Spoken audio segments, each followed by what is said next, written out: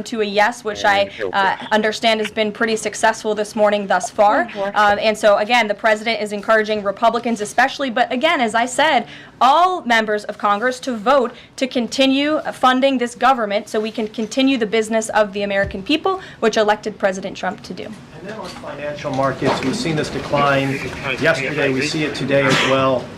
It seems that the read on the president's policies is one in which they do not have confidence in his trade tariffs policy. They do not have confidence in what the president said to Fox News over the weekend, that he didn't rule out the idea of a recession. What is your read in terms of the decline that we've seen over the last week and a half in financial markets? Well, I think there's actually a lot of reason to be confident, and many people do feel confident. Just look at the nearly $2 trillion in private investment that this president has secured. Look at the comments made by the CEO of Apple, one of the biggest companies in this world, who said that he is bullish on the future of American innovation under the leadership of President Trump. Look at CEO confidence. According to the Conference Board measure of CEO confidence, in Q1 2025, under the leadership of this president, it jumped to its highest level in 3 years, from cautious optimism to confident optimism. If you, again, look at the $2 trillion in investments from some of the biggest companies in the world. Look at the jobs report last Friday, as I also cited in my opening remarks. Fox Business reported that Trump sees a manufacturing boom in First Full's jobs report of his second term. Look at the auto jobs that have already poured back into America. We added 9,000 new auto jobs. Those are sticky jobs. Those are good paying jobs. That's 9,000 American families who will now be able to live the American dream because of the policies of this administration. You also look at small business optimism. The NFIB put out a report this morning. Small business optimism continues to be far higher than it ever was under the previous administration. There's a lot of reason to be optimistic. And again, the American people, CEOs and people on Wall Street and on Main Street should bet on this president. He is a deal maker, he is a businessman, and he's doing what's right for our country. He wants to restore wealth to the United States of America. Michael, good to see you. Two questions, if I may. Will the administration be providing any relief to states affected by the Ontario power tariff? Well, the president has made it very clear that Canada would be very wise not to shut off electricity for the American people, and we hope that that does not happen. As for what would happen if that does take place, I'll leave it to the president to make those decisions. Does President Trump share the Justice Department's concern over rising egg prices and possible collusion of big egg? Well, we definitely do share the concerns of the American people when it comes to the price of eggs. However, good news, the average cost of a dozen eggs is actually down since Secretary Rollins and President Trump announced their plan. It's down $1.85. So that's good news on the cost of eggs. And as we know, under the Biden administration, egg prices went up 22%. This is another example of an economic mess that President Trump inherited, and the Secretary of Agriculture and the President are focused on fixing it. Secretary Rollins put out a 4-point plan, to address this crisis, and she has been honest and realistic with the American people, as this administration always is. It will take about 3 to 6 months to get the egg supply back to where it should be, but she's focused, and this administration is focused on doing that every day. Karen. Thanks, Caroline. Just back on the markets, you said that what we're seeing this week right now on Wall Street is a snapshot of a moment in time. But does the president think he bears any responsibility for the turmoil in the stock market this week? Look, the president is unwavering in his commitment to restore American manufacturing and global dominance, and I think he doubled down on that this morning with his new statement and the tariffs that will be implemented tomorrow on steel and aluminum. And he has said recently he's not looking at the market, and he said he can't really watch the stock market, but all of the gains since Election Day have been erased in the S&P 500.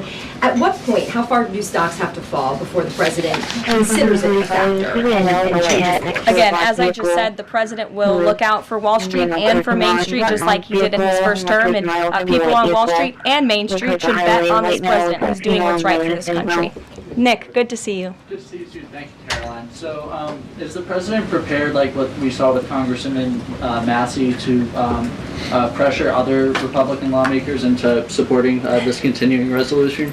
Well, he is very much, as I said, engaged in this process. He's been making calls to lawmakers on Capitol Hill, and I think his statements against Congressman Massey speak for themselves. And I will let the president put out any additional statements if he chooses to, but he fully expects all House Republicans to vote for this continuing resolution. And just to follow up, can we start to anticipate seeing more of the president weighing in on upcoming 2026 races like we saw this morning? I'm not sure about that. I'm not even sure if I'm allowed to speak about that from this podium. I would check in with our outside political team for guidance on future races and the president's involvement. Elena. Thank you. I wanted to ask about some comments Elon Musk made yesterday. He said that there is $500 to $700 billion in waste and fraud and entitlement spending. He called it, quote, the big one to eliminate. Earlier this month, he also referred to Social Security as a Ponzi scheme. Should Americans expect changes, big changes, to Social Security and Medicare? President Trump has been unequivocally clear on this. He is going to protect Social Security and Medicare benefits and Medicaid for hardworking Americans who paid into these entitlement programs, who deserve those hard-earned benefits. And unfortunately, the mainstream media has taken Mr. Musk out of context. I saw a Bloomberg headline that our team actually worked on getting updated and fixed because it was so wrong, and it took Mr. Musk out of context. What he was specifically referring to cutting was the waste and the fraud and abuse that does exist in these programs. According to an IG report from the Social Security Administration, there's more than $70 billion of fraud in the Social Security program alone that we know of. And so the president will continue to protect these programs for hard-working Americans, and actually cutting the waste, fraud, and abuse out of these programs will protect it for hardworking Americans. Caroline, respectfully, he said around $500 to $700 billion. There was no evidence to claim that, and also if that is the case, that would represent more than a third of what Social Security paid out last year, 20% of Social Security and Medicare. Again, if you read his full quote, he said, "We think," so it's an estimate based on what he's seen. He's not saying definitively, he's saying that's what Doge suspects and thinks. And that's exactly why Doge was created, to ensure that we are investigating the fraudulent spending, the wasteful abuse across our federal government. And I would remind everybody in this room that 77% of the American people support this effort by Elon Musk and Doge to identify such waste, fraud, and abuse. Caroline. Go ahead. Thanks, Caroline. For You're doing welcome. this. If we could just step back for a second. When President Trump last addressed the BRT when he was on the campaign trail, his big push was on tax cuts. He's going there today as he's proposing tax hikes in the form of tariffs. Not true. He's not prioritizing that over the tax cuts. He's actually not implementing tax hikes. Tariffs are a tax hike on foreign countries that, again, have been ripping us off. Tariffs are a tax cut for the American people, and the president is a staunch advocate of tax cuts. As you know, he campaigned on no taxes on tips, no taxes on overtime, no taxes on Social Security benefits. He is committed to all three of those things, and he expects Congress to pass them later this year. I'm sorry, have you ever paid a tariff? Because I have.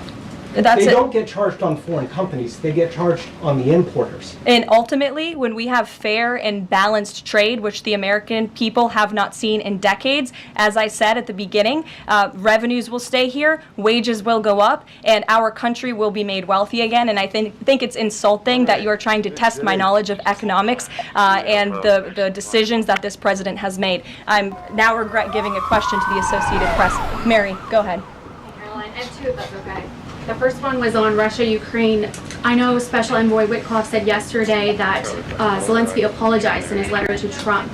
Can you share any more about that letter and what else might be interesting from it that we don't know? Yes, the president did reference that letter, as you're saying, in his joint address to Congress. And I do have an update. As you know, Secretary of State Rubio and our National Security Advisor Mike Waltz have been negotiating with the Ukrainians.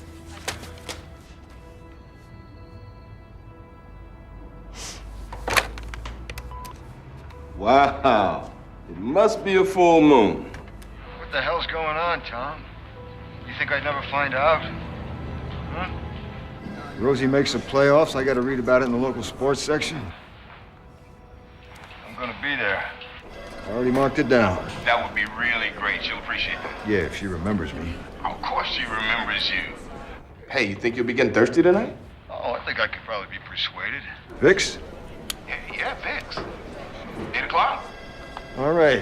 Vix at 8. Just like old times. See you there, man. Excellent. Do know that DHS, based on very good intel that they have gathered at the direction of the President's executive order, which made it very clear to the Department of Homeland Security that engaging, as I said, in anti-American, anti-Semitic, pro-Hamas protests will not be tolerated. So since the President signed that executive order and since Secretary of Known has taken the oath at DHS, they have been using intelligence to identify individuals on our nation's colleges and universities, on our college campuses, who have engaged in such behavior and activity, and especially illegal activity. And so I don't have a readout on how many arrests will come, but I do know that DHS is actively working on it. And I also know that Columbia University has been given the names of other individuals who have engaged in pro-Hamas activity, and they are refusing to help DHS identify those individuals on campus. And as the President said very strongly in his statement yesterday,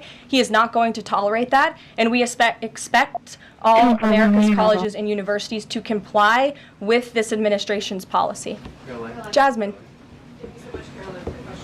On Canada, after all of these threats to increase tariffs or turn off electricity, I wonder, does this administration still consider Canada to be a close ally of the United States? Well, I think Canada is a neighbor. They are a partner. They have always been an ally. Perhaps they are becoming a competitor now. But as the President also laid out in his Truth Social post today, he believes that Canadians would benefit greatly from becoming the 51st state of the United States of America. And I actually looked into some of the research about the cost of living in Canada, and the cost of living is much higher than it is here in the United States of America. The average cost of a home in Canada is much higher. In Quebec, the highest tax rate for an income of $150,000 or more is 53.3%, more than half of Canadians' incomes they are being taxed on. So the President has made it clear that he believes Canadians would be better served economically, militarily, if they were to become the 51st state of the United States of America. Reagan. Attorney General said a truckload of Epstein files had been delivered to her office from the SDNY. When can we expect those files to be released to the public? I would defer you to the Department of Justice. I don't have a timeline here. Do you have any update on the JFK files? I don't at this moment. Again, I would defer you to our DNI director, Tulsi Gabbard, and also the Department of Justice. I know that they are working on that diligently, as the President requested them to do. Christian. Thanks, Caroline. 2 questions. Since we've been talking a lot about tariffs, have there been any updates on standing up the External Revenue Service to collect revenue from that? Well, we need reciprocal tariffs to go into effect first, and as you know, the President will be rolling those out on April 2nd, and then the next start of that process is collecting that revenue to ultimately create the External Revenue Service, which Secretary Lutnick is working very hard on and is quite enthusiastic about, if you have noticed from his media interviews. Can the President do that through executive action, or will it require legislation? Well, the President already signed an executive order to direct the Secretary of Commerce to establish the External Revenue Service, or at least to identify ways in which it can be done. I would defer you to the Department of Commerce for more on specifics on that. Sure, in the back. Thank you very much, Caroline. I have a question on South Korea and North Korea. First question, as you know, South Korean President Yoon has been released from illegal detention. What is the reaction of the United States as an ally? Is there a possibility of a summit with President Trump when President Yoon returns? Second question on North Korea. North Korea launched the several ballistic missiles into the west coast yesterday. What is the White House's reaction on this? Sure. Yes, I'll start with your question on North Korea. We condemn these actions, and we call on North Korea to stop their unlawful and destabilizing actions. As for South Korea, the U.S. and Republic of Korea's alliance is ironclad, and the Trump administration remains in close contact with our South Korean counterparts as we work together to promote a free and open Indo-Pacific. Sure. First question you didn't answer that release of South Korean president from jail. I don't have anything on that, but I can certainly check in with the National Security Council and get back to you. Sure, good to see you. Press Secretary, many are concerned about the validity of President Biden's official actions and also his pardons of the possible criminal actions of individuals such as his family members and Ms. Cheney, as information is emerging that many of his official actions were auto-signed, possibly even the pardons, and without his knowledge or consent. Does the White House have any information available currently that Biden was actually the one that approved and signed those pardons? And second question, will the DOJ investigate whether President Biden's cognitive decline allowed unelected staff to push through radical policy and pardons without his knowing approval? I don't know the answer to that question, but I can check in with our folks here who may know the answer to that question and get back to you. Dasha, go ahead. You did a great job articulating the vision that President Trump has for what his tariffs, he believes his tariffs can do in terms of bringing jobs back to the United States. I asked you last week about how much Americans might need to buckle up for some short-term pain, a conversation that with the President and Treasury Secretary Scott Bessent have had with the people. I'm wondering, how high is the pain threshold for President Trump and for this White House as you watch some of the turbulence in the stock markets, as you field concerns from businesses and potentially see some of those approval ratings drop in the short term? How much is he willing to stomach that, and will he stay committed to his vision for tariffs even as all of this comes up? Well, the president has been working hard every single day to alleviate the pain that was inflicted by the previous administration through massive deregulation, through drill baby drill, as we like to call it, unleashing the might of our energy industry, which we know will ultimately drive down costs for consumers here at home. And again, as I mentioned, the president is intent on signing tax cuts for the American people to put more money back into their pockets, which will ultimately unlock consumer confidence. And again, I'll reiterate the president's words in layman's terms as he does best. The president wants the American people to have so much more money in their pockets, they don't know what to do with it. That's the goal of this administration, through tariffs, through tax cuts, through deregulation, and through unleashing the potential of our energy industry. I have two more quick notes before I wrap up. April 28th, I can confirm that the Philadelphia Eagles will be here at the White House to celebrate their Super Bowl victory. I know there was a lot of fake news about an invitation that wasn't sent or was sent. We want to correct the record. We sent an invitation. They enthusiastically accepted, and you will see them here on April 28th. And lastly, on a sad note, I would like to express our condolences to Fox News and to the entire Fox family who did lose a cameraman, Craig Savage, who passed away at 61 years old recently. A very tragic death, an individual who was a great man and covered this building for many, many years. So the entire press office, the communications office here wants to express our condolences with his family and also with Fox News. And I'll see you guys later. Perhaps you'll see the president in a Tesla later this afternoon. Have a good one.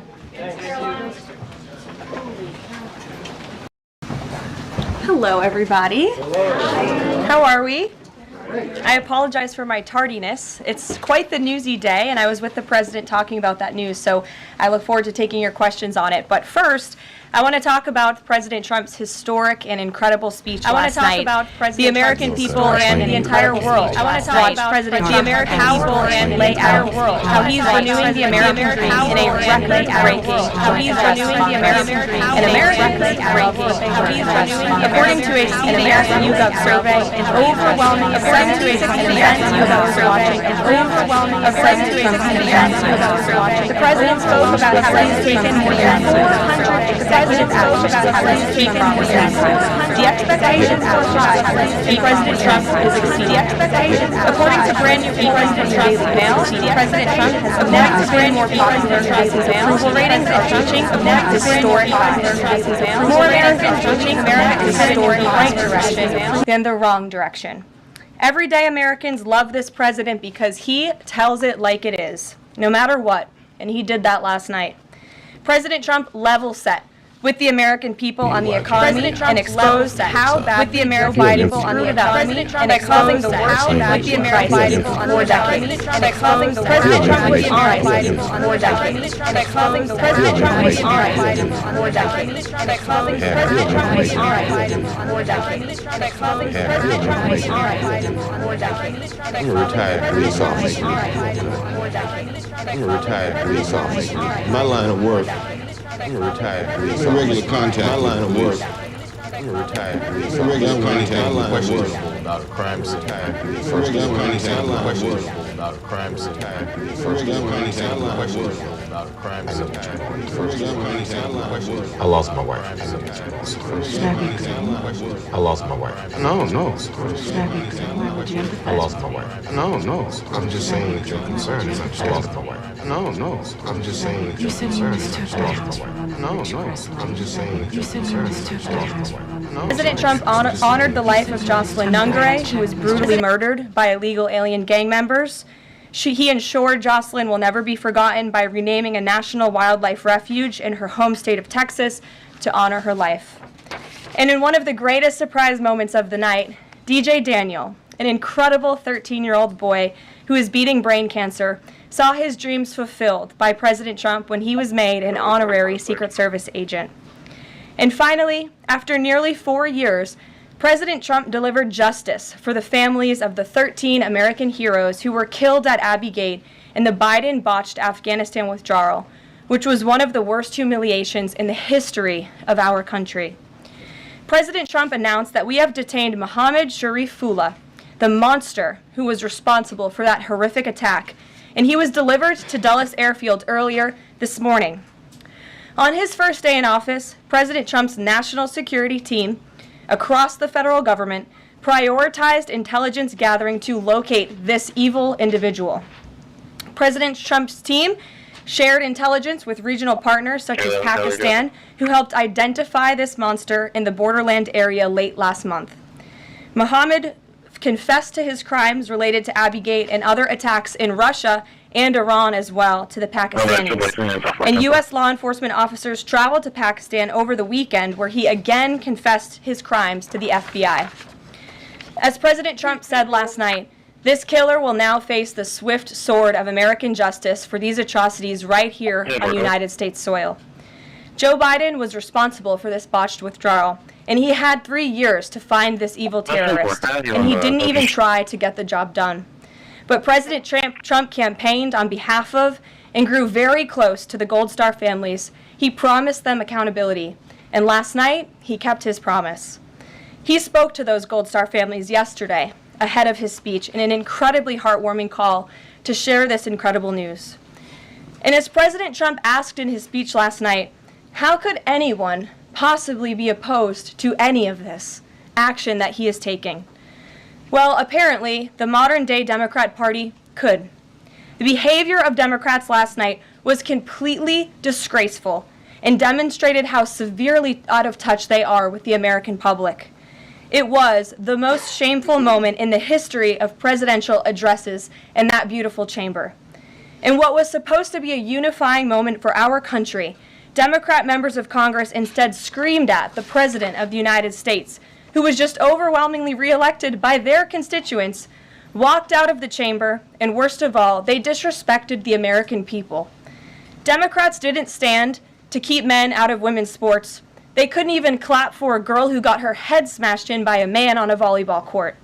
Democrats didn't stand for an innocent and beautiful child who is surviving brain cancer. They opposed eliminating taxes on tips and Social Security. They didn't stand in favor of cutting taxes for hardworking Americans.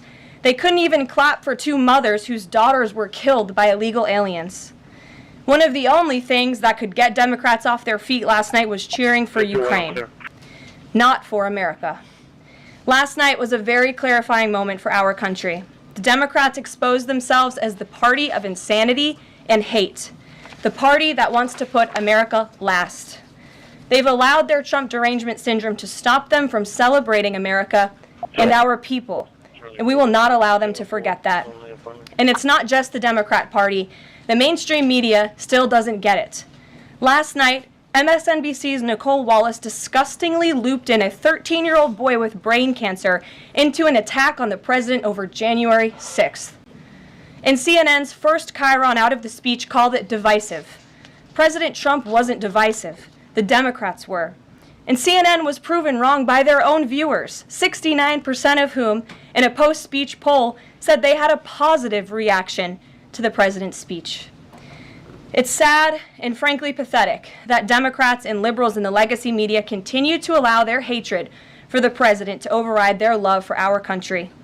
But nevertheless, the president will continue to unify this nation through policies that are grounded in common sense and that uplift all Americans. We have an individual in our new media seat today, Mary Margaret Olahan, who is the Daily Wire's first ever White House correspondent. Congratulations, Mary Margaret. The Daily Wire was founded 10 years ago by Ben Shapiro. The Daily Wire now has over 1 million paid subscribers, a monthly network reach of 138 million, and has evolved into a leading conservative multimedia giant. They are now the 5th largest podcast network in the world and home to some of the top-ranked shows. With that, I will take your questions, and Mary Margaret, why don't you kick us off? Thank you so much, Caroline. It's great to be here. Thanks. So I had 2 questions, if that's okay. The Sure. first on last night and the second on Maine. You talked about behavior from Democrat lawmakers, a lot of disruptions, and I just wanted to kind of go back to that. We saw Democrat lawmakers not stand for Laken Riley, for Peyton McNabb, for the son of a slain police officer and 13-year-old cancer survivor. What are the optics of that nationally, just in terms of not just the people who were in the room last night, but across the nation? And also, was President Trump expecting this type of behavior when he was crafting his speech? So I gave a quote to one of the media outlets in this room yesterday that Democrats behaving like children would be the least surprising thing of the night. And unfortunately, that quote did turn out to be true. I think the president and everyone, frankly, was surprised by the Democrats refusing to stand for not the president's policies, because frankly we expected that, but for the everyday Americans who President Trump was shining a light on their stories. Mark Fogel, for instance, an American school teacher who was detained by the Russians. President Trump freed him. If Joe Biden had done that, they all would have been on their feet, but because of it came from President Trump, they weren't. So we think it's very sad, but we're very proud of the president today, and the American people are the people that this president cares about most, and the reviews are in, and everybody loved his speech. Thank you. And then on Maine, we know that the governor of Maine has really pushed back against the president's executive order saying that boys should not be in girls' sports. I spoke with a lawmaker from Maine this morning who told me she'd been censured by state lawmakers for calling a man and speaking up on this. What is the next move for the White House in this battle to protect the integrity of women's sports? Yeah, well, the Department of Education has sued the state of Maine. As you know, there's ongoing litigation. The president has made a commitment to ensure that states are being held accountable if they continue to allow men in women's sports, which he believes is an egregious violation of taxpayer dollars. And so that fight continues, and the president won't back down. Again, this is a common sense policy. 80% of the American people, including more than 60% of Democrats, do not want men in women's sports. So the president will stand by this commitment. Thank you. Gabe, good to see you in here. Good to see you, Caroline. A couple questions. One, can you confirm that the president held talks with the big 3 automakers today, speaking about potentially delaying tariffs? I can confirm, and I'm glad that you asked, because the president sent me out here with a statement directly from him on this. Yeah, I saw tonight it was we're digging reported earlier into today what by Bloomberg happened News, inside the and he wanted me to share PD this with all and of you. how it changes We who spoke with the big residents 3 rely on auto for dealers. protection. We are Jacksboro going is to about give a 60 miles 1-month northwest of Fort exemption Worth, on any which autos element shows coming us how through this may boil down to a USMCA. dispute with Reciprocal the city tariffs will manager still go into and effect money. on April 2nd. The But at the Jacksboro request Police of the Department sits companies in the heart of associated downtown. with They can go USMCA, inside. the president No is one's giving there. them an exemption All for the 1 officers month so left they are and not we're at all an free. economic This is disadvantage. City Manager Mike Smith. So the 3 He companies says that he all spoke 9 to are police Stellantis, officers Ford, and resigned on their General own. Motors. The They former chief of requested the police, call. Brian They made the Corbs, ask, and last the day was president Wednesday. is happy to do it. It's We're a hiring a 1-month chief of exemption. police, and then we're going to let him or her build his or her department from scratch. According to an investigation conducted by the Texas Rangers, the problems with the department allegedly stem from budget issues with city officials for months past. December 7th body camera video shows what a report lays out. The city manager was pulled over by a Texas Ranger for a broken taillight. Justin Trudeau. We just had it worked on. And he said Smith claims that Rangers he were was tipped not off by pleased, as you officers said. He in said the police it's not good department enough. who He told, suspected Smith of Prime driving Minister drunk. Justin Trudeau that directly. The call ended in a somewhat friendly manner, as the But the president report said, states they found no he's sign not of going to stop alcohol in his standing up for breath the American or people. in And the to answer your car. question directly when it comes to fentanyl, No, it's a warning. for the last Okay. 4 No years, fines or penalties. unfortunately, Okay. our neighbors to Thank the you, sir. north and the south, Hey, I Canada apologize. and Like I said, we just had it worked have on allowed 2 days ago, so I don't know what's up, but I will get it fixed. Smith says he then placed the chief and 2 other officers on administrative paid leave and asked the DA to conduct an investigation. The investigation found no criminal issues, so Smith says he reinstated the officers. And in January, that's when Smith used says to some kill officers started to leave the department. 4.8 billion With everything going on in the people, city, and that with the number city is where you up wanna be covered. 50% from 2023, the year before. So there's Jack been more County than Sheriff a T. Bob 2,000% Hager says increase his in deputies are illegal helping fentanyl during this seizure time. at the Now, the Jack northern County border. Sheriff's Why? Department is Because fully Canada staffed is with allowing that 15 fentanyl to deputies, come and the to sheriff United tells States. me The he's going to president make sees sure these that the numbers, city is he thinks fully about the covered at lives all that are times, lost, as well and as the everybody SRO in this position room, for I'm the sure, school. everybody We're not watching here at to home, completely everybody take across over the the police country department, knows but someone we in our have to lives right who now, has that's been what we're killed gonna at do. the But hands of this deadly WFAA did poison. obtain a There letter needs of to be grievance from the repercussions for that. The Jacksboro president Police feels very strongly Association about it. against the city managers, citing in part poor leadership qualities, asking the city council and mayor to take action. Compared to, say, In Mexico, Jacksboro, the I'm vast Richard majority Solomon. of the fentanyl is brought in through Mexico, not Canada. So what else does Canada need to do? Well, I just told you, last year alone, there was a 2,000% increase in illegal fentanyl. You're asking me for what the president's justification is for these tariffs. It's not up to you. You're not the president, Gabe. And frankly, I think it's a little bit disrespectful to the families in this country who have lost loved ones at the hands of this deadly poison. If you talk to them, and this president has, they are grateful that they finally have a president who is standing up to both Canada and Mexico, and most importantly, to China as well. The president added an additional 10% tariff on China because this deadly poison is being produced in that country. It's being distributed through our neighbors, and there needs to be consequences for that, period. Peter. Thank you, Caroline. If the U.S. has a longstanding policy that we do not negotiate with terrorists, then why is the U.S. More than now 24 negotiating migrants directly accused of for the first entering a time newly ever established with Hamas? U.S. military buffer Well, when zone it comes along to the the southern negotiations border that you're now referring face to, criminal first of all, the charges. special envoy who's engaged in those negotiations U.S. does authorities have the reportedly authority charging to them talk to with violations anyone. of security Israel was regulations, consulted on which is this a matter. misdemeanor, but may And carry a look, fine of up to dialogue and $100,000 talking, per to people person around the and up world to a do year what's in in the prison. best interest of The the migrants are American accused of people, entering a is something that the 170-mile president long has military proven zone is what he in New believes Mexico, is according to court documents good faith obtained by effort to do Reuters. what's right for the American U.S. troops now have the authority in this particular buffer zone to detain migrants found within it and turn them into U.S. These Customs are and Border ongoing Protection talks agents and discussions. or other I'm law not going to enforcement. detail them here. There The are penalty American lives for at an stake. illegal border I would defer crossing you to the is Department of typically State, less for strict, further but details, the but I'm Trump not going to get administration into is those working talks to here enhance today. efforts to deter unlawful entries into the United States. The charges revealed Monday are due to the creation of the New Mexico Defense Area last week. The Department of Defense had the U.S. Army's Fort Huachuca expanded to include nearly 110,000 acres of federal land transferred to the Department of Defense. The area is traditionally known as a route for asylum seekers and migrants to illegally cross into the U.S. Crossing into military zones, however, carries more serious consequences than a typical illegal border crossing charge. The Trump administration hopes this will convince migrants to stop unlawfully crossing the border. Defense Secretary Pete Hegseth recently visited the buffer zone, saying it's the latest tool employed by the Trump administration to stop what he calls an invasion of undocumented immigrants. How incredibly sad it is that we have a modern-day Democrat Party who is so severely out of touch with the American public. This is a great poll. The ultimate poll, though, came on November 5th when the president won by an overwhelming margin that he spoke about last night. Democrats weren't happy to hear that. Any illegal attempting to enter that zone is entering a military base, federal protected area. And be detained, you will be detained. You will be interdicted by U.S. troops and Border Patrol working together.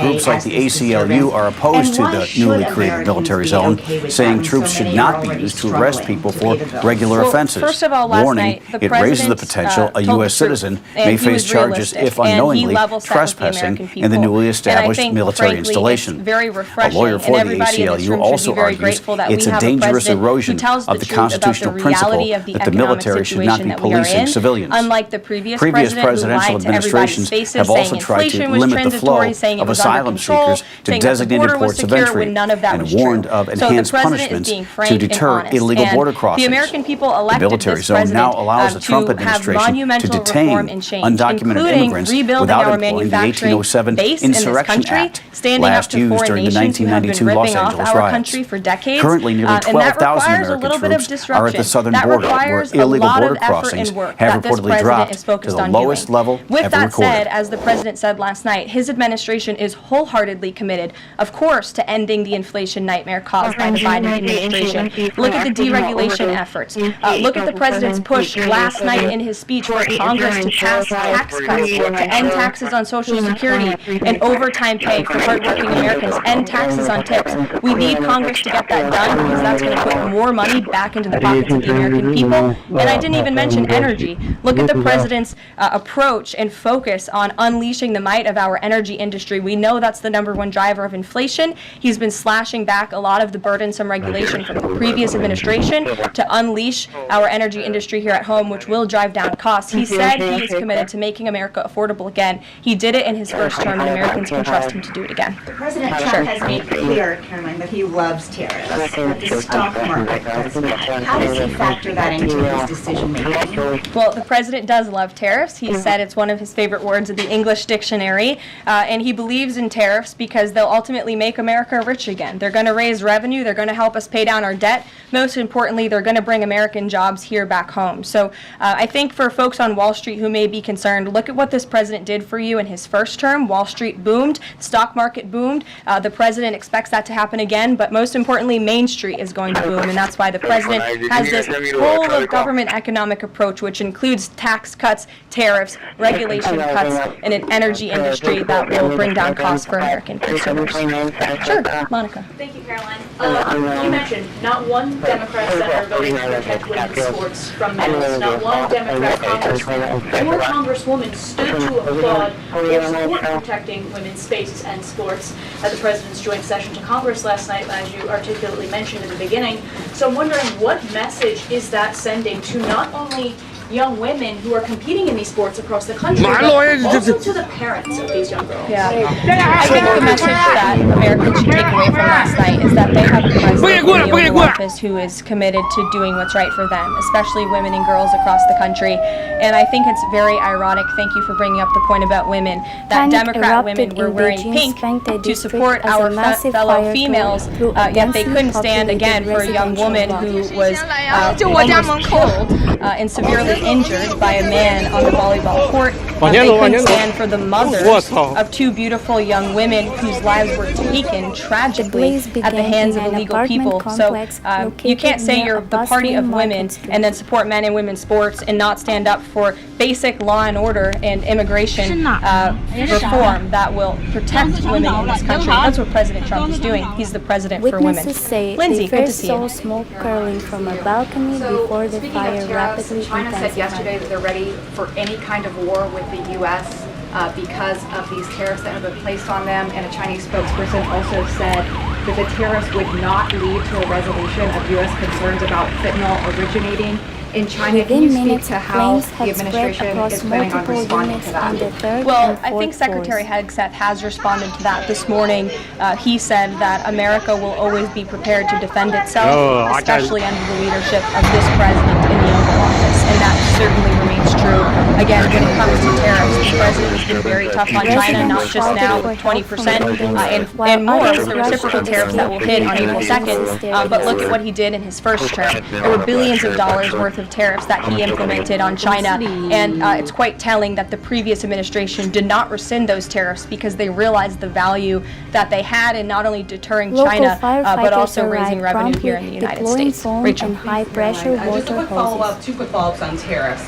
The president mentioned a little disturbance during his remarks yesterday. The CEO of Target says that consumers will likely see prices go up on everything from strawberries to bananas to avocados.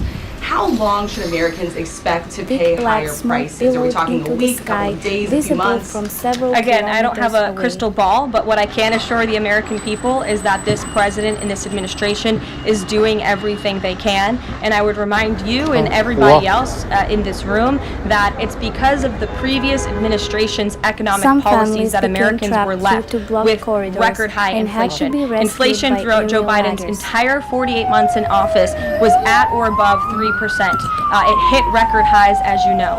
And there's a whole list of what the Biden economic disaster this president was left to clean up. It's been a month, but he's working hard every single day to do Dozens just of that. fire personnel work together to contain the The U.S. growing imported inferno. $43 million worth of eggs from Canada. I know you mentioned some of the exemptions when it comes to automakers. Will there be any other carve-outs, including for eggs? We know prices are soaring for Americans. The president is open to hearing about additional exemptions. He always has open dialogue, and he'll always do what's right, what he believes is right for the American people. But again, as for the egg crisis in this country, the president is wholeheartedly committed to ensuring we're increasing our egg supply and also bringing down cost. And Secretary Rollins has been all over this issue. She comes from an agricultural background and family. That's why she's leading that very important department.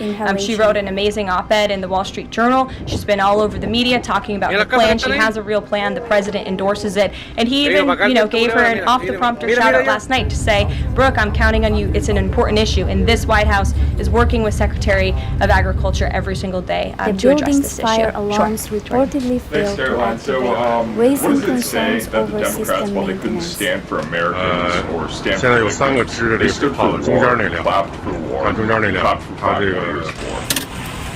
Yeah, the president addressed that last night, I think, when he called out Senator Elizabeth Warren and said that, it, again, as I said in my opening speech, very telling that the Democrats refused to clap for American people and American interests and American priorities, but they did clap for the country of Ukraine, which, by the way, the president's working very hard to end that war. So Democrats should be applauding him for actually doing something about it. Follow up on that if I can. Several gas You've canisters spoken recently in a about nearby how storage what unit happened in the Oval exploded, Office last week sending gave debris Americans across an the inside look courtyard. into behind the scenes discussions with Zelensky. Is this how he treated Joe Biden and just treated him disrespectfully? Received $1 billion? Well, it's a very interesting question. I don't know if anybody here asked my predecessor who stood at this podium about that, but there was a report from NBC News that President Biden also got increasingly frustrated with President Zelensky when he was handing out blank checks and President Zelensky kept asking for more. Joe Biden was quite frustrated with that. So again, as I've said repeatedly, Friday revealed the frustrations that this administration has had in closed-door negotiations with the Ukrainians. However, President Zelensky did put out a statement yesterday, which we believe is a positive step forward, and National Security Advisor Mike Waltz has been talking to his Ukrainian counterparts, and so we're in the midst of this, and we'll see what happens next. Caitlin. Thanks, Carol. I Fire have two questions. officials One on the stated that the reprieve that fire is being may have granted to started these three due to an automakers for unattended 1 month on the tariffs on Canada and Mexico. How did the president settle on 1 month? The reciprocal tariffs will go into effect on April 2nd, and he feels strongly about that no matter what, no exemption, so that's where the 1 month comes from. Does he expect them to be able to Local shift authorities have production launched within a an month? investigation He told them to that determine they the should exact get on it, cost. start investing, start moving, shift production here to the United States of America, where they will pay no tariff. That's the ultimate goal. Conversations between the White House and the letter that President Trump revealed last night that he got from President Residents Zelensky. voiced Director anger Rapp over was the lack indicated of that the fire president has drills paused and also intelligence outdated sharing with emergency Ukraine. Is that temporary or is that I believe what the National Security Council told me in regards to that was that they paused or they are The district chief reconsidering held a press conference promising the stricter funding inspections for Ukraine, on as you older saw, the pause housing on the units. funding. As for intelligence matters, I would refer you to either the National Security Council or the CIA as well. considering lifting or reinstating the military aid going to Ukraine, which they paused? Again, it's a pause for. Volunteers brought water, President read clothes, and the food letter to that you displaced received last night residents from late into the President evening. Zelensky. Can you give us a sense of when President Trump now plans to sign the Rose deal after receiving that letter? Those talks are happening as we speak. I just saw the National Security Advisor. He's working very hard on it. I believe he was going into the Oval Office to give the president an update on where this stands. But again, the president is committed to a peace deal. He wants to see this war end. And I think that President Zelensky's message, which he also shared on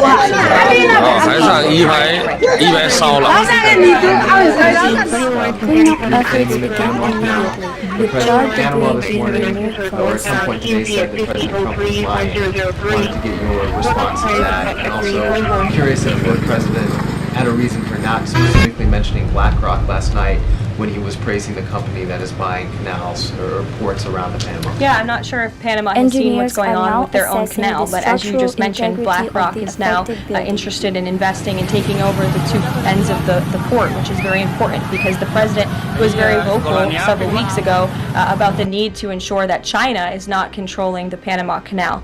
This is a very important place for the United States of America. We also saw that the Panama Canal lifted fees on our U.S. naval ships that are going in and out of the canal. That's a win for the United States of America. And the president will continue to ensure that the Chinese government, the CCP, cannot be infiltrated in the Western Hemisphere, and certainly not in the Panama Canal, which is a very important place for our country. Dasha. The president continues to call the Prime Minister of Canada, Justin Trudeau, Governor of Canada. I'm curious what he means by that, and if there are any plans that are moving forward with trying to make Canada the 51st state. And I have a follow-up on the economy as well. Sure. Well, the president put that in his True Social account, or his True Social post earlier today.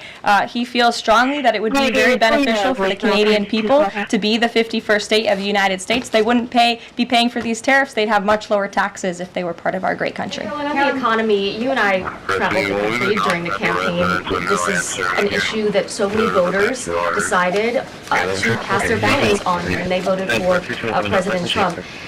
He has started to have that realistic conversation with the American people, that disturbance comment last night. But I'm curious if you can be real with Americans right now as all of these factors are playing out.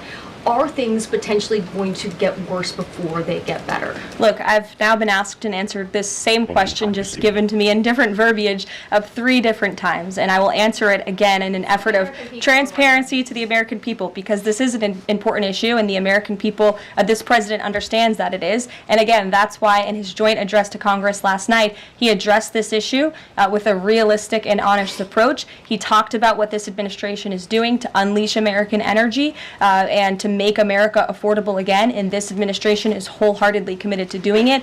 And I would remind the American public that the first-term record of this president speaks volumes. That's why they reelected him, because they know that he can fix our broken economy, and it's very, very broken from the previous administration. Stephen.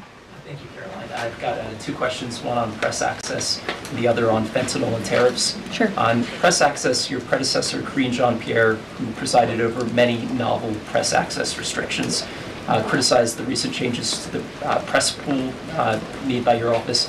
She said in an interview, quote, what we're looking at is what North Korea is doing. What's your response to that? Can you say anything to allay concerns that unfavorable coverage will be punished in this new press pool system?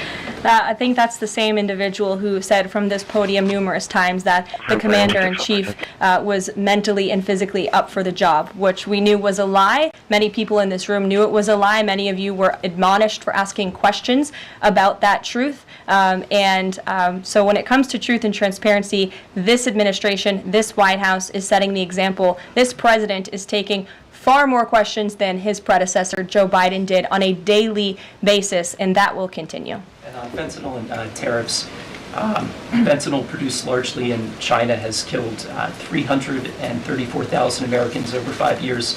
According to CDC data, that's about 1 in every 1,000 Americans. President Trump has cited this for applying new tariffs to Canada, Mexico, and China. But in addition to China's talk about being ready for any kind of war, they said yesterday, the foreign ministry said that, quote, the fentanyl issue is a flimsy excuse to raise U.S. tariffs, and, quote, the U.S., not anyone else, is responsible for the fentanyl crisis.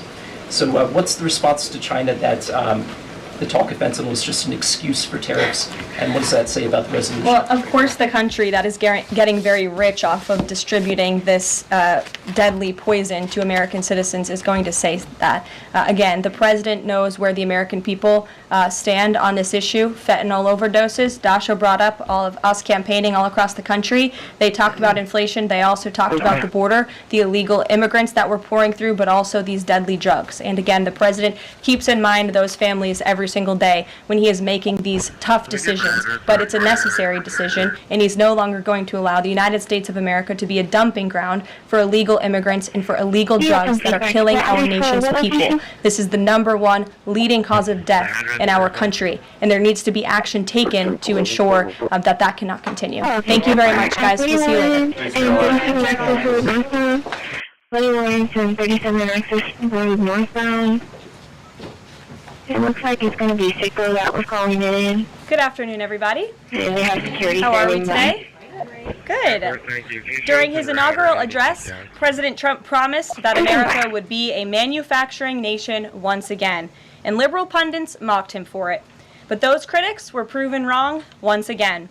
On the heels of President Trump's Oval Office meeting with Apple CEO Tim Cook last week, Apple just announced its largest ever commitment to American jobs and industry, with plans to spend and invest more than $500 billion in America over the next 4 years. Over the course of the current Trump administration, Apple plans to hire around 20,000 new workers, creating high-paying jobs right here in America. And the investment isn't limited to one specific region of our country. Apple teams and facilities will expand all over our country in Arizona, California, Iowa, Nevada, North Carolina, Michigan, Oregon, Texas, and Washington. With President Trump in charge, America is open for business. Apple CEO Tim Cook said it best in the company's announcement. We are bullish on the future of American innovation. On top of this incredible Apple announcement, President Trump already announced more than $1 trillion in pledged investments into the United States.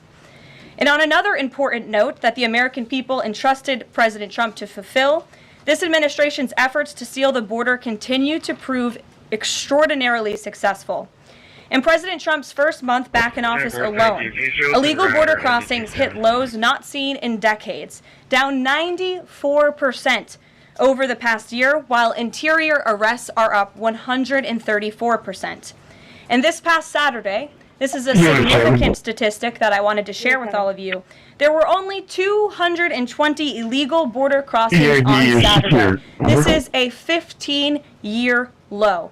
Think about that in comparison to the amount of illegal border crossings we saw under the previous administration.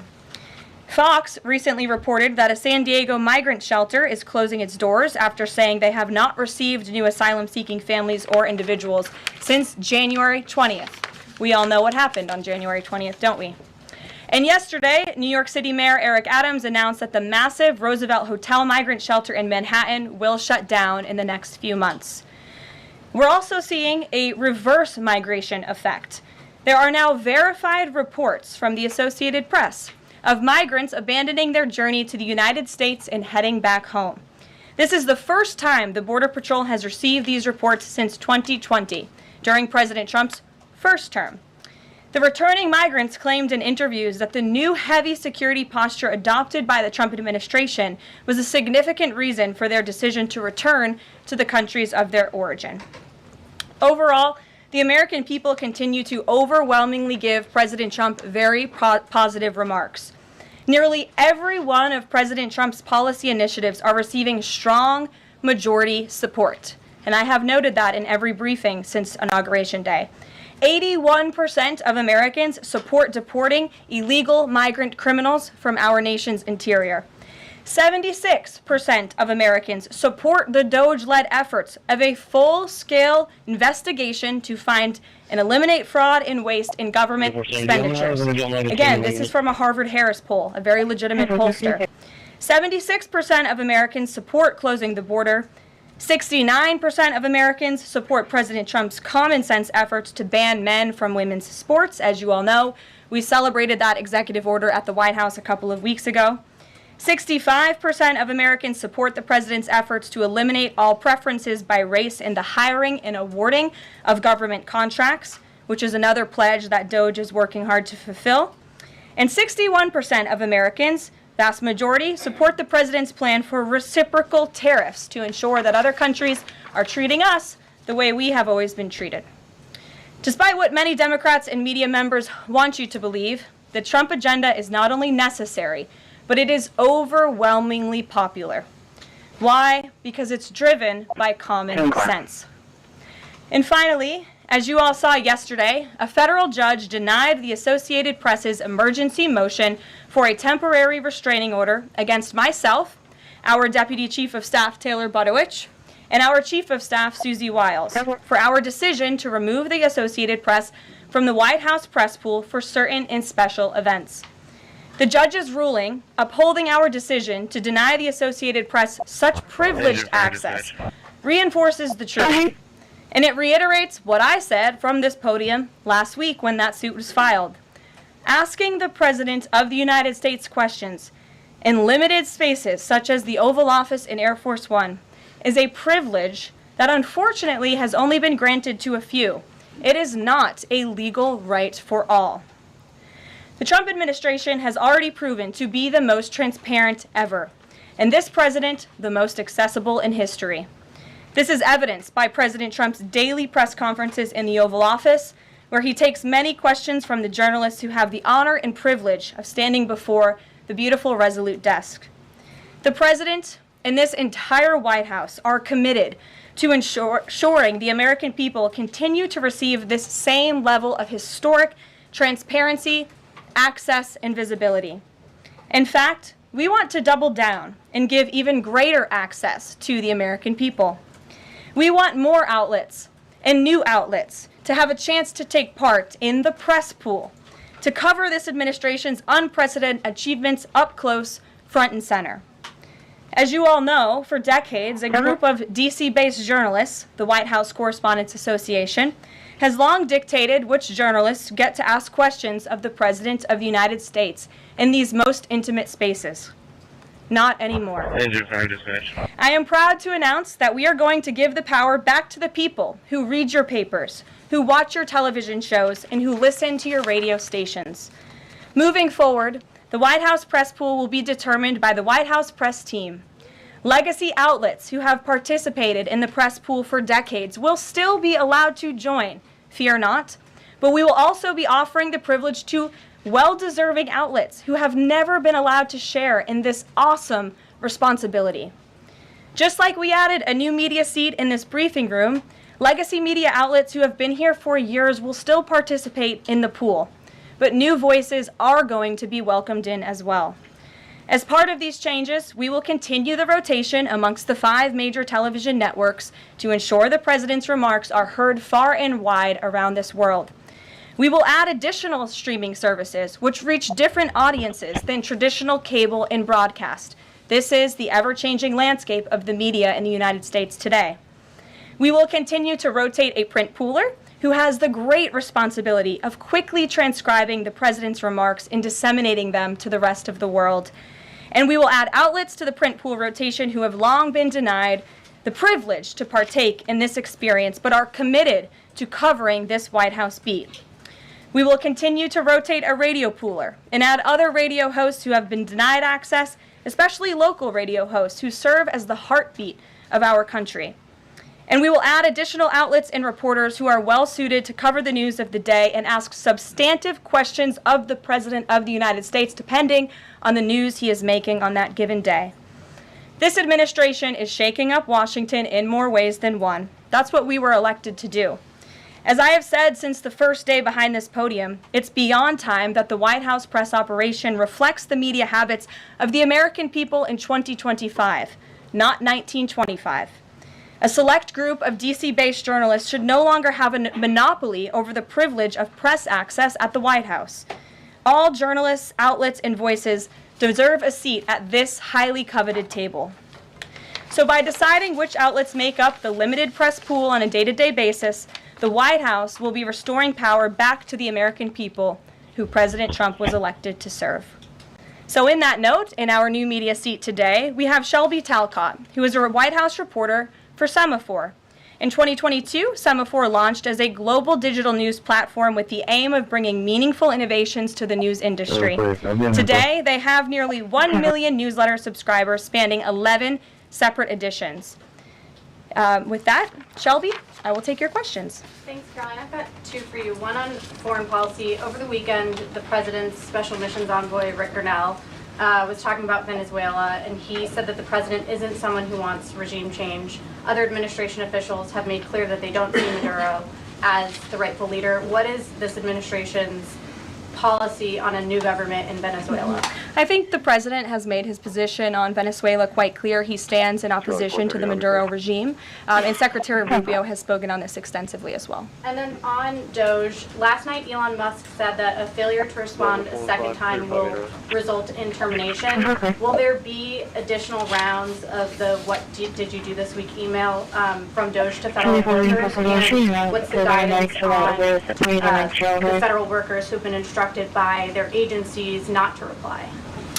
So a couple of things on this. First of all, let's just take a step back and talk about this idea. The president sent out a truth last weekend to Elon Musk saying he loves everything Elon is doing and he wants him to be even more aggressive because Doge thus far has proven incredibly successful in making our government more efficient. And so Elon and Doge came up with this idea. Elon has implemented this at his private companies. It has proven successful. And it's a very simple idea when you think about it. All the Office of Personnel Management is asking, all this administration is asking, President Trump is asking, is for federal workers who live off of the American taxpayers' dime to send 5 bullet points of what they have done in the previous week. That is all we are asking for. And so the Office of Personnel and Management sent out additional guidance last night. Those responses should be directed to agency leadership, and the president defers to his cabinet secretaries, who he's obviously entrusted to pursue the guidance relative to their specific workforce. And for some of the agencies that you've seen who have said, please don't send these emails, it's in their best interest for that specific agency, and the president supports that. And let me be very clear, the president and Elon, his entire cabinet, are working as one unified team, and they are implementing these very common sense solutions. You're welcome. Jackie. Thank you. One follow-up on the question. So about the deadline, Alina Habba said that you have until tonight. Elon Musk said a failure to respond a second time would result in termination. So is that a real deadline? Should federal workers be looking to that guidance, or should they be looking to the agency heads? Like, what is the actual deadline? So again, the agency heads will determine the best practices for their employees at their specific agencies. Again, this was an idea that Elon come up with. Doge worked with OPM to actually implement the idea, and the secretaries are responsible for their specific workforce. And this is true of the hirings and the firings that have taken place. And we advise federal workers, unless your agency has dictated you not to respond to this email. In fact, I can announce that we've had more than 1 million workers who have chosen to participate in this very simple task of, again, sending 5 bullet points to your direct supervisor or manager, CCing OPM. I actually participated in myself. It took me about a minute and a half to think of 5 things I did last week. I do 5 things in about 10 minutes, and all federal workers should be working at the same pace that President Trump is working and moving. We have a country to save, and we want this federal government to be responsive to the needs of the American people who re-elected this president to have historic, massive reform, and that's what the intention of this idea is. Can you clarify one thing, though? Because Elon Musk also said that a reason that they wanted this 5 things email was just to see if people are actually alive. Citing that there are some federal workers who might not even be alive. So meantime, NBC is reporting that these responses are going to go into an AI generator to evaluate whether these jobs are necessary. So is it just to see if people are actually working, or is it an effort to maybe cut some of those jobs? I have not seen that NBC News report, and I haven't heard that from Doge or from Elon himself. Again, this is to ensure that federal workers are not ripping off American taxpayers, that they are showing up to the office, and that they are doing their jobs. That's what the American people expect, and it's a very simple task to complete. I did it myself, and I was more than happy to do it because I'm very grateful that I am serving the American people on the American taxpayers' dime. Doge should hire a spokesperson just so that Elon Musk doesn't put out tweets that then confuse federal workers. Are my press briefings not good enough for you, Jackie? John. Carolyn, thank you. In the ruling by Judge McFadden yesterday, who dismissed the lawsuit that AP brought against yourself and your team members here, President Trump, in there he said, why not just do away with the entire White House Correspondents Association along with it, because essentially they have no authority, they just usurped it. What is your reaction to that? Well, first of all, John, it's great to see you, and you are one of those individuals who you're on a streaming platform that hundreds of thousands of people tune into every day, so it's great to see you in the briefing room. I did address that, actually, in my opening remarks by announcing that the White House press team in this administration will determine who gets to enjoy the very privileged and limited access in spaces such as Air Force One and the Oval Office. There are, as you know, look at this room, hundreds of journalists who show up to this building every single day and are not granted that luxury of flying on Air Force One and asking the President of the United States questions. And so we want to ensure, again, everyone has a seat at that highly coveted table. But alas, the legacy media outlets who have been doing this for quite some time and have invested resources into covering the White House, their spots are limited, just like they have in this briefing room as well. Steve. Could you give us an update on the negotiations around the Ukraine mineral deal, and when is President Zelensky going to come visit? So the president talked at length about this yesterday, the critical minerals deal with President Macron, and in the more than hour-long press conference he gave all of you in the Oval Office himself. There hasn't been significant updates since the president's remarks last night, but I will just reiterate his position. It's critical that this deal is signed. He expects President Zelensky to sign a deal. This is to recoup American tax dollars that have been funding Ukraine's national defense. And it's also great for the Ukrainian people who have been put through hell because of this war. And it will create a lasting economic partnership as Ukraine will need to rebuild their country because of this war. Delay his trip to the Middle East so he can concentrate on this minerals deal. I don't want to comment on Mr. Witkoff's travel plans or read anything out just for obvious reasons, but he remains very much working. That man is working around the clock to secure this deal with Russia and Ukraine alongside Secretary Rubio and Secretary Bessent, General Keith Kellogg. He's also working very hard to secure a peace deal in the Middle East as well. So God bless him, and he's working alongside the president every single day. Sure. Thanks, Caroline. The president's executive order creating DOGE called for the naming of a DOGE administrator. Who is the DOGE administrator? So the president tasked Elon Musk to oversee the DOGE effort.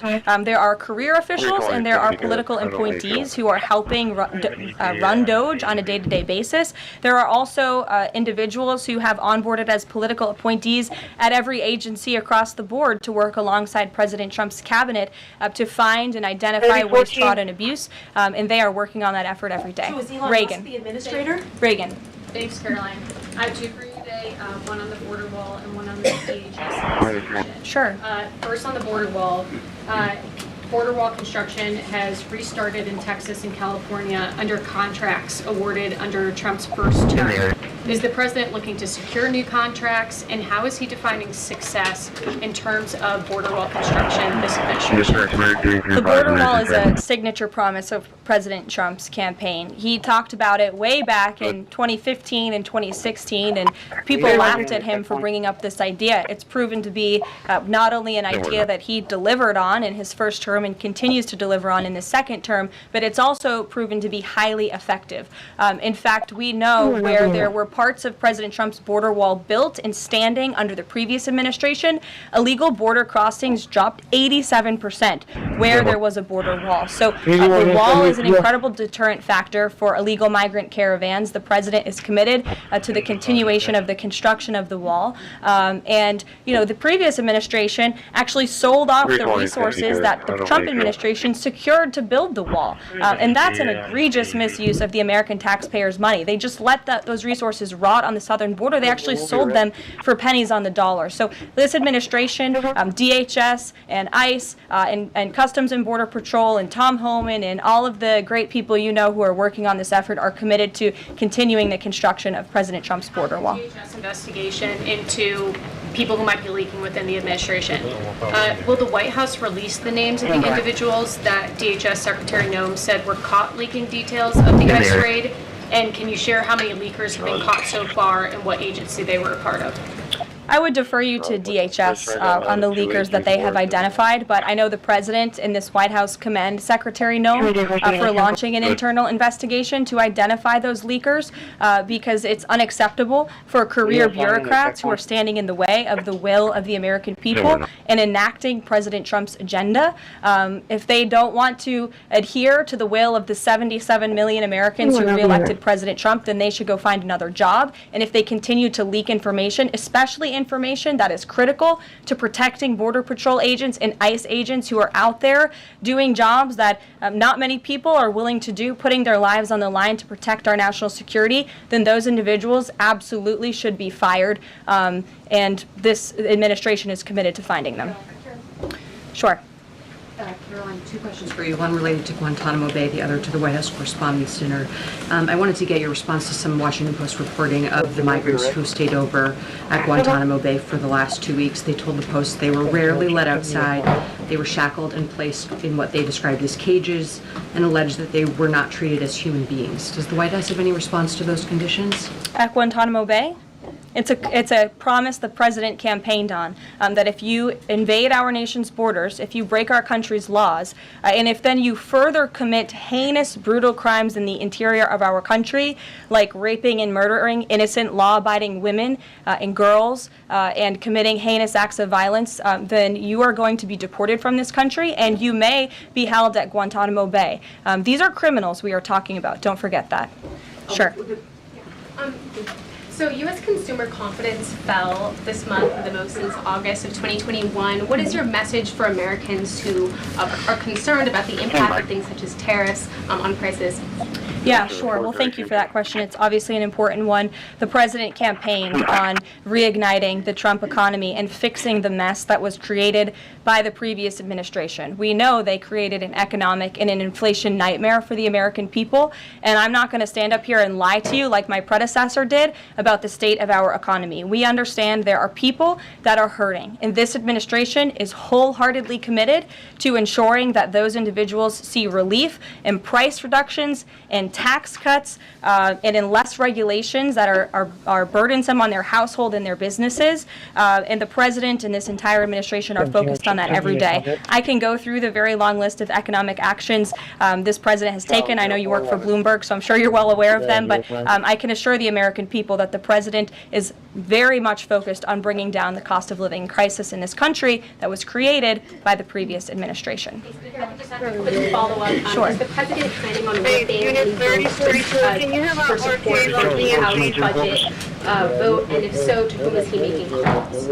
I'm not aware of any calls that he has made. I did talk to the president about his position on this just before coming down here, and he said that he's made it very clear to the Hill what his priorities for a budget are. He said it to the Speaker of the House. He said it to Leader Thune. The Senate and the House know what President Trump wants and know what the American people want. And so he expects Congress to get it done. He's looking at the proposal from the House. He will also be looking at the proposal that I believe the Senate is drafting up as well. Sure. Thank you. Thank you, Caroline. I have two questions. Does the United States, sorry.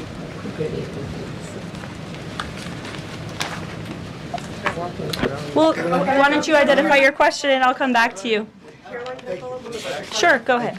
So, what guarantee that Israel will withdraw from Lebanon soil after 2 weeks, as the ceasefire terms indicates?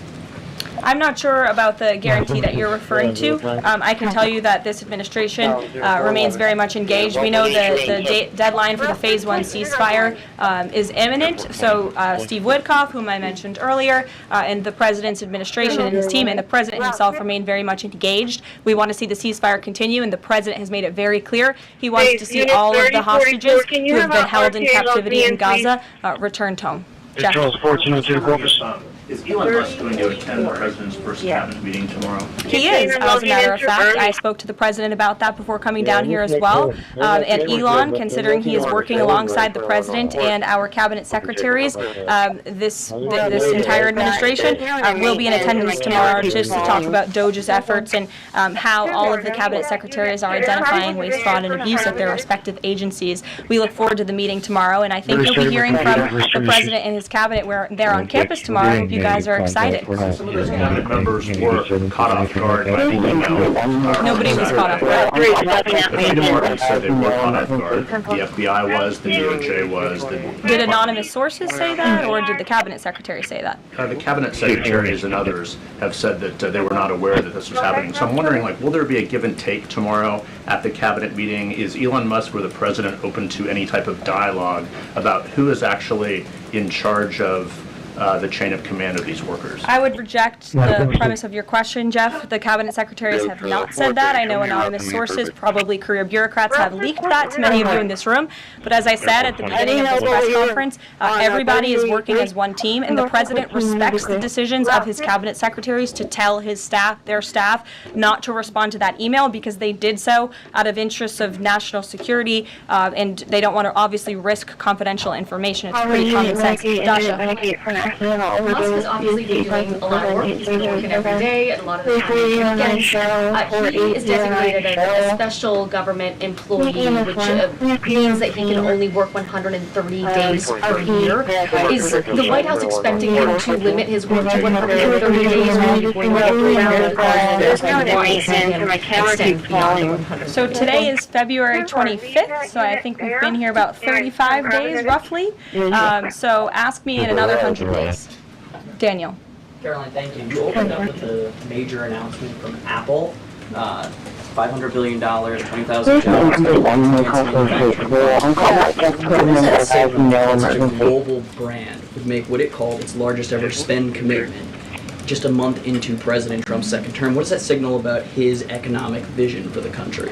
President Trump is a deal maker, and he has restored confidence in business leaders around this entire world. Apple is one of the largest companies on the face of the planet. They employ hundreds of thousands of Americans, but the president wants to see more Americans employed, more investments here in the United States of America. And this is another fulfillment of the president's campaign promises. I recall President Trump at his rallies on the campaign telling the world that if and when I am elected, America is going to be back, and we want your investments to be driven onshore. We want you to hire American workers, and you will have the lowest regulatory burden, the lowest tax cuts, and the president has already proven he's committed to slashing regulation. He's counting on Congress to implement those tax cuts. And so people are encouraged by the president's, again, as Tim Cook called it, they're bullish about American innovation because of the leadership of this president. And it's a stark contrast to the leadership of the previous administration, Joe Biden, who I don't think spent any time trying to recruit any investments or jobs here at home.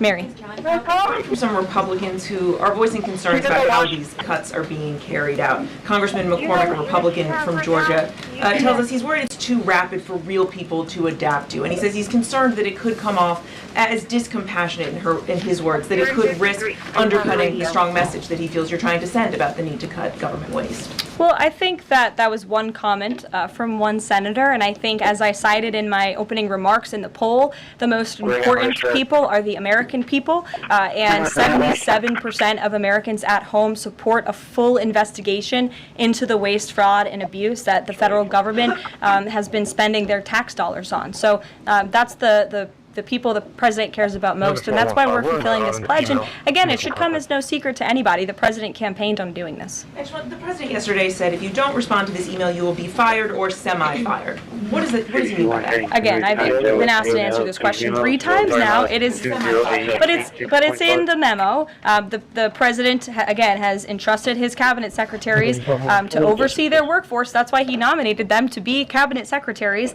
and so federal workers can be directed to their agency leadership. Sure. Great, thanks, Caroline. I wanted to ask about a federal judge yesterday was saying that they didn't know who the DOJ administrator was and was asking the lawyer for the administration who it was, and the lawyer was like, I don't know the answer to that. Can you tell us who the administrator of Doge is? Again, I've been asked to answer this question. Elon Musk is overseeing Doge. No, Elon Musk is a special government employee, which I've also been asked and have answered that question as well. There are career officials at Doge. There are political appointees at Doge. I'm not going to reveal the name of that individual from this podium. I'm happy to follow up and provide that to you. But we've been incredibly transparent about the way that Doge is working. John. The Republican budget. Thanks a lot, Caroline. Since your last briefing, there have been some personnel moves that have been announced by the president, and I wanted to ask you about them. One was the president replacing the chairman of the Joint Chiefs of Staff, General C.Q. Brown Jr. What was the reason for the president naming a replacement for General Brown? And then I'll follow up with another personnel announcement that's been made over the last few days. He thinks he's doing a bad job, and it's time for a shakeup at the Pentagon. They failed 7 audits in a row.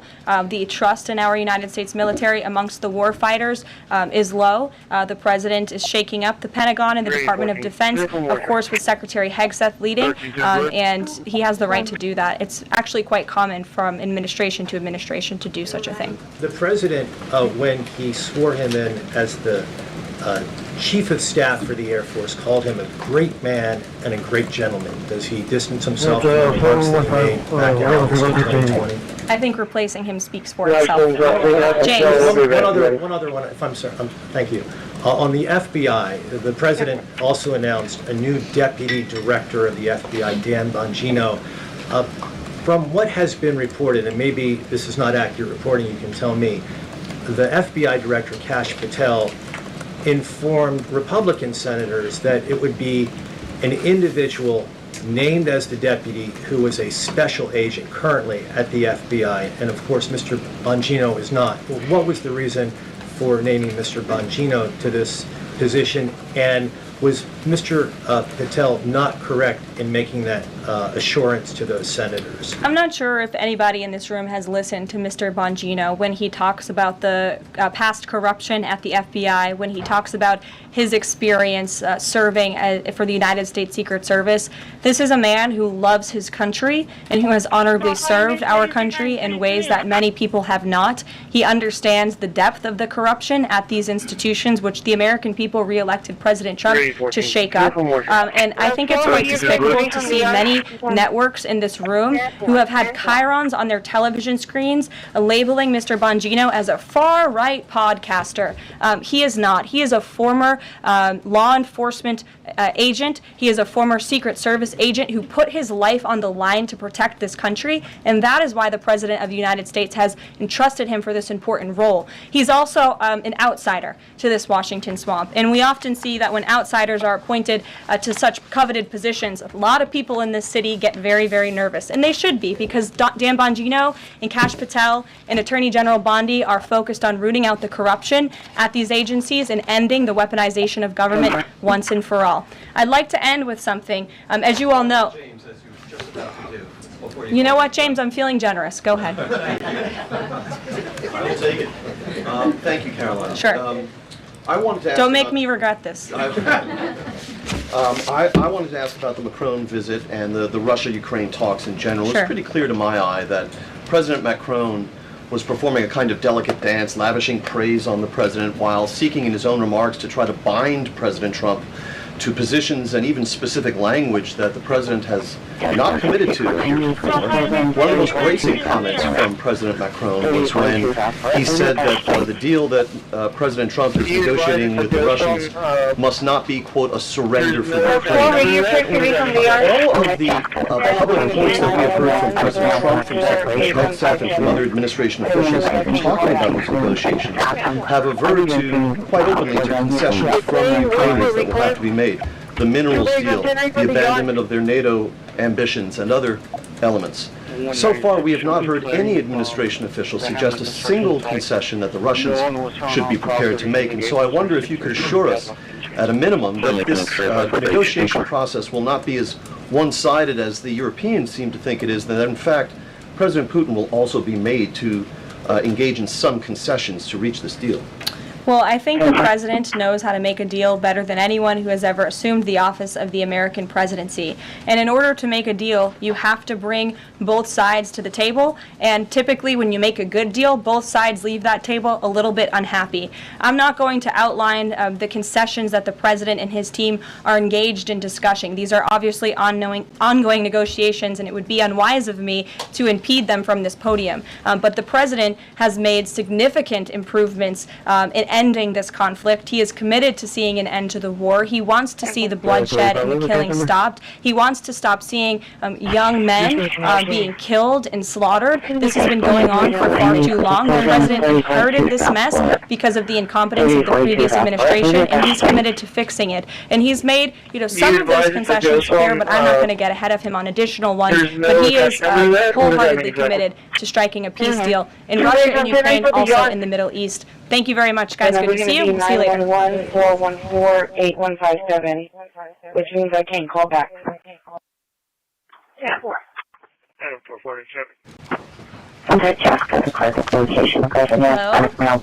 Good afternoon, everybody. I brought some heavy hitters in here with me today. Today marks 1 month of President Trump's return to the Oval Office, and there is no denying this administration is off to a historic start. The president has already signed 73 executive orders. That is more than double the number signed by Joe Biden and more than quadruple the number signed by Barack Obama over the same period. These executive orders have ended burdensome regulations, sealed the border, unleashed our domestic energy sector, eliminated divisive DEI from our federal government, stopped the weaponization of government, cut waste, fraud, and abuse, reinstituted America First trade and foreign policies, and ultimately restored common sense. The president also signed the Lake and Riley Act into law, which ensures ICE will detain illegal aliens arrested or charged with theft or violence. As of today, the Senate has already confirmed 18 cabinet-level nominees, which is more than at this point under the Obama administration in 2009, and more than double the pace of the Biden administration in 2021. And today, we expect Kash Patel to be confirmed as the next director of the FBI. We are proud to announce that the president will host his first official cabinet meeting here at the White House next Wednesday, February 26th. In just 4 weeks, President Trump has already hosted the leaders of Israel, Japan, Jordan, and India. And next Monday, the president will host France's President Emmanuel Macron.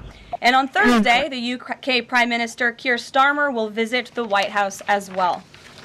As you all know, over the past month, the president has taken questions from the press, all of you, nearly every single day. Sometimes on multiple different occasions in the same day, on any topic any of you wish to talk about.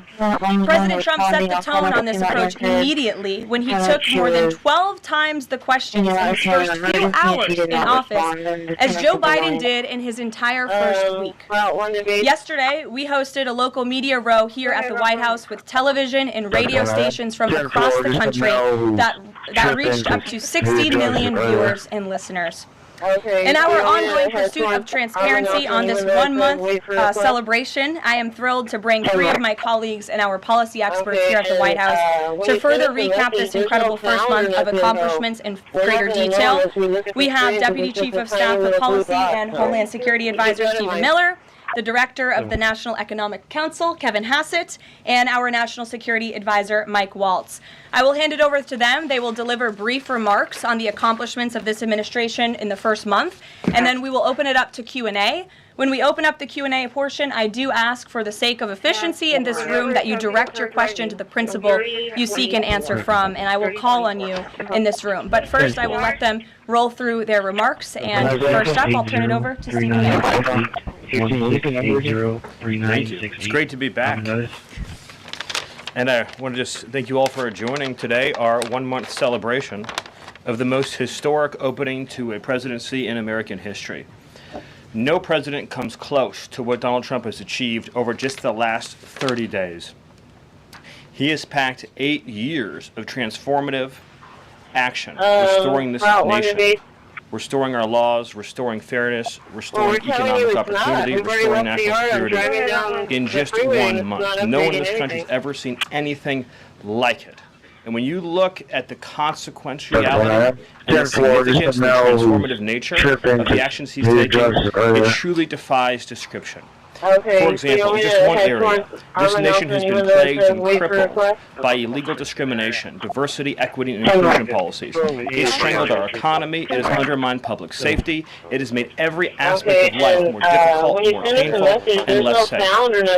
He has ended all DEI across the federal government. He has terminated all federal workers involved in promulgating his unlawful policies. He has ended diversity, equity, and inclusion in all federal contracting. He has restored merit as the cornerstone of all federal policy, restored the full, fair, impartial enforcement of our federal civil rights laws for the first time in generations. And he has cracked down on individuals across this government and nonprofits who have engaged in illegal racial discrimination against the American people. This includes making clear to every educational institution in this country that ending diversity, equity, and inclusion, ending unlawful race discrimination is a precondition of receiving federal funds. He has also saved women's sports by ending the participation of men in women's sports. He has ended radical gender ideology across the entire federal government, and he's pressured the private sector to also end and combat radical gender ideology. He's reestablished the scientific and biological truth that there are only two sexes in this country, male and female, that those are biologically based determinations. They are not based and can never be based on gender identity. That includes rooting out of the Department of Defense all DEI policies, all critical race theory, all gender madness.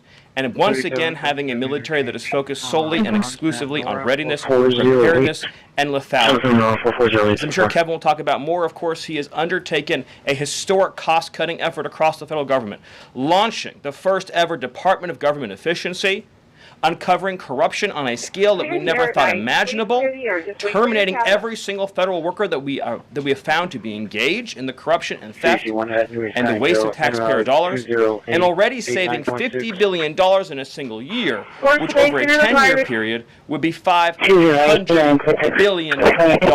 Just think about how vast and enormous that sum is. Of course, as you all know, he has renamed the Gulf of Mexico to its correct and proper name, the Gulf of America. He has renamed Mount Denali into Mount McKinley, part of a historic effort to restore patriotism and national pride all across this land. He has ended the weaponization of the federal government, restored the Department of Justice to its true mission of combating threats to this nation and keeping the American people safe. He has ended all federal censorship of free speech. This has been one of the greatest crises that has plagued this nation. Years and years and years of the federal government violating the First Amendment to take away Americans' right of free speech. President Trump has ended that, and he has demanded that all federal workers, all law enforcement, cease any effort to intimidate the rights of Americans or to police their speech. He has also restored the death penalty at the Department of Justice, including for illegal aliens who commit murder, including for those who murder cops, and including for all of those who threaten Americans with heinous acts of violence. The death penalty is back, law and order is back, the streets are being made safe once again. On the public health front, he has launched the nation's first ever commission, the MAHA Commission, Make America Healthy Again, following the historic confirmation of RFK Jr., to finally uncover the true root causes of the public health crisis in this country, the childhood disease epidemic in this country, the spiraling rates of pediatric cancer, and devastating childhood sickness. He has finally created a situation where the federal health agencies in this country will be focused on preventing disease, on keeping children from getting sick in the first place, not sending them to a lifetime in and out of hospitals, suffering needlessly, when we can find ways to prevent this epidemic of illness. Then, of course, on Homeland Security. Today, it is officially the law of the land, at the conclusion of the congressional notification process, that 6 Mexican cartels and 2 transnational gangs, Tren de Aragua, or TDA, and MS-13, so 8 organizations in total, are now formally designated as foreign terrorist organizations, which means that every single member of those organizations who operates on U.S. soil is now, as a legal matter, a terrorist, and they will be treated as terrorists. This is a sea change in U.S. policy. And this means the Department of Justice and the Department of Homeland Security, along with the rest of U.S. law enforcement and the Department of Defense, are now operating in a legal reality where these cartels are recognized as terrorists. And there will be a whole of government effort to remove these terrorists from our soil and to degrade their ability to threaten or undermine any American security or sovereignty interests. Border crossings, since the day he took office, are down 95%. I think it's almost impossible to even describe the scale and scope of that achievement. President Trump, within days of taking office, cut border crossings 95%. And those few who have dared to cross are being either prosecuted or deported. They're either facing significant jail time for trafficking, smuggling, harboring, aiding, impeding, or they're being immediately removed from our soil. Either way, at the end of the process, they are going home. He's re-implemented Remain in Mexico, and he has obtained historic cooperation from foreign countries all around the world in accepting their deportees back. And he has used the United States military to fully seal the southern border with a historic deployment of both active duty and National Guard troops, resumed the building of infrastructure, he has opened up Guantanamo Bay, and he's using military aircraft to carry out deportations all across this country. And ICE is joining with ATF, DEA, and FBI to carry out the largest deportation operation in American history. The criminals are going home, the border is sealed shut, America is safe, sovereign, proud, and free. We are a nation that everyone in the world understands all across this planet. You do not come here illegally, you will not get in, you will go to jail, you will go home, you will not succeed. This is the biggest and most successful change in any area of law enforcement that this nation has ever seen, and he did it in under 1 month. Thank you. Yes. Well, thank you, Caroline. Thank you, Stephen. One of the things that President Trump cares most about is job creation, and it was about 7 years ago I had the honor of joining you in this room for the first time, and it looks like we've created a lot more jobs in the last month. Look at how many people are here. My estimate is about 180, but I didn't count. So thank you. It's really an honor to be back here. I think that I just want to go over a few things and then hand it off to Mike. The first thing is that the president has told us to prioritize fighting inflation, and he had to do that because, as you know, President Biden let inflation get completely out of control, and he did it with policies that made no sense. It made no sense. A lot of times people say to us, our friends the journalists, say, why are you doing that? Why did they do that? Why did they spend so much money?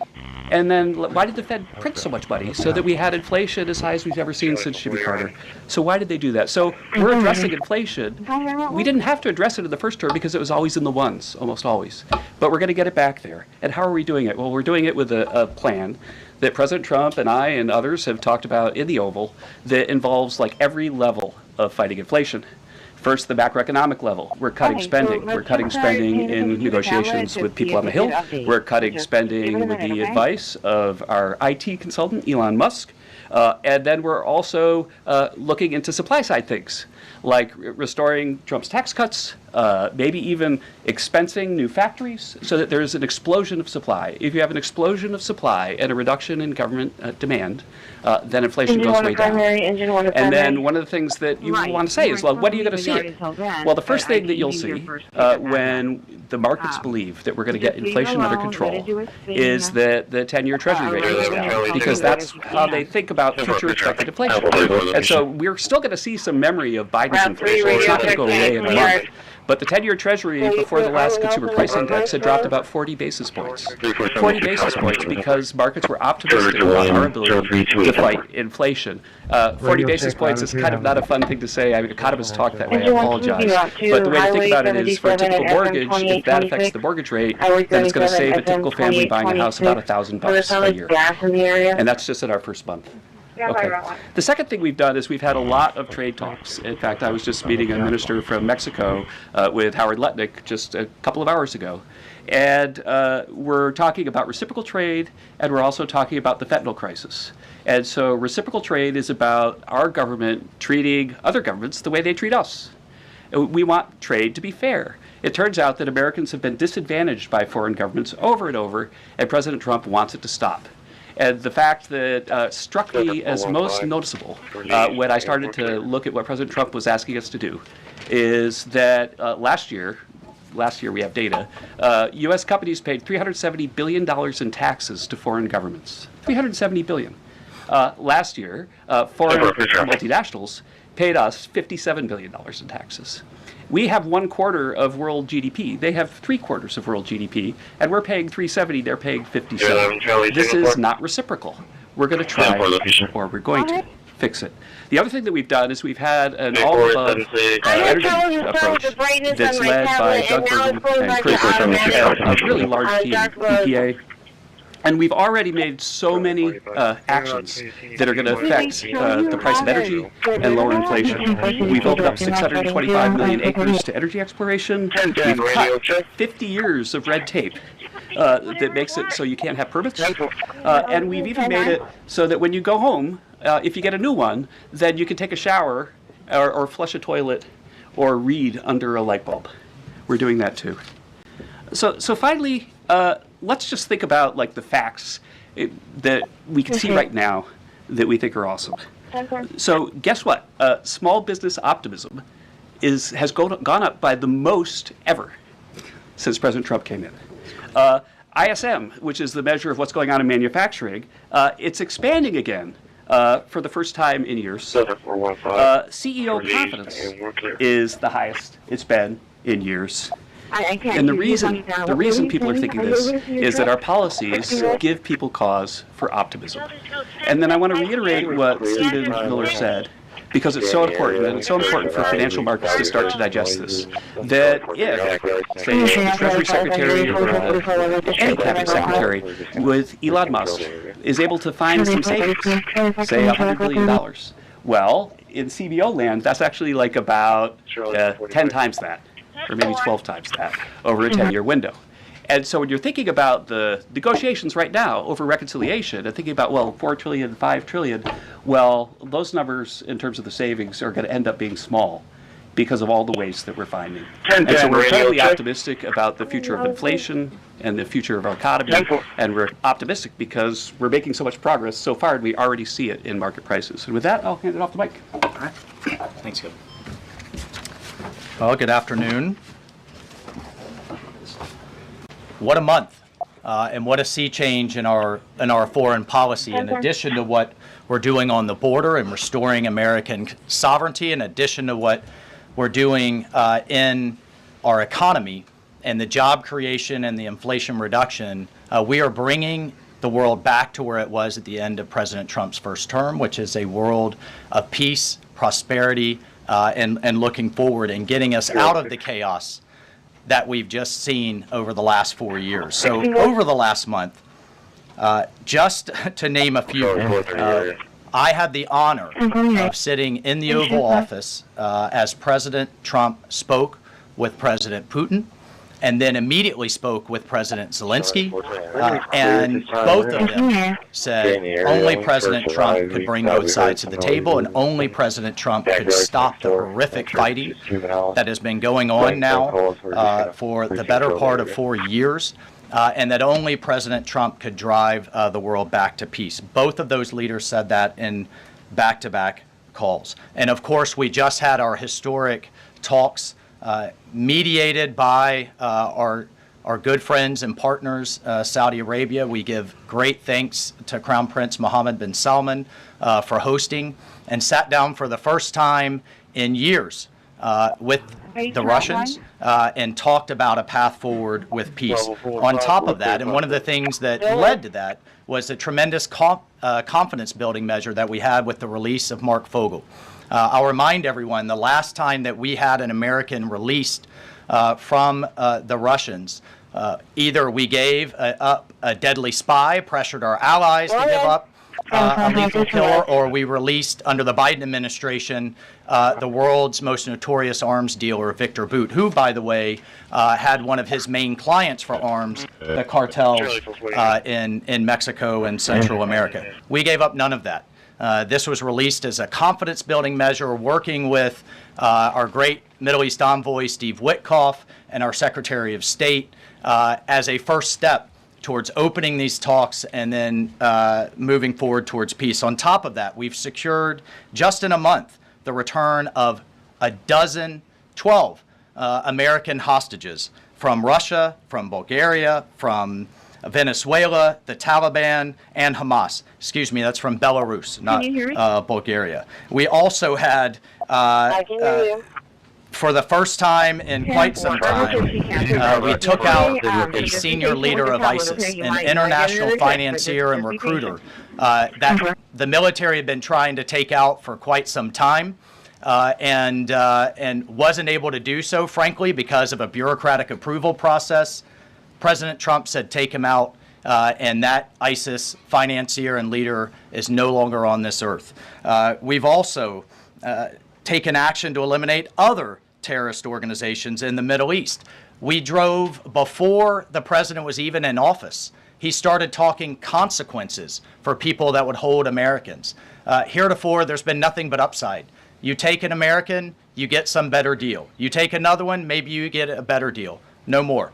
There is now nothing but downside for taking Americans illegally, either as hostages or illegal detainees. And when President Trump sent a very clear message across the Middle East, but particularly to Hamas, that there would be all hell to pay, we suddenly saw a breakthrough. And now we just saw the release of yet another group of hostages. There have been dozens now, including 2 Americans that we've seen once again reunited with their families. As part of the talks with King Abdullah, he offered, and I think the entire world is graciously accepted, to take 2,000 sick children, cancer patients, and others out of Gaza as a humanitarian gesture. 2,000 Gazans will come out of that hellhole that it is, that wasteland that Gaza is right now, with unexploded ordnance, with debris everywhere, with no sewage, with no water. And President Trump has put forward a plan to deal with the practical reality that is 1.8 million Gazans now truly suffering. And then, just to bring it back to our own hemisphere, we've seen literally in the last month, after years of national security experts, the generals in charge, and others testifying and ringing the alarm bells about the Chinese Communist Party's presence in our own hemisphere, particularly in the Panama Canal. We're seeing the leadership of Panama step away from the Belt and Road program, move away from China and back towards the United States, and even enter into talks and other negotiations about addressing the ports on either side of the canal. And then finally, last but not least, we've had 4 world leaders in the White House, in the Oval Office. We've had the Prime Minister of Japan, the Prime Minister of India, the King of Jordan, and of course the Prime Minister of Israel, just in the last 4 weeks. And next week, we'll have the Prime Minister of the United Kingdom, and we'll have the President of France, Macron. So President Trump is on what we call Trump warp speed. We are all honored to be really serving under his leadership and his vision.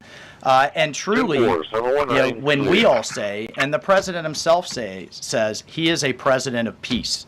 He is a president focused on restoring stability. I think the entire world saw what the world will look like without strong American leadership in the last 4 years. And it's truly been an honor to get us back to where we were and back on track under President Trump's leadership. The pound and then the 4506. Thank you. Thank you, everybody. I'm sure you're very eager to ask questions of these very smart people working very hard on behalf of the president. We do have somebody in our new media seat today. We have John Stoll, who is the head of news at X.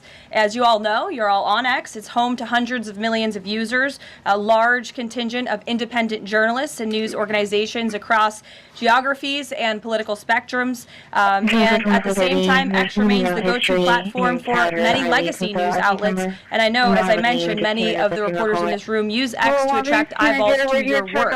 Prior to joining X, John spent 2 decades in journalism, including several years as an editor at the Wall Street Journal. We are excited to have him in the briefing room today. John, we'll let you kick it off. And as I said at the top, please direct your question to the individual up here who you'd like an answer from. John, thank you very much. I am sitting in for a thriving journalist, independent and emerging organizations who do depend on X for publicity for business model. And so I look forward to seeing many of them in this seat in months and years to come. I also thank you, Caroline, for opening this seat up to new media. It really is a testament not only to your open-mindedness, but also to innovation, that you'd actually think about, folks that are not potential to be in this room, and not only have a question, but also to witness. This is a very important intersection of power and the free press. And so just the ability to witness this and be part of it, brings everybody's game up. So thank you for that. I think this is for Mike Waltz. My question is about Ukraine. Sure. For about more than 10 years, I've been fascinated, like many, with what's going on. Was in Northern Europe, working out of the Baltics when Crimea was annexed, and was a lot of this came on Twitter. The platform used to be known as Twitter. Was a lot of European leaders would talk about their disappointment and solidarity with Ukraine. But when it came to actually doing something, it felt like they were passing a hot potato and sending it to the planet.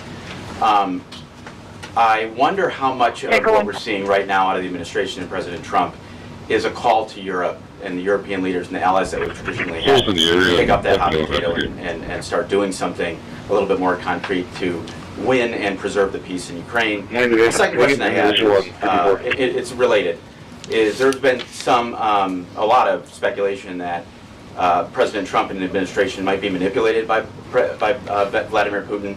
I wonder if you can just talk a little bit about the administration's posture and your confidence in the competence of this administration to go toe-to-toe with Vladimir Putin.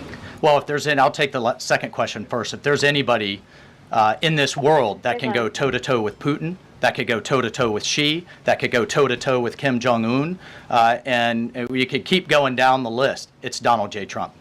He is the deal maker in chief. There is no question that he is the commander in chief. And I, for one, and I think all Americans and around the world should have no doubt about his ability to not only handle Putin, but to handle the complexity of driving this war to an end. And then on your first piece on Europe, I'll take you back to 2014. You're right, there was a lot of hand-wringing in Europe and not a lot of action. There's also a lot of hand-wringing here in Washington under the Obama administration and not a lot of action. They literally threw blankets at the problem. And so I'll remind everyone that Putin had some type of conflict, invasion, or issue with their neighbor under President Bush with Georgia, under President Obama with Ukraine 2014, not under President Trump 45, and again with President Biden in 2022. The war should have been deterred. The war should have never happened, and I have no doubt it would not have happened under President Trump and will stop under President Trump again. But I just want to push back on this notion of our European allies not being consulted as we've entered into this process. I already mentioned the immediate phone call President Trump made to President Zelensky. He has talked to President Macron of France repeatedly last week. President Macron convened European leaders and then is coming here on Monday. Prime Minister Starmer is coming next Thursday. I've talked to every one of my national security advisor counterparts across across the spectrum in Europe. I've talked to Secretary General Rutte, the leader of NATO, the Secretary General of NATO. We have repeatedly, oh, by the way, we had half our cabinet, 7 cabinet officials, including the vice president, at the Munich Security Conference, all engaging, all listening, and all making sure our allies are heard. However, we've also made it clear for years, decades even, that it is unacceptable that the United States and the United States taxpayer continues to bear the burden, not only of the costs of the war in Ukraine, but of the defense of Europe. We fully support our NATO allies. We fully support the Article 5 commitment. But it's time for our European allies to step up. And one of the things that Secretary General Rutte said on our call was, this last couple of weeks have been a real wake-up call. And I asked him, what have you been missing the last couple of years? The fact that we are going to enter into a NATO summit this June with a third of our NATO allies still not meeting the 2% minimum, a commitment they made a decade ago, literally a decade ago, with a war on their doorstep, the largest war that they're all extremely concerned about, but yet it's, well, somebody else needs to pay. We've got other domestic priorities. It's unacceptable. President Trump's made that clear. And the minimum needs to be met. We need to be at 100% in this June at the NATO summit. And then let's talk about exceeding it, which is what President Trump has been talking about with 5% of GDP. Europe needs to step up for their own defense as a partner, and we can be friends and allies and have those tough conversations. Great. Peter. Thank you, Caroline. I have a Ukraine one and a Doge one. Who can talk Doge? Stephen. I could do Doge. All of us.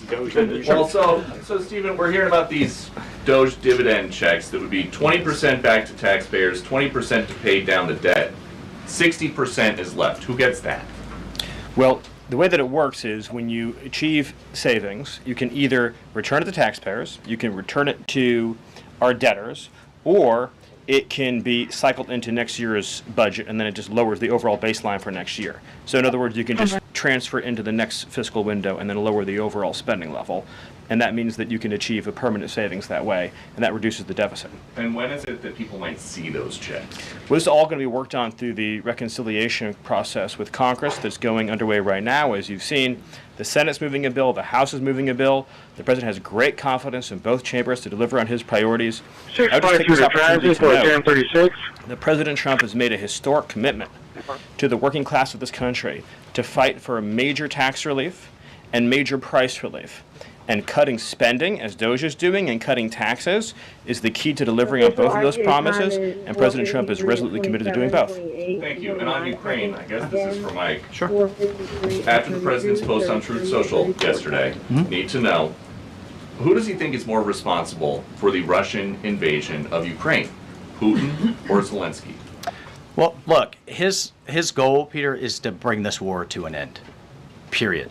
And there has been ongoing fighting on both sides. It is World War I style trench warfare.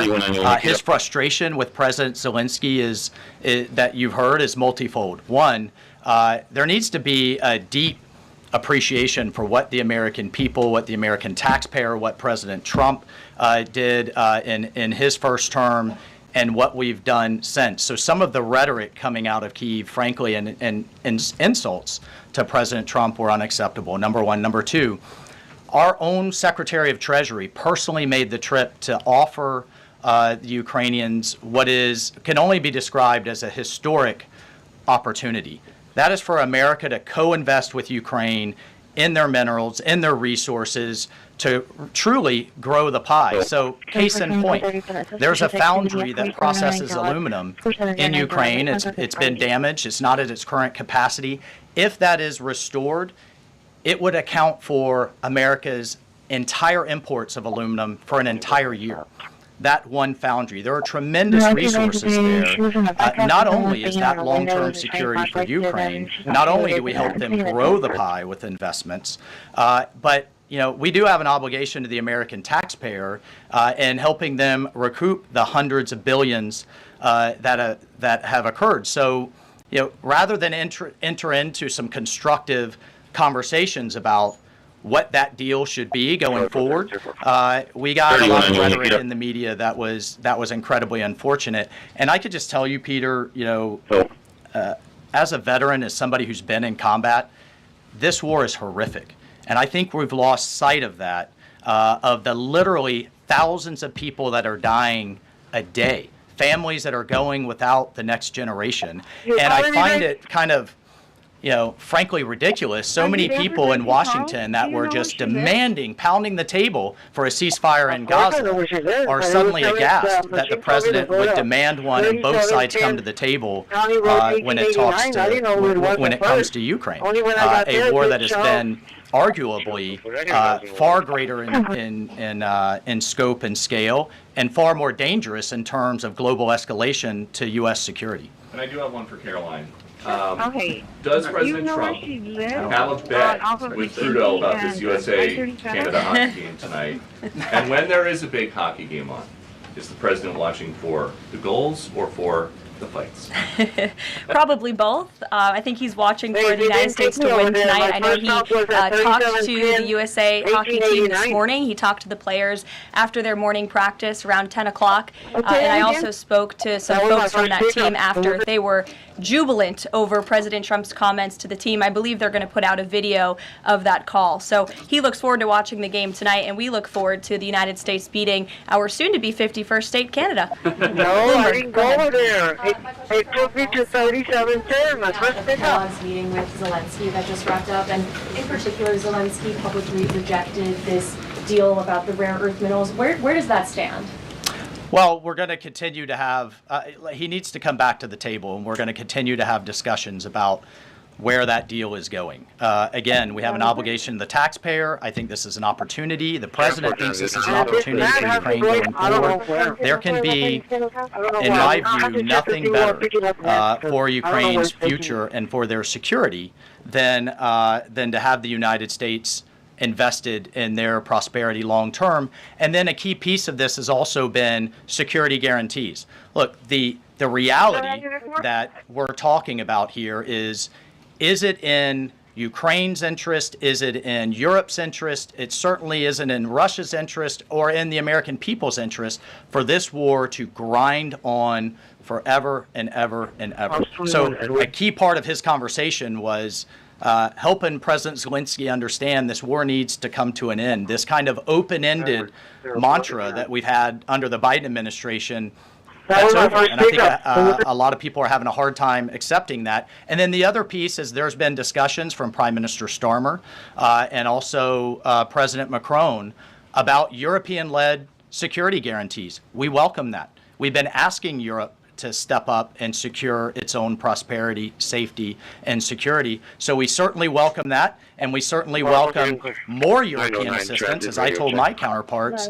come to the table with more if you want a bigger seat at the table. And we've been asking for that for quite some time. For sanctions in your talks with them, and have you consulted with international partners about potentially rolling back sanctions in these negotiations to end the talks with our Russian counterparts, both with my counterpart, the National Security Advisor, Secretary Rubio's counterpart, the Foreign Minister Lavrov. It really was quite broad, focused on what is the goals for our broader relationship, but very clear that the fighting has to stop to get to any of those brighter goals. And as a first step, we're just going to do some common sense things like restore the ability of both of our embassies to function. And again, this was common sense in foreign policy world. They call it shuttle diplomacy. We have to talk to both sides in order to get to both sides to the table, and both sides have said only President Trump could do that. Deanna. Thank you. My question is for Mike Waltz. All right. Sorry. The president has called Zelensky a dictator. Does he view Putin as a dictator? And does he want Zelensky out of power? I know he's called for elections. And then thirdly, the head of the Defense Committee in Ukraine's parliament just has claimed that the U.S. has stopped selling weapons to Ukraine. Is that true? Well, most of our weapons that have gone to Ukraine have been part of a drawdown authority where we've literally taken them out of our stocks and then eventually through appropriations started buying them again to refill our stocks. I'll just state that there has been a lag in a lot of that process. So many of our stocks, as we look at our operations around the world, are becoming more depleted. That's one of the reasons many people have had a lot of concern about when does this end? How much is it going to take? How many lives will be lost? How much will we spend? As a member of Congress, we repeatedly asked the Biden administration those questions, and we never got a satisfactory answer. Look, President Trump is obviously very frustrated right now with President Zelensky. The fact that that he hasn't come to the table, that he hasn't been willing to take this opportunity that we have offered. I think he eventually will get to that point, and I hope so very quickly. But President Trump, as we made clear to our Russian counterparts, and I want to make clear today, he's focused on stopping the fighting and moving forward. And we could argue all day long about what's happened in the past. Reagan. Yeah, what about, I have a question Oh, the for IRS. Stephen. Excuse me, I just called on Reagan. Reagan, go ahead. I have a question for Stephen and a question for Mike. Sure. Stephen, I can start with you. There have been Thank you. reports that Trump is unhappy with the rate of deportations and he wants them to be higher. Is the president happy with the rate of deportations, and are there any plans to speed up the process? Well, first of all, we all appreciate the encouragement from the media to deport as many illegal aliens as humanly possible. So thank you, and I will promise you that the full might of the Department of Homeland Security, the Department of Justice, the Department of Defense, and every element and instrument of national power will be used to remove, with speed, all criminal illegals from the soil of the United States of America, to enforce final removal orders, and to ensure that this country is for American citizens and those who legally belong in this country. We inherited an ICE that was completely shuttered. We inherited a Department of Homeland Security whose sole mission was to resettle illegal aliens within the United States of America. In 30 days, the president sealed the border shut, declared the cartels to be terrorist organizations, has increased ICE deportations to levels not seen in decades, and we are shortly on the verge of achieving a pace and speed of deportations this country has never before seen. Thank you. And Mike, there have been reports that there's some underground opposition to Trump's pick for Undersecretary of Defense and Policy, Elbridge Colby. Have you or anyone from the administration been personally lobbying senators to support Elbridge Colby? Look, I've worked with Bridge Colby in the past. He has the president's full support to be the Undersecretary of Policy, which will be a critical policy arm for Secretary Hegseth going forward that will implement a lot of these policies. And really, that's been to the extent of it. I think there's been a lot of kind of, breathless, I don't know, back and forth in the press, but we're full speed ahead to get the president's team in place so we can implement his America First policy. Mike has spoken pretty extensively. Does anybody have questions for Stephen or for Mr. Haskell? Nobody wants to talk about the economy? Sure. IRS? Okay, go ahead. This would be for either one of you. So we reported, several other outlets have reported that about 3,500 people are going to be lose their jobs at the IRS by the end of the week. If the goal of these spending cuts across the federal government has been to reduce the debt, why impose some of the deepest cuts we've seen so far on the agency responsible for raising revenue? My objective is to make sure that the employees that we pay are being productive and effective. And there are many, more than 100,000 people working to collect taxes, and not all of them are fully occupied. And the Treasury Secretary is studying the matter and feels like 3,500 is a small number. And probably can get bigger, especially as we improve the IT at the IRS. And so I think that it's absolutely something that is on the table for good reasons. And the point is that don't just talk about the IRS, talk about all of government. That there are so many places. I live in D.C. You maybe live in D.C. where nobody's going to the buildings.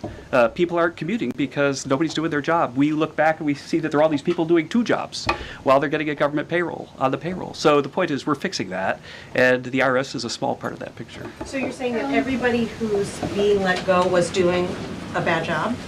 I'm saying that we're studying every agency and deciding who to let go and why. And we're doing so very rationally with a lot of support from analysis. Because we're being told by a lot of people who have been let go at other agencies that they were told they were being dismissed because of poor performance, when in some cases they haven't even had a performance review yet because they've only been on the job a couple of months. Yeah, I've never seen a person who was laid off for poor performance say that they were performing poorly. Okay. Carolyn? Good point. Sure, Caitlin. I have a question. I'll start with you, Kevin Hassett. Thank you for being here. And then I've got a question for Mr. Waltz. On these potential checks that you might send out from Doge, is there a concern as you're thinking through this that they could be inflationary? Oh, absolutely not, because imagine if we don't spend government money and we give it back to people, then if they spend it all, then you're even. But they're probably going to save a lot of it, in which case you're reducing inflation. Okay, and also, when the government spends a lot, that's what creates inflation. We learned that from Joe Biden. And so if we reduce government spending, then that's reduces inflation. And if you give people money, then they're going to save a bunch of it. And when they save it, then that also reduces demand and reduces inflation. Okay, so you're not worried about it. And No, Mr. I'm not. Waltz, to follow up on Peter's question, you wrote in an op-ed in the fall of 2023 that, quote, Putin is to blame, certainly like Al-Qaeda was to blame for 9/11. Mhm. Do you still feel that way now, or do you share the president's assessment as he says Ukraine is to blame for the start of the war? Well, it shouldn't surprise you that I share the president's assessment on all kinds of issues. What I wrote as a member of Congress was as a former member of Congress. Look, what I share the president's assessment on is that the war has to end. And what comes with that? What comes with that should be, at some point, elections. What comes with that should be peace. What comes with that is prosperity that we've just offered in this natural resources and economic partnership arrangement, an end to the killing, and European security and security for the world. The president's not only determined to do that in Europe, he's determined to do it in the Middle East. And just a few months ago, we had an administration that had tried for 15 months. Week after week, sitting with you here and couldn't get us to a ceasefire, couldn't get our hostages out. Now we're at that point. We're back to maximum pressure on Iran, and we have just begun, and we will drive towards a ceasefire and all of those other steps. I'm not going to pre-negotiate or get ahead of the sequencing of all of that. It's a very delicate situation, but this is a president of peace, and who here would argue against peace? Okay, so you do share that assessment. And can I follow up? In 2017, go ahead, then Jordan. President Trump. Go Can ahead, I just Jordan. follow up Thank really you. You just quickly? had two questions, Caitlin. Jordan, just- go ahead. Mr. I have an Hassett. important follow-up. Jordan, for go my ahead. So, Go ahead. Mr. Hassett, you were speaking about tariff revenue, and you also addressed a question about the IRS. President Trump has spoken about replacing income tax with tariff revenue, especially with all this waste, fraud, and abuse that we're seeing cut. Is that a possibility? Absolutely. And in fact, if you think about the China tariff revenue that we're estimating is coming in from the 10% that we just added, plus the de minimis thing, that it's between $500 billion and $1 trillion over 10 years is our estimate. And that's something that is outside of the reductions that markets are seeing through the negotiations up on the Hill. And so we expect that the tariff revenue is actually going to be much easier for Republicans to pass a bill, and that was the president's plan all along. Steve Miller about Doge. So you spoke about Doge. You said roughly $50 billion of waste, fraud, and abuse by unelected bureaucrats.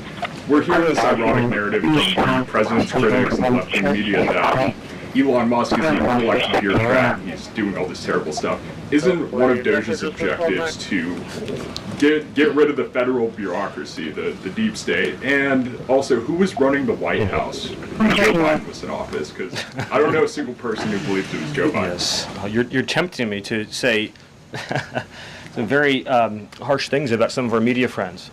Yes, it is true that many of the people in this room for 4 years failed to cover the fact that Joe Biden was mentally incompetent and was not running the country.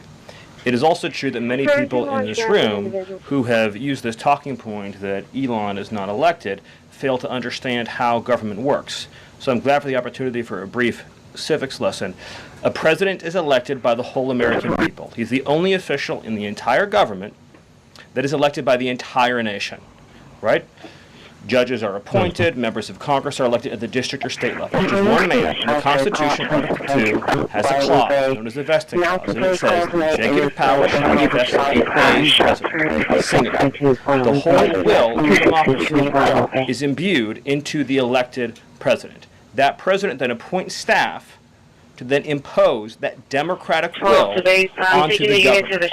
The threat to democracy, the existential threat to democracy, is the unelected bureaucracy of lifetime tenured civil servants who believe they answer to no one, who believe they can do whatever they want without consequence, who believe they can set their own agenda no matter what Americans vote for.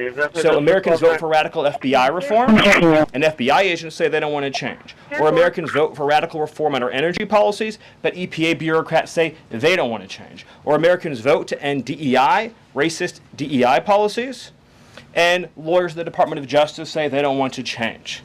What President Trump is doing is he is removing federal bureaucrats who are defying democracy by failing to implement his lawful orders, which are the will of the whole American people. Thank you.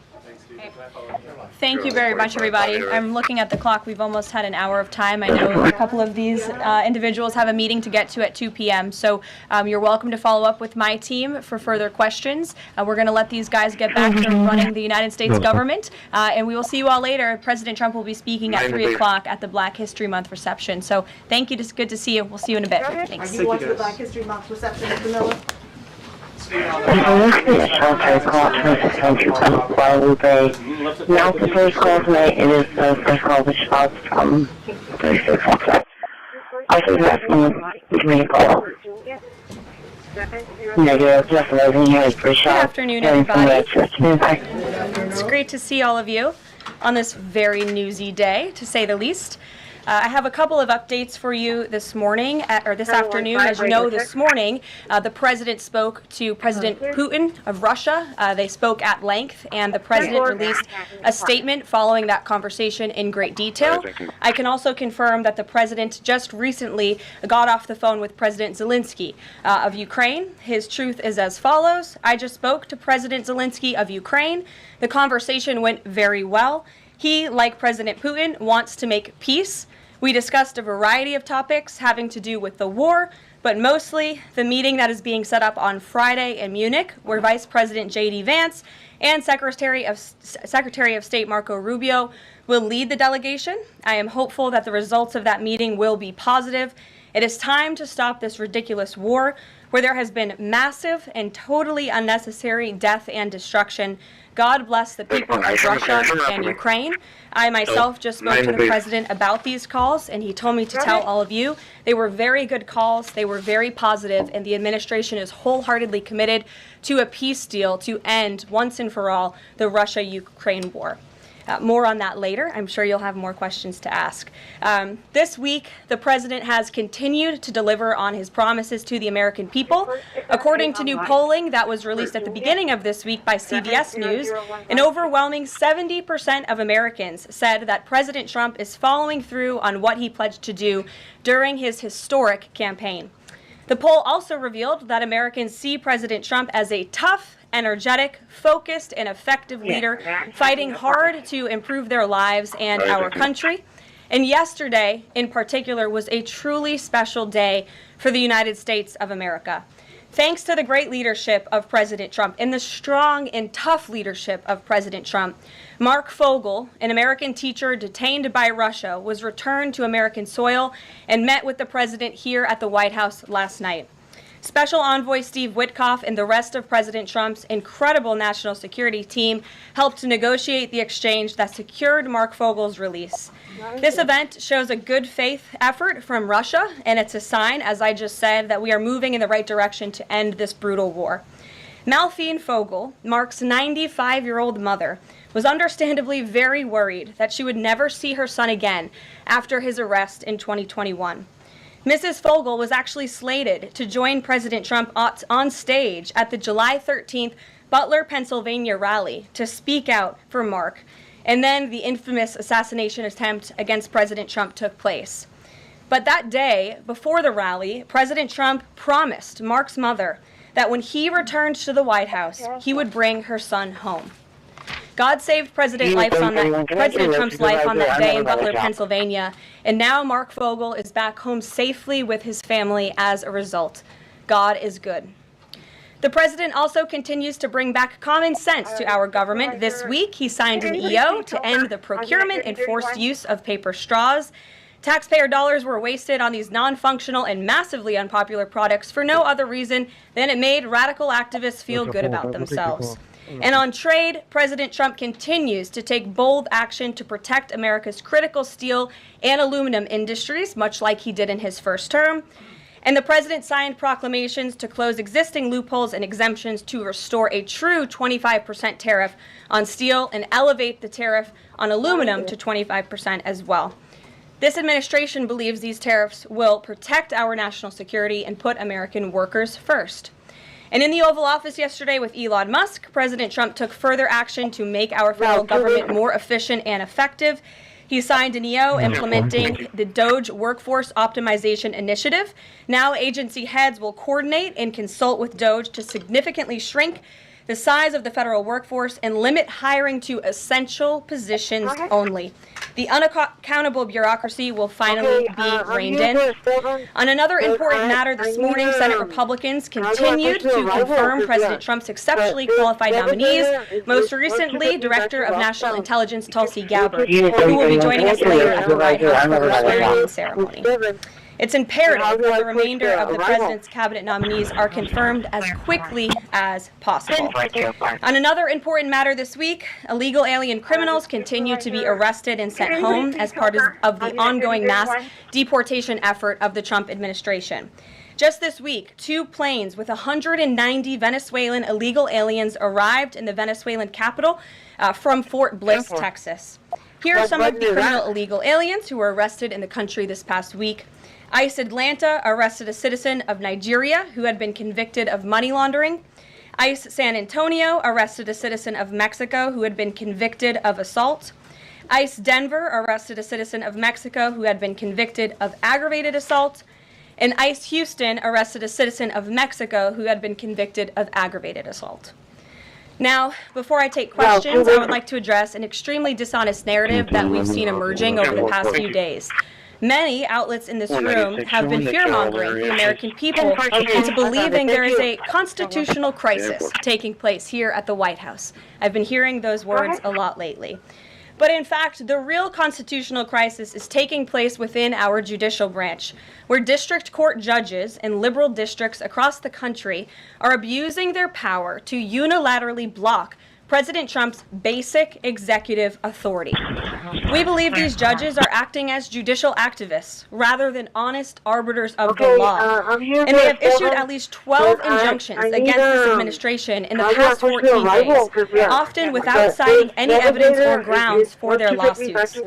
This is part of a larger concerted effort by Democrat activists and nothing more than the continuation of the weaponization of justice against President Trump.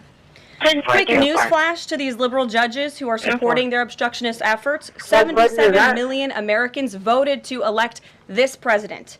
And each injunction is an abuse of the rule of law and an attempt to thwart the will of the people. As the president clearly stated in the Oval Office yesterday, we will comply with the law in the courts, but we will also continue to seek every legal remedy to ultimately overturn these radical injunctions and ensure President Trump's policies can be enacted. So here in our new media seat today, we have Chris Pavlovsky, an entrepreneur who has a strong passion for protecting freedom of speech. Chris started the video sharing platform Rumble in 2013 with a mission of protecting a free and open internet from censorship by big tech and governments around the globe. The platform has always been a place for independent creators to share their authentic opinions, and they have always included President Trump, in contrast to the way he was censored by other platforms in years past. Since its founding, Rumble has grown exponentially, recently marking 67 million monthly active users. It's a lot of users. If you're watching right now and interested in sitting in this seat, you can apply, whitehouse.gov/newmedia.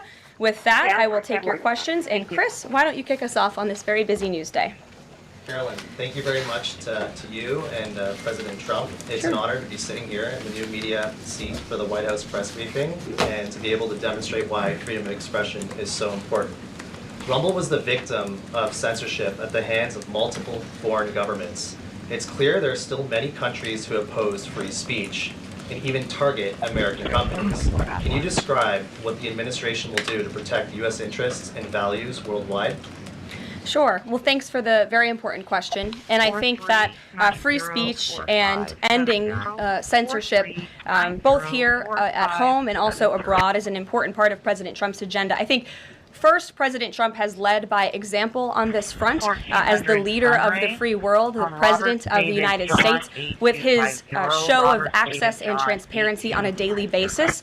The President takes questions from all of you almost every single day and really reveals what he's thinking and feeling, and I think that serves as a great example to the rest of the world. As for tangible actions that the President has signed, he did sign an executive order, I believe on day one, certainly within the first week of this administration, to restore free speech and stop government-sponsored censorship here at home.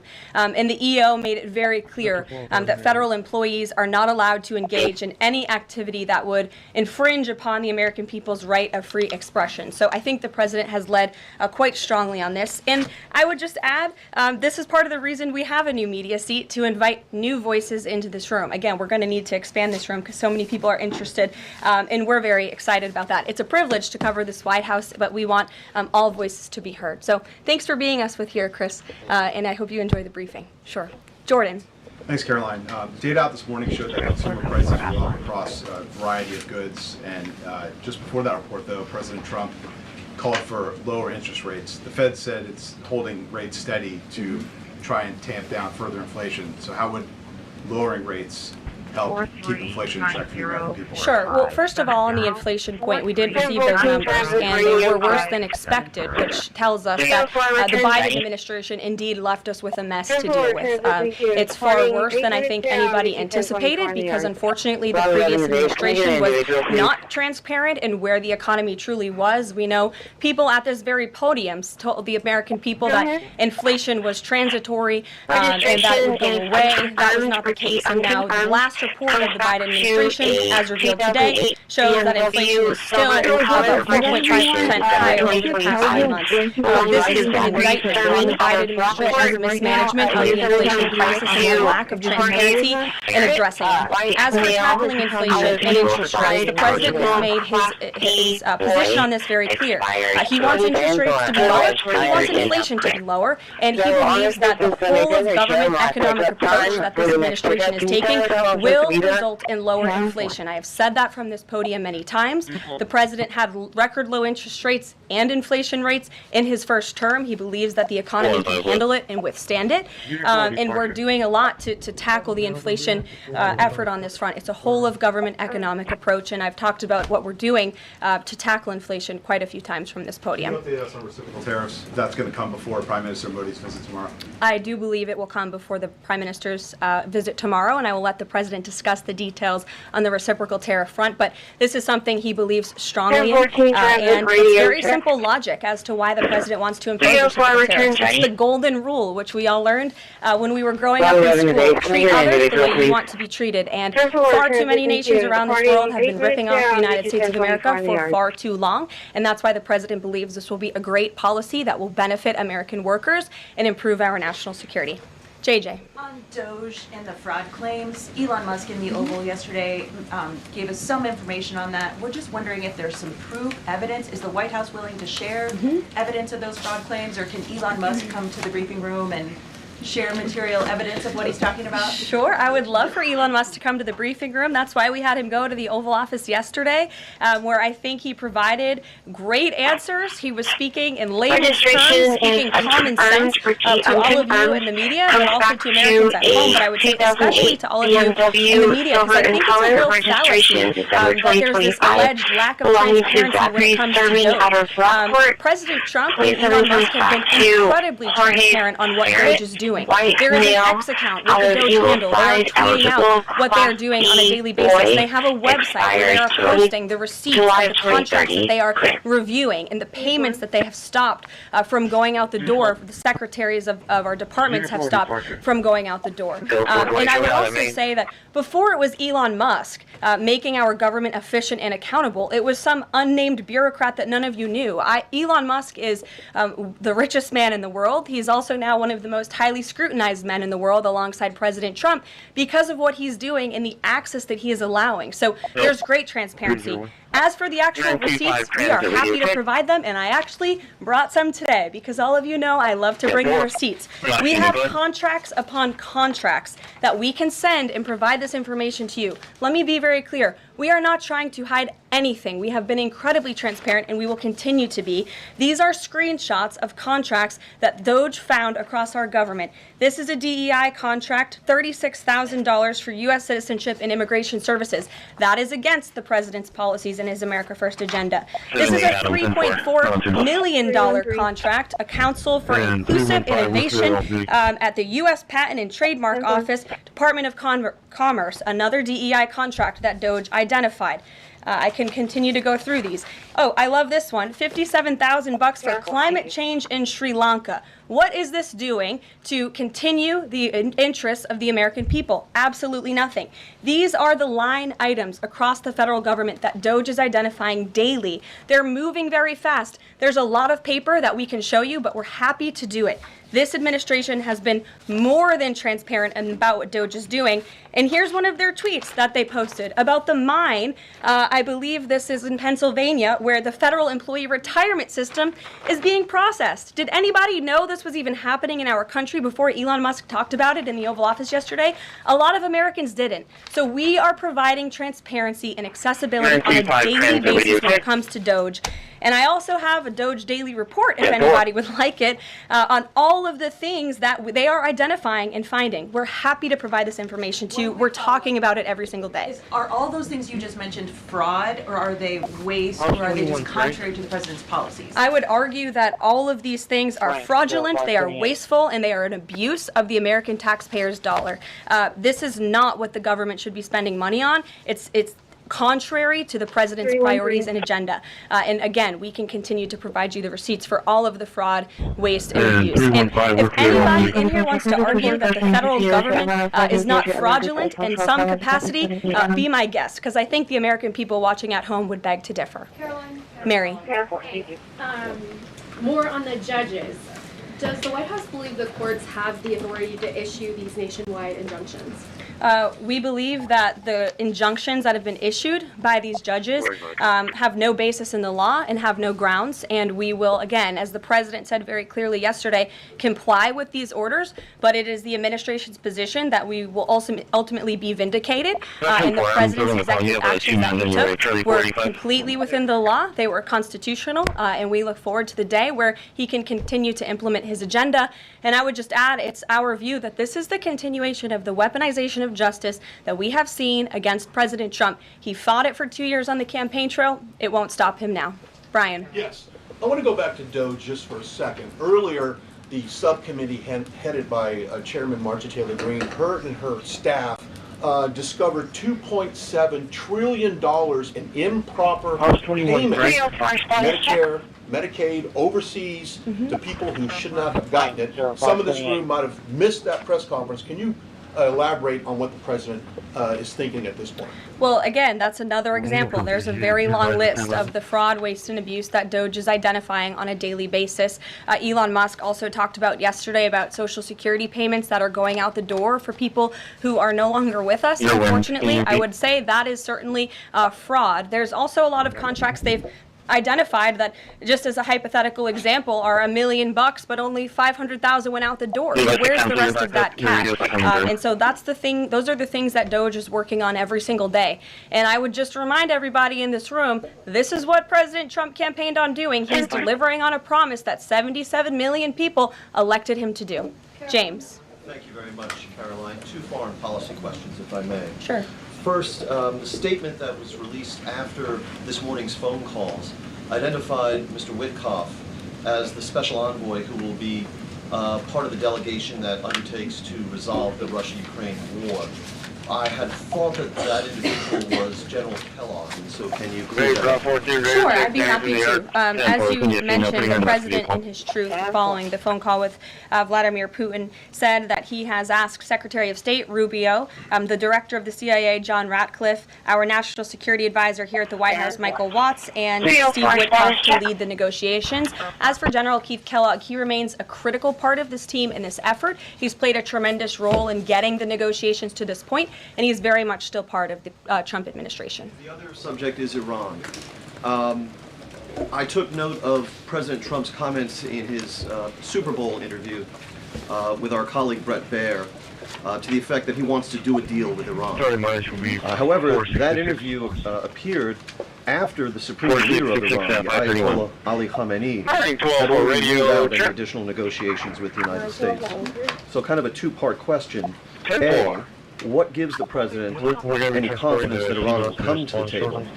And B, more fundamentally, why is the president interested in doing a deal with Iran instead of doing everything he can, perhaps short of U.S. military intervention, to try and hasten the end of what many of his own supporters regard as an evil regime?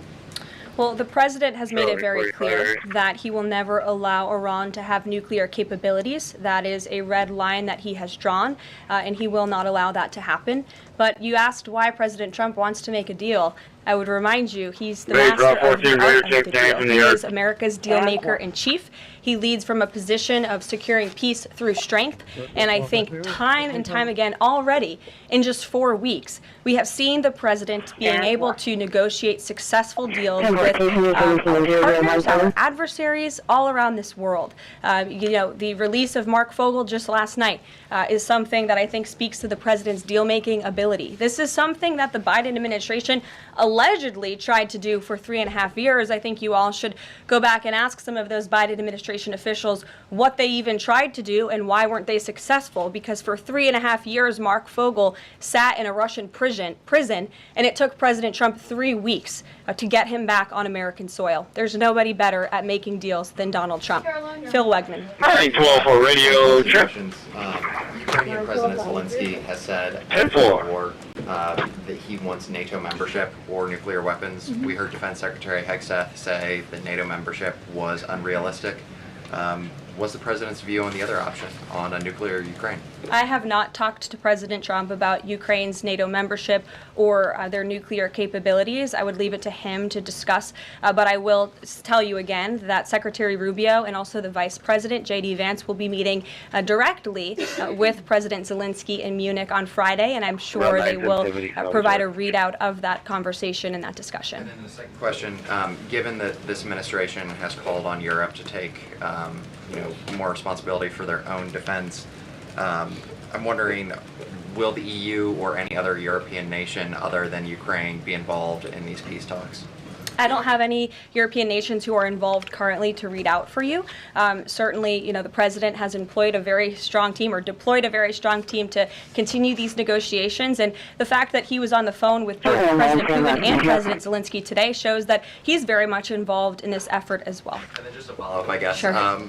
Should we expect the president to negotiate in person with Zelensky and Putin? I don't have anything to read out on that for you today.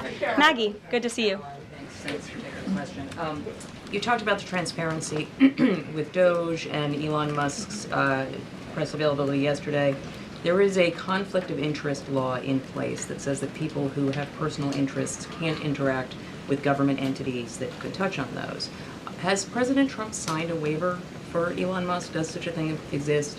If it does, will you guys release it in the interest of transparency that he's committed to? I have not seen the law that you are referring to. What I can tell you is that Elon Musk, as I've confirmed before, is a special government employee. He is filing the proper financial disclosure, and he is complying with all applicable federal laws. As you also heard, Elon addressed this directly yesterday in the alleged conflict of interest, and he said everything he's doing is very public, and if you all perceive a conflict of interest, you're welcome to bring that up. And as the president said if he feels like Elon is engaging in something that's a conflict of interest, he will tell Elon not to do that. And Elon also said yesterday that before he moves forward with anything, he consults with the President of the United States. So we're very confident with the ethics and the guardrails that have been put in place here.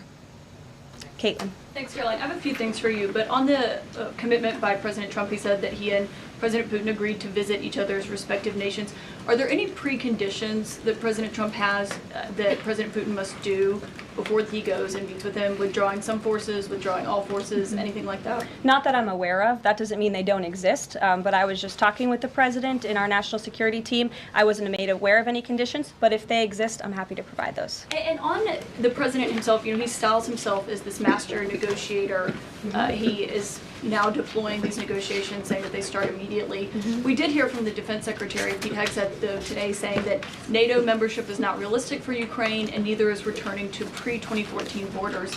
Aren't they giving away bargaining chips before these negotiations have even started? Again, I haven't talked to the president about Ukraine's NATO membership, and he appointed several individuals to negotiate on his behalf. He's directly involved in these negotiations as well, and I'm sure if you ask him that question in the near future, when you're able to, he'll give you an answer. I just don't want to get ahead of him on it. And final thing for you, which White House official made the decision to bar the AP reporter from the Oval Office and the diplomatic reception room last night? Well, first of all, let me just set the record straight. It is a privilege to cover this White House. It's a privilege to be the White House press secretary. And nobody has the right to go into the Oval Office and ask the President of the United States questions. That's an invitation that is given.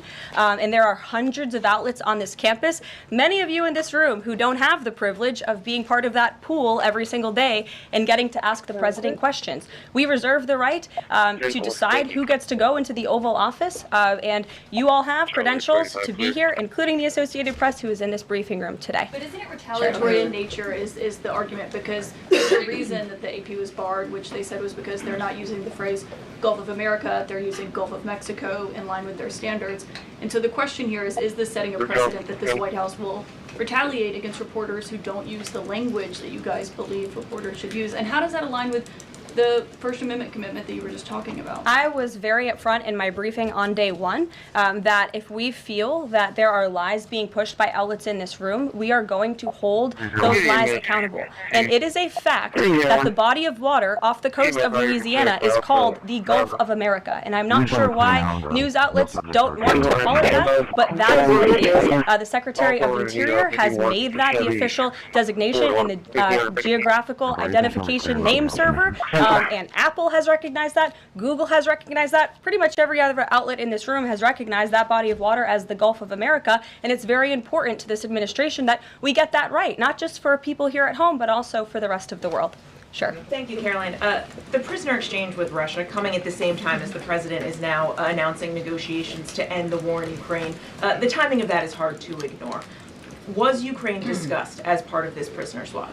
I was not involved in those discussions, so I can't comment on whether that came up or not. What I can say is that this was a very good deal for the United States of America and for the rest of the world. As you know, we have confirmed that the Russian who will be returning home very soon, Alexander Vinnik, was a non-violent crypto criminal, and as part of this exchange, he has forfeited more than $100 million that he obtained in that illegal crime. And in exchange, of course, we got Mark Fogel, who is a middle school teacher who kissed the American soil, who kissed the ground last night when he returned to the United States of America. It was a great deal and a great day for our country, and I think everybody, regardless of political affiliation, agrees with that. And was Russia made aware ahead of time of the parameters that the administration and Secretary Hegseth is going to be announcing today?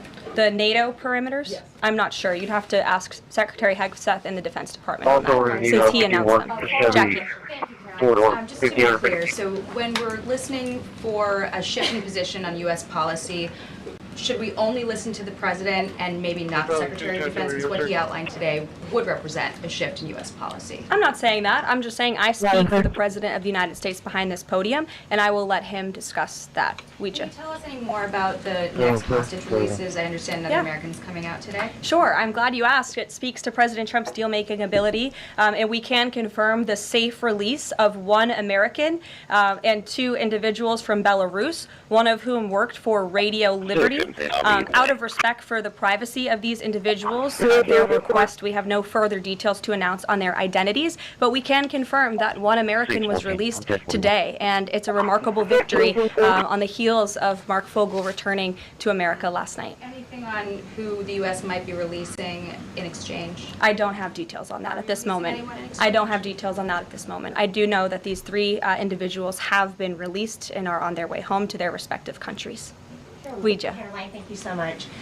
Can you explain how President Trump envisions the war in Russia and Ukraine coming to an end? Does he expect Ukraine to hand over all the territory in question? Again, these negotiations are ongoing. I will allow the president to divulge any red lines that he may set, but I think as deals in the past have come to fruition, the president has proven one of the things that makes him a very effective negotiator is not revealing what he's anticipating from both sides, but he is at the forefront of these negotiations in addition to the very qualified individuals who he's tasked with speaking to both President Putin and President Zelensky. And speaking of deals, a meeting with the President of the United States offers any foreign leader credibility. Was it part of the president's talk with Fogel that President Trump agreed to meet with Putin? Again, I was already asked this question. I said I was not made aware of that, but we can certainly get you an answer on that. I'll check in with the NSC. Sure, Monica. Thanks, Caroline. It's clear that this administration is dedicated to both truth and transparency. We know that with Doge, but we also know that because this administration recently announced it's going to declassify the assassinations of Martin Luther King Jr., JFK, and RFK. I'm wondering, is it likely that we're going to see more information regarding the assassination attempts on the president's life while he was on the campaign trail? In regards to the assassination of the individuals you mentioned, President Trump signed that executive order directing the respective agencies to do it. I know that that process continues and is ongoing. He's committed to transparency in the declassification of these very important files that I think many Americans are not only interested in learning about, but also have the right to know about. As for the two heinous assassination attempts on the president's life, he's spoken to this publicly. I've spoken to him about it privately, and as he said publicly to all of you, he feels he has a right to know about further information about the individuals who tried to kill him, tried to take his life. And so, if and when we get that information, I'll leave it up to the president to decide whether or not he would like to reveal it. But I believe in the effort of transparency that we've seen consistently from this president, he certainly will. Daniel. Thanks, Caroline. I wanted to ask you about the $59 million that FEMA sent to New York City hotels. Secretary Christi just put out a statement saying she clawed back the full payment that FEMA activists unilaterally gave to NYC migrant hotels. She wrote, "Mark my words, there will not be a single penny spent that goes against the interest and safety of the American people." What does the response of the Trump administration send to any federal bureaucrats that are thinking about obstructing the president's They will be forthcoming, but the president is signing executive orders daily, and he expects all officials across the administration, regardless if they are a political appointee or if they are a career bureaucrat, to adhere to the will of the American people and the 77 million Americans who re-elected President Trump. He is here for a reason, and he is focused every day on implementing his administration's goals and sending $59 million to a migrant hotel to house illegal immigrants when there are still people in North Carolina and California who have not received FEMA funding is not something that this administration is going to tolerate. Deanna. Thank you so much, Caroline. One on New York and one on Russia, please. On New York City Comptroller Brad Lander is accusing Doge of clawing back $80 million that was intended for New York City FEMA funding. Wondering if you've heard about that figure, if that figure is accurate, and why that money was taken back. I have not heard about that figure. Doge is moving very quickly, but I can get the receipts and gladly send them to you. I know that story is likely of great interest to the New York Post. And then one John. on Russia, please. Sure. Is President Trump waiting for a kind of signal or an action from Putin to go to Russia? And just, would he be willing to go to Ukraine in the future? I don't have any decisions to make on the president's potential visit to Russia or any in-person meeting at this time. John. Caroline, two questions, one on foreign policy, one on domestic policy. Following up on the president's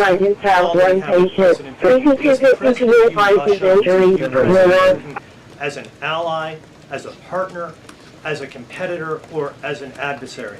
I believe this nation views Putin and Russia as a great competitor in the region, at times an adversary, but as the president has said as well, he enjoys having good diplomatic relationships with leaders around the world, finding that common ground, also calling them out when they are wrong, and leading from a position of peace through strength. That's the president's greatest strength, and we've seen that again, time and time again. And then, as you pointed out in your statement regarding the confirmation of Tulsi Gabbard, there was one Republican who voted against the nomination of Tulsi Gabbard. It was Senator Mitch McConnell.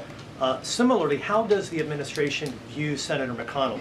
Can he be a partner in the president's legislative agenda? Are you disappointed that he voted against not only Tulsi Gabbard, but also Pete Hegseth to be the defense secretary? I think we're greatly disappointed in any Republican who chooses willfully to vote against the president's exceptionally qualified cabinet nominees and picks to lead his America First administration.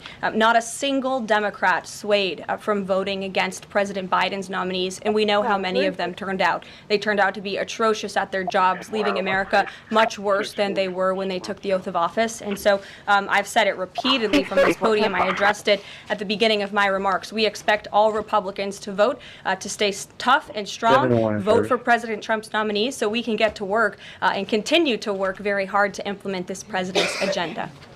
Sure. Thank you, Caroline. On South Korea is currently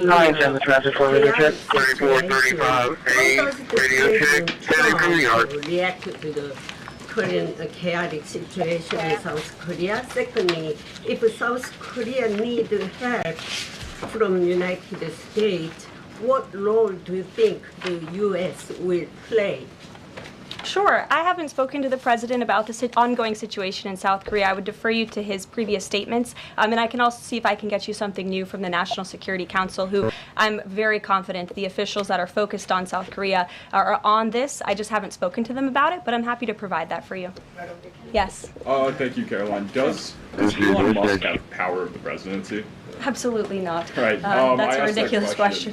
I asked that question because the Democrats have been hurling insults at Elon Musk, hurling attacks, calling him President Musk. Most recently, Jamie Raskin, the congressman, took it a step further, calling for Musk's impeachment, saying that he somehow usurped the power of the presidency. What's your response? It's utterly ridiculous. Elon Musk addressed this in the Oval Office yesterday. The president addressed it as well. Elon Musk is serving at the pleasure of the president, just like everybody else on his team. He takes directives directly from the president of the United States. And I think some of the comments that you referred to are nothing more than a failed attempt from the media and from Democrats to try to sow division in this White House. We saw them do it in the first term. We're not going to let them do it in the second term. This is a unified team who is working at the pleasure of the president to do what's right for the American people. I have one more quick housekeeping note before I leave you all today. The president wanted me to share with all of you that he had a wonderful meeting with King Abdullah of Jordan yesterday. They discussed many things, including the Gaza Strip and its future at great length. The king would much prefer that the Palestinians stay in place, with the additional land to be used for new development, which would greatly create jobs at levels never seen before. But the president feels it would be much better and more majestic if these Palestinians could be moved to safer areas. I would just add to that the president remains wholeheartedly committed to seeing peace in the Middle East, and our Arab partners in the region have been tasked with coming up with a peace plan to present to the president. That is ongoing. King Abdullah mentioned that yesterday. He also committed to accepting 2,000 sick children from the Gaza Strip, which the president called a beautiful gesture. So the administration continues to work with our Arab partners in the region. We stand closely with our ally Israel, and the president has presented this big, new, bold idea to secure peace in the Middle East, and he is not going to waver from that. And we look forward to seeing that goal of this administration achieved as well. Thank you very much, everybody, and we'll see you very soon. Have a great day. Thank you. Good afternoon, everybody. Transportation, Unit 998. Good to see you all. Pending mileage. President Trump is in charge, and America is back. This week further demonstrated that the Trump effect is real. Over the weekend, Americans celebrated the return of American-Israeli citizen Keith Siegel and 2 Israelis who were held captive by Hamas terrorists since October 7th, 2023. President Trump and his administration worked diligently to secure their release and are committed to freeing all remaining hostages. Yesterday, as you all know, President Trump held his first foreign meeting at the White House with Israeli Prime Minister Benjamin Netanyahu. And as the president said, the bonds of friendship and affection between the American and Israeli people have endured for generations and are absolutely unbreakable. The president is committed to eliminating Hamas and securing a lasting peace for the entire region. The historic proposal for the United States to take over Gaza, announced by President Trump last night, underscores this commitment. Insanity is doing the same thing over and over again and expecting different results. President Trump is an outside-of-the-box thinker and a visionary leader who solves problems that many others, especially in this city, claim are unsolvable. We've already seen the results from President Trump's bold peace-through-strength diplomacy on the world stage. In response to President Trump's tariffs this week, both Mexico and Canada took immediate steps to alleviate the illegal alien migration and flow of deadly drugs, particularly fentanyl, into our country. Mexico's President Claudia Sheinbaum agreed to permanently supply 10,000 Mexican soldiers on the U.S. border who will be specifically designated to stopping fentanyl and criminal aliens from pouring into our country. And Canada's Prime Minister Justin Trudeau agreed to appoint a fentanyl czar, list cartels as terrorists, and increase resources to assist the 10,000 frontline personnel at our northern border with Canada. In recognition of these steps, President Trump paused the implementation of tariffs for 1 month while negotiations continue and final deals can be structured. Throughout the transition and during his inaugural address, President Trump made it known that the United States cannot and will not allow the Chinese Communist Party to continue with its effective and growing control over the Panama Canal. Following Secretary Rubio's successful first trip and visit there over the weekend, Panama's president said he will allow its participation in the Chinese Communist Party's, it will no longer allow the participation in the Belt and Road Initiative. That participation will expire.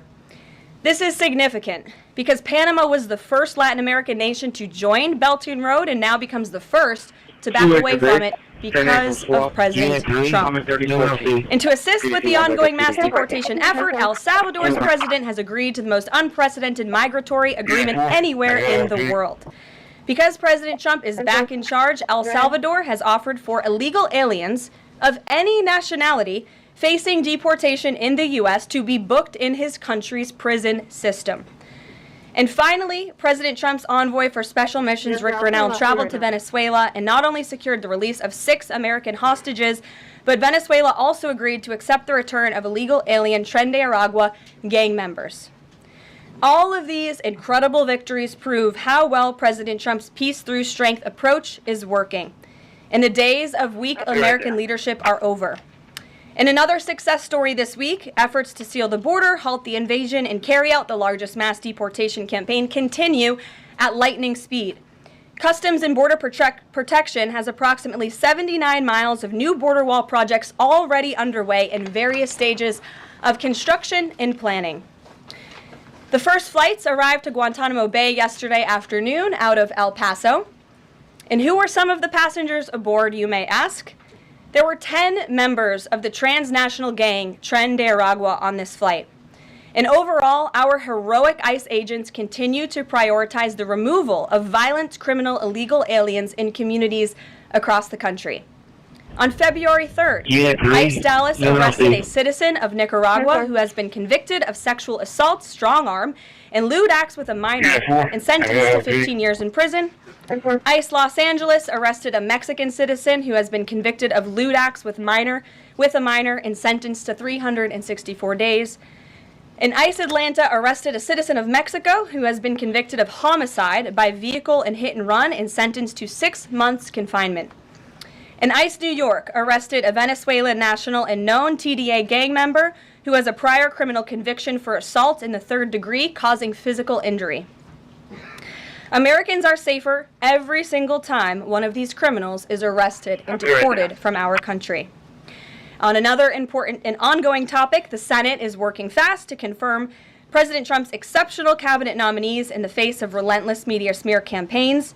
As of right now, 12 members of the president's cabinet have been confirmed, most recently Pam Bondi, who, as you all know, I was just in the Oval Office for that swearing-in ceremony surrounded by Pam's lovely family, and we look forward to watching her serve as the Attorney General of the United States. According to CNN, President Trump is getting more cabinet picks confirmed so far than the average president in the modern era. Another success story.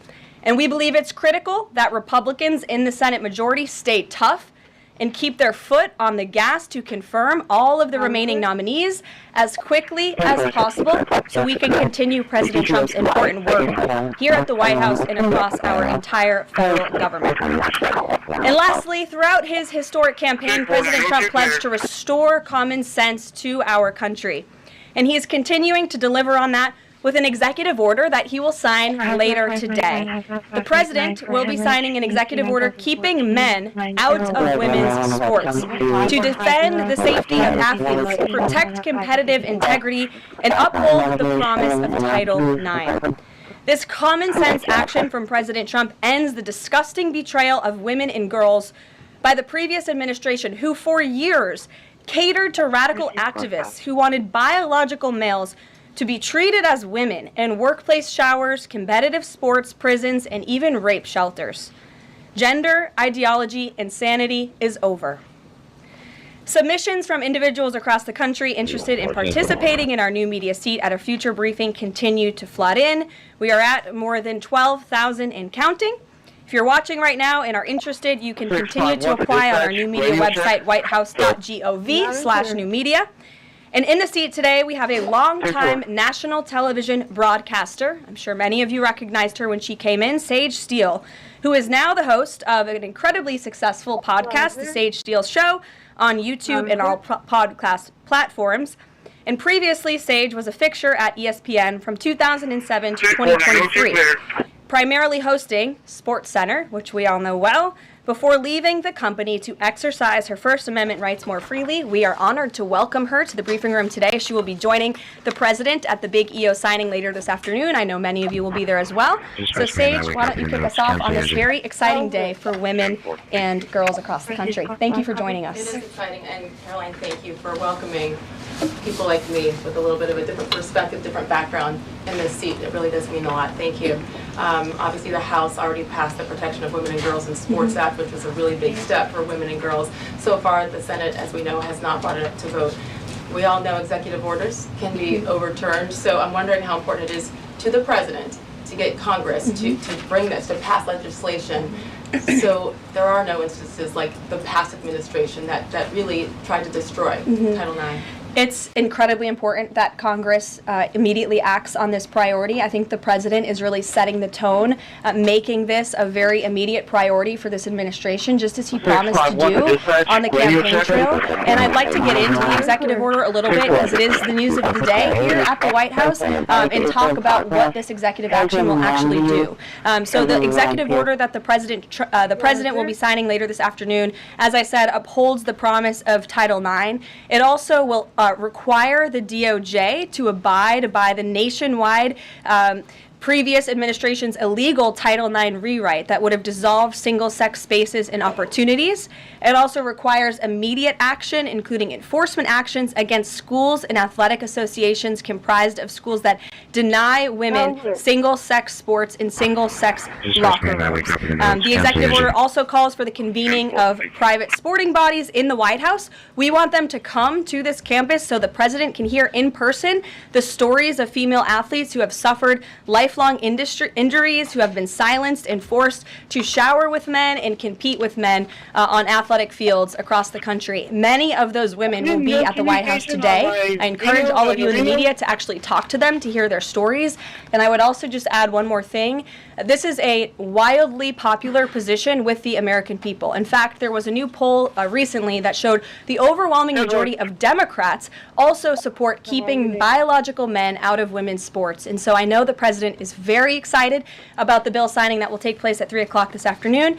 You will hear from him more on that later, and we look forward to seeing you there, Sage. So thank you very, very much. Garrett, great to see you here today. Thank you.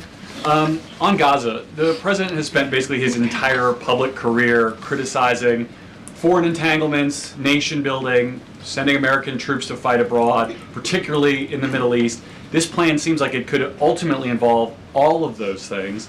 Can you explain this reversal and how building and owning Gaza squares with American first foreign policy? I would reject the premise of your question that this forces the United States to be entangled in conflicts abroad. The president has not committed to putting boots on the ground in Gaza. He has also said that the United States is not going to pay for the rebuilding of Gaza. His administration is going to work with our partners in the region to reconstruct this region. And let me just take a step back, Garrett, because this is an out-of-the-box idea. That's who President Trump is. That's why the American people elected him. And his goal is lasting peace in the Middle East for all people in the region. And as I said in my opening remarks, we've had the same people pushing the same solutions to this problem for decades. And it's been made very clear to the president that the United States needs to be involved in this rebuilding effort to ensure stability in the region for all people. But that does not mean boots on the ground in Gaza. It does not mean American taxpayers will be funding this effort. It means Donald Trump, who is the best deal maker on the planet, is going to strike a deal with our partners in the region. Because he did not rule out American troops in Gaza last night. Are you doing that now? I am saying that the president has not committed to that just yet. He has not made that commitment, and you know that. And on the foreign partners, the Jordanians, the Egyptians, the Saudis have already panned this plan. What foreign partners, if any, have expressed any interest in being part of it? Well, the president has said he's been socialing this idea for quite some time. He's been thinking about this. He said in his remarks last night, this was not a decision or an announcement that he takes lightly. And the president has already spoken to the President El-Sisi. In fact, that was his first foreign leader call. He's meeting with the King of Jordan, King Abdullah, next week. He spoke with the King of Bahrain. He spoke with the Crown Prince of Saudi Arabia. And he has made it very clear, he's been very vocal, that he expects our partners in the region, particularly Egypt and Jordan, to accept Palestinian refugees temporarily so that we can rebuild their home. I'd like to show you some images of Gaza that were taken. Fox News aired this. I mean, that is, as they put it, in an apocalyptic scene in Gaza. This is an uninhabitable place for human beings. Do you really think that families can live their dream in a region that looks like this, with no running water, no electricity? And the special envoy to the president, Steve Witkoff, recently traveled to Gaza, as you all know. And he came back with images that he showed the president of the dire situation here. And the president made this decision with a humanitarian heart for all people in the region. Peter. Thank you, Caroline. Are any officials here preparing to fight Democratic lawmakers in the streets? Absolutely not. So And thanks for the question. Some elected Democrats are so steamed about Doge. Congresswoman LaMonica McIver says we are at war. Ilhan Omar says we might actually see somebody get killed. And Chris Van Hollen says we have to fight this in the Congress. We have to fight this in the streets. So what now?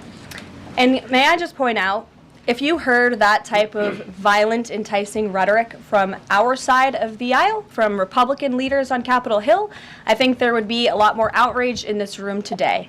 It's unacceptable, the comments that have been made by these Democrat leaders, and frankly, they don't even know what they're talking about. Because President Trump was elected with a mandate from the American people to make this government more efficient.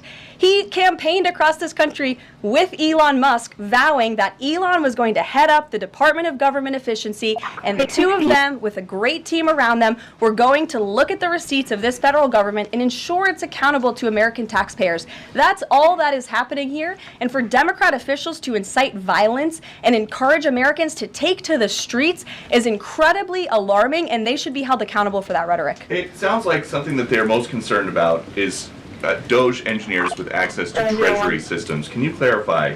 Do the Doge engineers have read-only access in these systems, so they are not allowed to write new code? No. They are not. Okay. No.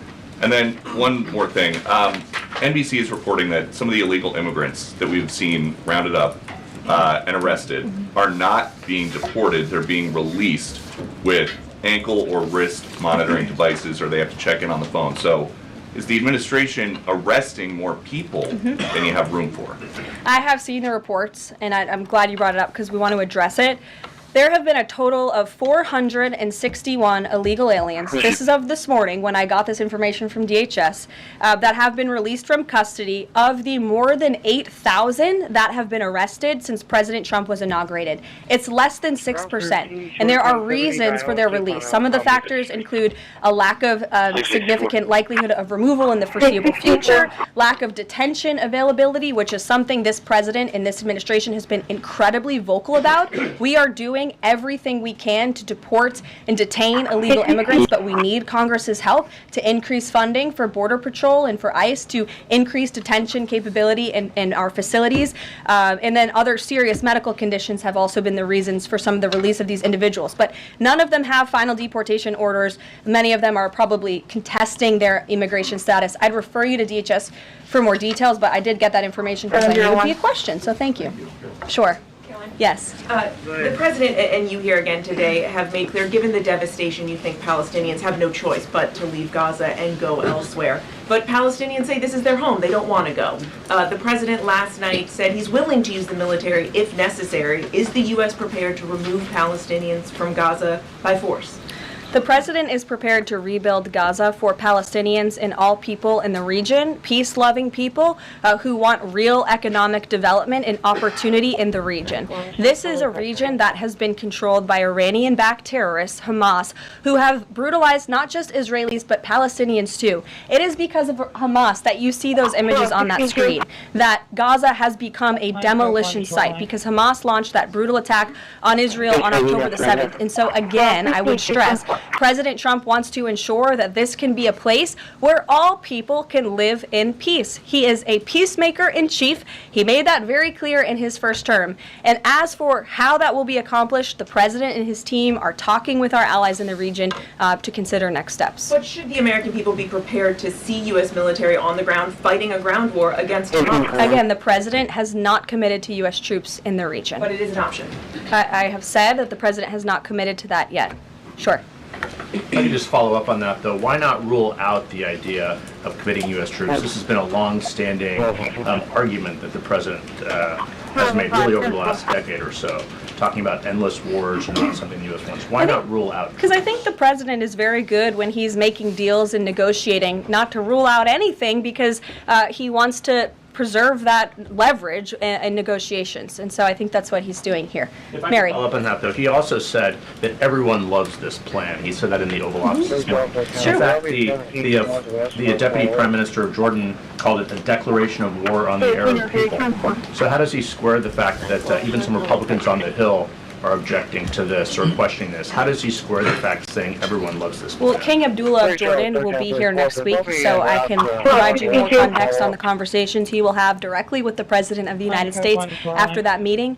And I would just point out that there's been a lot of leaders and officials all around the world who have doubted, I suppose, the deal-making ability of President Trump. You heard the Panama leader saying that he would not agree to some of the concessions that he has now made because of Secretary Rubio's visit. You had the Colombian president saying he wouldn't accept flights of Colombian illegal nationals who have entered into our country illegally, and those flights are underway. So actions speak louder than words. Dasha. Caroline, You said the president has been working on this idea for a while behind the scenes now. Is there a written plan based on the president's proposal for Gaza? And if so, when was it drafted and who had hand in that? The plan was written in the president's remarks last night as he revealed it to the world and to the American people, and his team are continuing to be engaged on this effort. I saw the National Security Advisor this morning. He has a very busy day of calls, and they will, again, continue to engage with our partners. That includes Steve Witkoff as well. Mary. 2 questions for you on the news of the day. So how is today's executive order going to impact the 2028 Summer Olympics in Los Angeles? For example, would a man who thinks that he's a transgender woman be allowed to compete as a female on U.S. soil? It's a very good question, and the president has actually mentioned this, that he does expect the Olympic Committee and the NCAA to no longer allow men to compete in women's sports. And I think the president, with the signing of his pen, starts a very public pressure campaign on these organizations to do the right thing for women and for girls across the country. Again, this is an incredibly popular position. There have been many notable female athletes who have had the courage to speak out against some very powerful institutions in this country. They deserve to have a voice and a say. The president is bringing their voice to the highest level at the White House this afternoon, and he expects these organizations to comply with this federal executive order that he'll be signing today. One more. On media coverage of this executive order and the topic in general, what's the White House's view of framing that calls men transgender females or similar rhetoric coming from organizations like the ACLU? Well, it's been very clear. The policy of this administration is that there are only 2 sexes, male and female. Pretty simple. Brian Glenn. Yes. USAID has gotten a lot of attention in the last couple of days with some of these bizarre things that we've been, taxpayers have been funding. Now it looks like there are a couple media outlets that have been dragged into this conversation as far as USAID funding as well. Does the president have any comments? So upon coming out here to the briefing room, I was made aware of the funding from USAID to media outlets, including Politico, who I know has a seat in this room. And I can confirm that the more than $8 million taxpayer dollars that have gone to essentially subsidizing subscriptions to Politico on the American taxpayers' dime will no longer be happening. The DOGE team is working on canceling those payments now. Again, this is a whole of government effort to ensure that we are going line by line when it comes to the federal government's books. And this president and his team are making decisions across the board on do these receipts serve the interests of the American people? Is this a good use of the American taxpayers' money? If it is not, that funding will no longer be sent abroad, and American taxpayers will see significant savings because of that. I'd like to give some love to the back row. I've heard that unfortunately they haven't been called on in years past. So Reagan, why don't you go ahead? Thanks, Caroline. The WHCA announced that President, a toddler with his pants pulled down, will be the entertainment for this year's correspondence dinner. Does the White House have a reaction to this choice, and will the president be attending the dinner this year? Certainly an interesting choice. I have the president's invitation on my desk. I have the invitation for myself on my desk as well. Haven't talked to the president about it. When he makes his decision, I will let you all know. But definitely an interesting choice for a comedian. I'll talk to the boss about it and see what we decide. Sure, go ahead. Yes, yes. On the executive order set to be signed today, you said that this will be enforced. Can you spell out for the public how exactly the administration plans to enforce this, even at the local levels? And on top of that, there are human rights groups who say that this could expose kids to discrimination. I think kids have already been exposed to discrimination, especially young women and girls who have been forced to shower in locker rooms with biological men, who have been forced to compete on playing fields with biological men, which is incredibly unfair and unsafe, and again, an incredibly unpopular policy with the American people.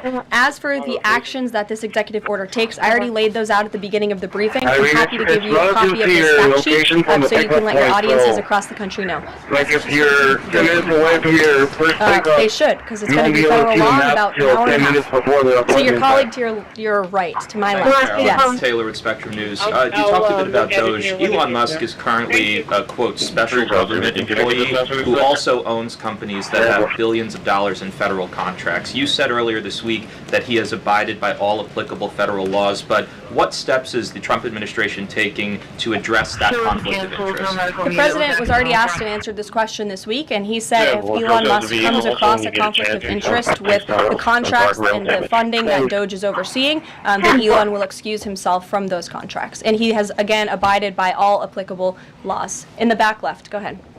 Trade advisor Peter Navarro asked about the External Revenue Service today, said, quote, we're going to collect a lot of tariff revenues, and we're going to get tax cuts out of it. Is it the official position of the White House that tariffs will lower taxes for Americans? The president has always been clear that he believes tariffs are a tax on foreign nations, and he's committed to cutting taxes for the American people here at home. He also believes tariffs are a great revenue raiser for this country, and that's exactly why he has committed to the creation of the External Revenue Service, which I think is a phenomenal idea.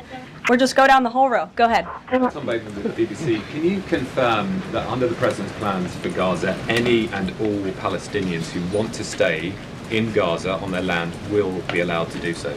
I can confirm that the president is committed to rebuilding Gaza and to temporarily relocating those who are there because, as I've showed you repeatedly, it is a demolition site. There is no running water. There is no electricity. The president wants these individuals to live in peace. He is committed to doing that with this very bold new plan, and we will continue to keep you apprised of updates as we receive them. Ed Lawrence, go ahead. Yes, go ahead, Ed. I appreciate it. Thank you. So now that the President Trump's policies are starting to take shape, how long will it take to cycle through and get some of the actual prices that Americans are paying to come down? Prices at the store and at the grocery pump? Across the board, sure. Well, the president is doing everything he can, obviously, to reduce the cost of living crisis in this country as quickly as possible. That's why he signed a litany of executive orders across the board. In the first couple of weeks here, he declared a national energy emergency. He committed to cutting 10 regulations for every new one on the book. As you know, working for a Fox Business-related outlet, deregulation and energy independence are huge drivers of reducing inflation in this country. And I think Americans can be assured by the results President Trump had in his first term, when again inflation was 1.4% when he left office. But is it months or is it a year? And will Americans have the patience to wait for it? I don't have a timeline, but the president is doing everything that he possibly can to reduce cost of living for Americans at home. Phil Wegman. Thank you. Is it worth risking the life of a single U.S. Marine to turn the Gaza Strip into the Riviera of the Middle East? Phil, I'm not sure why you're asking me that question, because I've already said the president has not committed to sending Marines or any boots on the ground in Gaza. We'll bring it to the front row. Ed O'Keefe. Good to see you again here in North Carolina. Two things.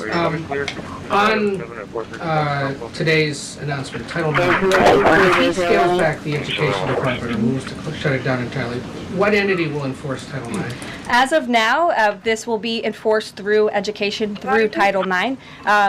If the abolishment of the Department of Education continues, which, as the president said yesterday, it's something his team is looking at and considering. It's something he talked a lot about on the campaign trail. Then, of course, we will look at additional maneuvers to ensure that these very important policies can be implemented. Okay, so the education abolishment thing's still on the table.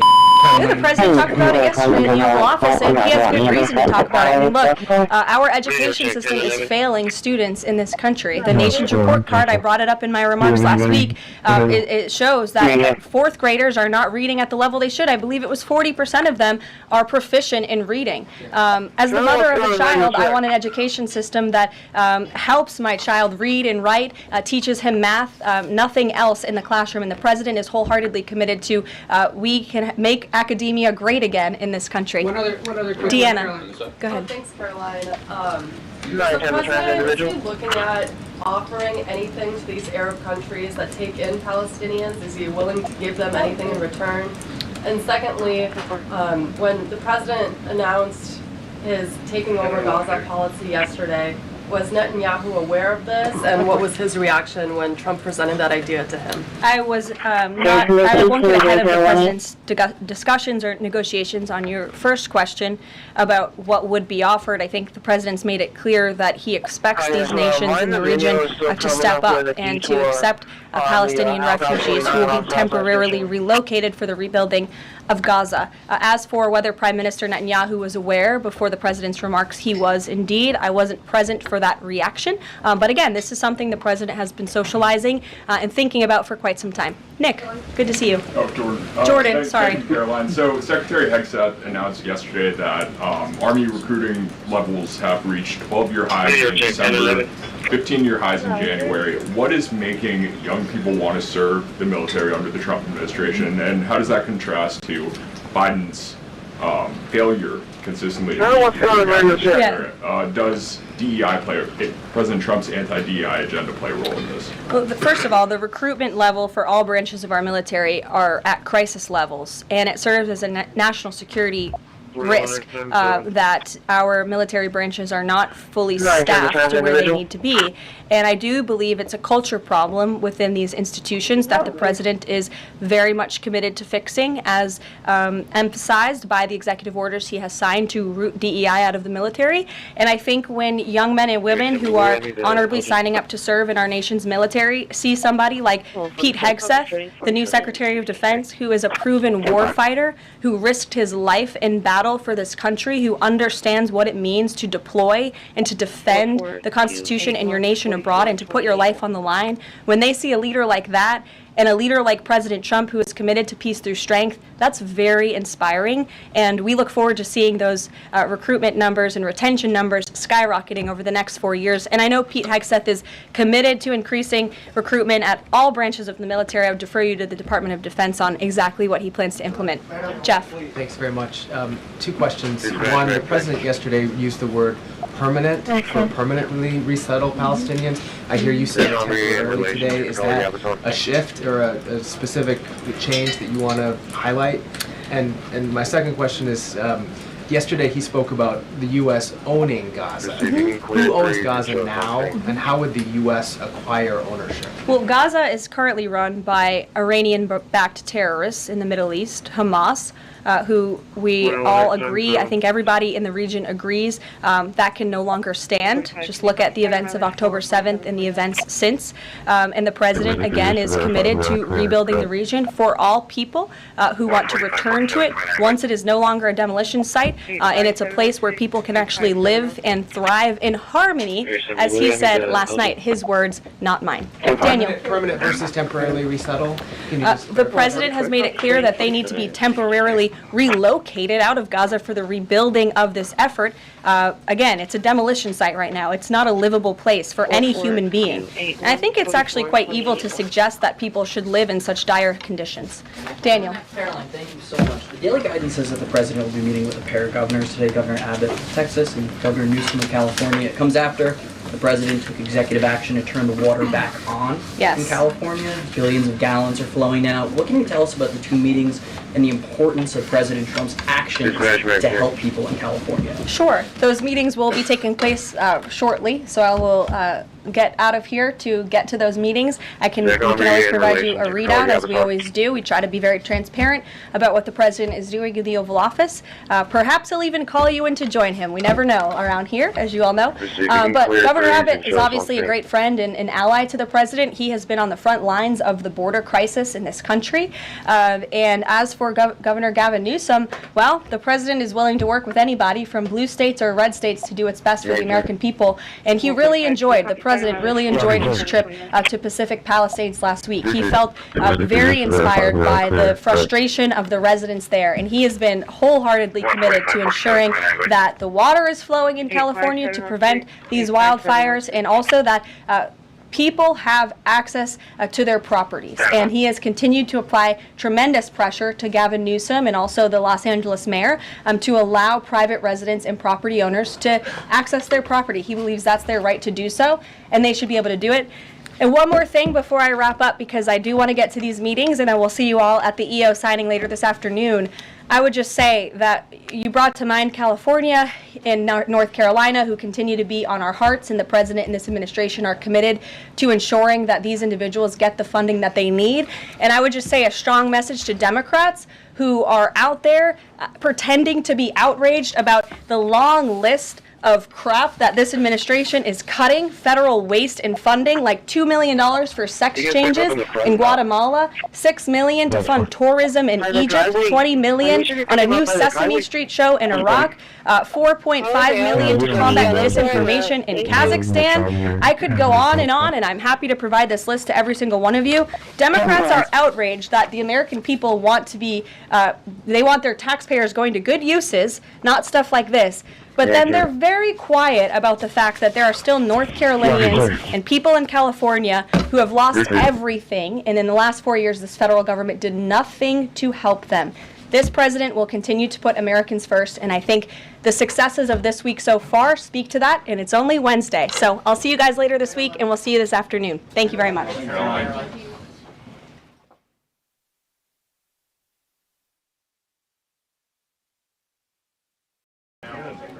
Okay, thank you. How are you? Nice live shot.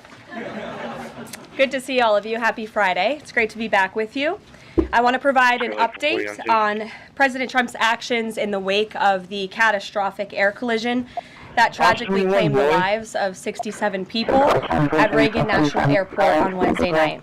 Everyone in this White House continues to mourn the victims and keep their friends and families in our thoughts and prayers during this unimaginable time. First, within moments of the collision, the president and his newly appointed team were in immediate communication. The president was briefed on Wednesday evening following the crash, again on Thursday morning, and he has continued to receive updates as recovery efforts continue on the ground. The president, as you know, took time to address the nation yesterday afternoon. To deliver accountability, President Trump swiftly signed a memorandum directing an immediate assessment of the Federal Aviation Administration to ensure the federal government is maintaining the highest personnel and policy aviation safety standards.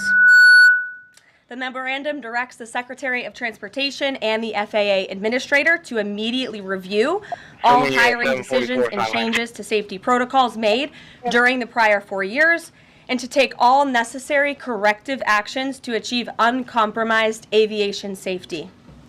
The review will include a comprehensive assessment and reversal of any deterioration in hiring standards and aviation safety standards and protocols during the previous administration. Aviation safety was addressed by President Trump before this tragic collision even took place. On his second day in office, the president signed a memorandum to immediately stop Biden DEI hiring programs and return to non-discriminatory, merit-based hiring. And in 2018, during President Trump's first term, the Department of Transportation announced it would put an end at that time to use the biological questionnaire that was introduced by the Obama administration, which punished skilled applicants. President Trump has long led on the issue of aviation safety, and he will continue to do so. He will continue to deliver on the promises he made to the American people at record speed. The Senate has already confirmed 8 of President Trump's exceptional cabinet nominees, including most recently Transportation Secretary Sean Duffy, as you of course know, EPA Secretary Lee Zeldin, and Interior Secretary Doug Burgum, who is scheduled to be sworn in later today. We expect the Senate to continue quickly confirming the remainder of President Trump's well-qualified nominees in the days ahead. Earlier this week in the East Room, the president proudly signed the Laken-Riley Act into law, surrounded by Laken's loving parents and sister. This common-sense bipartisan law mandates the federal detention of illegal aliens who are accused of theft, burglary, assaulting a law enforcement officer, and any crime that causes death or serious bodily injury, like the animal who murdered Laken Riley in cold blood. This was the first piece of legislation President Trump proudly signed as the 47th President of the United States, and it will guarantee that Laken did not die in vain. As Laken's mother, Allison, tearfully said during the signing event, President Trump said he would secure our borders and that he would never forget about Laken, and he hasn't. He's a man of his word, and we trust that he will fight for the American people. Those are the words of Lakin's mother, and we will never forget them. So to help lock up even more criminal illegal aliens, President Trump signed a memorandum this week to detain them at Guantanamo Bay. This action will expand the Migrant Operations Center at Naval Station Guantanamo Bay to full capacity to provide critical extra detention space for high-priority criminal illegals. Our brave ICE agents continue to arrest more and more of these types of individuals every day in communities across our country. And I have more updates for you. On January 27th, 2025, ICE Chicago arrested a citizen of Guatemala who has been convicted of solicitation to meet a child, disturbing, and sentenced to 24 months probation. On January 28th, 2025, ICE Atlanta arrested a citizen of South Korea who has been convicted of 9 counts of possession or control of material depicting minors in sexually explicit conduct. On January 28th, ICE New York arrested a Mexican national previously charged by the state of New York for attempted murder and possession of a weapon and assault. And on January 28th, ICE Philly arrested a citizen of Mexico who has been convicted of possession of child pornography. Our message is simple. If you are a criminal illegal alien, you will be arrested and deported. On another important matter, the nation's report card was released this week, and the news is not good. It showed that U.S. students had record low reading comprehension scores last year. It's National School Choice Week, and in part of the president's commitment to education, he just left a roundtable in the Roosevelt Room focused on this issue with leaders from across the country. The national report card showed that 70% of 8th graders were below proficient in reading, and 40% of 4th graders did not even meet the basic reading levels. This is completely unacceptable to the president, and he continues to take aggressive actions to address this education problem in our country. He signed an executive order this week prohibiting federal funding of the indoctrination of our children, including radical gender ideology and critical race theory in the classroom. The president believes American education should focus on cultivating patriotic citizens who are ready for the workforce. And this action will help get schools back on track and defend fundamental parental rights in education. The president also signed a school choice executive order expanding educational freedom and opportunity for families. And in lighter news, but in exciting news, after announcing our briefing room changes on Wednesday, this White House has received more than 10,000 submissions from individuals across the country who are eager to join all of you. We might have to make this room a little bit bigger to do that, who want to participate in our new media seat at a future briefing.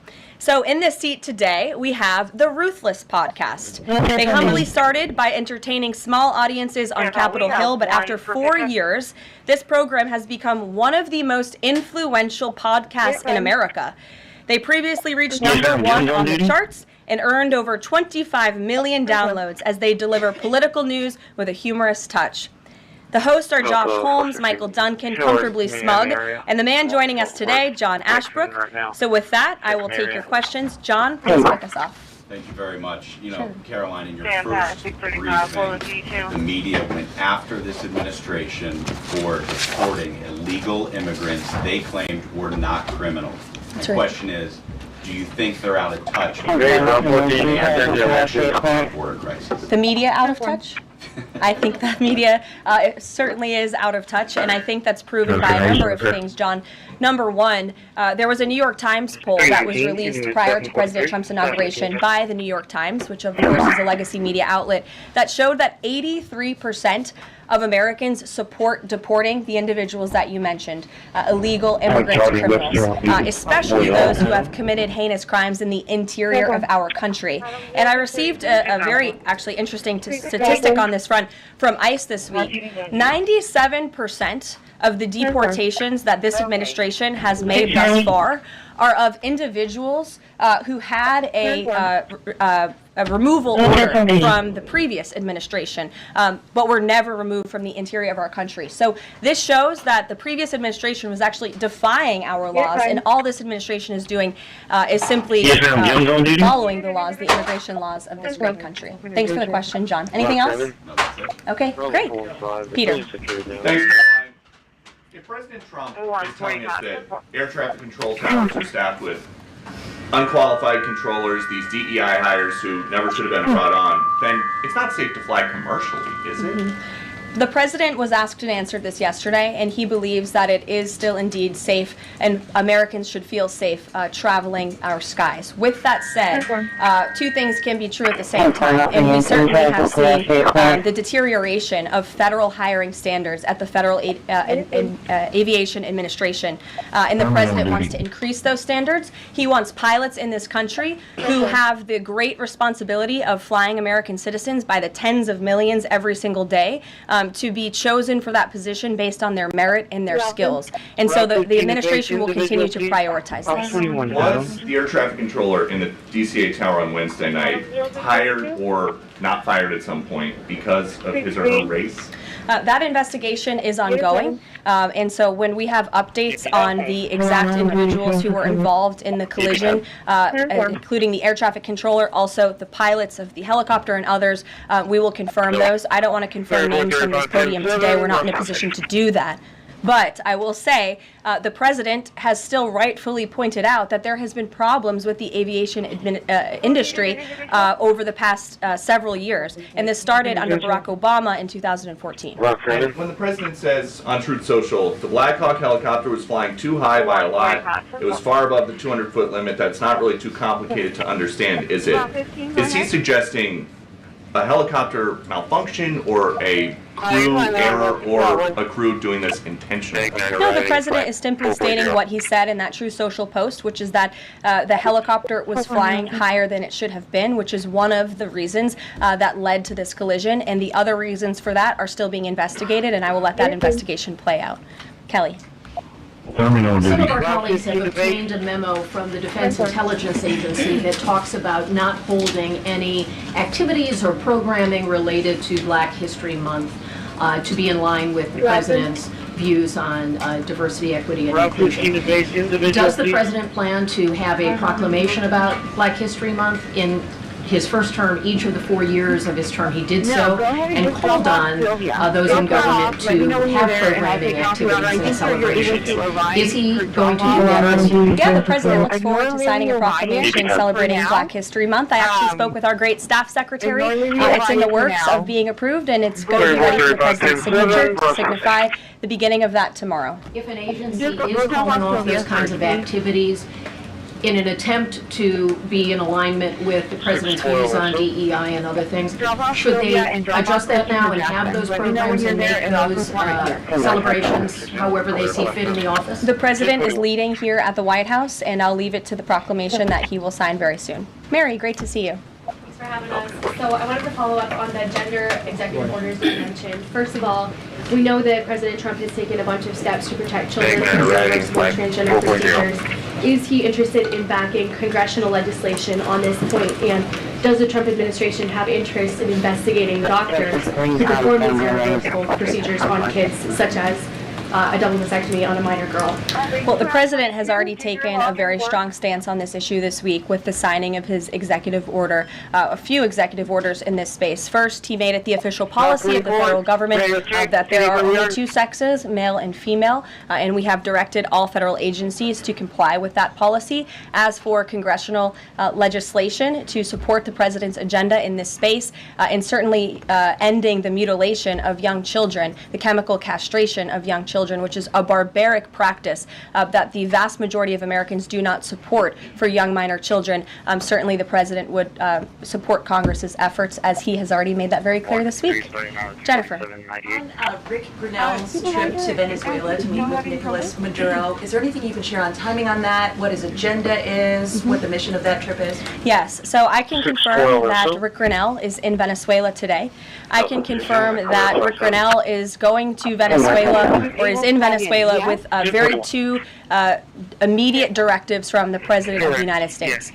Number one, Rick Grenell has been instructed to identify a place and ensure that repatriation flights of Tren de Aragua members, Venezuelan nationals who have broken our nation's laws, will land in Venezuela. As I said at this podium a few days ago, we expect every nation on this planet to cooperate with the repatriation of our citizens, and so Rick Grenell is in Venezuela to ensure that can continue. And number two, Rick Grenell is in Venezuela to ensure that all U.S. detainees in Venezuela are returned home. That's his mission, and I will provide a readout after this trip. Hernandez, can you tell us if anyone has approached the White House or the President about a pardon or a commutation? I have not been part of those discussions. If they have, I am not sure if they have, but I won't speculate on potential pardons that may or may not happen. To my awareness, the answer is no.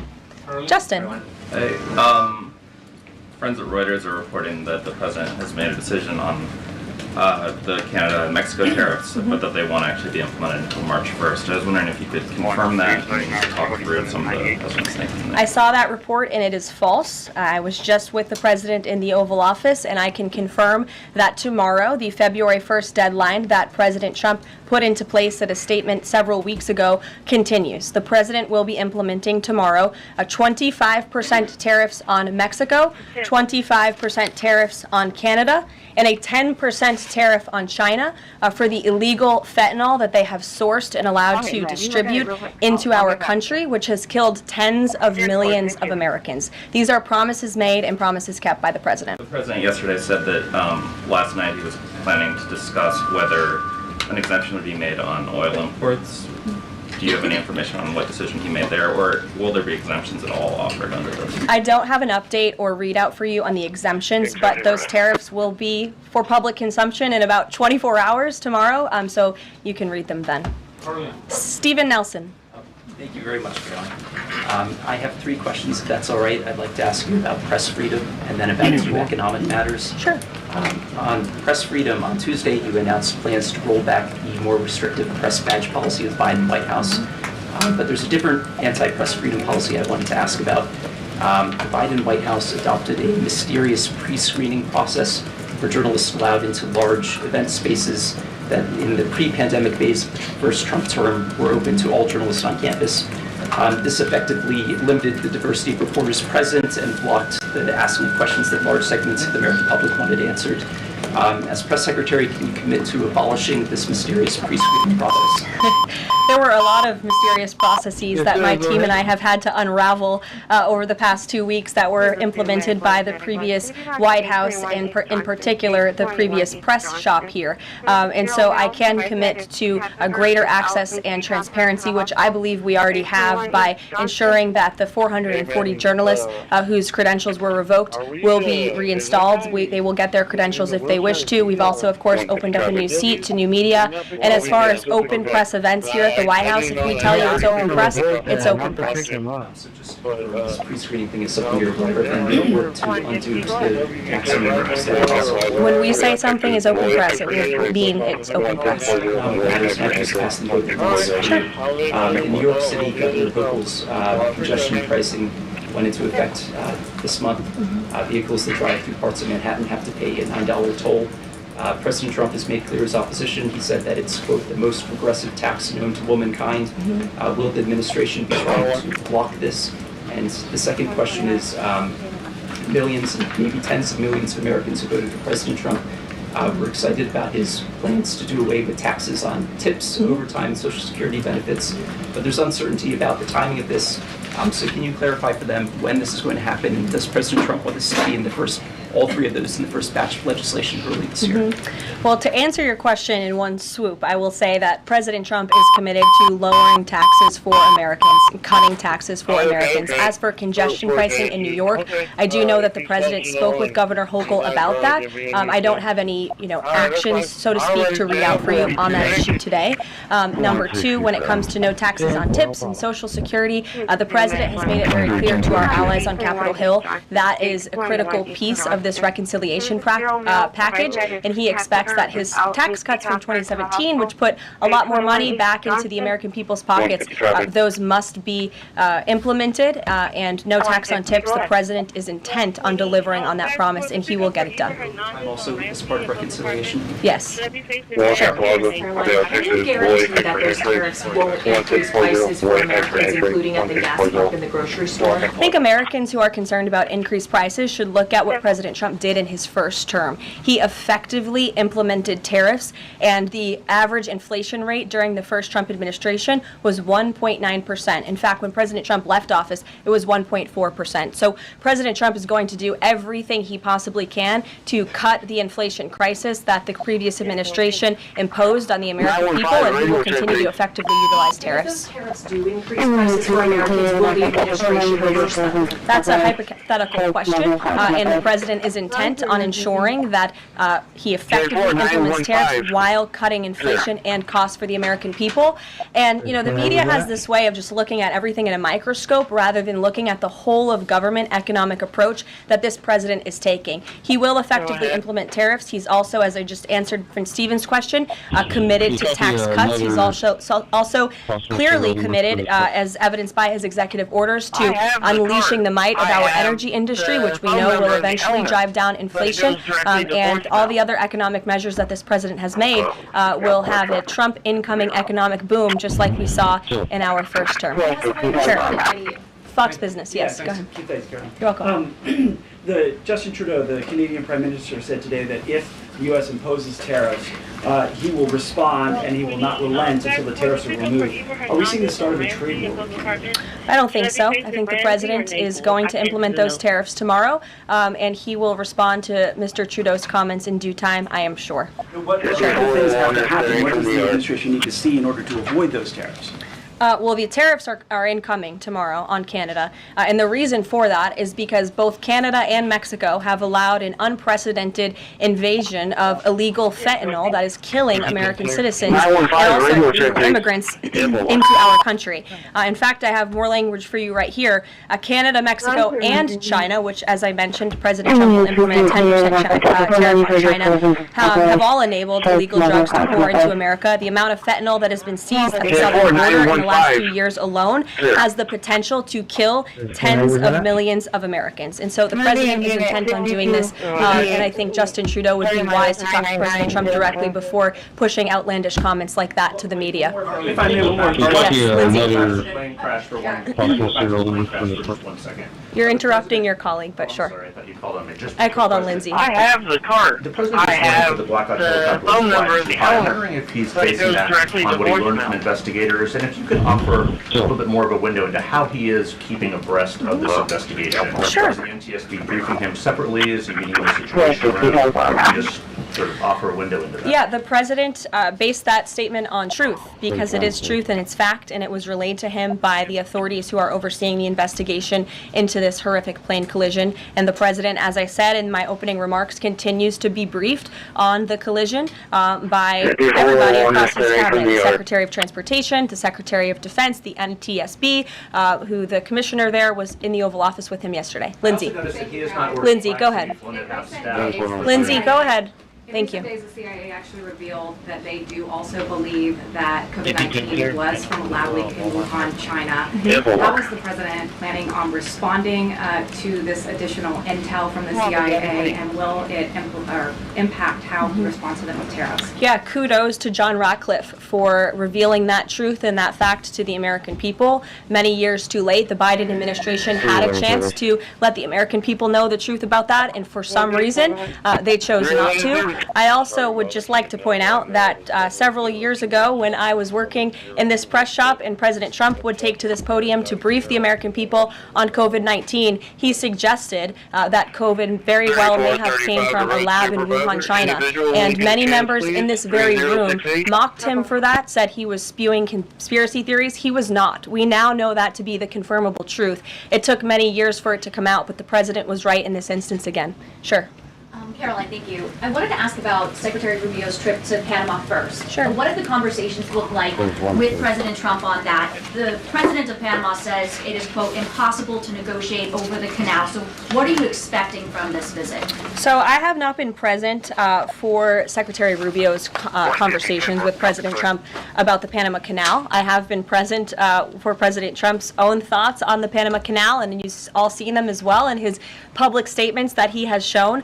He believes it's unacceptable that the canal is essentially run by the Chinese Communist Party. If you look at both ends of the canal, massive Chinese Communist Party linked companies run the canal. That's unfair to the American people, many of whom lost their lives many years ago building this canal. The American taxpayers are paying millions of dollars for the canal, and the president believes it's in our national interest as a nation for Secretary Rubio to go there and begin these discussions, and that's exactly why he's doing that. Sure. Thank you very much, Caroline. There is the United States in the process of pulling out of Syria militarily because the president wanted to do that in his first term as well, and he had a lot of pushback from the Pentagon and Congress. And based on what he said yesterday, is he considering doing that in a short time? The president was asked and answered this question yesterday, and he, as the commander-in-chief of the United States military, reserves the right to review troop deployments overseas at any point in time. The road supervisor. Individual, when you get a chance, please. 3068. So we now know that the staffing was not normal at the air traffic tower, and so is the government freezing the hiring of new federal workers entering via route. Are you not afraid that more incidents of different kinds could happen with less staffing in different agencies? Well, the president is intent on ensuring that we are increasing staffing at these agencies, and that's why he signed a very strong executive order on his second day in office, immediately terminating DEI hiring practices at the FAA. He also, following the tragic crash, as you all know, in the Oval Office yesterday, signed a memorandum directing an immediate assessment of the FAA to ensure the federal government is maintaining the highest personnel and aviation safety standards. And I would also just say there's a cultural piece to this as well. If you are an American who has spent many years studying aviation and you graduate from school and you're an air traffic controller based on skill and merit, and then you apply for a job and you're forced to fill out a biographical questionnaire asking you the color of your skin and asking you where you're from in details that aren't relevant at all to the job description, I think that deteriorates the morale of people in this industry. And if you talk to people in this industry, they'll tell you that. In fact, many of them filed a lawsuit against the FAA a couple of years ago under Joe Biden's administration because they were denied positions because of this DEI hiring practice that was putting identity politics over merit and skills. That's unacceptable, and I think just to put a fine point on this is the third or fourth question I've answered on this subject. When you are flying on an airplane with your loved ones, which every one of us in this room has, do you pray that your plane lands safely and gets you to your destination, or do you pray that the pilot has a certain skin color? I think we all know the answer to that question, and as President Trump said yesterday, it's common sense. Rob Crilly. To follow up on that last question, actually, has there been any sort of assurance from the FAA that it will immediately improve staffing, given the reports of not normal staffing levels on Wednesday? Oh, absolutely. You had Secretary Duffy here yesterday at the White House at this podium saying that he is on it, and we can all trust that he definitely will be. John Decker. Thanks a lot, Carol. You called on me, right? Yes, I did. Thank you very much. As long as your name's still John Decker. It is, absolutely. Thank you. The president's meeting today with the founder and CEO of NVIDIA. What is that meeting concerning, and who sought that meeting? I don't have details on this. It's a private meeting. It will take place at 2:30 p.m. I'll try to get there in time, and I can let you know after. How's that? Guantanamo Bay. Can you give more details about setting up that detention facility at Gitmo? How will that come about? What's the timing in terms of standing it up? And of course, this has happened before during the Clinton administration. Yeah, that's right. Detainees of Cuban and Haitian descent were both detained at Guantanamo. Are you looking at that model in setting up this detention facility? Secretary Hegseth, I believe, was on television this morning answering this question, and he said that the Department of Defense is already on it. He has directed his agency to ensure that Gitmo is increasing their capacity for beds, and that's exactly what President Trump's executive order did. It directed Secretary Hegseth and also Secretary Noem to expand the Migrant Operations Center at the Naval Station to provide for this extra detention space. And as Secretary Hexeth confirmed this morning, that operation is underway. Sure. Caroline, on the tariffs, can you clarify whether those will actually be going into effect tomorrow, or Yes. whether there might be some lead time? Yes. And are those, they will be going into effect? Correct. And are those meant to be in place long-term, or is there a scenario in which Canada, Mexico, and China can offer concessions and then they would be removed? At this point, the president has made it very clear those tariffs are going to be implemented and in effect. If the president at any time decides to roll back those tariffs, I'll leave it to him to make that decision. But starting tomorrow, those tariffs will be in place. Sure. Yes. Can you confirm a report by our friends at the Daily Mail that the British Prime Minister Keir Starmer is going to be visiting the White House in February? And also, if I may, do you have any more details on Netanyahu's visit here next week? Sure. I have not seen that report about the Prime Minister. I can go check back with our friends at the National Security Council and get back to you on that. I can confirm that Prime Minister Netanyahu will be here on Tuesday, February 4th, for a working meeting and visit with the President, and I'm sure you will all be here, very excited to cover that visit. Sure. Daniel. You're welcome. Why does the president feel that that's the best location for Americans are safe from violent illegal migrants? Well, it's a really good question, and the memorandum that he signed, the order that he signed, builds on his previous executive actions, obviously, to secure our southern border and deport illegal criminals from the interior of our country. We know that we have an issue with detention space here in the interior, which is a big reason why Congress needs to pass this reconciliation package as quickly as possible to ensure that DHS and ICE have the funding they need to detain these individuals that the administration is very swiftly rounding up and deporting, arresting and deporting these illegal immigrant criminals. And so the president feels it's an appropriate place. Taxpayers are already funding it. The space is there. Why not use it? And the Secretary of Defense, as I said, is working on that as we speak. Sure. Yes. Thank you so much for having me here and answering your question. So I want to talk more about the success that ICE is having finding these violent criminal aliens, some of them being sexual predators. But my friend Ben Bergholm reports that the Chicago mayor and the Illinois governor are preventing ICE agents from going into jails and prisons to enforce detainers against illegal aliens. In Maryland, the Attorney General has also put out a memo hindering local police cooperation with ICE. Does the administration have any comment on leftist state and local officials defying ICE and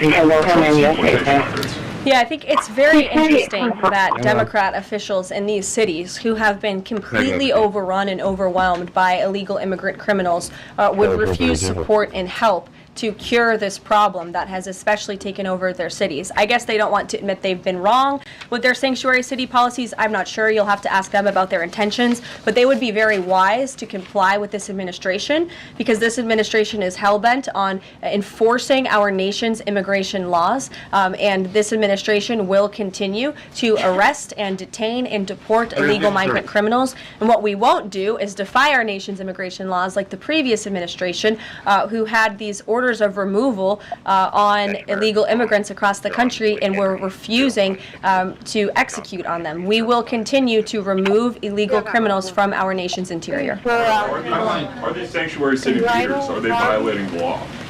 I would certainly think so. I'd have to check back on which specific law they're violating, but certainly if they're not enforcing our nation's immigration law, sounds like they are breaking the law. And I would also add that their constituents don't approve of that. You've seen residents in Chicago show up at their city council meetings infuriated with their leadership in that city because they are working very hard to provide for their families. They want public safety and law and order, and their officials have abandoned those very basic American principles in these cities. And the American people want law and order. It's, again, an overwhelmingly popular policy to deport illegal criminals from our nation's interior, and this administration will continue to affect that goal. Sure. Sure. A question on Colombia. We just interviewed Colombian President Gustavo Petro, and he insisted that he's not going to take any Colombian deportee from the U.S. if they arrive in South America handcuffed. How this administration responds to that? When did the Colombian president make those remarks? Today. For an interview with us at Univision. Well, I will share those with the President of the United States, and I will get back to you on his response. What happens if Nicolas Maduro? Caroline, There are more than 150,000 disabled Americans who are working today. The president talked a lot yesterday about hiring the best and the brightest to work in the federal government. Safety aside, does he believe that disabled people do have a place to work in the federal government? And does he also support the current protections for disabled people working in the private sector as well? The president has made it very clear that this is a common sense solution to solving some of the problems that we've seen in the Federal Aviation Administration and also when it comes to many of the federal agencies across our government. People should not be hired based on their disabilities, based on their skin color, their gender, their race. None of that matters. What matters to this president and this administration is how well you can do your job, and the American people agree with that sentiment. So it's about competence, skill, and merit. And so the president is focused on ensuring that the most competent individuals, the best and the brightest in this country, are in positions in this federal government, especially when it comes to public safety. Can't overemphasize the importance of those jobs. Sure. President Trump is holding China accountable on fentanyl by ramping up tariffs. So how is President Trump planning to hold China accountable on COVID origins? I haven't spoken to the president about the COVID origins specifically in regards to any actions he may or may not take when it comes to China. But as I have previewed quite a few times today, he will be implementing a 10% tariff on China tomorrow. Sure. Hi. Has the president made any comments on the time? No, he has not. Will it be a one-size-fit-all, or will it be differentiated among the government? I won't get ahead of the president on tariffs when it comes to the European Union. What I can tell you, again, is that the president will be implementing 25% on Canada, 25% on Mexico, 10% on China tomorrow for the reasons that I have repeatedly laid out in this briefing. He's next. Go ahead. Yes. No, the gentleman behind you. Yes, James. Thank you. Thank you, Caroline. Two quick questions on foreign policy, and then one very long and tedious and ponderous Rosen question thereafter. First, on Iran, we've heard very little about the president's forthcoming Iran policy besides his determination to prevent that nation from achieving nuclear weapons capability. Is it the president's objective, short of the use of U.S. military force, to use the broad array of his powers to try to hasten the end of the Iranian regime? I think the president has actually made his position on Iran very clear, and he made that clear when there were the negotiations about the ceasefire, which we know obviously is now in place, and the deadline on that ceasefire has continued. He said that Hamas and Iranian-backed terrorists would have hell to pay if that ceasefire didn't move forward, and then quickly thereafter it did. I also do have news on the hostage front, which I'm very surprised nobody asked about this because it is a big news story. And the White House applauds the release of 8 additional hostages from Hamas captivity, thanks to the ceasefire deal secured by President Trump. 3 Israeli and 5 Thai nationals are being reunited with their families and their loved ones after being held in unspeakable conditions for over 15 months. And the president remains committed to the release of all remaining hostages, and they should have never been taken by the brutal terrorist group Hamas in the first place. And I think President Trump's working meeting with the Israeli Prime Minister next week emphasizes his continued support for Israel and ensuring that brutal terrorists in that region have hell to pay. Sure. Can I just finish the other 2 questions? Sure. I know you want the long, ponderous Rosen. But first, on the Grinnell trip, as you know, under the previous administration, the U.S. recognized the opposition candidate in last year's elections, Enrique Gonzalez, now exiled, as the legitimate president of Venezuela. Does the president's dispatching of Ambassador Grinnell to negotiate directly with President Maduro today mean that the U.S. now officially recognizes President Maduro as the legitimate president of Venezuela? Absolutely not. As I made it very clear, former Ambassador and now Special Envoy Rick Grinnell is going to Venezuela with 2 very clear directives. Make sure that Tren de Aragua members, of which there are 400 currently in custody, are repatriated back to Venezuela, and that all United States detainees return home. Thank you very much, guys. Alert 3, alert 3, alert 3. Sure. And without seeking to cast myself as some kind of moral exemplar, because it's rather late in the day. Nonetheless, this was an event yesterday that began with a moment of silence and the President's own invocation of, quote, a loving God. And then he uncorked that expletive to insult a former cabinet officer. It was the same expletive that I saw him use in the East Room in 2020 when he famously held up the Trump acquitted headline. My question is, if you could shed any light for us on how the President perceives his use of public profanity, which is a practice that certainly sets him apart from all of his predecessors. Does he regard it as an effective communications device, part of his appeal, or is it something that he lapses into inadvertently, perhaps in times of frustration and later regret? I think one of the things that the American people love most about this president is that he often says what they are thinking, but sometimes lack the courage to say themselves. And I think yesterday at this podium, you heard President Trump express great frustration, perhaps even anger, with the previous administration's policies, many of which have led to the crises that our country is currently facing and that this president is focused on fixing. Thank you guys very much. Have a great weekend. We'll see you next week. She's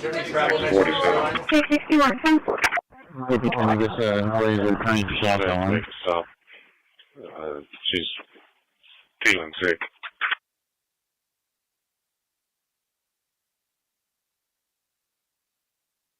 Thank you. I'd like to request a moment of silence for the victims and their families, please. Right, it's available there. Orange is nice. I got one for you, Robin. 630 fucking 10. Well, 21 to raise individual, please.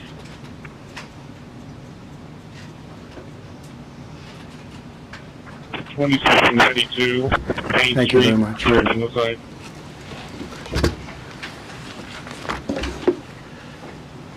I speak to you this morning in an hour of anguish for our nation.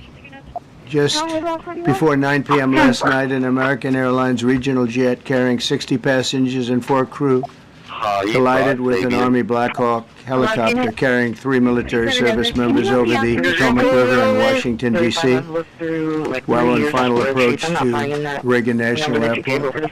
Both aircraft crashed instantly and were immediately submerged into the icy waters of the Potomac. Real tragedy. The massive search and rescue mission was underway throughout the night, leveraging every asset at our disposal, and I have to say the local, state, federal, military, including the United States Coast Guard in particular, they've done a phenomenal job. So quick, so fast, it was mobilized immediately. The work has now shifted to a recovery mission. Sadly, there are no survivors. This was a dark and excruciating night in our nation's capital and in our nation's history, and a tragedy of terrible proportions. As one nation, we grieve for every precious soul that has been taken from us so suddenly, and we are a country of, really, we are in mourning. This is really shaken a lot of people, including people, very sadly, from other nations who were on the flight. For the family members back in Wichita, Kansas, here in Washington, D.C., and throughout the United States, and in Russia, we have a Russia contingent, some very talented people, unfortunately, were on that plane. Very, very, very sorry about that. Whose loved ones were aboard the passenger jet. We can only begin to imagine the agony that you're all feeling. Nothing worse. On behalf of the First Lady, myself, and 340 million Americans, our hearts are shattered alongside yours, and our prayers are with you now and in the days to come. We'll be working very, very diligently in the days to come. We're here for you to wipe away the tears and to offer you our devotion, our love, and our support. There's great support. In moments like this, the differences between Americans fade to nothing compared to the bonds of affection and loyalty that unite us all, both as Americans and even as nations. We are one family, and today we are all heartbroken. We're all searching for answers. that icy Potomac. It was a cold night, cold water. We're all overcome with the grief for many who have so tragically perished, will no longer be with us. Together we take solace in the knowledge that their journey ended not in the cold waters of the Potomac, but in the warm embrace of a loving God. We do not know what led to this crash, but we have some very strong opinions and ideas, and I think we'll probably state those opinions now. Because over the years I've watched as things like this happen, and they say, well, we're always investigating, and then the investigation 3 years later, they announce it. We think we have some pretty good ideas. But we'll find out how this disaster occurred, and we'll ensure that nothing like this ever happens again.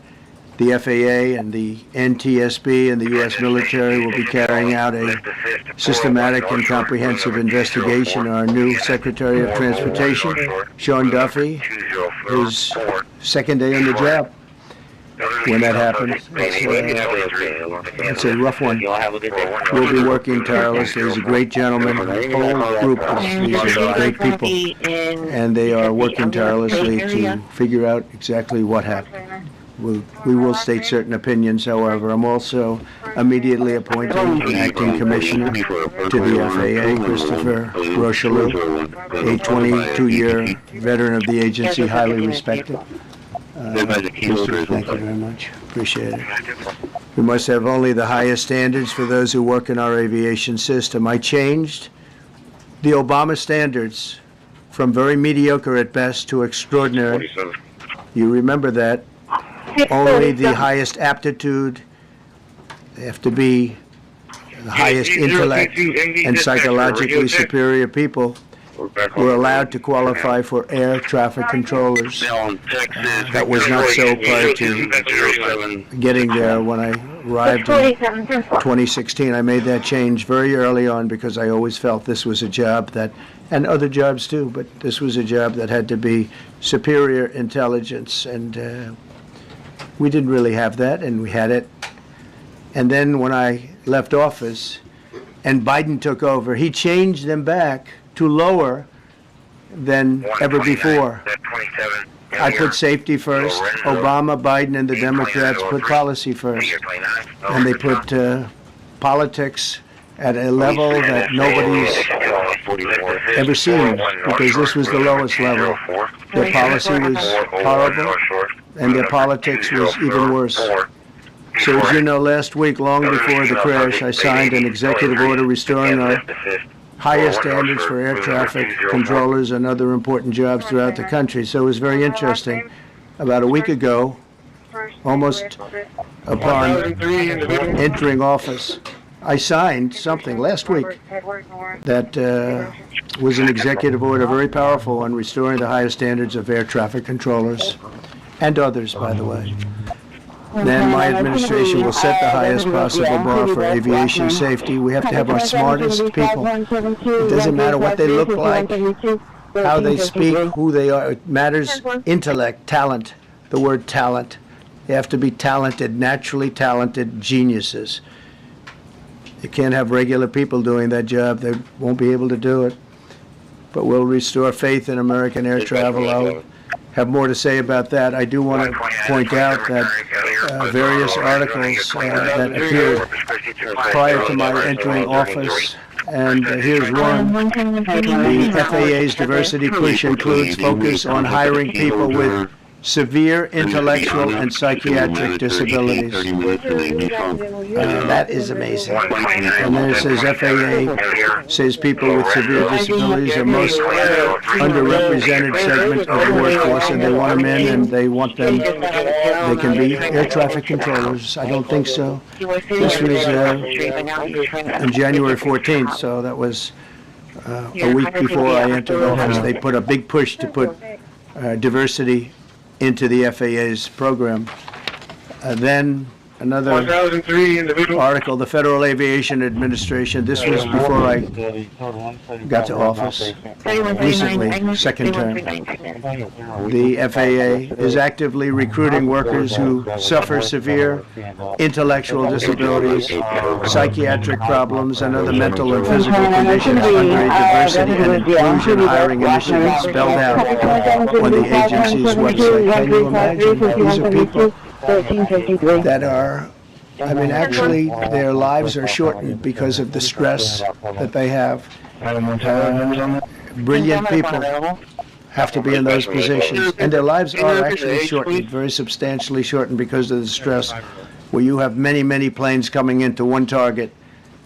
And you need a very special talent and a very special genius to be able to do it. Targeted disabilities are those disabilities that the federal government, as a matter of policy, has identified for special emphasis in recruitment and hiring. The FAA's website states they include hearing, vision, missing extremities, partial paralysis, complete paralysis, epilepsy, severe intellectual disability, psychiatric disability, and dwarfism all qualify for the position of a controller of airplanes pouring into our country, pouring into a little spot, a little dot on the map, a little runway. The initiative is part of the FAA's Diversity and Inclusion Hiring Plan. Think of that. The initiative is part of the FAA's Diversity and Inclusion Hiring Plan, which says diversity is integral to achieving FAA's mission of ensuring safe and efficient travel. I don't think so. I don't think so. I think it's just the opposite. The FAA website shows that the agency's guidance on diversity hiring were last updated on March 23rd of 22. They wanted to make it even more so. And then I came in, and I assume maybe this is the reason. The FAA, which is overseen by Secretary Pete Buttigieg, real winner. That guy's a real winner. Do you know how badly everything's run since he's run the Department of Transportation? He's a disaster. He was a disaster as a mayor. He ran his city into the ground, and he's a disaster now. He's just got a good line of bullshit. The Department of Transportation is government agency charged with regulating civil aviation. Well, he runs it, 45,000 people, and he's run it right into the ground with his diversity. So I had to say that it's terrible. Then it's a group within the FAA, another story, determined that the workforce was too white, that they had concerted efforts to get the administration to change that and to change it immediately.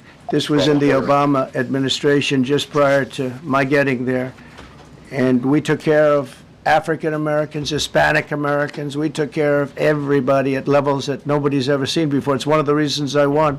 But they actually came out with a directive, too white. And we want the people that are competent.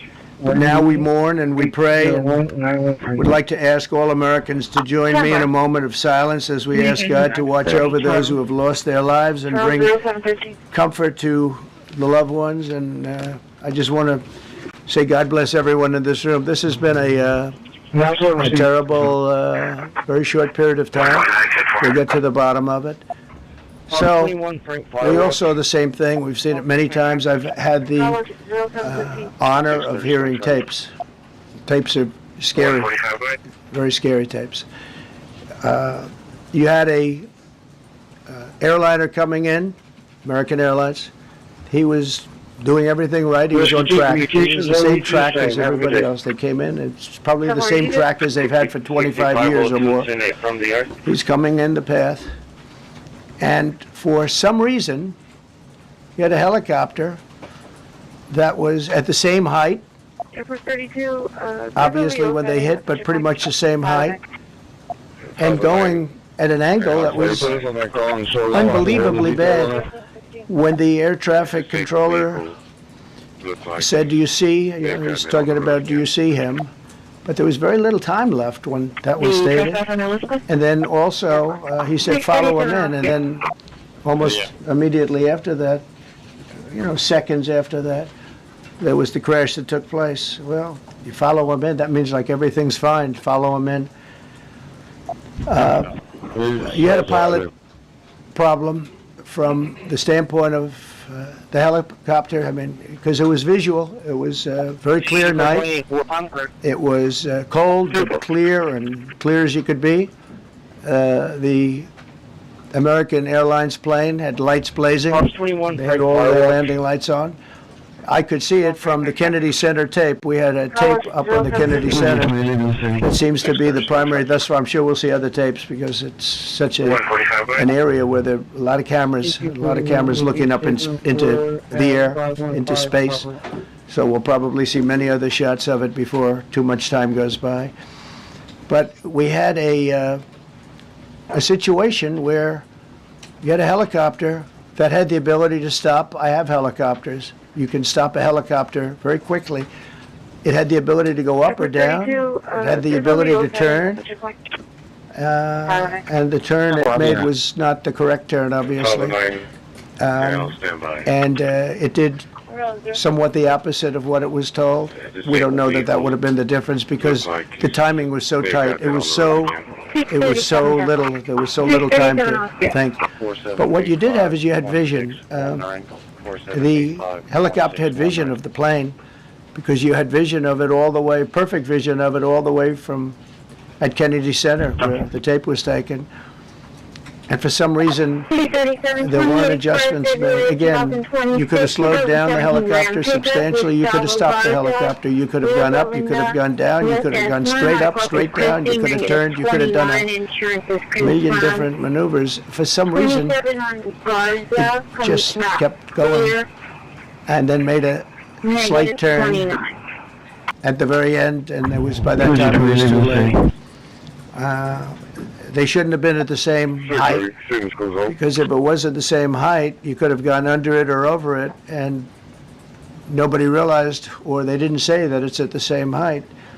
At the same height, it still wouldn't have been great, but you would have missed it by quite a bit. It could have been 1,000 feet higher, it could have been 200 feet lower, but it was exactly at the same height, and somebody should have been able to point that out.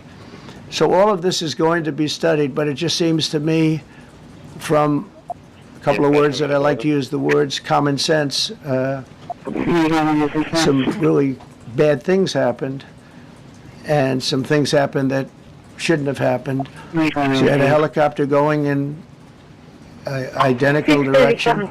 You had a helicopter that was at the exact same height as somebody going in essentially the opposite direction. You had a plane that was following a track, which is a track that every other plane followed.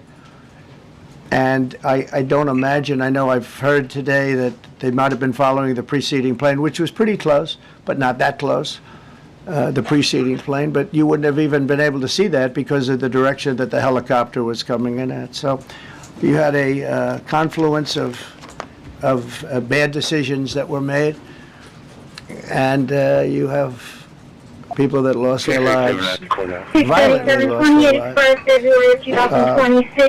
We're going to take a few questions. I'd like to ask our new Secretary of Transportation to say a few words. Sean Duffy is a great gentleman. Get started.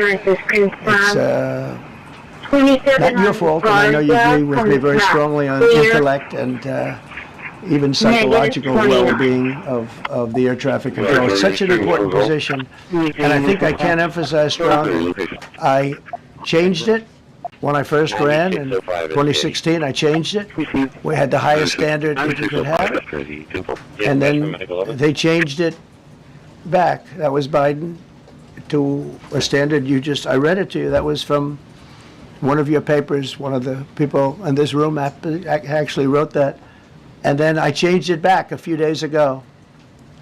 And unfortunately, that was, we'll see. We don't know that necessarily it's even the controller's fault. But one thing we do know, there was a lot of vision, and people should have been able to see that, at what point do you stop? At what point do you say, wow, that plane's getting a little bit close? So this is a tragedy that should not have happened. Please, sir. Thank you, Mr. President. And I would just note the President's leadership has been remarkable during this crisis. We've had a whole of government response local, state, federal, and when you see that kind of cooperation, it begins with the leadership in this body. So thank you for that, Mr. President. You make our jobs a lot easier. You made an important point that when we deal with safety, we can only accept the best and the brightest in positions of safety that impact the lives of our loved ones, our family members. And I think you make a really important point on that, Mr. President. That is the motto of your presidency, the best and the brightest, the most intelligent coming into these spaces. I want to take a moment and extend my condolences to the families of the loved ones. We commit to them that we are going to get to the bottom of this investigation, not in 3 years, not in 4 years, but as quickly as possible, with the NTSB, who is here today, as well as the FAA. What happened yesterday shouldn't have happened. It should not have happened. And when Americans take off in airplanes, they should expect to land at their destination. That didn't happen yesterday. That's not acceptable. And so we will not accept excuses. We will not accept passing the buck. We are going to take responsibility at the Department of Transportation and the FAA to make sure we have the reforms that have been dictated by President Trump in place to make sure that these mistakes do not happen again. And again, I want to thank you for your leadership, Mr. President, and I appreciate the confidence you placed in me. Thank you. Pete, would you like to say something?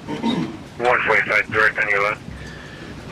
Well, thank you, Mr. President. Again, I want to echo what the Transportation Secretary said about your leadership. From the moment we found out about this, we were in contact with the White House trying to determine exactly what happened.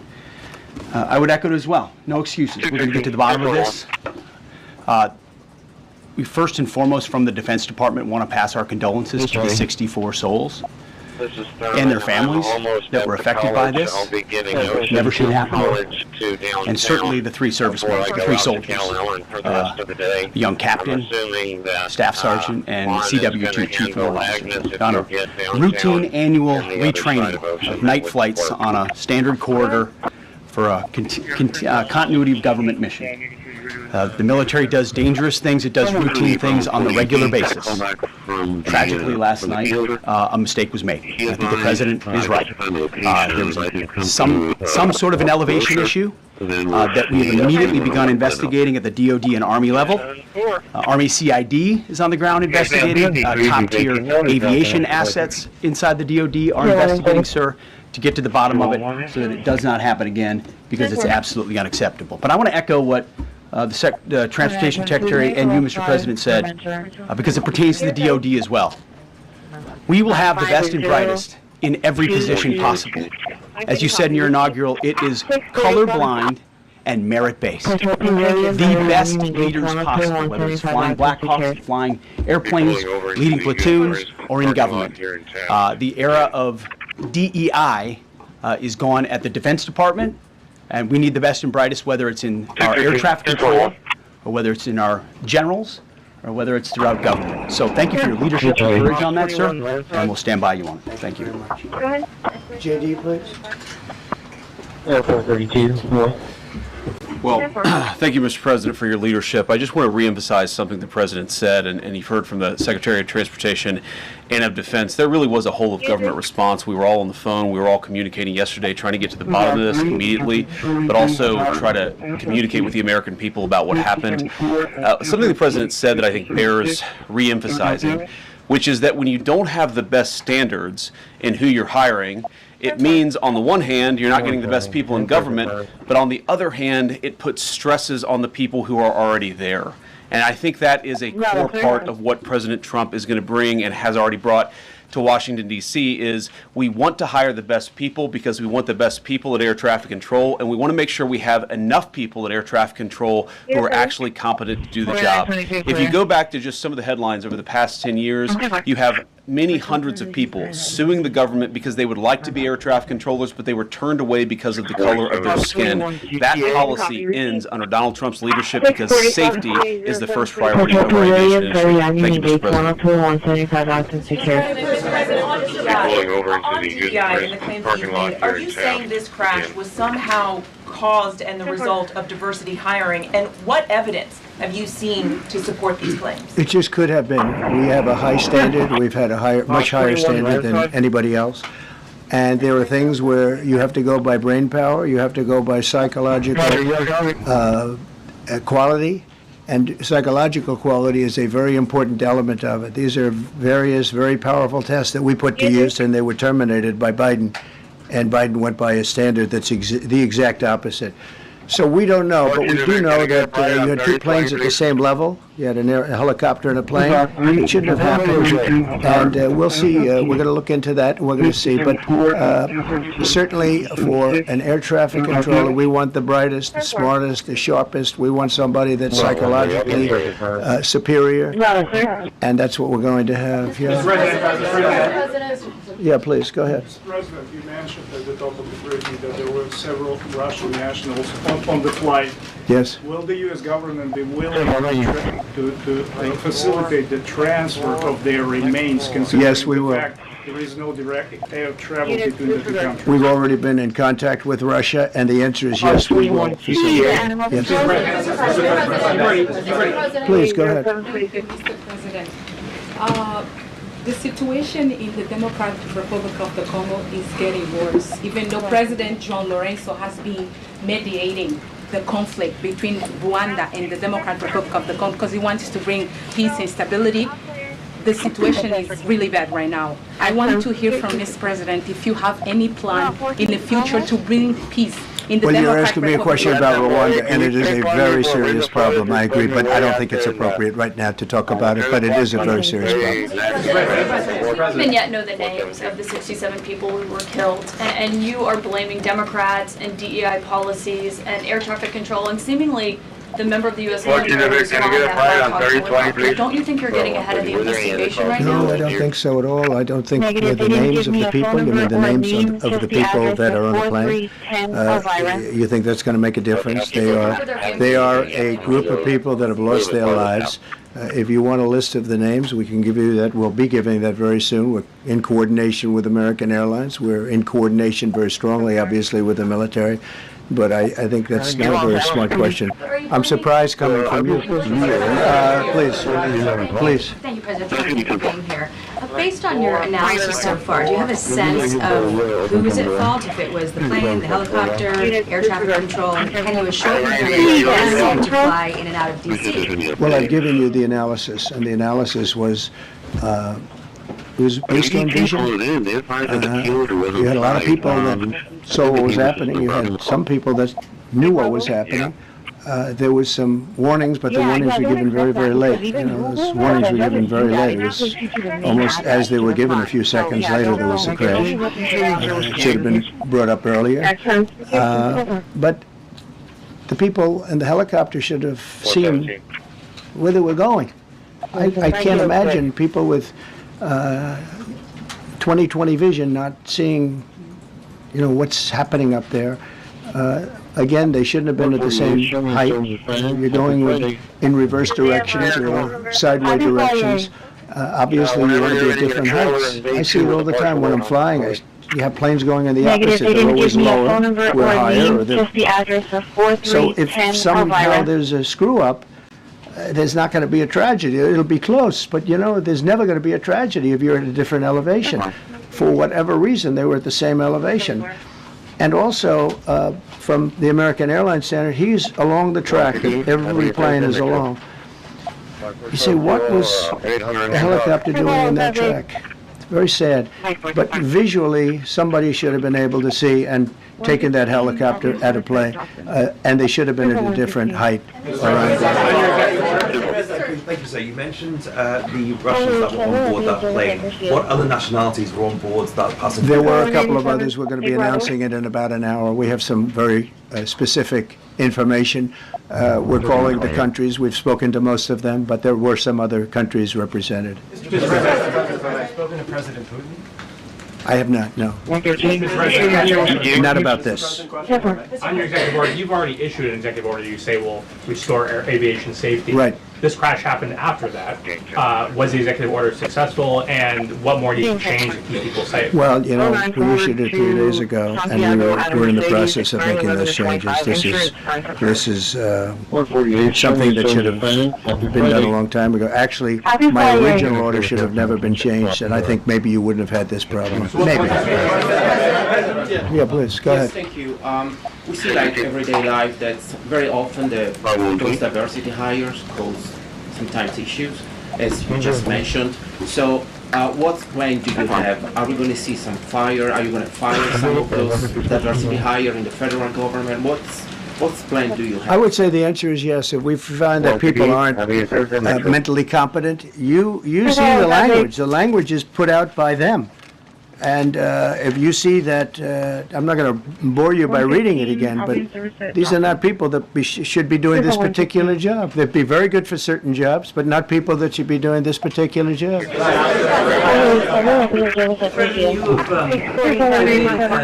blamed the diversity elements, but then told us that you weren't sure that the controllers made any mistake. You then said perhaps the helicopter pilots were the ones who made the mistake. It's all under investigation. I understand that. That's why I'm trying to figure out how you can come to the conclusion right now that diversity had something to do with this crash. Because I have common sense, okay? And unfortunately, a lot of people don't. We want brilliant people doing this. This is a major chess game at the highest level. When you have 60 planes coming in during a short period of time, and they're all coming in different directions, and you're dealing with very high-level computer work and very complex computers. And one of the other things I will tell you is that the systems that were built, I was going to rebuild the entire system, and then we had an election that didn't turn out the way it should have.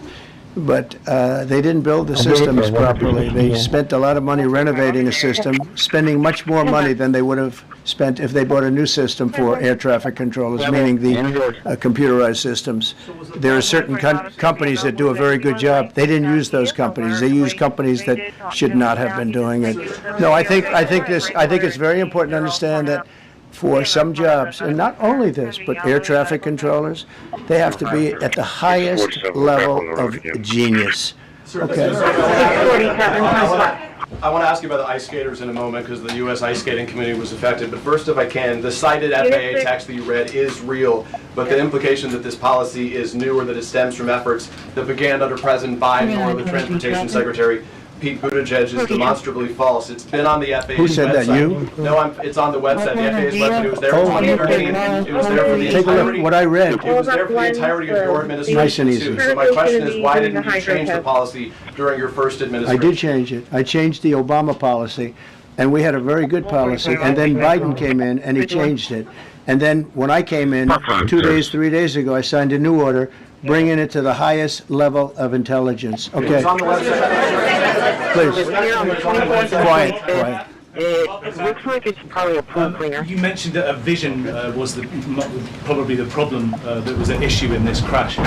There's been some reports that one of the pilots in the helicopter may have been using night vision equipment. Was there any? I heard that. We don't know. We're going to know that pretty soon. It may change your view plane if you do have the night vision. So it's very possible that could have happened. That would be maybe a reason why you wouldn't actually see as well as on a clear night. You can see sometimes better without it. I have a couple of more. Mr. President, is it helpful to have your Secretary of Transportation confirmed, and does this intensify your interest in getting other nominees confirmed? Is it helpful to have your Secretary of Transportation confirmed, and does this intensify your interest in getting other nominees confirmed quickly as well? Well, sure. We want fast confirmations, and the Democrats, as you know, are doing everything they can to delay them. They've taken too long.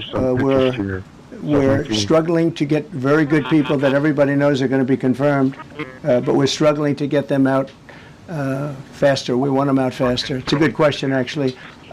We've been pushing Sean. Everyone knows Sean for a long time. He got many Democrat votes, but they want to take as long as they can. They ask questions like some of the questions that Peter would ask, that were totally irrelevant and not very good questions, but they want to just keep it going, and they want to keep it going as long as possible. I was very honored, actually, that you got so many Democrat It was here on the 24th and 25th. It was really good.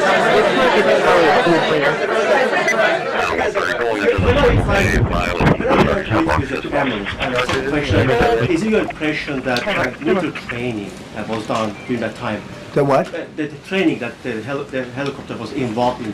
Is it anything you can tell us about You that? don't know. These are the things that will come up with the investigation. You don't know. But the helicopter obviously was in the wrong place at the wrong time, and a tragedy occurred. Please.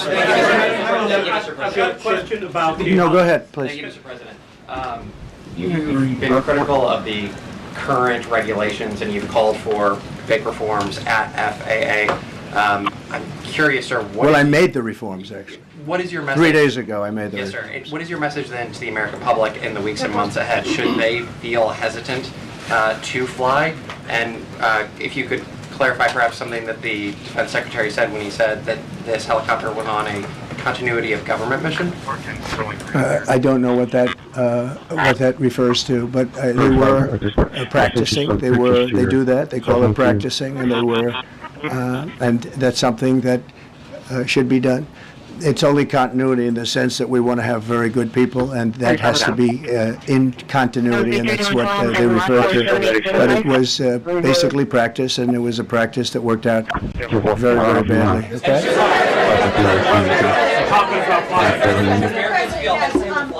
On his question, the first question, should people be hesitant to fly right now? No, not at all. I do not hesitate to fly. This is something that it's been many years that something like this has happened, and the collision is just something that we don't expect ever to happen again. We are going to have the highest level people we've already hired.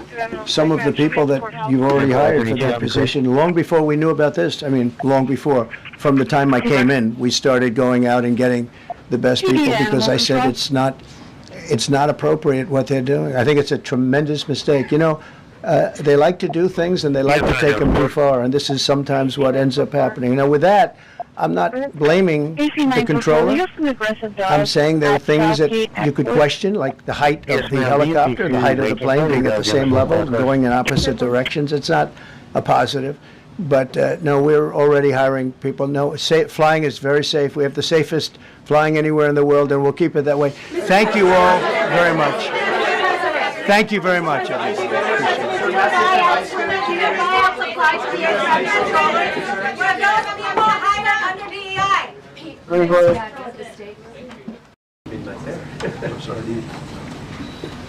Good afternoon, everybody. How are we? Good to see all of you. It's an honor to be here with all of you. A lot of familiar faces in the room, a lot of new faces. And President Trump is back, and the golden age of America has most definitely begun. The Senate has already confirmed 5 of President Trump's exceptional cabinet nominees: Secretary of State Marco Rubio, Defense Secretary Pete Hegseth, CIA Director John Ratcliffe, Homeland Security Secretary Christi and Treasury Secretary Scott Bessent. It is imperative that the Senate continues to confirm the remainder of the president's well-qualified nominees as quickly as possible. As you have seen during the past week, President Trump is hard at work fulfilling the promises that he made to the American people on the campaign trail. Since taking the oath of office, President Trump has taken more than 300 executive actions, secured nearly $1 trillion in U.S. investments, deported illegal alien rapists, gang members, and suspected terrorists from our homeland, and restored common sense to the federal government.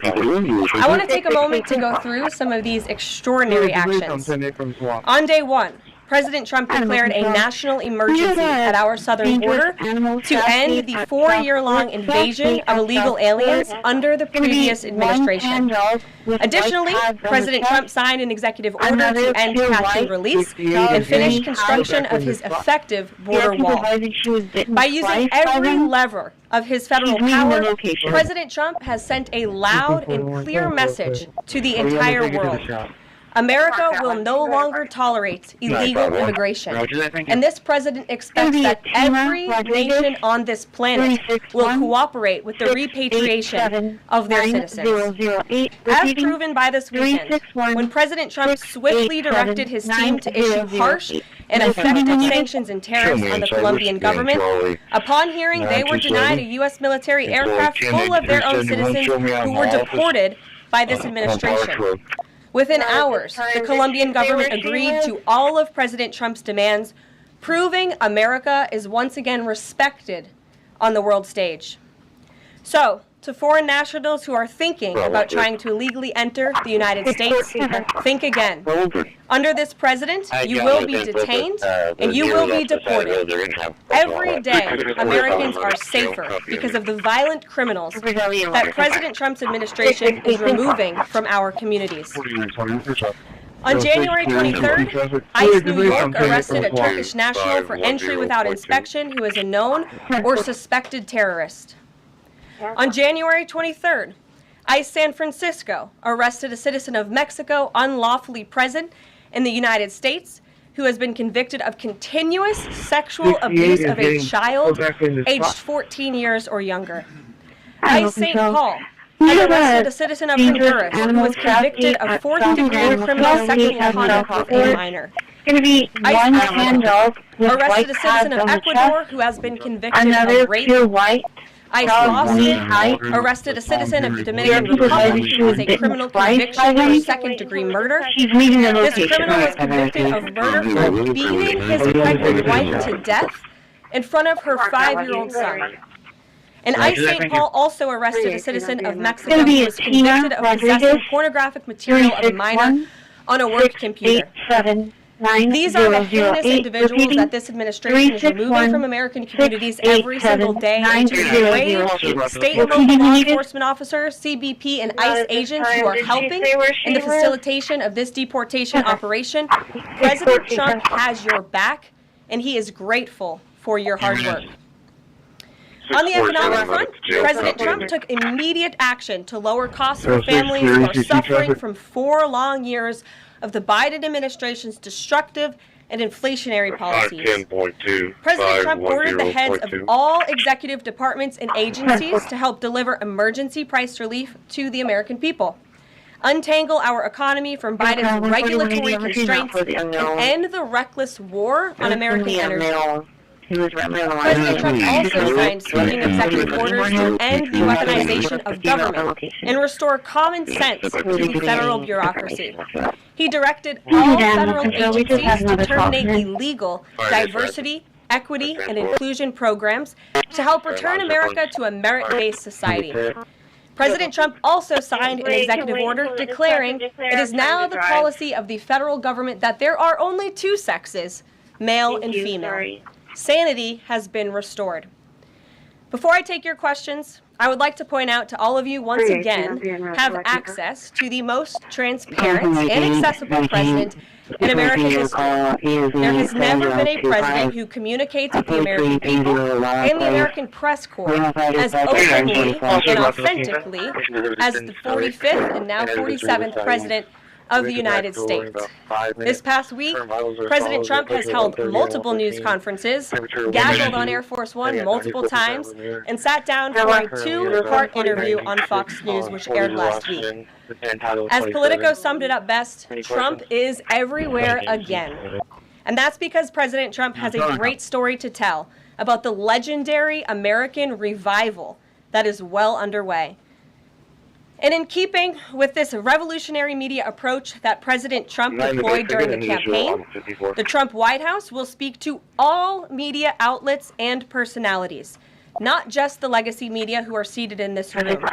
Because according to recent polling from Gallup, Americans' trust in mass media has fallen to a record low. Millions of Americans, especially young people, have turned from traditional television outlets and newspapers to consume their news from podcasts, blogs, social media, and other independent outlets. It's essential to our team that we share President Trump's message everywhere and adapt this White House to the new media landscape in 2025. To do this, I'm excited to announce the following changes will be made to this historic James S. Brady briefing room, where Mr. Brady's legacy will endure.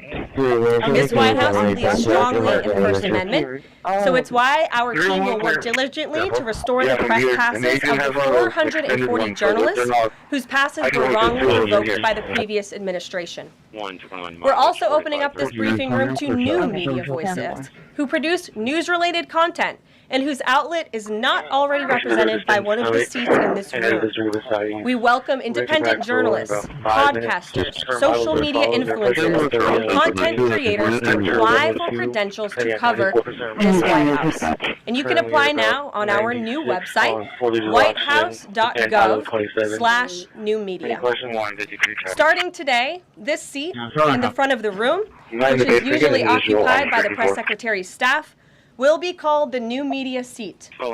My team will review the applications and give credentials to new media applicants who meet our criteria and pass United States Secret Service requirements to enter the White House complex.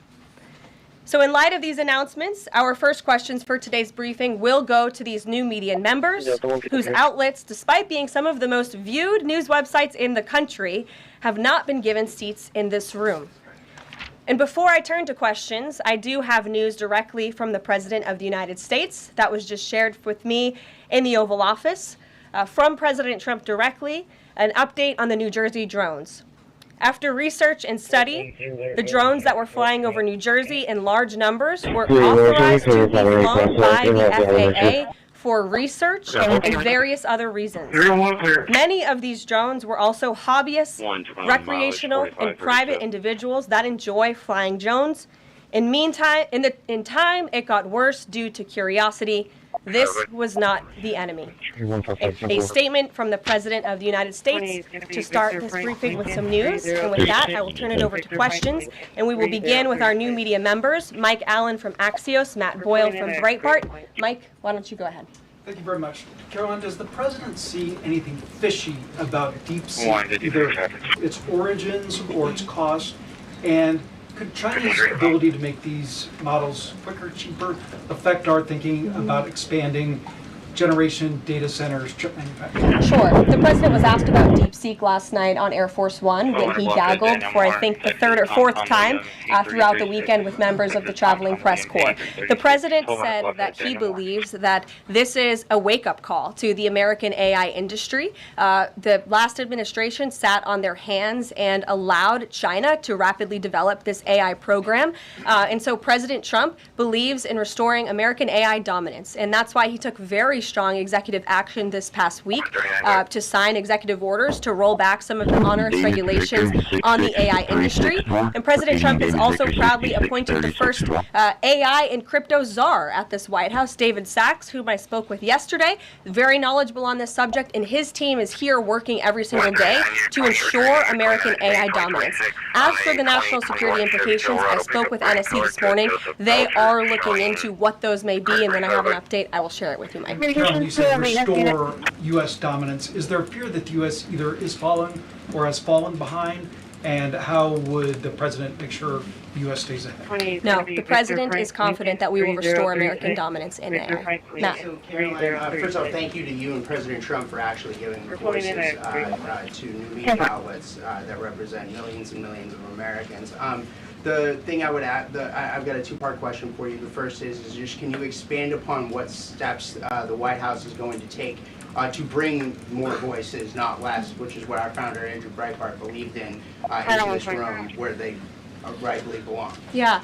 Absolutely. And as I said in my opening statement, Matt, it is a priority of this White House to honor the First Amendment. And it is a fact that Americans are consuming their news media from various different platforms, especially young people. And as the youngest press secretary in history, thanks to President Trump, I take great pride in opening up this room to new media voices to share the President's message with as many Americans as possible. In doing so, number one, we will ensure that outlets like yours, Axios and Breitbart, which are widely respected and viewed outlets, have an actual seat in this room every day. We also, again, encourage anybody in this country. Whether you are a TikTok content creator, a blogger, a podcaster, if you are producing legitimate news content, no matter the medium, you will be allowed to apply for press credentials to this White House.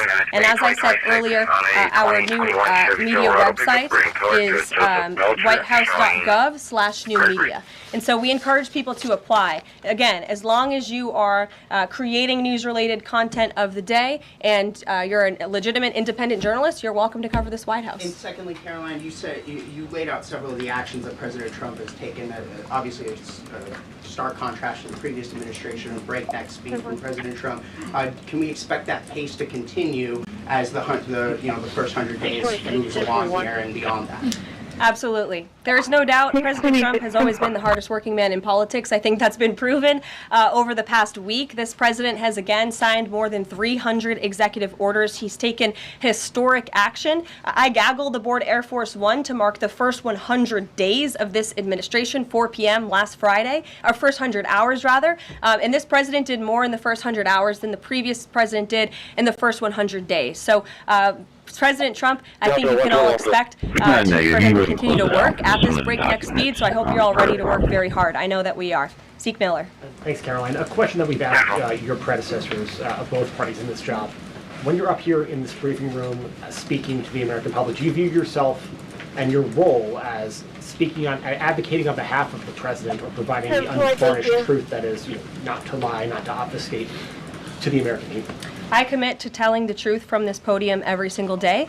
I commit to speaking on behalf of the President of the United States. That is my job.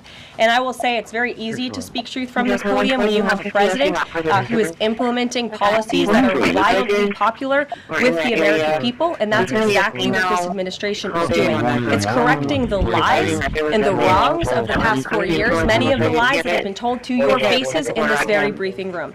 I will not do that.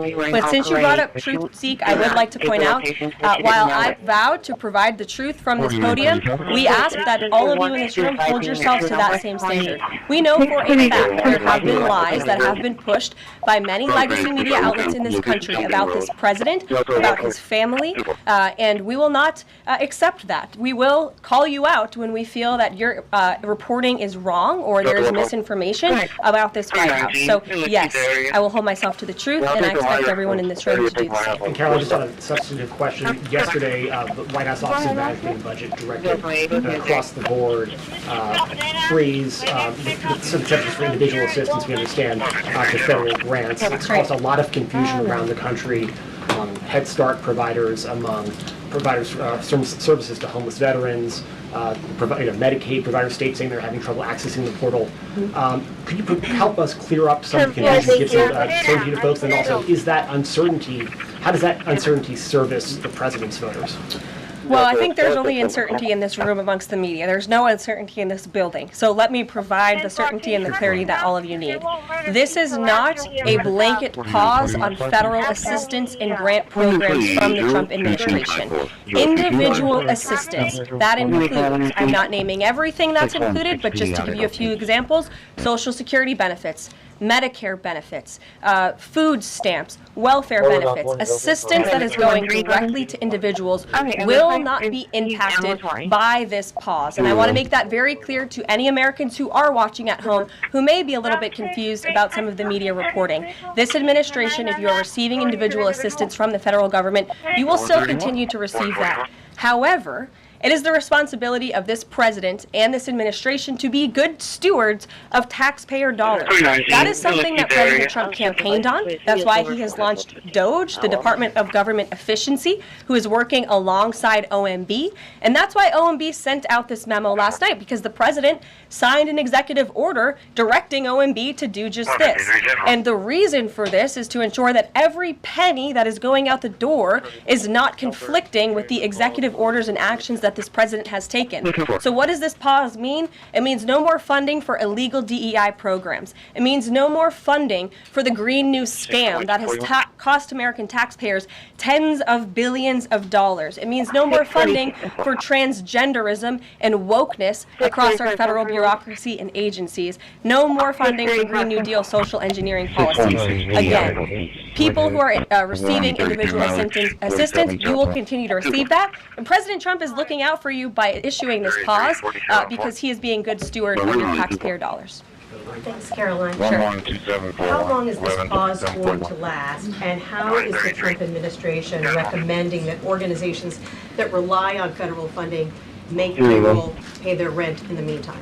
It is a temporary pause, and the Office of Management and Budget is reviewing the federal funding that has been going out the door. Again, not for individual assistance, but for all of these other programs that I mentioned. I also spoke with the incoming director of OMB this morning, and he told me to tell all of you that the line to his office is open for other federal government agencies across the board, and if they feel that programs are necessary and in line with the president's agenda, then the Office of Management and Budget will review those policies. I think this is a very responsible measure. Again, the past 4 years, we've seen the Biden administration spend money like drunken sailors. It's a big reason we've had an inflation crisis in this country, and it's incumbent upon this administration to make sure, again, that every penny is being accounted for honestly. Why propose this pause with so little notice? Why not give organizations more time to plan for the fact that they are about to lose, in some cases, really crucial federal funding? There was notice. It was the executive order that the president signed. There's also a freeze on hiring, as you know, a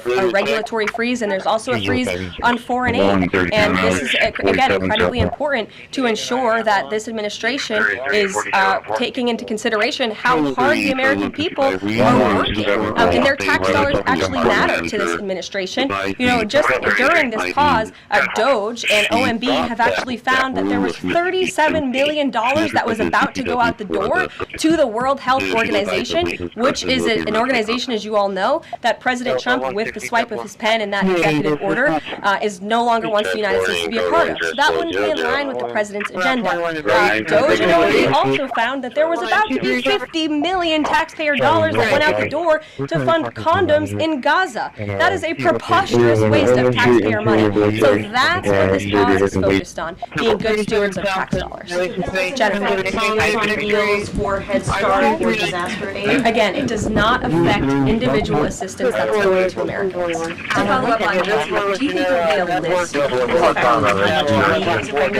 how will these contractors and organizations know that they are having their funding frozen? And then secondly, can you just clarify, is the end goal of this to essentially challenge Congress or to prove that the president can withhold federal funding? In other words, is this an attempt to pick a fight to prove that he can do it? No, absolutely not. As it says right here in the memo, which I have, and I'd encourage all of you to read it, it says the American people elected President Trump to be the President of the United States. We gave him a mandate to increase the impact of every federal dollar. This memo requires federal agencies to identify and review all federal financial assistance programs and supporting activities consistent with the president's policies and requirements. The American people gave President Trump an overwhelming mandate on November 5th, and he's just trying to ensure that the tax money going out the door in this very bankrupt city actually aligns with the will and the priorities of the American people. Brian Gunn.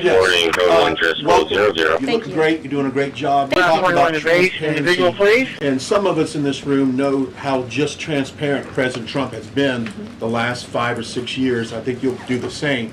My question is, do you think this latest incident with the President of Colombia is indicative of the global powerful respect they have for President Trump moving forward, not only to engage in economic diplomacy with these countries, but also world peace? Absolutely. I'll echo the answer that the president gave on Air Force One last night when he was asked a very similar question by one of your colleagues in the media. This signifies peace through strength is back. And this president will not tolerate illegal immigration into America's interior. And he expects every nation on this planet, again, to cooperate with the repatriation of their citizens who illegally entered into our country and broke America's laws. Won't be tolerated. And as you saw, the Colombian government quickly folded and agreed to all of President Trump's demands. Flights are underway once again. Deanna. Two questions on deportations, if I may. President Trump had said on the campaign trail that he would deport pro-Hamas students who are here on visas. And on his first day in office, he signed an executive order that said, quote, the U.S. must ensure that admitted aliens and aliens otherwise already present in the U.S. do not bear hostile attitudes towards the citizens, culture, government, institutions, or founding principles. So should we take this executive order as Trump saying he would be open to deporting those students who are here on visas, but, hold pro-Hamas entities? The president is open to deporting individuals who have broken our nation's immigration laws. So if they are here illegally, then certainly he is open to deporting them. And that's what this administration is hard at work at doing. We receive data from DHS and from ICE every single day.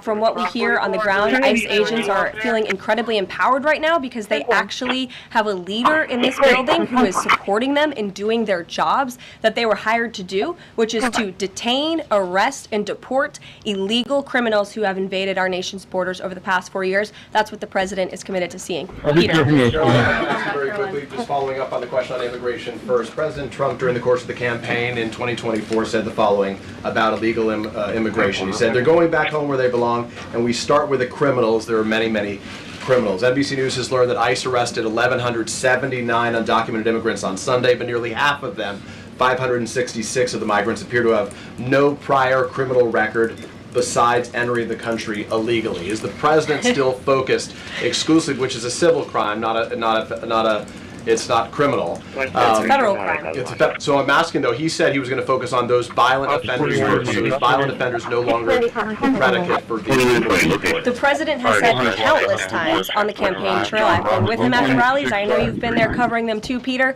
that he is focused on launching the largest mass deportation operation in American history of illegal criminals. And if you are an individual, a foreign national, who illegally enters the United States of America, you are, by definition, a criminal, and so therefore you are subject to deportation. I apologize for interrupting. So to be clear, it's not, violent criminals do not receive precedence in terms of the deportations taking place. The president has also said two things can be true at the same time. We want to deport illegal criminals, illegal immigrants from this country, but the president has said that, of course, the illegal criminal drug dealers, the rapists, the murderers, the individuals who have committed heinous acts on the interior of our country and who have terrorized law-abiding American citizens, absolutely, those should be the priority of ICE, but that doesn't mean that the other illegal criminals who enter our nation's borders are off the table. Let me ask you a separate question about the confusion that still exists across the country right now as it relates to the freeze or policies described. President Trump, of course, ran one of the key policy items was that he was going to lower prices, lower the cost of everything for groceries, as he often said. But in many of the cases, it seems that some of these moves could raise prices for real Americans on everything from low-income heating, that program, child care programs. Will nothing that the president's doing here in terms of the freeze in these programs raise prices on ordinary Americans? What particular actions are you referring to that would... I'm referring to LHEAP right now. That's the low-income heating program, for example. We can talk about... There's no clarity, so I could refer to a lot of them. We don't know what they are specifically. Can you tell us that LHEAP, the LIHEAP, is not one of those affected? So you're asking a hypothetical based on programs that you can't even identify. What I can tell you is that... Since you guys haven't identified what's doing together to serve Americans at home. Medicaid, is that affected? I gave you a list of examples: Social Security, Medicare, welfare benefits, food stamps that will not be impacted by this federal policy. I can get you the full list after this briefing from the Office of Management and Budget. But I do want to address the cost cutting because that's certainly very important and cutting the cost of living in this country. President Trump has taken historic action over the past week to do that. He actually signed a memorandum to deliver emergency price relief for American families. which took a number of actions. I can walk you through those. He also repealed many onerous Biden administration regulations. We know over the past 4 years, American households has been essentially taxed $55,000 in regulations from the previous administration. President Trump, with the swipe of his pen, rescinded those, which will ultimately put more money back in the pockets of the American people. So deregulation is a big deal. And then when it comes to energy, I mean, the president signed an executive order to declare a national energy emergency here at home, which is going to make America energy dominant. We know that energy is one of the #1 drivers of inflation. And so that's why the president wants to increase our energy supply to bring down costs for Americans. The Trump energy boom is incoming, and Americans can expect that. Some of the confusion I'm making here with this pause on federal funds, we make it clear we're not stopping funds that go directly to individuals. There certainly are lots of organizations that receive funding and then may pass along a benefit. Meals on Wheels, for one. They provide meals for over 2.2 million seniors.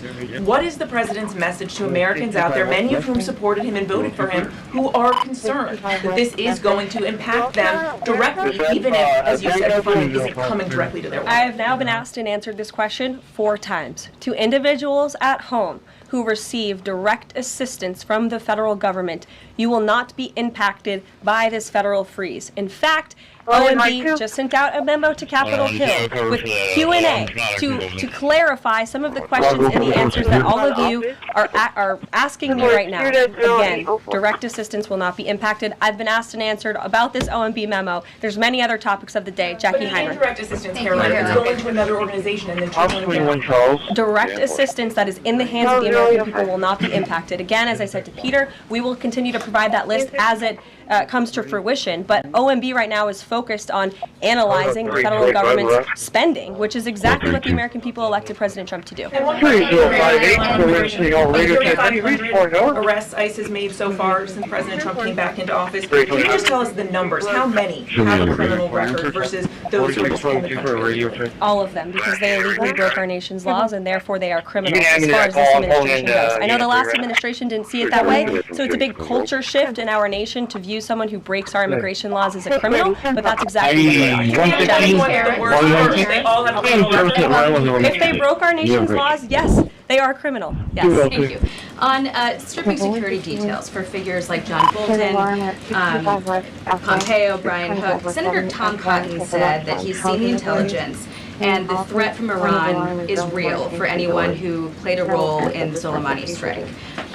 He voiced concern it wouldn't just impact those individuals, but potentially their family, innocent bystanders, friends, anyone who's near them when they're out in public. Is the president open to reconsidering his decision? The president was asked and answered this yesterday, and he was firm in his decision despite some of the comments that you had referenced, and he's made it very clear that he does not believe American taxpayers should fund security details for individuals who have served in the government for the rest of their lives, and there's nothing stopping these individuals that you mentioned from obtaining private security. That's where the president stands on it. I have no updates on that. Is there any concern that this decision might jeopardize the administration's ability to hire the best advisors for these kinds of positions in the future? No, in fact, I've talked to the Presidential Personnel Office who has told me directly that there is such an influx of resumes for this administration that it's incredibly overwhelming. There is no lack of talent for the Trump administration. Reagan Reed. Would he take any responsibility if anything happened to these people? Do you feel at all that his decision was a factor? The president was asked and answered this yesterday. I defer to his comments. Reagan, since you're in the back row, I hear you. The back row hasn't gotten much attention in the last 4 years, so I'm happy to answer your question. I can project.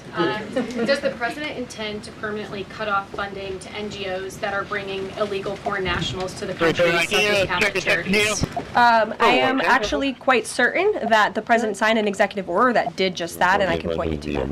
Or Caroline, President Trump issued an executive order on increased vetting for refugee and visa applications. Part of that order was considering an outright ban for countries that have deficient screening processes. Has the president considered yet which countries might fall into this category? Are countries like Afghanistan or Syria under consideration for a full ban? Yeah, so the president signed an executive order to streamline the vetting for visa applicants and for illegal immigrants in this country who are coming, of course, from other nations. It also directed the Secretary of State to review the process and make sure that other countries around the world are being completely transparent with our nation and the individuals that they are sending here. And so the Secretary of State has been directed to report back to the President. I haven't seen that report yet. We've only been here for a few days.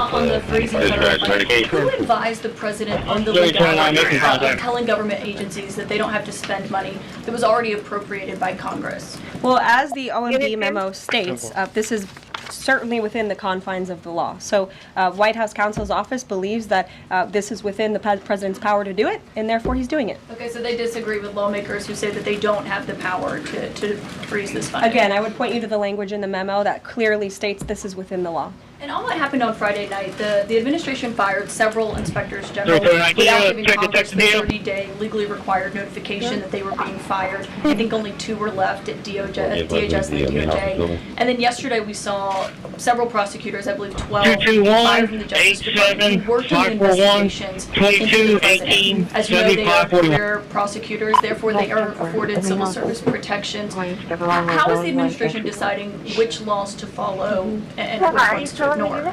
So it is the belief of this White House and the White House counsel's office that the president was within his executive authority to do that. He is the executive of the executive branch, and therefore he has the power to fire anyone within the executive branch that he wishes to. There's also a case that went before the Supreme Court in 2020, Scala Law LLC versus the Customs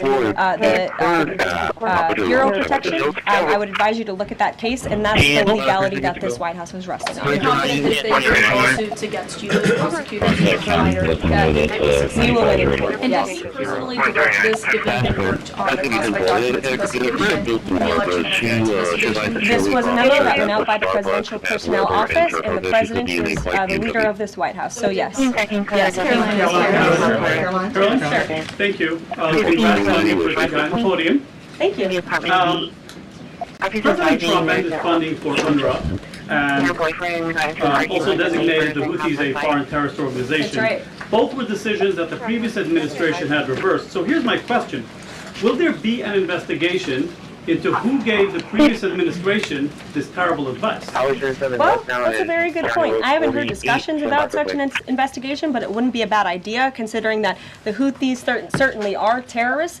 They have launched attacks on U.S. naval ships across this world, and so I think it was a very wise move by this administration to redesignate them as a terrorist group because they are, and I think it was a foolish decision by the previous administration to do so. As for an investigation, I'm not sure about that, but it's not a bad idea. Josh. Thank you for the question. I appreciate it. Can you give us an update on the president's plans for his tariff agenda? He spoke a lot about this yesterday, and there's a couple of dates coming up that he's spoken to. Number one, February 1st, he's alluded to both the potential for tariffs for Canada and Mexico, but also China to take effect on those days. What's he thinking about that? Again,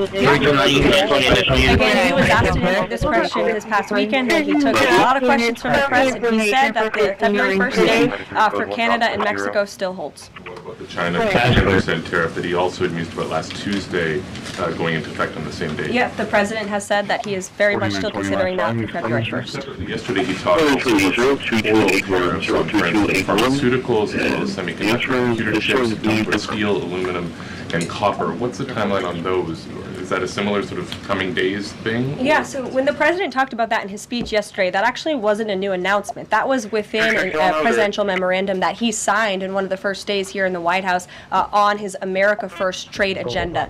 So there's more details on those tariffs in there. As far as a date, I don't have a specific date to read out to you, but the president is committed to implementing tariffs effectively, just like he did in his first term. And finally, he also was asked on the plane when he gaggled about the potential for a universal tariff. He was asked about the report about that. He said he wanted much bigger than that. Should we understand that these tariffs would add up? You know, in other words, you might have tariffs like Canada, Mexico, China. You might have sectoral tariffs like on pharmaceuticals, as well as a potential universal tariff on top of that. Do these stack on one or the other, or would one sort of take precedence over another? All I can point you to is what the president has said on this front. The February 1st date for Canada and Mexico, also the China tariff that he has discussed. He rejected the 2.5% tariff. He said that was a little bit too low. He wants it to be higher. I'll leave it to him to make any decisions on that front.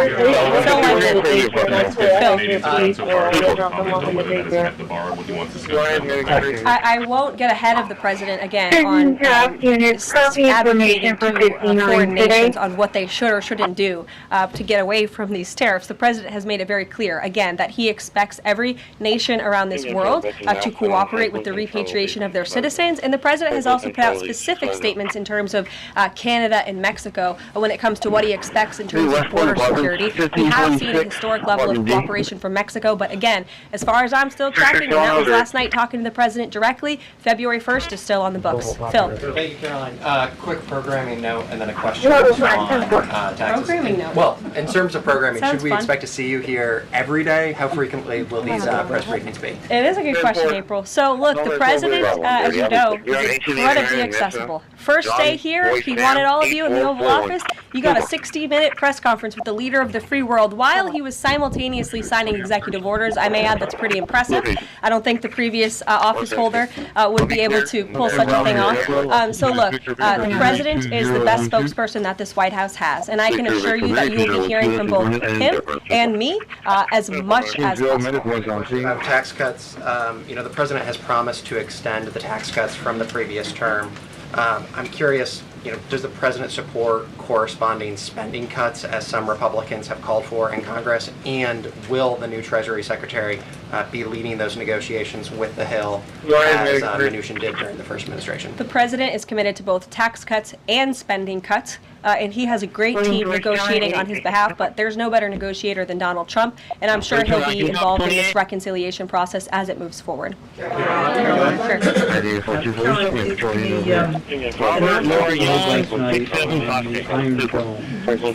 president directed that the United States will build this Iron Dome. Yeah. When you read into the executive order, it seemed short of that. It asked for a series of studies and reports back.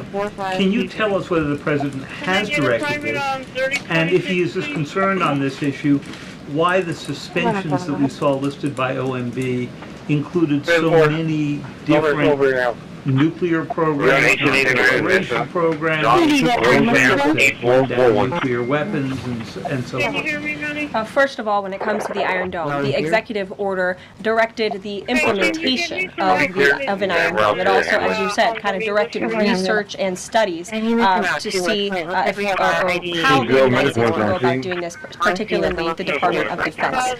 When it comes to the other question that you asked about those specific programs, again, I would say this is not a ban. This is a temporary pause and freeze to ensure that all of the money going out from Washington, D.C. is in line with the president's agenda. And as the Office of Management and Budget has updates on what will be kickstarted once again, I will provide those to you. Can you clarify for a sec what you were saying for Medicaid? It wasn't clear to me whether you were saying that no Medicaid would be cut off. Obviously, a lot of this goes to states before it goes to individuals and so forth. So are you saying that no individual on Medicaid would see a cutoff because of the pause? I'll check back on that and get back to you. John. Thanks a lot, Caroline. As you know, in the first week that the president was in office, signed an executive order as it relates to birthright citizenship, trying to eliminate that.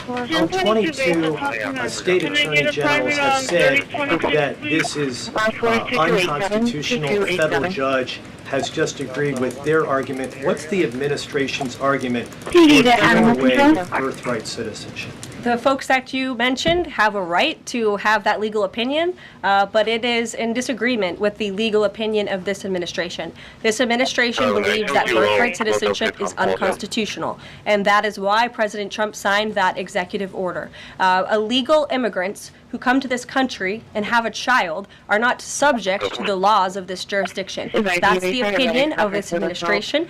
We have already appealed the lawsuit that was filed against this administration, and we are prepared to fight this all the way to the Supreme Court if we have to, because President Trump believes that this is a necessary step to secure our nation's borders and protect our homeland. The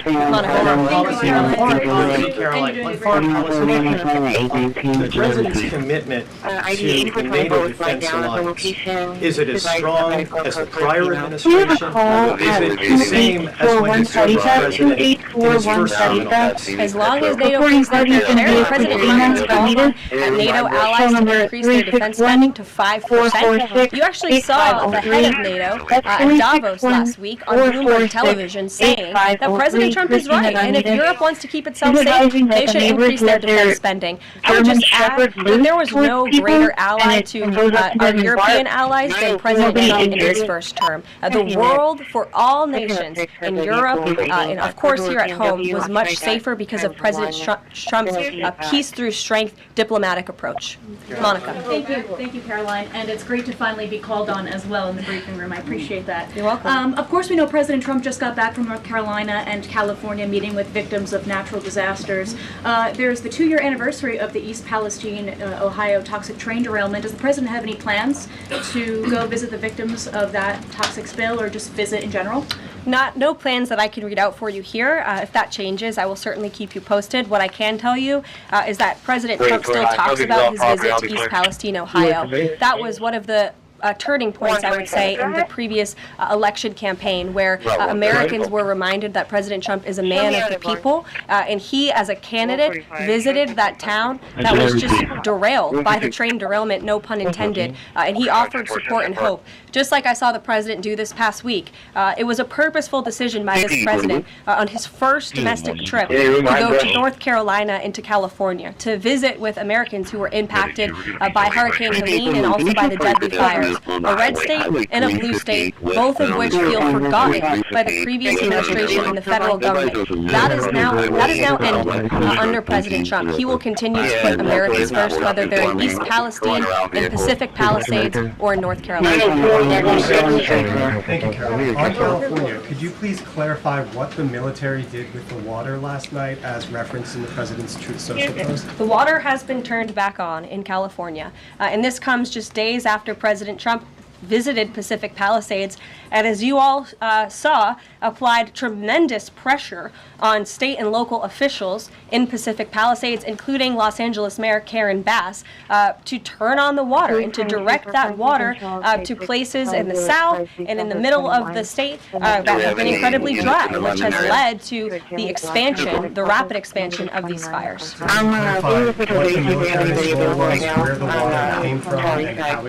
Again, the Army Corps of Engineers has been on the ground in California to respond to the devastation from these wildfires. And I would point out that just days after President Trump visited the devastation from these fires, the water was turned on. That is because of the pressure campaign he put on state and local officials there who clearly lack all common sense. And I will never forget being at that roundtable with the president last week and hearing the frustration in the voices of Pacific Palisades residents who feel as though their government has just gone insane. Before President Trump showed up on the scene, Karen Bass was telling private property owners that they would have to wait 18 months to access their private property. So this administration, the president and his team that's on the ground in California, Rick Grinnell, who is designated to oversee this great crisis, it will continue to put pressure on Karen Bass and state and local officials to allow residents to access their properties. This is a huge part of it. These residents want to take part in their own clearing out of their properties. They should be able to do that. It's the United States of America. What happened to our freedom? Clearly it's gone in California, but not anymore under President Trump. April. Caroline, welcome to the briefing room. Thank you. Several questions. One on the pause. Will minority-serving institutions, preferably colleges and universities, have those monies held back to this moment? Again, I have not seen the entire list because this memo was just sent out. So I will provide you all with updates as we receive them, okay? Also, secondly, when it comes to immigration, there is this southern border focus. What happens to those who overstayed their visas? That is part of the broken 2020, there was a report by the Biden administration, the Homeland Security Department, that said overstays of visas were 3 times more than usual. Will there be a focus on the overstays for visas as well? If an individual is overstaying their visa, they are therefore an illegal immigrant residing in this country, and they are subject to deportation. And also, lastly, as we're dealing with anti-DEI, anti-woke efforts, we understand this administration is thinking about celebrating Black History Month. Have you got any word on that? Anything that you can offer to us? As far as I know, this White House certainly still intends to celebrate, and we will continue to celebrate American history and the contributions that all Americans, regardless of race, religion, or creed, have made to our great country, and America is back. Christian Dayton. Thanks, Caroline. Just real quick, you mentioned the inflation executive order the president signed. Prices have skyrocketed since President Trump took office, so what specifically is he doing to lower those costs for Americans? Really glad you brought this up, because there is a lot of reporting out there that is putting the onus on this White House for the increased cost of eggs. I would like to point out to each and every one of you that in 2024, when Joe Biden was in the Oval Office, or upstairs in the residence sleeping, I'm not so sure, egg prices increased 65% in this country. We also have seen the cost of everything, not just eggs. Bacon, groceries, gasoline have increased because of the inflationary policies of the last administration. As far as the egg shortage, what's also contributing to that is that the Biden administration and the Department of Agriculture directed the mass killing of more than 100 million chickens, which has led to a lack of chicken supply in this country, therefore a lack of egg supply, which is leading to the shortage. So I will leave you with this point. This is an example of why it's so incredibly important that the Senate moves swiftly to confirm all of President Trump's nominees, including his nominee for the United States Department of Agriculture, Brooke Rollins, who is already speaking with Kevin Hassett, who is leading the economic team here at the White House, on how we can address the egg shortage in this country. As for costs, I laid out the plethora of ways that President Trump has addressed saving costs for the American people over the past week. He looks forward to continuing doing that in the days ahead. Thank you guys so much. See you soon. Are Medicaid portals down in all 50 states?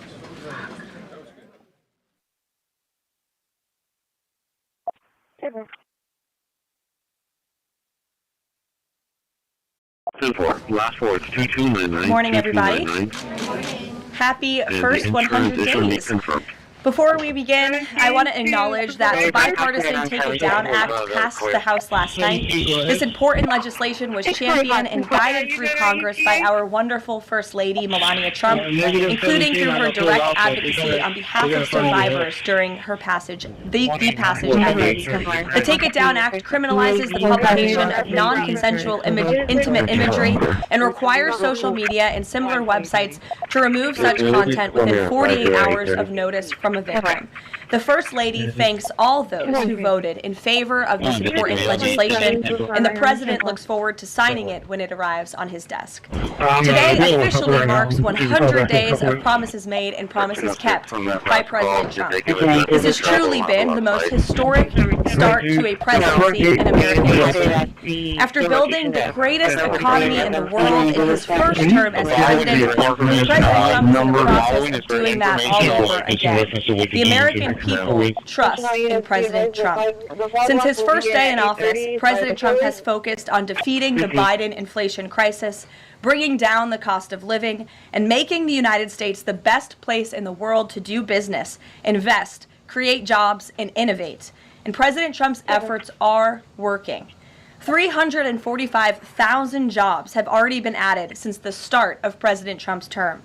Last month's jobs report saw nearly 100,000 more jobs than economists predicted, and it was the fourth highest month for private payroll growth in the past 2 years. 9,000 manufacturing jobs have been added to the economy already. This is a sharp contrast to the 6,000 manufacturing jobs that were lost each month in the final 2 years of the Biden administration.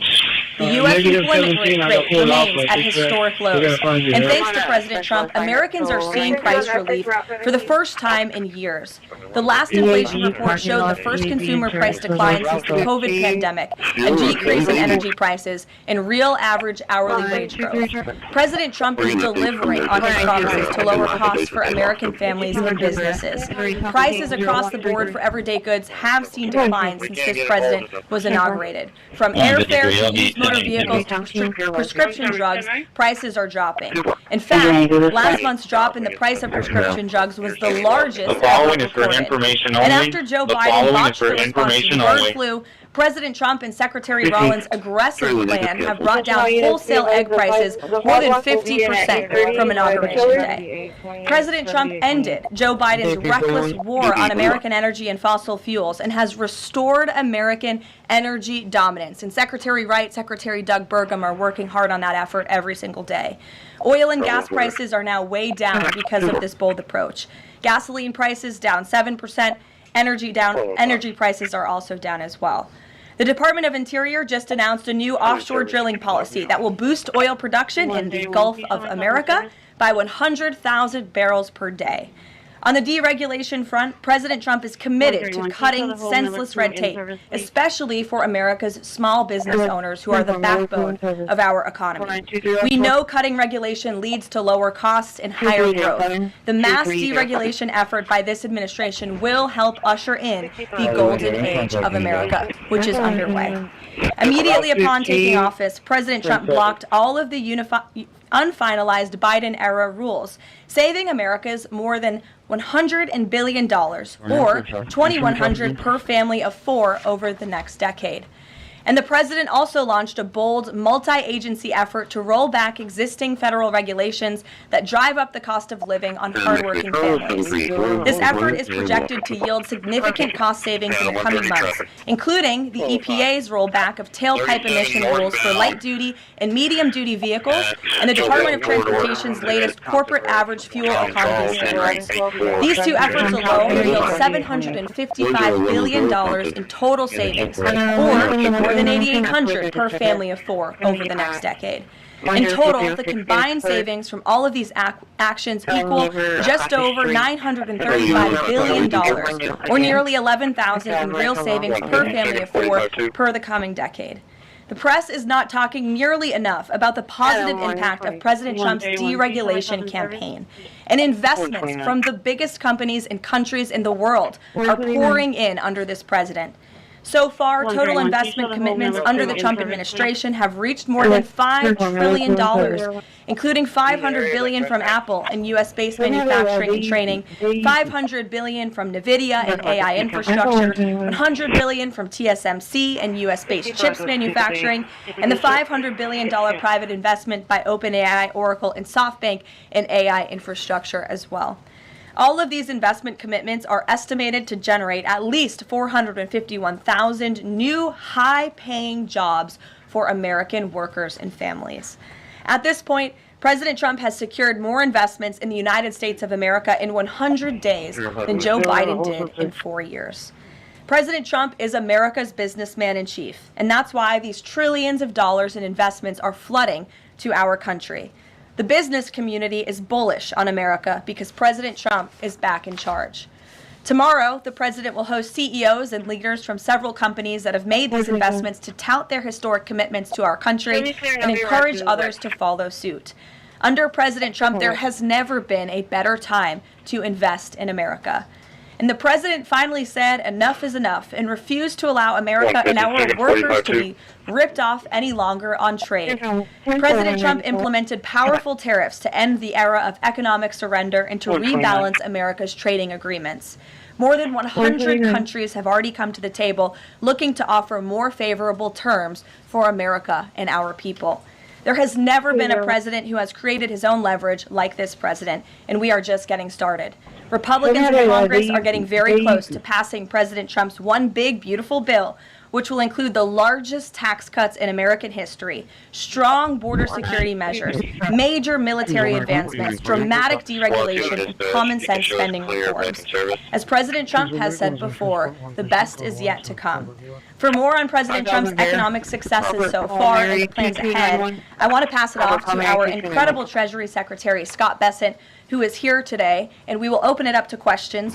In our new media seat, we have Brendan Peterson, the financial services reporter for Punchbowl News. Punchbowl News covers power, people, and politics based in Washington, D.C. Laser focus on Capitol Hill, the politics of legislating, founded in 2021, and it is the first newsletter that Capitol Hill and the White House reads every morning in the middle of the day and throughout the evening. Thanks for being here with us, and we'll start with you today.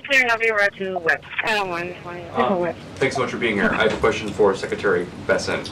On tariffs, the president said over the weekend that we are hoping that maybe tariff revenues could replace income tax. But we also keep hearing about the deals that the administration is pursuing. So my question is, what is the White House's ultimate objective here? Do you want to have long-term tariff revenue or deals that might reduce those tariffs?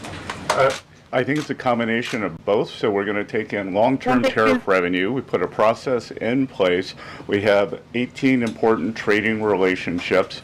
We will be speaking to all of those partners, or at least 17 of them, over the next few weeks. Many of them have already come to Washington. What President Trump is referring to is the ability for tariff revenue to give income tax relief. And I think there's a very good chance that we will see this in the upcoming tax bill. The president campaigned on no tax on tips, no tax on Social Security, no tax on overtime, and the restoring interest deductibility for autos, for American-made autos. So tariff income could be used for tax relief on all those immediately. Do you think that there is a role for significant tariff revenue in U.S. fiscal policy? I think that it is something that got put away a long time ago. And I think that tariffs will bring back American manufacturing and generate substantial revenues. We've seen some pretty grisly surveys this month from the Philly Fed, which saw the biggest drop since May of 2020, and the Dallas Fed, similar plunging outlook, poor shipping orders. What are American manufacturers not understanding about your push for onshoring in the U.S.? Well, I think I was in the investment business 35 years, and I learned to ignore the survey data and look at the actual data, and the actual data has been quite good. The job data is good. Americans keep spending, and as Caroline said, we have these incredible commitments to bring manufacturing back on shore with record investment by domestic corporations and foreigners who want to come into the U.S. Thank you so much, Caroline. Thank you, Mr. Secretary. The Chinese continue to say that the U.S. and China are not engaged in any consultation or negotiation on tariffs. You recently said you've talked to your counterpart, but more about traditional things like financial stability. So can you clarify, is the administration talking to Beijing specifically about tariffs or not? Well, we're not going to talk about who's talking to whom, but I think that over time we will see that the Chinese tariffs are unsustainable for China. I've seen some very large numbers over the past few days that show if these numbers stay on, Chinese could lose 10 million jobs very quickly, and even if there is a drop in the tariffs, that they could lose 5 million jobs. So remember that we are a deficit country. They sell almost 5 times more goods to us than we sell to them.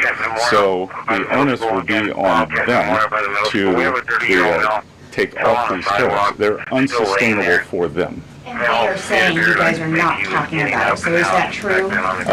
They have a different form of government. They're playing to a different audience. So I'm not going to get into the nitty-gritty, again, of who's talking to whom. But as I said, I believe for the Chinese, these tariffs are unsustainable. Very quickly, 2 days ago, you didn't know whether President Trump had spoken to Xi Jinping. Do you know now? Again, I would say Caroline and I have a lot of jobs in the White House running the switchboard in Washington. Bloomberg, go ahead. Secretary Bessent, thank you so much for being here this morning. You've talked about the importance of giving investors certainty when it comes to the market, yet the Trump administration is continuing to negotiate several complex trade deals in a very sort of compressed time frame. When do you expect you'll be able to give the market some certainty around those deals? Do you have a deadline? Is it the 90-day pause? Good question. And I think one thing that has been a little disconcerting for the markets is, President Trump creates what I would call strategic uncertainty in the negotiations. So he is more concerned about getting the best possible trade deals for the American people. We had 4 years of bad deals for decades of unfair trading, and we are going to unwind those and make them fair. What we are doing is we've created a process. I think the aperture of uncertainty will be narrowing, and as we start moving forward announcing deals, then there will be certainty. But certainty is not necessarily a good thing in negotiations. Last night there were reports on the administration sort of walking back a little bit on the auto tariffs. Can you sort of just elaborate on that decision there and what we can expect from the President Trump has had meetings with both domestic and foreign auto producers, and he's committed to bringing back auto production to the U.S. So we want to give the automakers a path to do that quickly, efficiently, and create as many jobs as possible. Jasmine. Thank you so much, Caroline. Thank you, Secretary. Back on China, does the administration anticipate supply chain shocks or supply shocks coming now that cargo shipments from China are significantly down? And if so, are there plans in the process of how to address that? I wouldn't think that we would have supply chain shocks, and I think retailers have managed their inventory in front of this. I speak to dozens of companies, sometimes daily, but definitely weekly, and they know that President Trump is committed to fair trade and have planned accordingly. The second question, can you outline the timeline for when you think some of these deals, particularly with your Asian countries like India, Japan, South Korea, you may have an announcement? I'm glad you brought up our Asian trading partners and allies. They have been the most forthcoming in terms of doing deals. As I mentioned, Vice President Vance was in India last week. I think that he and Modi made some very good progress, so I could see some announcements on India. I could see the contours of a deal with the Republic of Korea coming together, and then we've had substantial talks with the Japanese. Andrea? Secretary Bessent, just continuing on the path of the sort of progress. You said yesterday, I think, that it could happen as early as this week or possibly next week. Can you give us a bit of a timetable? And then I wanted to ask about South Korea specifically. They've said that they probably won't be able to make a comprehensive deal until early July because of their elections. Japan also has elections. And to what extent are domestic factors complicating your efforts? Canada just had an election. Are you seeing that you might have to think about delaying the 90 days? Well, I would actually take the opposite tack, that I think from our talks that these governments actually want to have the framework of a trade deal done before they go into elections to show that they have successfully negotiated with the United States. So we are finding that they are actually much more keen to come to the table, get this done, and then go home and campaign on it.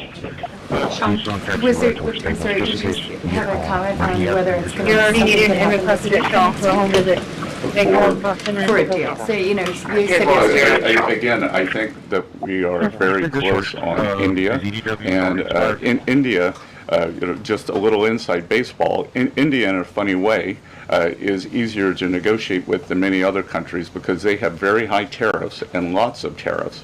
So it's much easier to confront the direct tariffs when as we go through these unfair trade deals that have been put in over decades, that the non-tariff trade barriers can be much more insidious and also harder to detect. So a country like India, which has the posted and ready tariffs, it's much easier to negotiate with them. So I think the India negotiations are moving well. Hi, Mr. Secretary.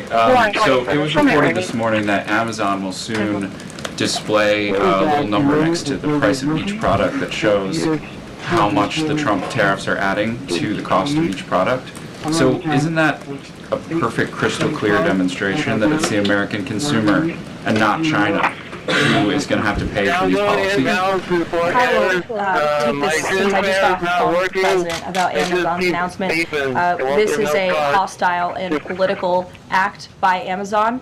Why didn't Amazon do this when the Biden administration hiked inflation to the highest level in 40 years? And I would also add that it's not a surprise because, as Reuters recently wrote, Amazon has partnered with a Chinese propaganda arm. So this is another reason why Americans should buy American. It's another reason why we are onshoring critical supply chains here at home to shore up our own critical supply chain and boost our own manufacturing here. Is Jeff Bezos still a Trump supporter? Look, I will not speak to the president's relationships with Jeff Bezos, but I will tell you that this is certainly a hostile and political action by Amazon. And Secretary, if you have anything to add. Yeah, I would also add that the bringing down the terrible Biden inflation has been a priority for the first 100 days of the Trump administration, and President Trump has done a great job of leading that since January 20th. Interest rates, mortgage rates are down, gasoline and energy prices are down. We're expecting further decreases, and as Caroline said, the big tax on consumers that goes unnoticed is deregulation or regulation, and we are deregulating and bringing that down. So, from a household income point of view, we would expect real purchasing increases.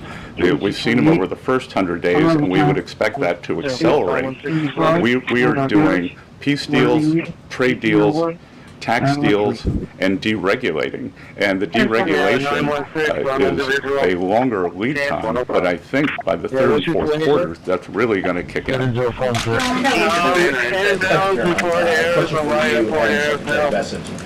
We talk a lot about volatility and uncertainty in the marketplace, and the president has stated all along he's more concerned about mainstream America, the American worker. You just talked about deregulation and this entire fair trade and reciprocals. What is your message to the American people in terms of letting them get through this disturbance and the outcome being greater and a greater good for the American worker, the American people, the American families? I would say trust in President Trump. There's a reason he was reelected to this office. It's because of the historic success of his economic formula in the first term, and as I laid out at the beginning of the briefing and the Secretary has talked about and the President talks about every day. There's a proven formula that works. Massive deregulation, energy independence, and tax cuts which are coming. And the Secretary is working very hard on that with our counterparts on Capitol Hill. If you want to talk about that, that's a huge deal to put more money back into the pockets of hardworking Americans. As for the fair trade deals the President is trying to negotiate, he's not just righting the wrong of the mess that he inherited from the past 4 years of the Biden administration. This is a mess that has been created for the past 4 decades that has sold out the middle class, that has moved jobs overseas. You think about our heartland, middle America, what towns used to look like, what they look like today. President Trump wants to restore the golden age, and it's a process to do that, and that process is underway. But he's put together a fantastic trade team, Secretary Bessent, Secretary Lutnick, Jameson Greer, all working incredibly hard on this effort 24/7. But tax cuts are coming, and that's key. And about that. Yeah, so it's really a three-legged stool in the economic policy. It's trade, it's tax, and it's deregulation. So we are in the midst of addressing, as Caroline said, these long-term trade imbalances. The tax bill is going much better than I would have thought when I took office on January 28th. And that's through President Trump's leadership. That Speaker Johnson, leaders are united. Speaker Johnson, we had a very good meeting yesterday with something called the Big Six, NEC Director Kevin Hassett, myself, Speaker Johnson, Leader Thune, Committee Chairman Jason Smith, and Senator Crapo. Yeah, you can find And your primary the just tax trust bill it. is moving forward. It It is is like going to one- give permanence to the 2017 Tax Cuts and Job Act, which will, back to the question on certainty, it will give American business certainty, it will give American people certainty, and then President Trump is also adding the things for working Americans that are tax on overtime, tax on Social Security, making auto payments deductible. So that will substantially address the affordability part. And the other thing that I would note, and back to data, is that the Vanguard, one of the largest money management firms in America, said that over the past 100 days, 97% of Americans haven't done a trade, and in fact, individual investors held tight, while institutional investors have panicked. So individual investors trust individual, the investors trust President Trump. Megan, in the back. Can you detail for us exactly what we should expect as far as relief on the auto tariffs front? And then further, Mr. Secretary, should we expect other industries to also get relief the way we've now seen for auto and I'm not going to go into the details of the auto tariff relief, but I can tell you that it will go substantially toward reshoring American auto manufacturing. And again, the goal here is to bring back the high quality industrial jobs to the U.S. President Trump is interested in the jobs of the future, not the jobs of the past. We don't need to necessarily have a booming textile industry like where I grew up again, but we do want to have precision manufacturing and bring that back. And another important, really important function of this that does not get talked about enough is national security. President Trump, his overriding the concern and belief is that economic security is national security is economic security. And we saw during COVID that our supply chains got cut off. And we need to bring back a lot of those supply chains, whether it's in semiconductors, medicines, the steel.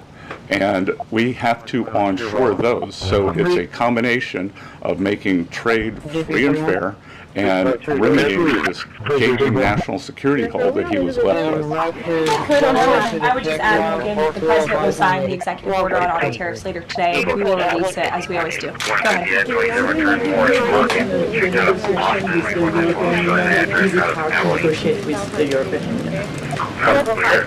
have any updates on the negotiation with the European Union? I'm more involved in the Asian negotiations. My observation would be, goes all the way back to Henry Kissinger's statement, when I call Europe, who do I call? So we're negotiating with a lot of different interests. Some of the European countries have put on an unfair digital service tax on our big internet provider. France and Italy, other countries, Germany and Poland don't have that. So we want to see that unfair tax of one of America's industries removed. So it's going to be a give and take. So they have some internal matters to decide before they can engage in an external negotiation. Thanks, Caroline. Mr. Secretary, so contacts I have with this is they're basically frozen for long-term investment because of the uncertainty around tariffs. How long do you think President Trump has to make a deal before there's damage to the economy? Look, I think that what we're seeing is that business leaders, they've gone into a pause, and I think we're going to give them great certainty on this tax bill. And I think over the next couple of weeks, as I said, we have 18 important trading relationships. We put China to the side, 17 they are in motion, and then, as I said yesterday, I think there's a very good chance we're going to get this tax bill done. And the tax bill is going to be very powerful for domestic U.S. investment. So what we are going to do, one of the most powerful parts of President Trump's 2017 tax bill was full expensing of equipment. We are going to make that, as President Trump said in his speech to Congress, that will be retroactive to January 20th. The other thing that we are looking to add is full expensing for factories.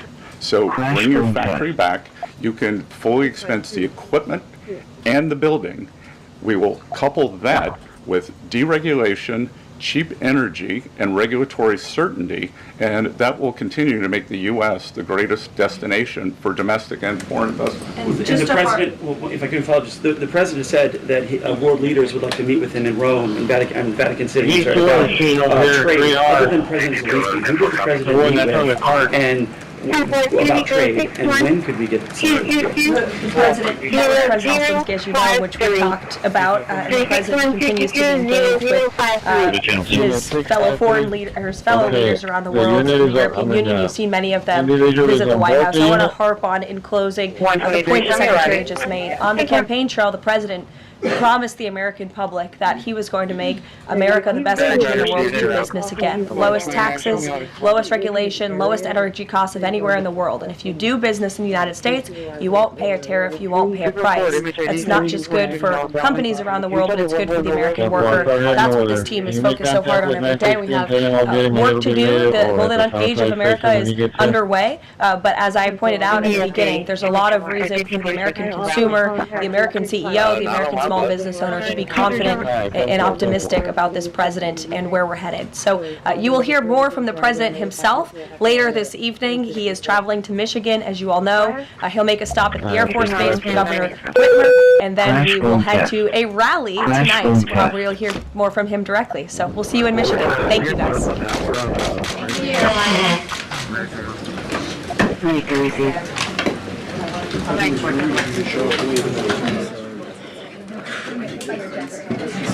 Just my. Good to see you bright and early on this Monday morning. As you know, this week marks the first 100 days of the Trump presidency, and President Trump's first 100 days have undoubtedly been the most monumental and historic of any administration in American history. President Trump has already delivered on hundreds of promises he made to the American people, and we will continue to talk about all of them throughout this week. Tomorrow, I will host a presidential at the same time, bright and early again, to highlight the administration's economic accomplishments with our Treasury Secretary, Scott Bessent. And tomorrow night, President Trump will travel to Michigan to discuss all that he has achieved on behalf of the American people. On Wednesday, the president will host an open press cabinet meeting where each cabinet member will discuss their success thus far and their plans for the future. Today, we kick off 100-day week with a focus on the president's historic effort to secure our southern border. Later this afternoon, President Trump will sign an executive order on law and order and another executive order on sanctuary cities. The first EO will strengthen and unleash America's law enforcement to pursue criminals and protect innocent citizens. The second EO is centered around protecting American communities from criminal aliens, and it will direct the Attorney General and Secretary of Homeland Security to publish a list of state and local jurisdictions that obstruct the enforcement of federal immigration laws. After these are signed, the President will have signed more than 140 executive orders already, rapidly approaching the total number signed by the Biden administration over the course of 4 years in office. Speaking of Joe Biden, it was his awful open border policies that recklessly allowed more than 10 million illegal aliens to invade the United States over the past 4 years. Innocent Americans like Laken Riley, Jocelyn Nungray, Rachel Morin, and so many others were viciously murdered at the hands of these illegal aliens as a result of Biden's dereliction of duty. That's why one of President Trump's central campaign promises was to secure the border and end this invasion. In just under 100 days, 99 now to be exact, the President has overwhelmingly delivered on that promise. America's borders are now secure because of President Trump. He has restored the rule of law, enforced our immigration laws, and defended America's sovereignty. The President immediately declared a national emergency on the southern border, deployed the U.S. military and Border Patrol to repel the invasion, and ended reckless catch-and-release policies. The results have been nothing short of extraordinary. Between President Trump's inauguration and April 1 of this month, only 9 illegal aliens were released into the United States, a staggering 99.99% decrease from the more than 184,000 illegal aliens who were released into the country under Biden during the same period last year. The number of unaccompanied illegal alien children arriving at the border has also hit a record low. Total attempted illegal crossings at the southwest border hit a record low in February, only to fall to another new record low again last month in March. Just listen to these incredible numbers. In March 2024, under Joe Biden, Border Patrol encountered approximately 140,000 illegal aliens at the southwest border. 1 year later, in March 2025, under President Trump, Border Patrol encountered just over 7,000 illegal aliens at the southwest border.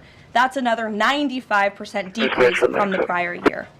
The first piece of legislation President Trump signed into law was the Lake and Riley Act, which requires illegal aliens arrested or charged with theft or violence to be detained. President Trump also established a successful government policy from his first term to ensure that aliens who arrive at our southern border and claim asylum are returned to Mexico to await their hearings instead of being allowed into our country while they wait. The president has also restarted construction of the signature advanced border wall. More than 85 miles of new border barrier are already in various stages of construction and planning. And Border Patrol, in collaboration with the Department of Defense and the great state of Texas, have deployed 75 additional miles of temporary barriers across the southern border. The Trump administration, as you know, has also ended the disastrous CBP-1 app, which Joe Biden exploited to facilitate the migration of nearly 1 million illegal aliens into the country. The Department of Homeland Security has relaunched this as the CBP Home app to provide illegal aliens in the U.S. a straightforward way to declare their intent to voluntarily depart. For years, Joe Biden's weakness in open border policies allowed vicious cartels to functionally control, through a campaign of terror, rape, and brutal force, nearly all illegal traffic across the southern border. President Trump has put a stop to this in record time. He designated these heinous cartels as foreign terrorist organizations and invoked the Alien Enemies Act to immediately apprehend, detain, and remove these massive threats who have flooded our country with deadly drugs, violent criminals, and vicious gangs. The Trump administration is working 24/7 to successfully arrest and deport these illegal criminals and foreign terrorists from our communities. We are in the beginning stages of carrying out the largest deportation campaign in American history. Over this past weekend, it was announced that through Operation Tidal Wave, a joint effort between ICE Miami and Florida law enforcement agencies, nearly 800 illegal aliens were arrested during the first 4 days alone. Among those arrested were a Colombian murderer, alleged MS-13 and 18th Street gang members, and a Russian with a red notice for manslaughter. And on the other side of the country, in the early Sunday morning hours, DOJ and DHS together launched a joint raid of an illegal alien underground nightclub used by Tren de Aragua in Colorado Springs, Colorado. DHS took more than 100 illegal aliens into custody, and many drugs and weapons were also seized. Operation Tidal Wave is a preview of what is to come around this country. Large-scale operations that employ our state and local enforcement partners to get criminal illegal aliens off our streets. As always, President Trump and our entire administration are grateful for the courageous law enforcement officers who are putting their lives on the line every single day to protect their fellow Americans and to keep our country safe. After 4 years of being vilified and hamstrung by the Biden administration, heroic ICE and CBP officers finally have a president who has their backs and is allowing them to do the jobs they signed up to do. There's no person who can attest to that more than our incredible border czar here at the White House, Tom Homan, who has dedicated his professional career to protecting our country and enforcing the law. I will let Tom deliver some short remarks, and then we'll open it up for questions today. Thanks for being here. 1400 of Billman out of Ingleside, expired 11/24, insurance Johnson, Ingleside, clear over 305. Every president ever looked at border security says you can't have national security if you don't have strong border security. We got to know who's coming in, what's coming in, where's coming in, why it's coming in, right? Even President Obama and President Clinton took some steps to secure the border because they understood national security was important. Joe Biden was the first president in the history of this nation who came into office and unsecured the border on purpose. That's just a fact. We handed the Biden administration, after President Trump's first administration, we handed the Biden administration the most secure border in my lifetime, and he unsecured it on purpose. Now, President Trump and this administration here, their success is unprecedented. We beat Trump's first administration on border success. Border numbers are historic low. Today, as I'm standing here, we have the most secure border in the history of this nation. And the numbers prove it. President Trump's policies are saving lives every day. There's been studies done that says 31% of women that make that journey through use of cartels get sexually assaulted.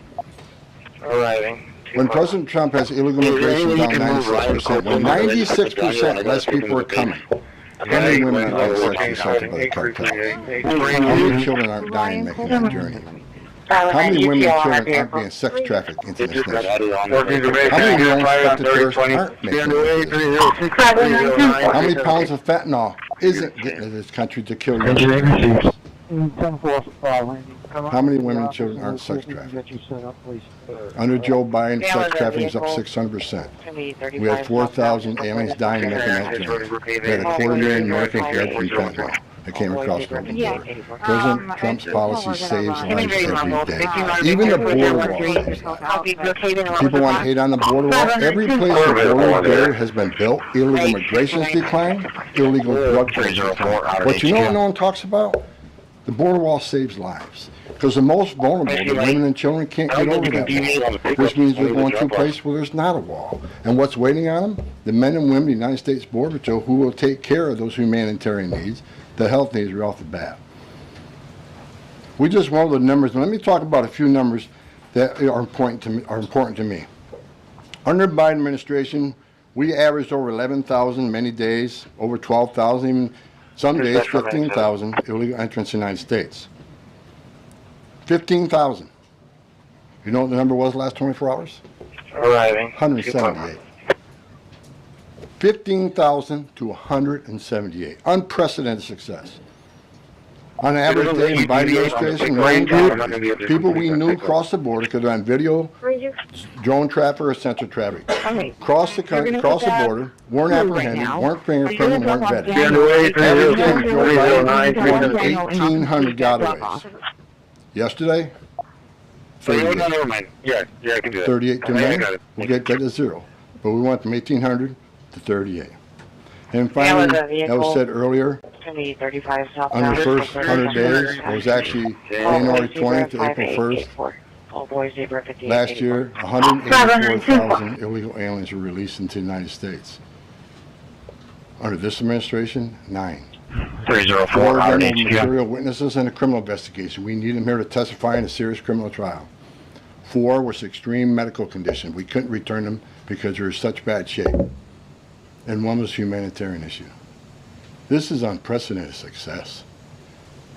The border secure. President Trump saving lives. President Trump has proven no one does this better than President Trump. There is no equal, it's not even close. So God bless the men and women of the Border Patrol. God bless the men and women of ICE who strap a gun to the hip every day, put on a Kevlar vest to not only secure our border and protect our national security, but the ICE agents in the interior, they're removing public safety threats and national security threats every day. While you're all sleeping at 2, 3 o'clock in the morning, there are men and women out there enforcing the law and making this country safe again. And we're going to keep doing it. It's full speed ahead. So I'll leave it at that. Awesome. Thank you, Tom, and thanks for all your great efforts. We do want to open it up to questions. If you have border-related questions for Mr. Homan, and I'm also happy to take any non-border-related questions. I'm happy to take border questions too, but Tom is here over this time, so we encourage you to ask him questions. We'll start with our new media seat today. As always, Rogan O'Hanley, former Hollywood entertainment lawyer, I didn't know that, Rogan, who got fed up with the far-left ideologies of California and now posts conservative political commentary online for his more than 7 million followers across all major platforms. He joins us today from the great state of Florida. Why don't you kick us off today, Rogan? Thank you, Caroline. In Trump's first 99 days, we've seen a coordinated assault on the rule of law by radical judges. We're thwarting his agenda with an unprecedented number of national injunctions.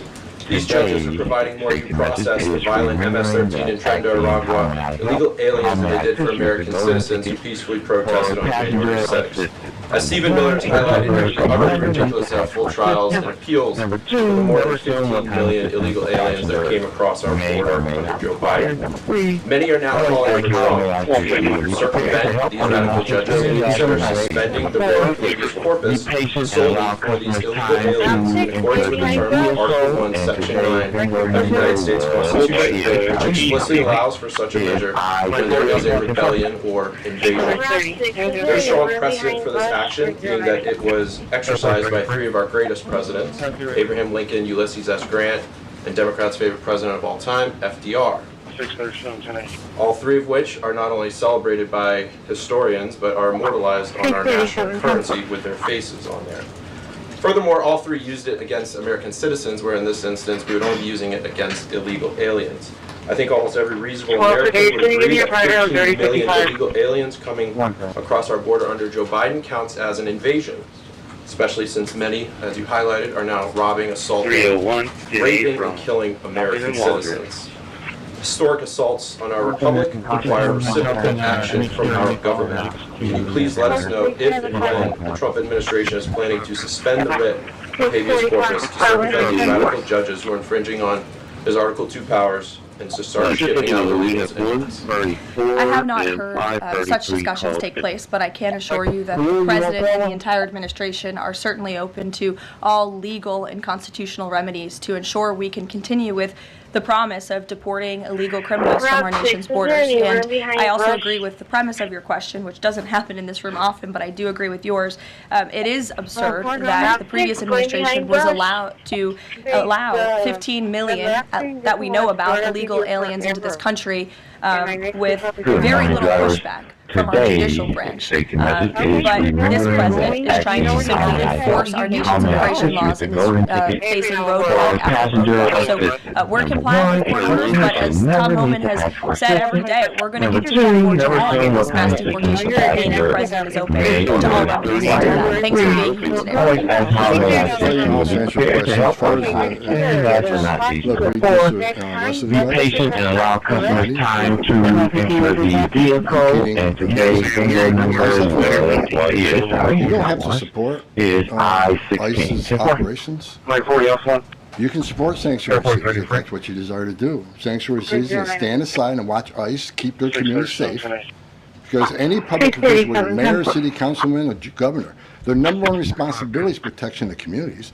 And ICE has been clear, we're targeting public safety threats and national security. I can't believe there's any elected official, and especially a judge, that doesn't believe we should be doing that, and they should be helping us.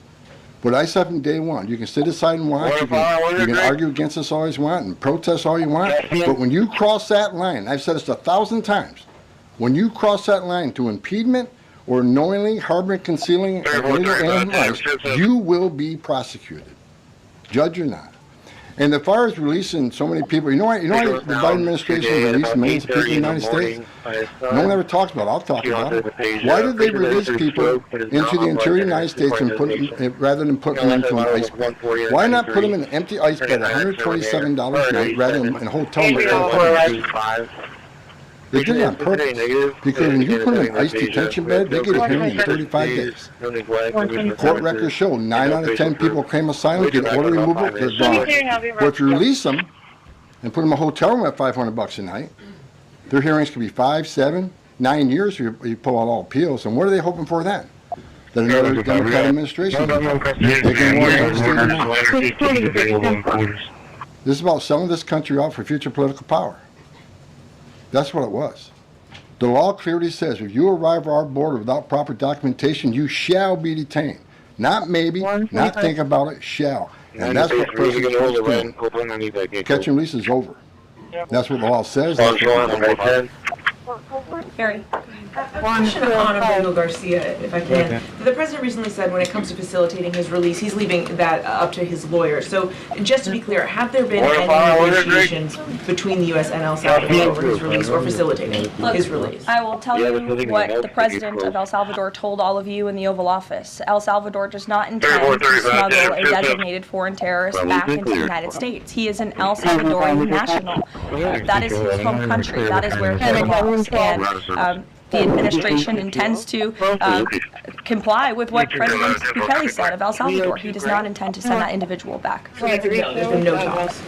What I have told you is that the president of El Salvador has made this quite clear. Caroline, can you tell us more about the meeting between President Trump and President Zelensky over the weekend? Did that meeting change anything? Did Trump leave that meeting thinking any differently about negotiations and next steps on this? The president talked about this at the meeting himself yesterday when he took questions from reporters on Air Force One.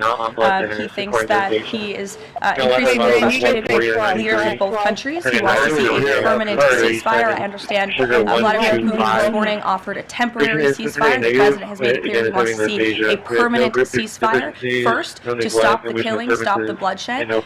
And while he remains optimistic he can strike a deal, he's also being realistic as well. And both leaders need to come to the table to negotiate their way out of this. And I do think that the president meeting with President Zelensky shows that he is exuding a lot of effort and time into this because he wants to be a peacemaker president, which he was in his first term. He intends to do that again. And this is an incredibly difficult situation and conflict that President Trump inherited from President Biden, who allowed this war to start in the first place, but he's focused on solving this problem. Does anyone have border questions? Sure. Okay. Thank you, Caroline.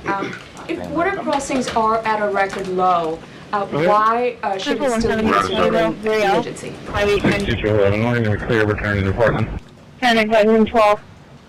It's because of what has happened in the last administration. We got to ensure that not 1 ounce of fentanyl comes across the border to kill Americans. The president has declared the cartels Mexican terrorist organization called MS-13 TDA. They killed more Americans than every terrorist organization in the world. It's an emergency till we shut it down. It's an emergency till the cartels are wiped off the face of this earth. President Trump's committed to saving everyone. I just mentioned gotaways 38 yesterday. Who are the gotaways? And you did say 12, correct? 12. We had over 2 million gotaways under Joe Biden's administration. Why did 2 million people pay more to get away? Under the Biden administration, you pay a cartel this amount of money to cross the border. Cartel's job ends at the border. You turn yourself in a green uniform. Get released in 24 hours. Get a free airline ticket to the city of your choice. Get a free hotel room. Get 3 meals a day. Get free medical care. Get work authorization in 90 to 120 days, which is the real reason they came here. Why did 2 million people pay more to get away? Because they didn't want to be vetted. They didn't want to be fingerprinted. We've arrested over 400 people on the terrorist watch list coming across the southern border. 14933 is in How many came from countries sponsoring terror? I think it's 0. And you're ignorant. This is the biggest national security failure this country's ever seen. This is a border emergency until we end it. End all of it. We're making good strides. Right now, it's still an emergency until we shut it down. Go ahead. This is a question for Mr. Homan. Late last week, there were 3 U.S. citizen children who were removed with their mothers who were in the United States illegally. There have been a federal judge in Louisiana who was appointed by President Trump said that he was concerned that there was, quote, no meaningful process.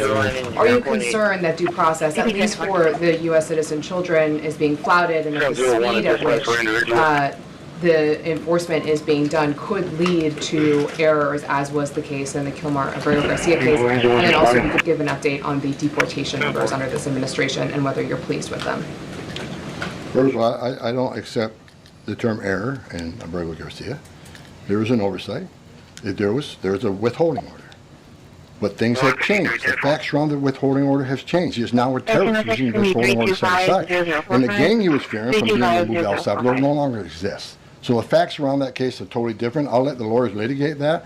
But as far as the 3 USC kids, I'd said from day one that if you enter this country legally, it's a crime. If you remain in this country legally and you ignore a judge's order about deporting, knowing you're in this country legally, you put yourself in that position. You put your family in that position. What we did is remove children with their mothers who requested the children depart with them. This was a parental decision. Parenting 101. The mothers made that choice. And I tell you what, if we didn't do it, the story today be Trump administration separating families again. No, we're keeping families together. So when a parent says, I want my 2-year-old baby to go with me, we made that happen. They weren't deported. We don't deport U.S. citizens. The parents made that decision, not the United States government. But I don't hear any questions about. Lake United had a mother. She's never going to see her child again. She had 5 children. Those children are never going to see their mom again. This administration is doing the right thing. Every public safety threat we arrest in this country, this country is much safer. So parents will make a decision what happens to their child. Having a U.S. citizen child does not make you immune from our laws. If that's the message we send to the entire world, enter the country legally. It's a crime. Don't worry about it. Get ordered removed by an immigration judge. Don't worry about it. No one's looking for you. And have a U.S. citizen child, and you're immune from our laws. You're never going to cross the border. People will keep putting themselves harm's way. More women die. More children will die crossing this border. We've got to secure the border by enforcing laws. We're not making this up. We're enforcing laws under statute enacted by Congress. That's the right thing to do. Can you give an update on the deportation numbers under this administration? Mr. Holman,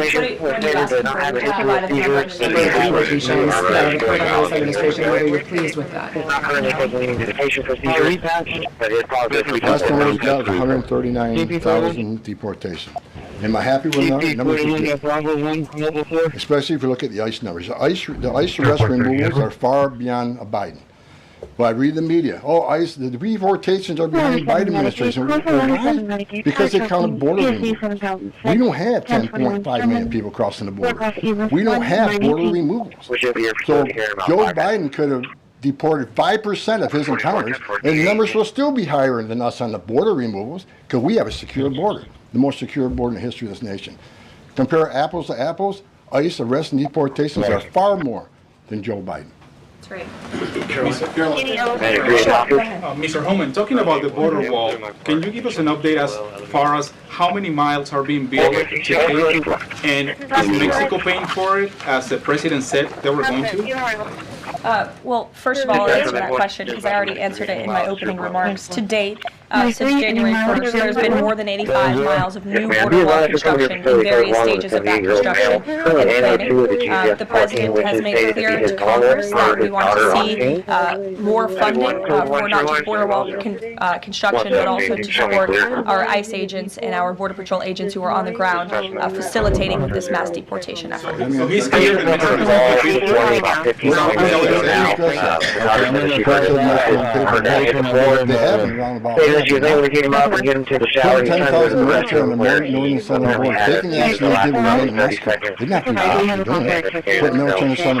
have moved illegal immigration to record law.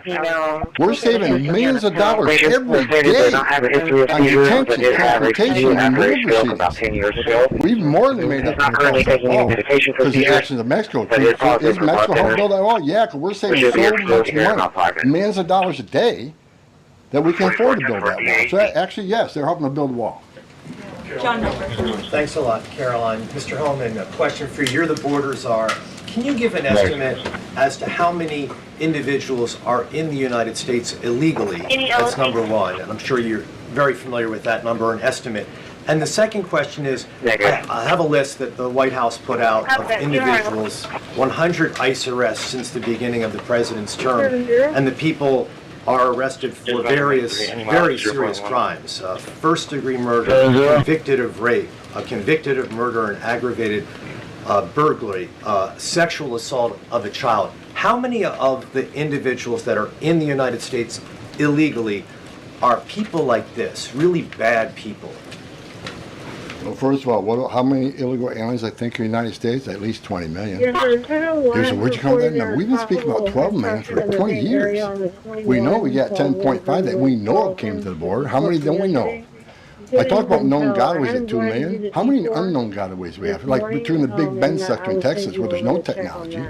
How many? Okay, I'm on the south side station. I'll be heading over there. We would know now.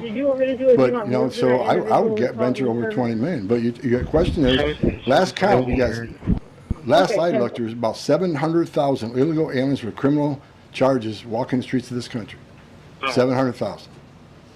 And that's what we're looking for now. That's what we're prioritizing. Them and national security threats.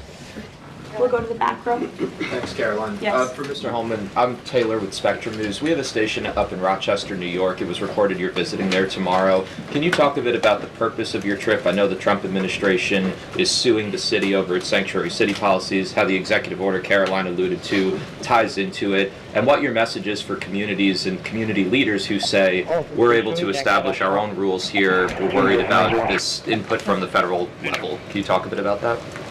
Well, same thing I talked about earlier. I don't think any elected mayor, any elected governor should want public safety threats, those illegally in the United States, public safety threats walking through the community. And what happened in Rochester, HSI agent called for emergency assistance. Officers of Rochester PD responded to a call from emergency assistance from a federal law enforcement officer. They responded. Then they got disciplined. I don't think anybody can come up with one instance where an ICE agent or Border Patrol agent didn't respond to an emergency call from assistance from any law enforcement agency. Cops need to help cops, especially in an emergency situation. But they got disciplined. And I met those officers down in Nashville soon after. I think it was a couple days after it. And I told them I stand with them. They did the right thing. Law enforcement responding to emergency assistance from law enforcement. So I'm going up there to support the men and women law enforcement, the men and women who carry that badge and gun every day. They're working the streets at 2 a.m. while we're all sleeping. I'm going to give my support, and they just announced a lawsuit, and this one sanctuary city is going to be sued on this administration for flouting immigration law. I mean, the law's clear, and they're violating it, and this administration will take action. I'm going up there to show my support on men and women law enforcement. I started as a cop. And the community, I'm showing support for them. Because the community wants your police officers to be officers too. The communities don't want public safety threats walking around their communities either. And that's what it's all about, and that's what I'm doing. Sure. Mr. Holman, how close are you to housing migrants at U.S. DoD facilities like Fort Bliss in Texas? Well, we're already housing at Guantanamo. Fort Bliss is being ramped up, so in the very near future. I don't have a timetable because things need to be done, construction needs to be done. We'll make sure the facilities are ready to accept, and make sure the facilities are able to care for the people. They're moving, so I don't know the timeline right now. It changes every day because of various issues, but we're working on it. Are you intending to hold families there, including families with American citizen children? Family residential centers are for families. They're not jails, they're open-air campers built for families, which means they have child psychologists, they have pediatricians. And why family residential centers? Because we want to make sure that child is with a parent. Unlike the last administration who stopped DNA testing, who many investigations of children being smuggled in the country with some that wasn't related to them claiming to be a parent. So we're going to make sure children are with parents. We're going to make sure that child is a family and that child is in traffic. That's the main reason. Regarding the executive order sanctuary city, the administration plan to pursue any more investigations or prosecutions like was done against the judge in Wisconsin, against local officials? Well, we'd have to defer you to the Department of Justice, obviously, for specific prosecutions or cases against individuals. But as I said in my remarks, the executive order the President will sign later this afternoon does direct the Attorney General and also Christi, our great Secretary of Homeland Security, to provide a list of sanctuary cities in which local officials are not complying with this federal order and are not complying with federal immigration laws. It's quite simple. Obey the law, respect the law, and don't obstruct federal immigration officials and law enforcement officials when they are simply trying to remove public safety threats from our nation's communities. The American public don't want illegal alien criminals in their communities. They made that quite clear on November 5th, and this administration is determined to enforce our nation's immigration laws, and we're happy to provide the text of that executive order, and as I said, the President will be signing it later this afternoon. Sure. Leaders in Russia, farm workers. The President said earlier this week that he will do for some undocumented farm workers. I'm wondering, where do things stand with that? I'm also wondering, does that help undermine his message on immigration? It's okay for some undocumented people to be in the U.S. The president was referring to our H-1B and H-1A visa programs, and there have been no final decisions on that at all. But the president, I think, what he was intended to speak about, what he was speaking about, is ensuring that we have a clean, legal immigration system that is being respected and obeyed. And the mass amount of illegal immigration that we've seen over the past 4 years in our country completely undermines our legal immigration system, those seeking citizenship, but also those coming here on a visa to legally and lawfully work. And the president wants to make sure that those programs are respected. Reagan. Thanks, Caroline. My question is for Tom. Tom, Reagan, Over the weekend, ICE arrested 2 illegal immigrants for allegedly stealing Secretary Noem's purse over the weekend. What can you tell us about these individuals' immigration history as well as their criminal history? I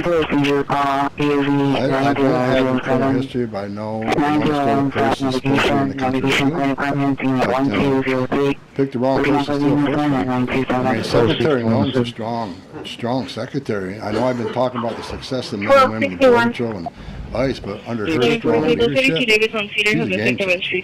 So I'm happy to work with her. Despite that me and Christy Noem have differences. Me and Christy Noem are attached to the hip. There's no daylight between us.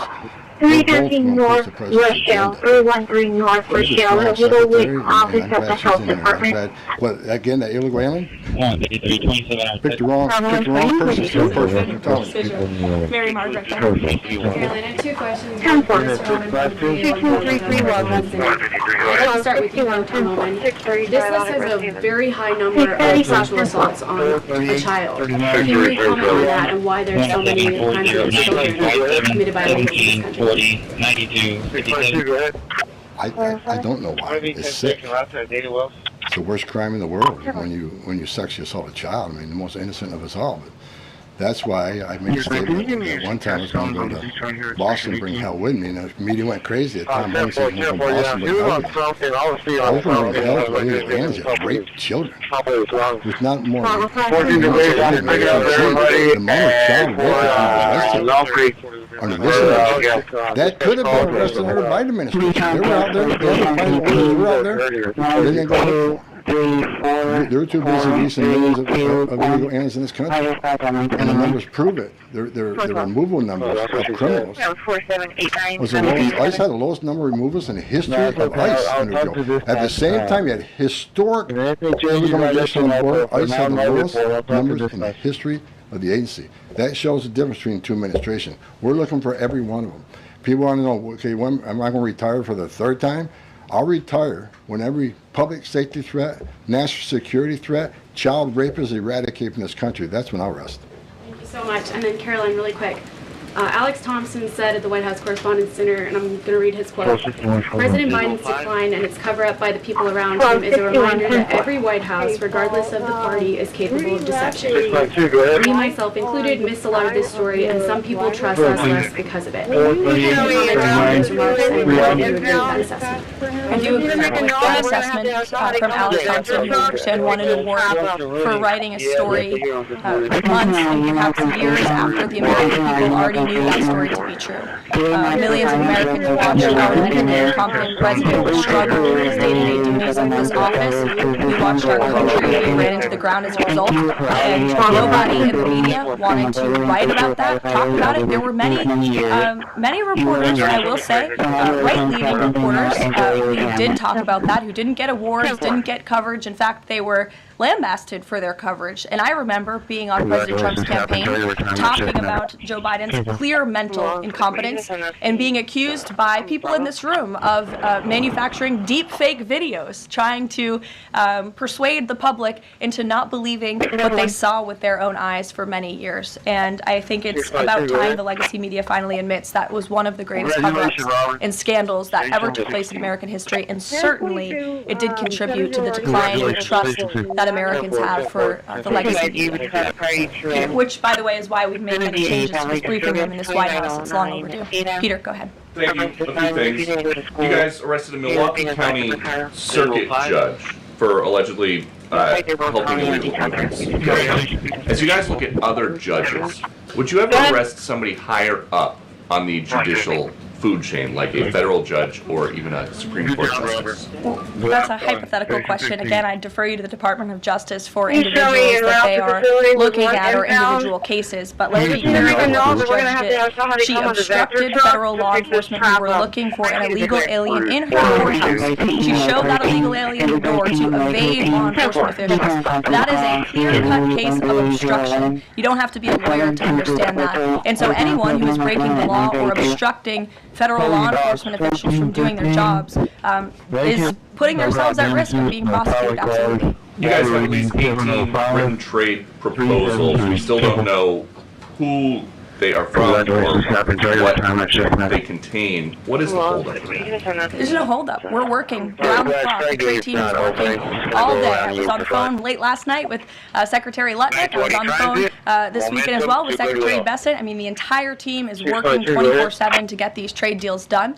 And I think you'll be hearing more about them this week. I don't want to get ahead of the trade team or the president in announcing potential deals, but certainly I can assure the American public that this administration is full speed ahead in cutting good and fair trade deals on behalf of the American worker. And one more. After the president's Truth Social post, the Browns finally took Shadur Sanders. Does the president think he deserves credit for Sanders getting picked? And does he think going to the Browns is better than being undrafted? Hey, I'm gonna.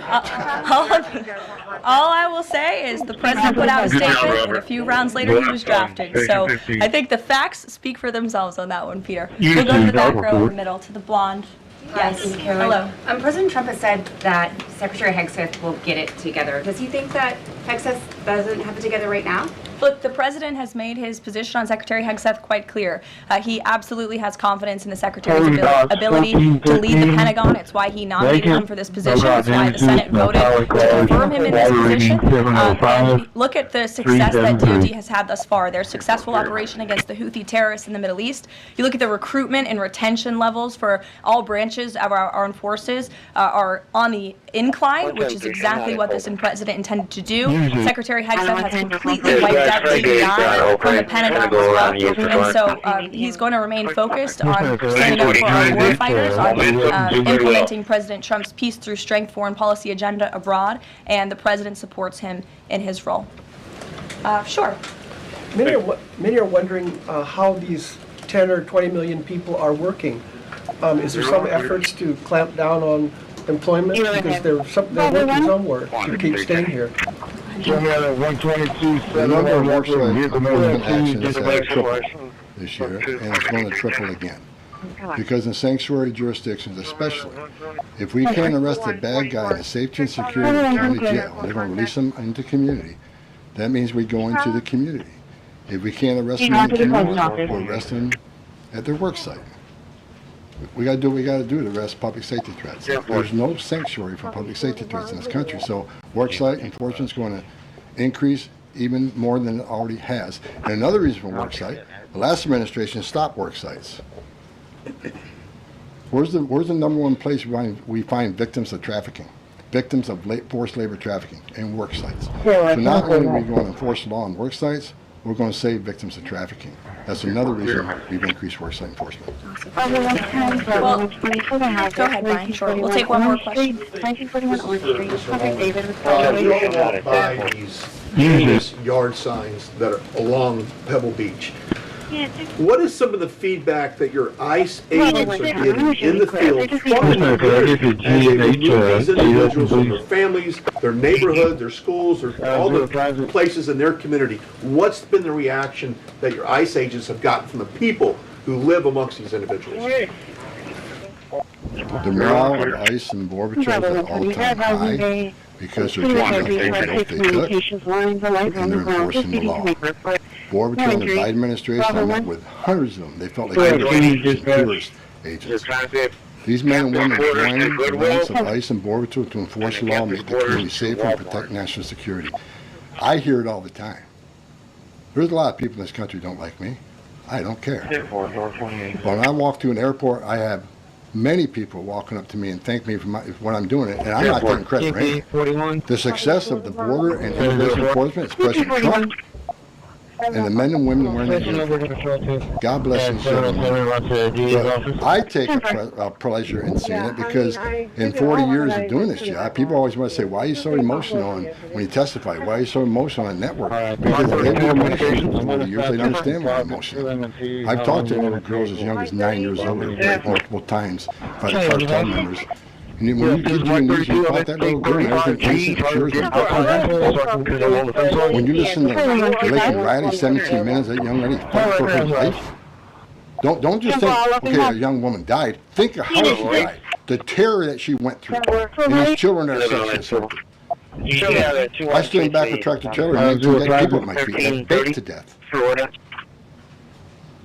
Illegal immigration is not a victimless crime. And so every sick person we take off the streets, especially child rapists, it makes this country much safer. Every illegal alien we arrest, public safety threat, one at a time makes this country safer. But I got one thing I need to say real quick before I leave. Take your notes from you, Tom. Take my notes from me.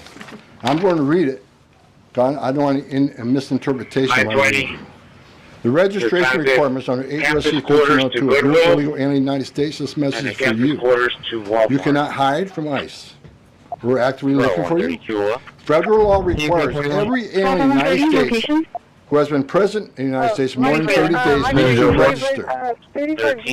For those 14 years or older, you need to be fingerprinted by the Department of Homeland Security. Federal law requires every alien in the United States to tell DHS in writing if you have a change in address within 10 days of changing that. Failing to register with DHS and failure to tell DHS about your new address are criminal offenses, and they're going to be treated as such. Starting today. Make no mistake, if you're in the country illegally and you fail to do what the law requires, we will prosecute you, you will go to jail, then we'll deport you. Second law, penalties for failure to depart. 8 U.S.C. 1252. If you're flying inside the United States, there's a final order. This message is for you. If you have a final order, the Trump administration is committed to enforcing our immigration laws, especially for those aliens who have received final orders of deportation. There are currently around 1.4 million illegal aliens who have been ordered removed, but remain here in violation of the law. We will aggressively prosecute consistent with long-standing law. Those aliens for failing or refusing to depart, or who takes other related actions aimed at hindering their removal. You cannot open the door, you cannot answer our questions, you cannot open your car door, you consider it to evade law enforcement. If you fail to leave the United States after receiving a removal order, we can and will issue monetary fines up to $998 a day. Evading your arrest, knowing you have a final order or removal, is a criminal offense. We will prosecute, then we'll deport you. Get your affairs in order. If you're in the country illegally, work with ICE, go to CBP One Home app, and leave on your own. Because we have to find you, deport you, and prosecute you. You'll have a bar placed on you, and you won't come back to this country. You won't be able to come back on a visitor's visa, a tourist visa. If you have a U.S. citizen child, can't petition for you. If you're in this country, get your affairs in order and work with us and get yourself removed from this country. That's what law requires, and we're going to enforce that law. Awesome. Thank you so much, Tom. You can get back to work now. Look, he's already leaving. He's got a lot to do, a lot of illegal immigrants to deport. But thanks, everyone, for joining us bright and early this morning. As I said at the top, we will do this again tomorrow to talk about the economy, which is another promise made and kept by the president. And I'll be joined by the Secretary of Treasury, Scott Bessent, 8:30 tomorrow morning. Today, the president is welcoming the Super Bowl champions, Philadelphia Eagles. If you have any Philly fans, that will be at 4 o'clock. And then the president will sign those executive orders I spoke of and a few others at 5 p.m. So we'll see you all later. Have a great day.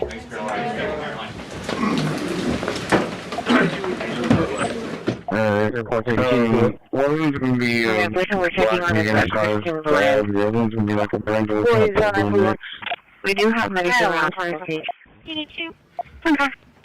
Good afternoon, everybody. Good to see you all. The thoughts and prayers of the entire White House remain with all of the Catholics around the world who are mourning the death of Pope Francis. Pope Francis touched millions of lives and dedicated his life to serving the Catholic Church. As a mark of respect for his memory, President Trump ordered flags be flown at half-staff, and he will be traveling to attend his funeral in Rome. The president will depart from Washington on Friday morning and return to the United States on Saturday evening following the funeral service. I can also confirm the dates of the president's trip to the Middle East. He will travel to Saudi Arabia, Qatar, and the United Arab Emirates from May 13th until May 16th. And on Thursday of this week, President Trump will welcome Norwegian Prime Minister at the White House for a working visit. The two leaders will discuss trade and regional security.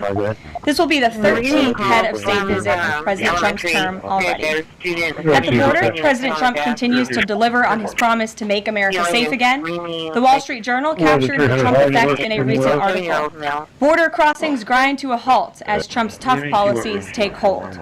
U.S. Customs and Border Protection recorded its lowest southwest border crossings in history in March, and we're seeing the same successes at our northern border. Here's how the New York Post put it. Northern border sector previously overrun by illegal migrants sees dramatic drop in crossings. We haven't seen anyone since November, end quote. According to U.S. Customs and Border Protection, just 54 illegal aliens were apprehended in the Swanton sector of our northern border, which stretches more than 300 miles in March. This is a drastic 95% drop from the more than 1,000 border crossings that were caught in March 2024. This is a main hotspot area that recorded more than 80% of all apprehensions along the northern border during the 2024 fiscal year. And new reporting from the Washington Times fully highlights the difference in Joe Biden's disgraceful approach to the border compared to President Trump's. Under Trump, border catch and release has dropped 99.99% from worst Biden month. You can't get much better than that. This statistic in particular is astounding. Border Patrol agents caught and immediately released 189,604 illegal aliens into the United States in December 2023 at the height of the Biden border crisis. But under President Trump, Border Patrol agents caught and released only 20 illegal aliens into the U.S. in the month of February. Thanks to President Trump, operational control of the border is becoming a reality, and the administration's historic enforcement measures are yielding huge results. Illegal aliens are finally getting the blunt message. If you cross the border illegally, you will be swiftly deported and never return to the United States of America. Efforts to arrest the criminal illegal alien invaders are continuing to ramp up. ICE Chicago arrested a Mexican national convicted of predatory sexual assault of a child in Cook County, Illinois. This week, ICE Denver arrested a Mexican national convicted of sexual assault of a child in Houston County, Texas. ICE Miami arrested a Nicaraguan convicted of aggravated battery in Hillsborough County, Florida. ICE Houston arrested a Salvadorian national convicted of attempted sexual assault of a child from escape in Dallas County, Texas. And ICE Chicago arrested a Mexican national convicted of aggravated sexual abuse of a minor in Illinois. Despite the Democrats' insane objections, President Trump will continue to embolden law enforcement officers to arrest dangerous legal alien criminals and keep our communities safe. And also thanks to President Trump's America First economic approach, investments continue to pour into our country. Swiss pharmaceuticals company announced they will be investing $50 billion in the United States over the next 5 years, creating 12,000 new quality jobs. Regeneron Pharmaceuticals also agreed to pay Fujifilm Technologies more than $3 billion over the next decade to help manufacture its medicines in the United States. It's a top priority for President Trump to ensure we are producing critical medicines and pharmaceutical drugs right here in America, and that is exactly what we continue to see happen every day. In other news, the Trump administration has announced we will put an end to Joe Biden's illegal student loan bailout attempts. No student loan has been referred to collection since March of 2020. That comes to an end. On May 5th, the Department of Education will resume involuntary collections for borrowers with defaulted federal student loans. The student loan portfolio controlled by the federal government is nearly $1.6 trillion. But fewer than 4 out of 10 borrowers are in repayment. This is unsustainable, unfair, and a huge liability for American taxpayers. Debt cannot be wiped away. It just ends up getting transferred to others. So why should Americans who didn't go to college or went to college and responsibly paid back their loans pay for the student loans of other Americans? The Trump administration will never force taxpayers to pay student loan debts that don't belong to them. Student loan borrowers need clarity, and we're finally giving it to them. borrowers will now be clearly expected to repay their loans, and those who default on their loan obligations will face involuntary collection. I have a number, but it's The government can and will collect defaulted federal student loan debt by withholding money from borrowers, tax refunds, federal pensions, or even their wages. America is $36 trillion in debt. We must get our fiscal house in order and restore common sense to our country. If you take out a loan, you have to pay it back. It's very simple. President Trump will not kick the can down the road anymore. Before we open it up to questions today, I want to commend our pool photographer who is in the room with us today. ABC News photojournalist Melissa Young is retiring after 44 incredible years on the job, covering here at the White House.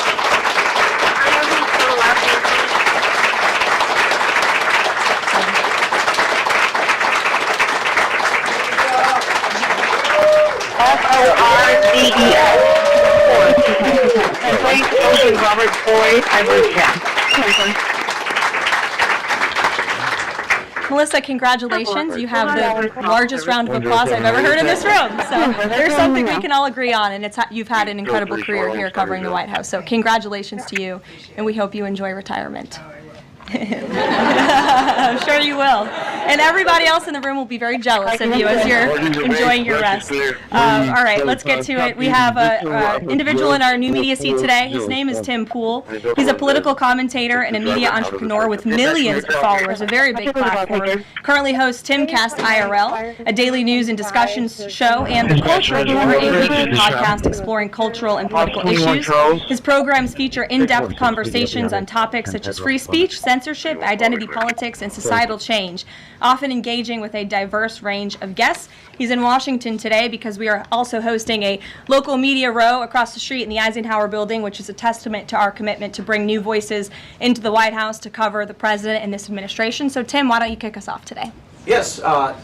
Many of the news organizations that are represented in this room have marched in lockstep on false narratives, such as the Very Fine People hoax, the Covington smear, and now what's being called the Maryland Man hoax, where an MS-13 gang member adjudicated by two different judges is just simply being referred to as a Maryland Man over and over again.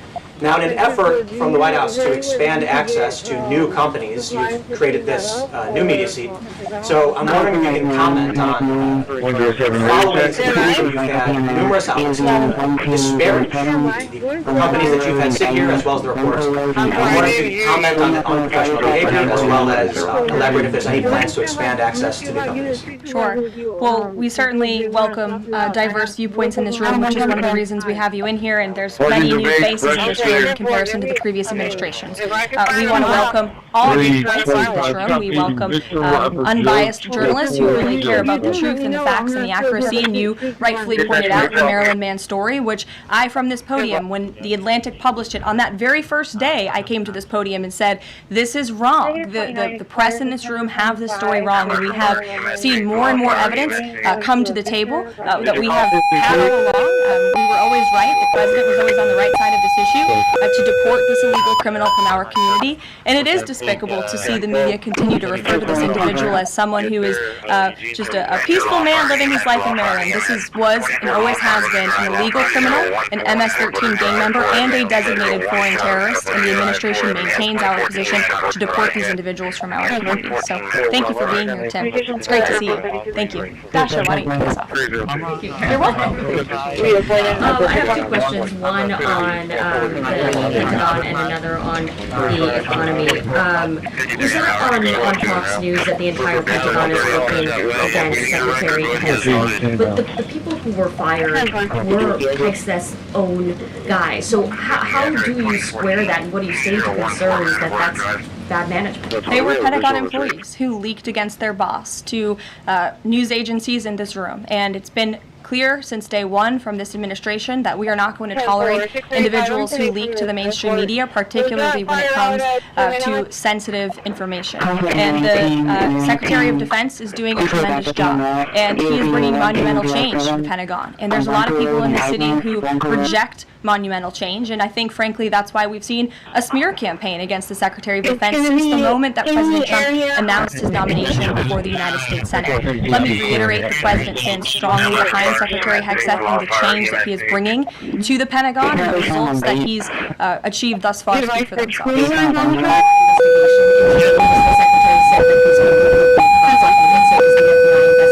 You have to ask the FBI, you have to ask the Department of Justice on what they plan to do, but certainly we take leaks with the utmost seriously across this administration. You've seen people fired from the Department of Justice, and the President has made it clear it's an unacceptable behavior.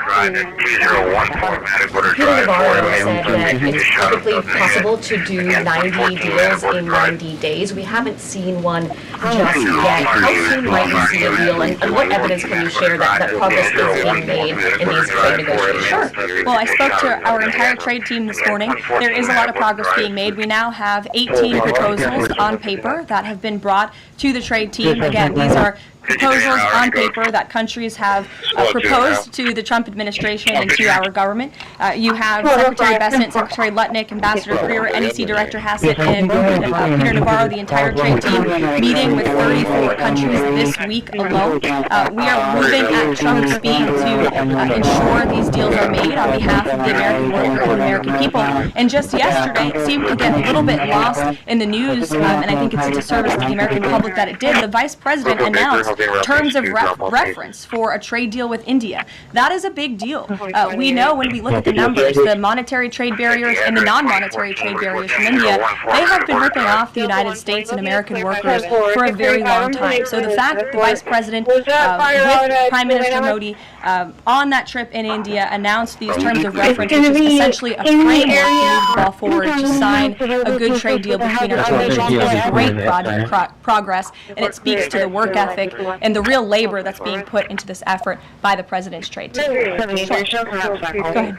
The proposals that you talked about, is that enough to extend the pauses on these reciprocal tariffs, or does the President need to see, these deals inked and signed to offer any sort of additional extension beyond the 90 days? Well, look, ask me in July when the deadline hits. I know I'll be answering these questions from all of you in this room. There's a lot of time left, and the President's trade team is working, again, at Trump speed as quickly as they can to ensure that these deals can be made. Are any of those conversations yet with China happening? I actually do have something to share on that. I asked the President about this before coming out here, and he wanted me to share with all of you that we're doing very well in respect to a potential trade deal with China. As I mentioned, there have now been 18 proposals in more than 100 countries around the world who are wanting to make a deal with the United States of America, and the President and the administration are setting the stage for a deal with China. So we feel everyone involved wants to see a trade deal happen, and the ball is moving in the right direction. Setting the stage for a deal with China. What does that mean? Has the President spoken directly with Xi? I don't have anything to read out on a direct talk between the President and President Xi, but we will continue to keep you updated. And Secretary Bessent reportedly today told investors that this trade standoff with China he expects will be de-escalating soon because, as he described it, reportedly the situation is unsustainable. Is the President considering taking steps to de-escalate the situation with China? Again, I just read you words directly from the President of the United States. Those are moments ago. That's where his head is at right now. Sure. Caroline, I had two questions, one on immigration and one on China. First on immigration. Roughly how many illegal immigrants and aliens do we have in our country, and how many does the administration plan on deporting? Sure. Well, we have to ask the Department of Homeland Security for a specific number, but we suspect it's definitely in the millions, perhaps upwards of 20 million people that were allowed into the country illegally by the previous administration. And the President and his team are focused on deporting as many as we possibly can, and they are moving as quickly as possible. The President's team has made it clear we need more funding from Congress to do more. We need more ICE agents out on the ground doing this very important work. And we also need district court judges to stop acting as judicial activists, trying to block the administration from deporting illegal criminals from our nation's interior. The American public elected the President to do this, and he's following through with that promise. Over 250,000 Chinese nationals in our country right now are student visas. Does the administration believe there's any national security concern when it comes to those over a quarter million. Well, as you know, when it comes to foreign visas, the Secretary of State has the right to revoke visas of those who we feel are acting in an adversarial way to our foreign policy interests here in the United States. He has that authority according to the Immigration and Nationality Act. So I would defer you to the State Department for any individual case, but they are looking at individuals who are given the privilege of being on a visa in our country, and if they are acting, again, adversarial to our foreign policy interests, their visa can be revoked, and they should be aware of that. Sure, go ahead. Yes, I'm calling on you. You're welcome. Several countries travel to the U.S. and the Department of Commerce's own stats know that from a lot of show that from a lot of countries the number of visitors is falling. So what is any message for people that might be reconsidering business or tourism travel to the U.S.? Where did you see that report? With the statistics coming from the Department of Commerce. Said what? It's hard to hear you. Sorry. That visitors from a lot of countries have fallen in the last 3 months. I'd have to look at that report to comment on the merits of it. I think most people around the world recognize that the United States of America is a great place to do business. It's a beautiful place to visit, and they should certainly come here because it's a much safer country than it was 4 years ago under the previous president. Libby, good to see you. A question about this upcoming announcement from HHS to ban food dyes. During the first week of the administration, the FDA announced that it's pulling its plan to ban menthol cigarettes. So two questions for you. How do you square a ban on menthol cigarettes being pulled and then announcing this ban on food dyes? And how does the president feel about this upcoming ban that RFK is going to announce? Sure. Well, look, the Secretary of Health and Human Services, the president nominated him because he trusts him to make this country healthy again. It's not just a slogan, it really is a movement that has broken ground across the country. There's millions of people who believe in RFK Jr., Secretary Kennedy, and what he's doing. I don't want to get ahead of HHS with this historic announcement later and the details of it, but obviously the Secretary feels that he has reason and evidence to announce the ban on artificial dyes later, and I'll let him speak to that this afternoon. Phil. Process of reclassifying more than 50,000 employees as Schedule F. We've already seen him march through a number of government agencies. I'm curious, should we expect mass firings, or is this a case-by-case approach, a scalpel or a sledgehammer?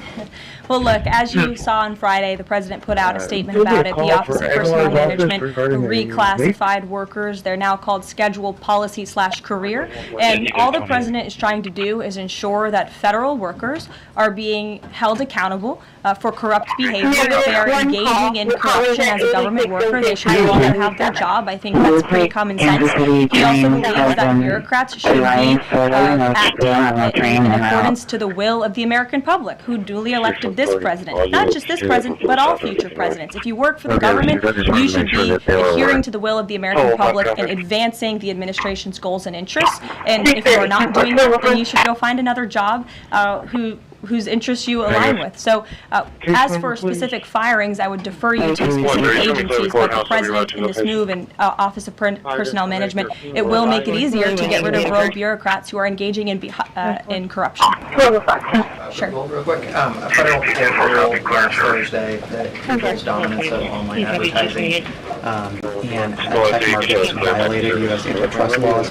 I know the president has spoken to a number of folks in big tech, and Google CEO was even at his inauguration. I'm curious, what is the president's reaction to that court ruling? I'll have to ask him, and I'll get back to you. You're welcome, John. Thanks a lot, Carolina. Some economic questions for you. Kevin Hassett has been a key economic advisor to the president in both of his terms. In 2022... And he still is. And he still is. He was just in my office. Absolutely. In 2022, he said that the independence of the Fed is super important. That's a direct quote. Is that something that the president subscribes to? Does he still believe in the independence of the Federal Reserve? Well, look, I think the president has made his position on the Fed and on how quite clear. The president believes that they have been making moves and taking action in the name of politics rather in the name of what's right for the American economy. The president has the right to express his displeasure with the Fed, and he has the right to say he believes interest rates should be lower. He believes Americans should be able to borrow money cheaper than they currently are right now. And I also spoke to Kevin Hassett about the Fed as well, and he has called into question the Fed's independence and whether they are actually doing things, again, out of the best interest of the economy, or are they doing it for partisan reasons. The president wants to see interest rates lower. He has made that quite clear. We've also seen, if I may, I'm sorry, one more, Caroline, just about questions about the dollar. We've seen the dollar at multi-year lows versus the euro and other currencies around the world. Is it the administration's policy for a strong dollar? How does it view the dollar versus other currencies around the world? The president wants to see the dollar remain as the world's reserve currency for our long-term fiscal stability and our economic growth. He's been quite clear about that. Sure. And then to the woman behind you, who I haven't seen before. Welcome. Go ahead, Mary. Earth Day. That's right. It's Earth Day. Yes. Happy Earth Day, everyone. I saw the president truthing about the garbage pileup from China in the Pacific, and then I believe Lee Zeldin is headed to San Diego to investigate the pile of sewage from Mexico. Can you speak to what the White House has planned for Earth Day and anything in that arena? Sure. I do have points from the EPA. Administrator Zeldin's doing a fantastic job, and they are always sharing their accomplishments with the White House, which we very much appreciate. He will be traveling. I believe he's in California today for sewage situation. Here you go. Administrator Zeldin met with his Mexican counterpart to discuss steps Mexico needs to take to ensure the water entering the United States is clean and safe. And he's holding a press conference in San Diego today with elected officials and local stakeholders on the Tijuana River sewage crisis. I would also add that the president himself has always maintained he wants America to have the cleanest air and the cleanest water. And we want to do what's right for our environment, for our earth. And a lot of that is making sure that we have clean and sustainable energy, and we know that we produce natural gas cleaner and more efficiently than any country in this world, and the president wants to see that continue. Thank you. And then on the Supreme Court, I know the court is hearing a case dealing with parents who don't want their kids having to read gender ideology in school. Can you comment on that case and what the Trump administration wants to see? Sure. We hope the Supreme Court will do the right thing, and the president has been very clear. He stands on the side of parental rights, and he believes strongly that parents should have a greater say in their children's education and the content, if you will, that children are being exposed to in our public school system. Sure. Go ahead. Hi. I'm Carolina Lumetta with World News Group.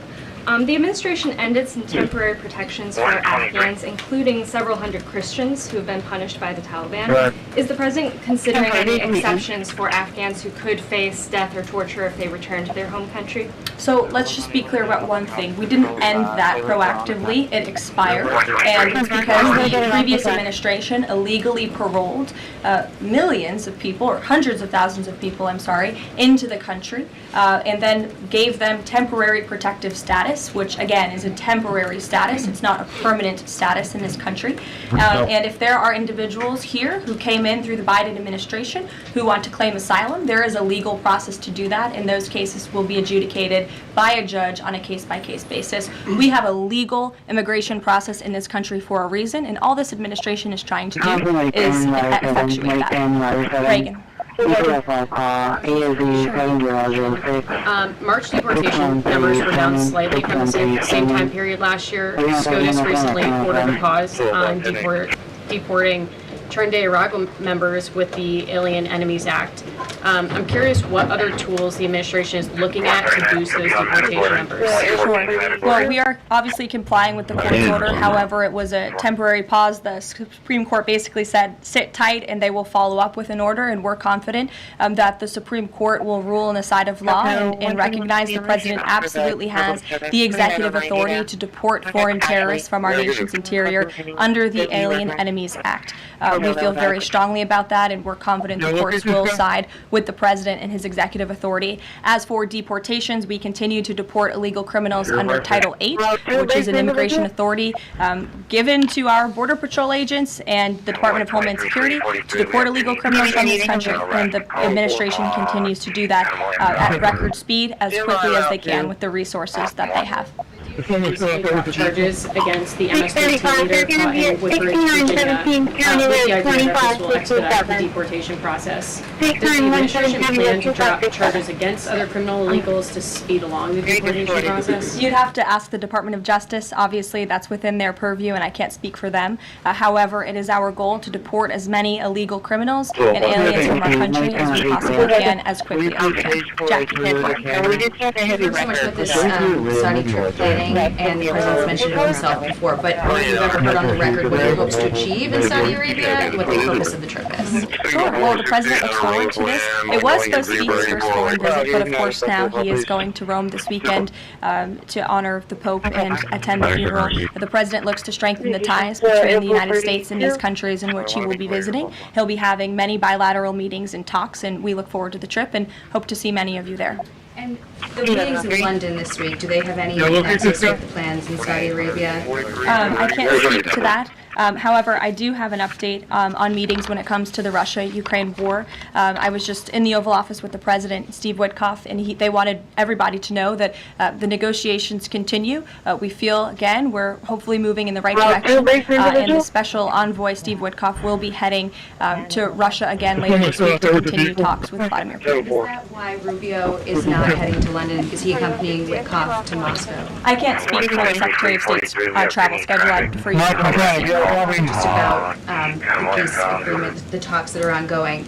Rubio had said, Secretary Rubio had said that if things don't go the right way, that the U.S. might need to take a step back. What is stepping back look like? Is that brokering peace, or would that imply a broader withdrawal from U.S. support for Ukraine and the war?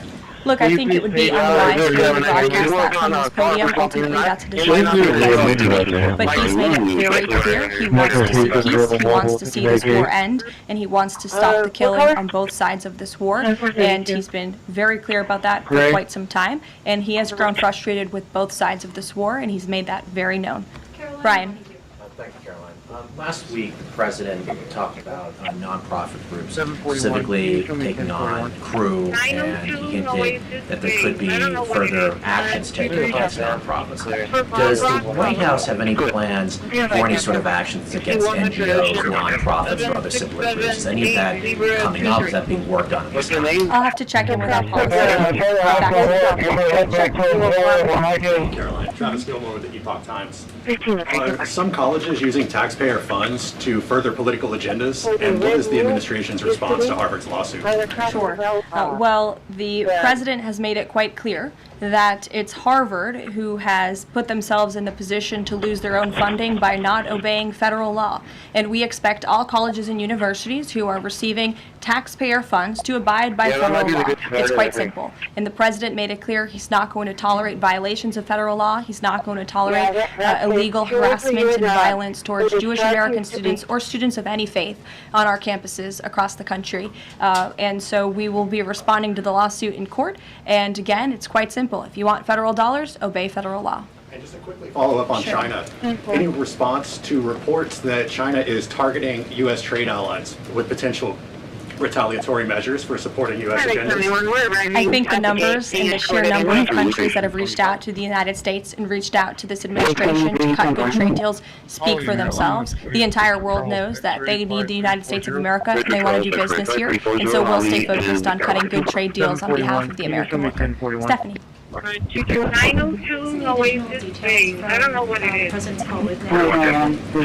I did speak to the president about it. It was a good call. They spoke particularly about Iran and the negotiations that are underway with Iran and the United States. And the president has made it very clear repeatedly, but I'll reiterate, there is no daylight between the United States of America and the state of Israel. He stands strongly behind our ally. He's made it quite clear when it comes to Iran that we want to see a deal. And Iran has a choice to make, but the president has also made it very clear, and he reiterated that in his call with Prime Minister Netanyahu today about the need for Iran to never obtain a nuclear weapon. I do have one more bit of news that I would like to share with all of you. Just give me 1 second to find it. And it's in regards to the terrorist attack that took place in India earlier today. The president has been briefed by the National Security Advisor, and he's being kept up to speed as more facts are learned. What we know already is dozens were killed and even more were injured in a brutal terrorist attack in a popular tourist location in South Kashmir. President Trump will be speaking with Prime Minister Modi as soon as he possibly can to express his heartfelt condolences for those lost, and our prayers are with those injured and our nation's support for IED. These types of horrific events by terrorists are why those of us who work for peace and stability in the world continue our mission. So we'll give you a readout of that call later this afternoon. There's a lot of work to be had. You may hear from the president later this afternoon as well, and we'll see you all later. Thank you.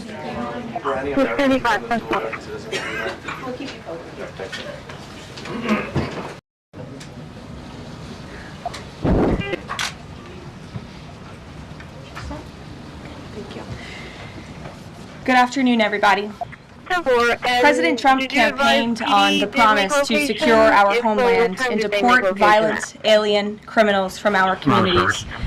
That is why the American people overwhelmingly reelected him back to this office, and it's why the American people defeated the Democrat Party in devastating fashion. Today, we have officially learned Democrat officials still refuse to accept the will of the American people. Maryland Democrat Senator Chris Van Hollen rushed to Dulles Airport this morning to fly to El Salvador, potentially using taxpayer dollars to demand the release of deported, illegal, alien MS-13 terrorists. The Democrats and the media in this room have continually and wrongly labeled Kilmar Abrego Garcia as a Maryland father. There is no Maryland father. Let me reiterate. Kilmar Abrego Garcia is an illegal alien, MS-13 gang member and foreign terrorist who was deported back to his home country. And when Kilmar Abrego Garcia was originally arrested, he was wearing a sweatshirt with rolls of money covering the ears, mouth, and eyes of presidents on various currency denominations. This is a known MS-13 gang symbol of hear no evil, speak no evil, see no evil. Abrego Garcia was also arrested with two other well-known members of the vicious MS-13 gang. And two separate judges found that Abrego Garcia was a member of MS-13, and that finding has never been disputed. And just this morning, it was revealed through Maryland court documents that Abrego Garcia's wife petitioned for an order of protection against him for 2 instances of domestic violence in May of 2021. And here is the order right here. The court ordered that the respondent committed the following acts of abuse. Once in May of 2021, assault in any degree. And on May 4th of 2021, he punched and scratched his wife, ripped off her shirt, and grabbed and bruised her. This is from a court in Maryland. So not only are Democrats rushing to defend an illegal criminal foreign terrorist gang member, but also an apparent woman beater. To set all of that aside, the basic fact that he was illegally inside our country and had a lawful deportation order made him subject to removal back to his home country of El Salvador. And if he ever ends up back in the United States, he would immediately be deported again. Nothing will change the fact that Abrego Garcia will never be a Maryland father. He will never live in the United States of America again. And the United States Supreme Court ruled unanimously that the President of the United States and the Secretary of State could not be compelled to forcibly retrieve this citizen of El Salvador who is currently locked up in a maximum security prison in his home country due to his MS-13 membership. To remind the media and the Democrat Party, MS-13 are among the most vicious and dangerous individuals in this world.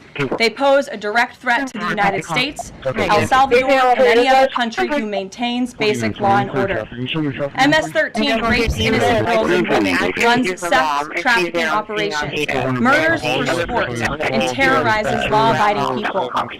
That's why El Salvador President Bukele made it clear this week that he will not be releasing this MS-13 gang member from his prison. But that is not enough. All of that is not enough to stop the Democrat Party from their lies. The number one issue they are focused on right now is bringing back this illegal alien terrorist to America. But where are the Democrats applauding the fact that southern border crossings just hit a historic low? Where are the Democrats supporting our brave men and women of law enforcement who are putting their lives on the line every single day to arrest the violent illegal alien invaders that the previous administration allowed into our country? And where are the Democrats when innocent Americans are victimized by illegal criminals that Joe Biden let in? It's appalling and sad that Senator Van Hollen and the Democrats applauding his trip to El Salvador today are incapable of having any shred of common sense or empathy for their own constituents and our citizens. Nobody knows this more than the woman standing to my right, Patty Moore. The beautiful daughter Rachel brutally maimed and murdered at the hands of illegal aliens in August of 2023. Patty no longer has her daughter because of the failed Democratic Party open door plan. These are policies that President Joe Biden is bringing in. Patty should not have to be here today, but she is. And we are grateful and we are honored for her willingness and her request to share her powerful story with the world. Thank you, Patty, for being here. Thank you. A lot of you don't know the whole story about Rachel and about the crime that was committed against her. Even us, her family, we didn't know all the details. They kept most of it close to their chest, the detectives, because they didn't want to do anything to hurt the case. They wanted to keep the integrity of the case, so they kept everything close. I sat for the last 2 weeks in her trial, and we saw layer upon layer upon layer of evidence against the accused, an illegal immigrant from El Salvador. And the things that we thought, well, maybe this might have happened, we didn't know, but when we were at the trial, we got all the puzzle pieces. And I want to share some of those things with you. You know that Rachel's a 37-year-old mother. She has 5 children. We've walked the trail for the last 25 years that we've lived in Maryland. It's a safe place for our family. It's where we go to get a little bit of New England, because that's where we're from, New England. When she went on that trail that day, she was not planning on dying. She wasn't planning on walking with her to death. She was planning on going to the grocery store with her girls afterwards. Victor Martinez, he waited for her. He waited for her to come closer. He saw her. He saw that there was nobody around. He attacked her. He dragged her 150 feet, blood gushing from her head. It left a 150-foot trail of her blood to the culprits, where he picked her up, he threw her against the wall of the tunnel, and he raped her. But before he did that, he stopped on that trail, and rocks, still stained with her blood, he used them to hammer her head against the rocks. They say at least 20 times they could count the cuts in her head. They said that when they did the autopsy, and I've seen the pictures, there's a 6-inch square on the back of her head where the skull is shattered the way that you would crush a shell in pieces. 3/4 of her head hemorrhaged. Her right and left side of her face bashed in. Her beautiful face bashed in. Her head bashed in. Broken bones, fractures. He drags her through the thorn bushes. She has all the scrapes and cuts on her body. There wasn't 1 inch of her body that didn't have some kind of injury, whether it's bruising, we have the cameras going. You have partial broken power or bones, everything else? contusions, the scratches. She had a fractured rib, fractured nose, fractured skull. And then he takes her into the tunnel. And he picks her up. He throws her against the wall. Blood is gushing from her head. Her hair is soaked in blood.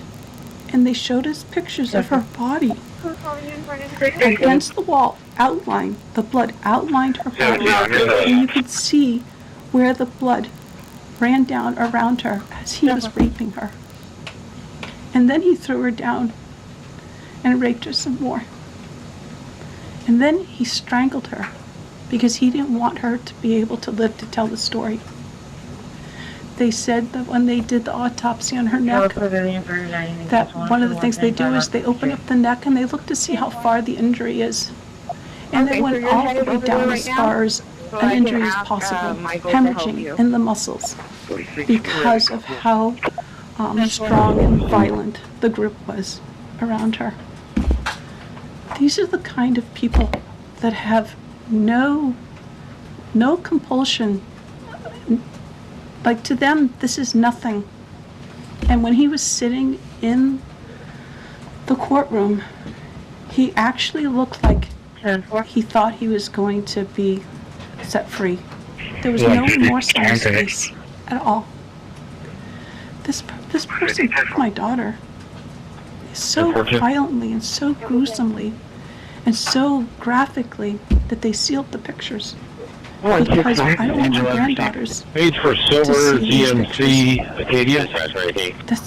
These are the kind of criminals President Trump wants to remove from our country. These are the kind of criminals that we need to remove from our country.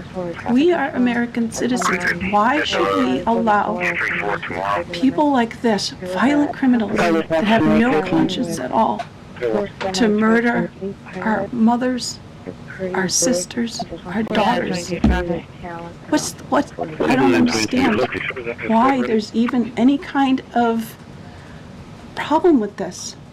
And it's not that it's political, like the left or the right, although I understand different parties have used it in the past. But we have to look at it as we are American citizens. We need to protect our families, our borders, our children.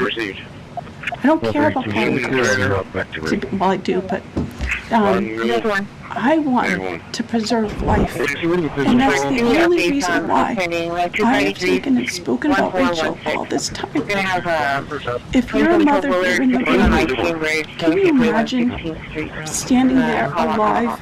You're alive, and someone comes and puts their hands into your chest and rips out your heart. That's what it feels like. It feels like a part of you is being ripped out of you. You can't even describe the pain. Just like you can't describe to your husband what it feels like to carry a baby in your womb, or to feel those first kicks, or to know just intuitively if it's a boy or a girl. It's only a thing that a mother knows. Why are we not protecting the American citizens? It's just common sense. Why are we not protecting our children? And to have a senator from Maryland who didn't even acknowledge, who barely acknowledged my daughter, and included the death that she endured, leaving her 5 children without a mother, and now a grandbaby without a grandmother, so that he can use my taxpayer money to fly to El Salvador to bring back someone that's not even an American citizen. Why does that person have more right than I do, or my daughter, or my grandchildren?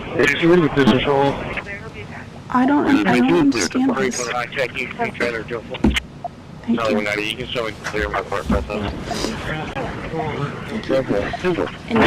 you. I just want to say that as a mother and as an American citizen, the president and our entire team, and I hope people in this room are grateful for your willingness to come here and your request to share your daughter's story. And I think the country hears you loud and clear. I know that one of the students helped you with any questions for Patty? 1012 individual, please, 1012. No? We'll see you all later. The president will be at the scene.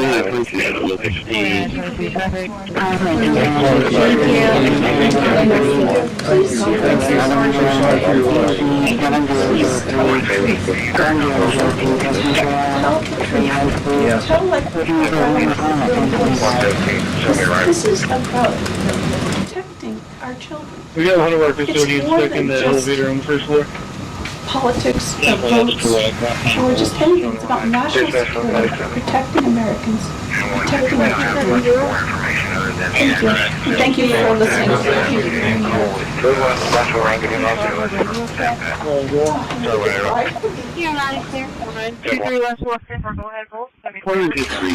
Good afternoon, everybody. I apologize for my tardiness, but I came directly from the Oval. I have some newsy updates to share from the president, which I know you all very much value and appreciate. So let's get to it. The president promised millions of Christians across the country on the campaign trail that he will create a White House faith office when he returns to the White House, and he has delivered on that promise. The White House faith office has put together an extraordinary week-long celebration currently underway for Holy Week ahead of Easter Sunday. The president signed a Holy Week proclamation, filmed a special presidential video message, and will be hosting a pre-Easter dinner tomorrow night and a White House staff Easter worship service on Thursday. The President and the First Lady are honored to continue the tradition of the White House Easter egg roll, which will take place on the South Lawn next Monday. In other news, President Trump is turning America into a manufacturing superpower again. Yesterday, there was a monumental announcement by NVIDIA, one of the largest companies in the world. This is just the latest example. For the first time ever, chip-making giant NVIDIA will produce AI supercomputers entirely in the United States, as part of its pledge to produce $50 billion worth of AI infrastructure in our country over the next 4 years.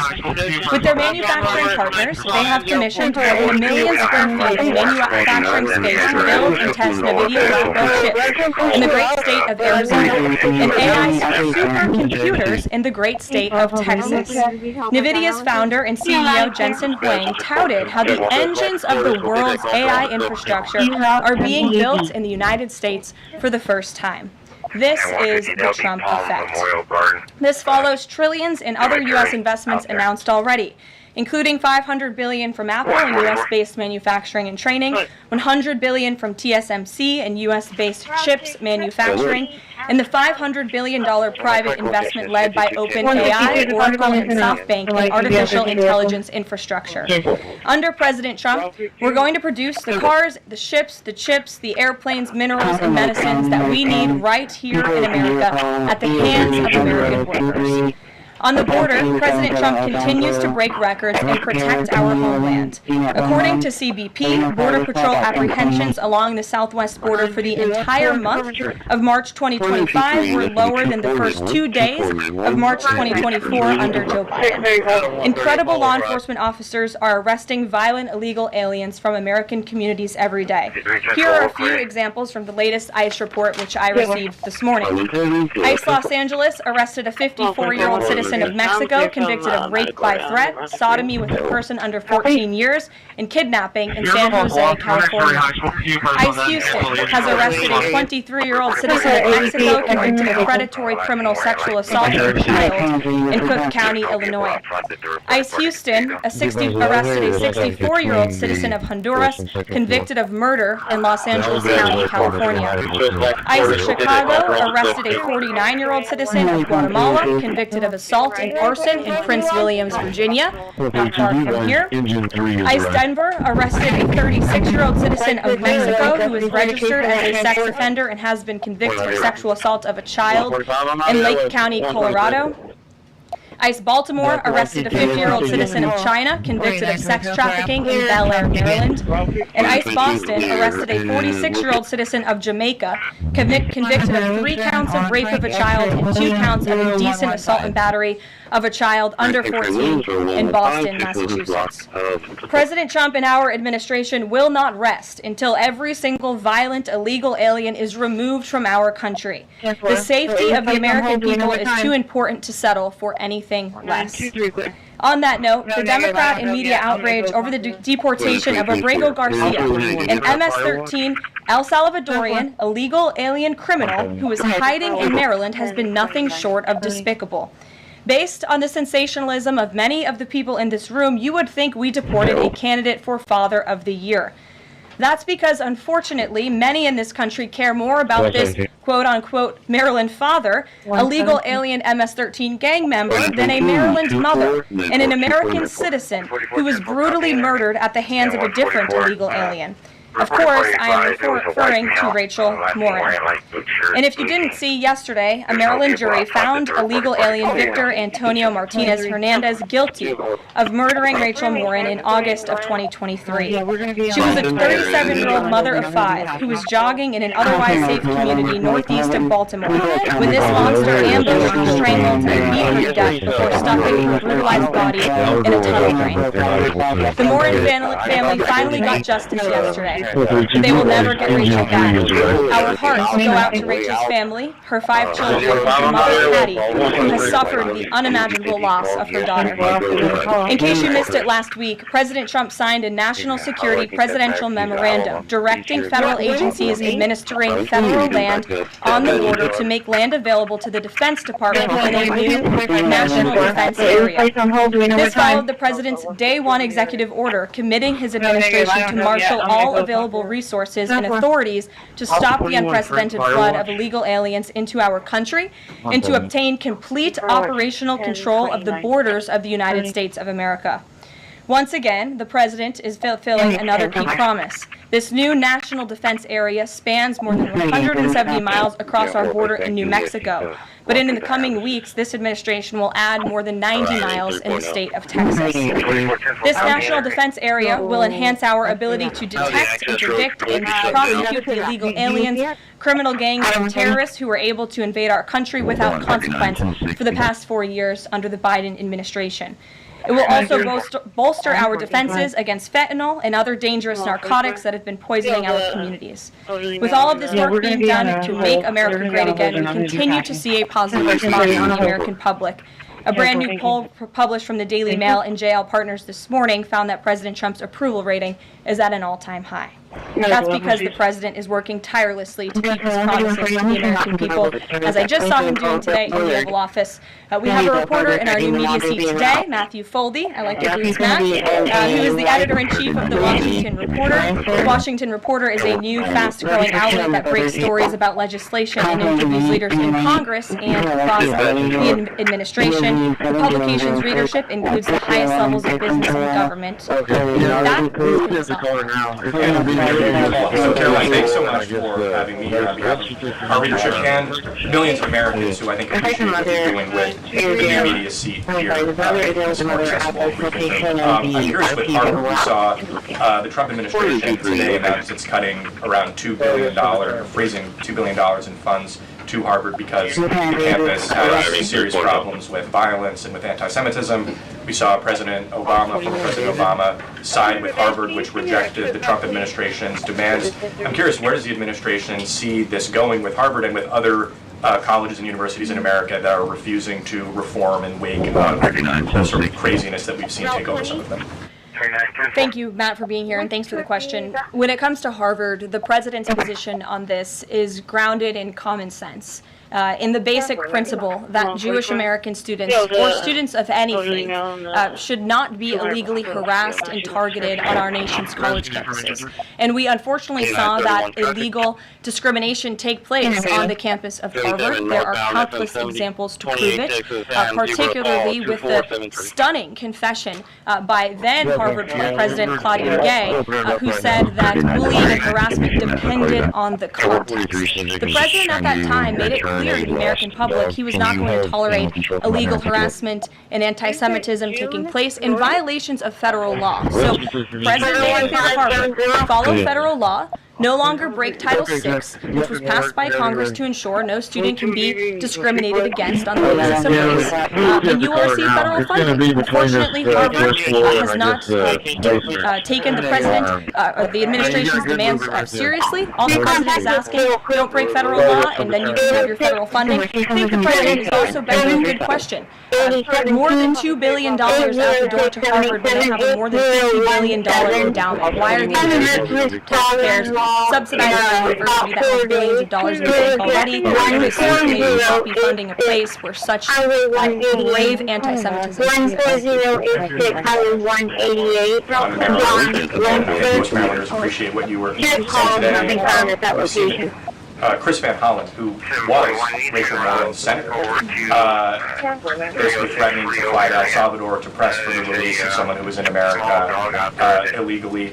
And not as much sort of from him about Rachel Warren's horrific murder and it was, I think, rightly released yesterday. What does the administration think about the priorities we're seeing from Senate Democrats in terms of illegal immigrants instead of the work that agencies like ICE and DHS are doing with the Trump administration? It's mind-boggling. The priorities of the modern-day Democrat Party. I think it's atrocious that to have Democrats in Congress and Capitol Hill who swear an oath to protect their constituency, to serve them in Washington, D.C., spending more time fighting illegal immigrant gang members than their own constituents and law-abiding American citizens like Rachel Warren. And I saw the president personally on the campaign trail, and I continue to see him in his role as president of the United States put American families first, reach out to the victims, the families of victims of illegal immigrant crime, and frankly, the actions and the words of the Democrat Party prove they could not care less about the American public. And maybe if they did, they'd see a bit higher ratings right now. Thanks for being here. Thank you, Caroline. To follow up on something you just said, why do Ivy League schools get so much federal funding? It's a very good question, and it's a question the president has obviously raised in his discussions and negotiations with not just Harvard, but also Columbia and many other Ivy League institutions. We have the Anti-Semitism Task Force, which the president promised and delivered on. The Anti-Semitism Task Forces across the government, representatives from various federal agencies who meet on a weekly basis to discuss the question that you just raised, and I think a lot of Americans are wondering why their tax dollars are going to these universities when they are not only indoctrinating our nation's students, but also allowing them to do egregious and illegal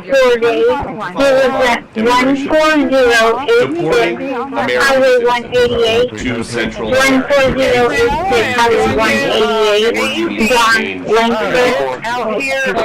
question that the president has raised. It's a legal question that the president is looking into. Talked about this yesterday with his meeting with President Kelly in the Oval Office. He would only consider this illegal for Americans who are the most violent, egregious, repeat offenders of crime who nobody in this room wants living in their communities. President Biden let 530,000 people from Nicaragua, Venezuela into the U.S. CHND program. He did it with the stroke of a pen, and now a judge will not let President Trump undo it with the stroke of a pen. So, are you guys going to give all 530,000 plus people individual deportation hearings, or are you just going to try to deport them? I spoke to White House counsel's office about this morning because obviously another rogue district court judge is trying to block the administration's mass deportation efforts with this latest injunction. We will fight this in the court of law, and we will ensure that every individual who illegally entered our country and was really taken advantage of by the previous administration because they abused the parole system in this country to fast-track legal status, as they said, for these illegal immigrants.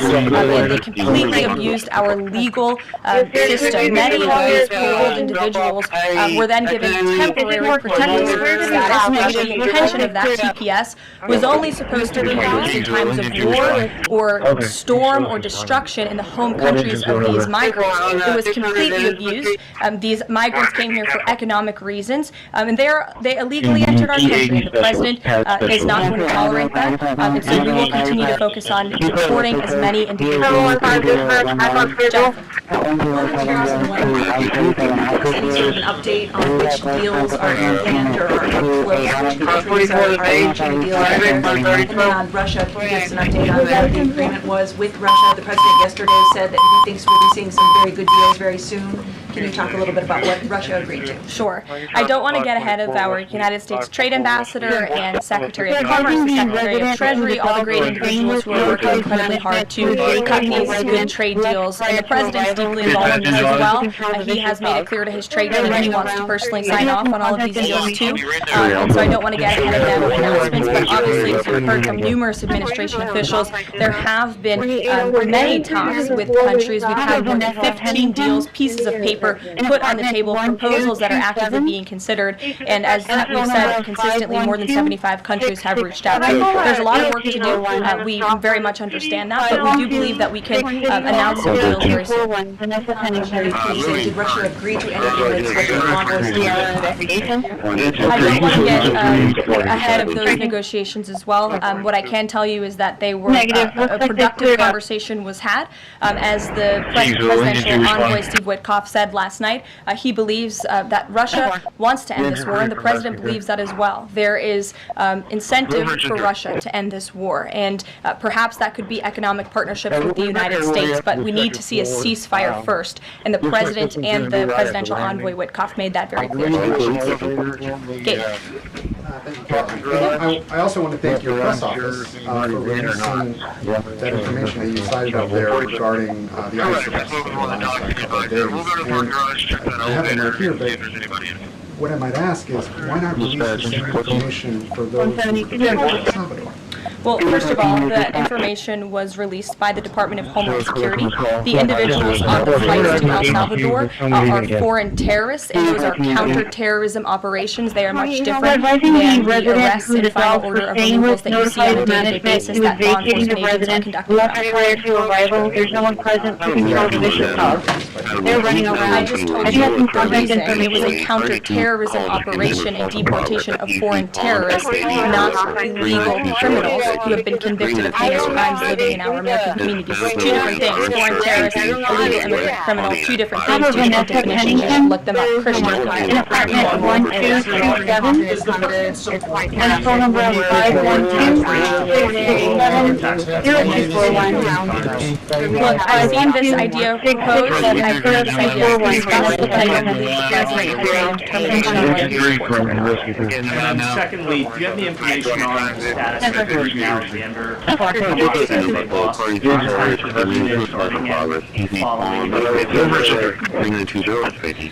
don't have updates. I have not seen that report, but I can certainly check in with our National Security Council. I have spoken to the president about Eden Alexander, and he's made it very clear to our National Security team the finding is a priority, but unfortunately I don't have any updates to share. But it's a very important matter, and certainly we can check in. Sure.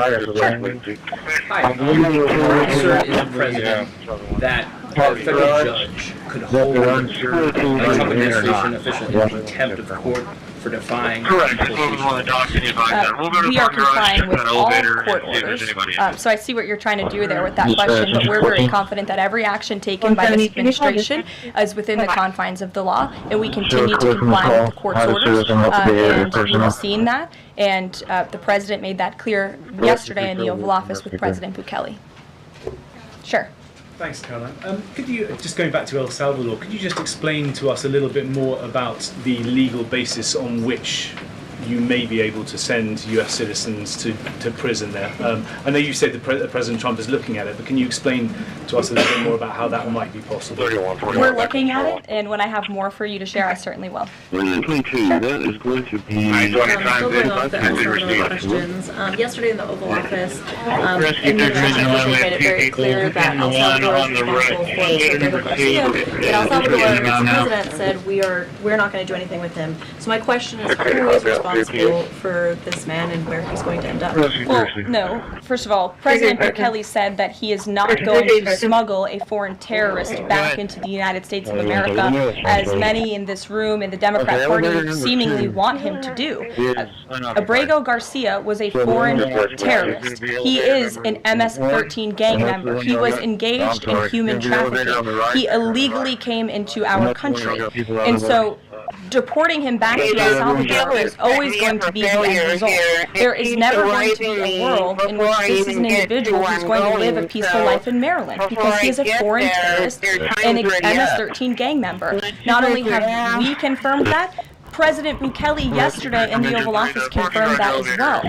So he went back to his home country where he will face consequences for his gang affiliation and his engagement in human trafficking. I'm not sure what is so difficult about this for everyone in the media to understand, and it's appalling, truly appalling, that there has been so much time covering this alleged human trafficker and this gang member, MS-13 gang member. It's truly striking to me.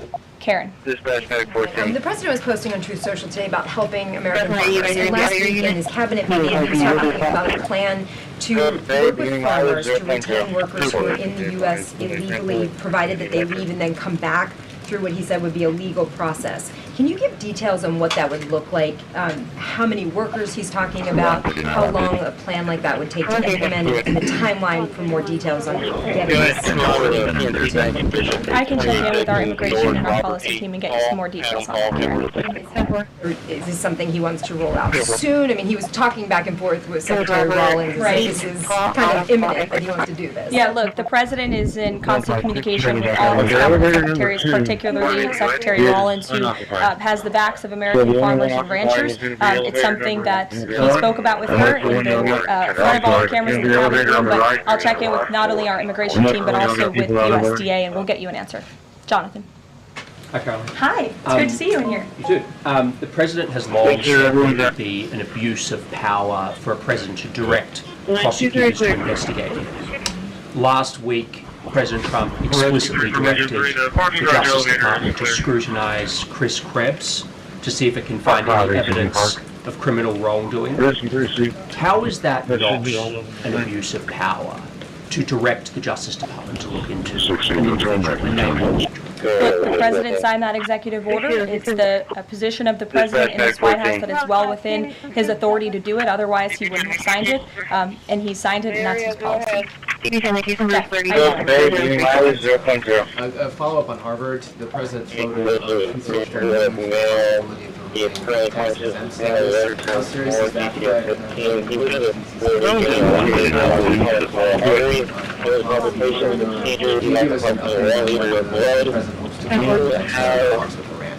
Sure. First, when it comes to Harvard, as the president made quite clear, they must follow federal law. He also wants to see Harvard apologize, and Harvard should apologize for the egregious anti-Semitism that took place on their college campus against Jewish American students. There were professors who said he had engaged in discriminatory behavior against Jewish students. Of course, you had the former president of the university saying bullying and harassment depends on the context. You also had an encampment on Harvard Yard that we all saw play out before the cameras. The university failed to impose formal discipline on any students for this anti-Semitic conduct violations, including the occupation of a campus building and the disruption of classes with bullhorns. The president believes Harvard should apologize to its Jewish American students for allowing such egregious behavior. As for the tax-exempt status, I would defer you to the IRS for any updates. I do want to answer your question on Iran. Of course, the maximum pressure campaign on Iran continues, but as you know, the president has made it clear he wants to see dialogue and discussion with Iran while making his directive about Iran never being able to obtain a nuclear weapon quite clear. And the president spoke to the Sultan of Oman today. He helped facilitate these talks. I have a readout for all of you. He held a call with the Sultan of Oman today, and he thanked him for hosting the first direct meeting between the United States and Iran, and emphasized the need for Iran to end its nuclear program through negotiations. The two leaders also discussed the United States' ongoing operations against the Houthis and emphasized that the Houthis will pay a severe price until they end their attacks on maritime traffic in the Red Sea. As you know, an additional negotiation between Steve Witkoff and Iran's representative has been scheduled for Saturday. And since these are ongoing negotiations, I have nothing more to add on that.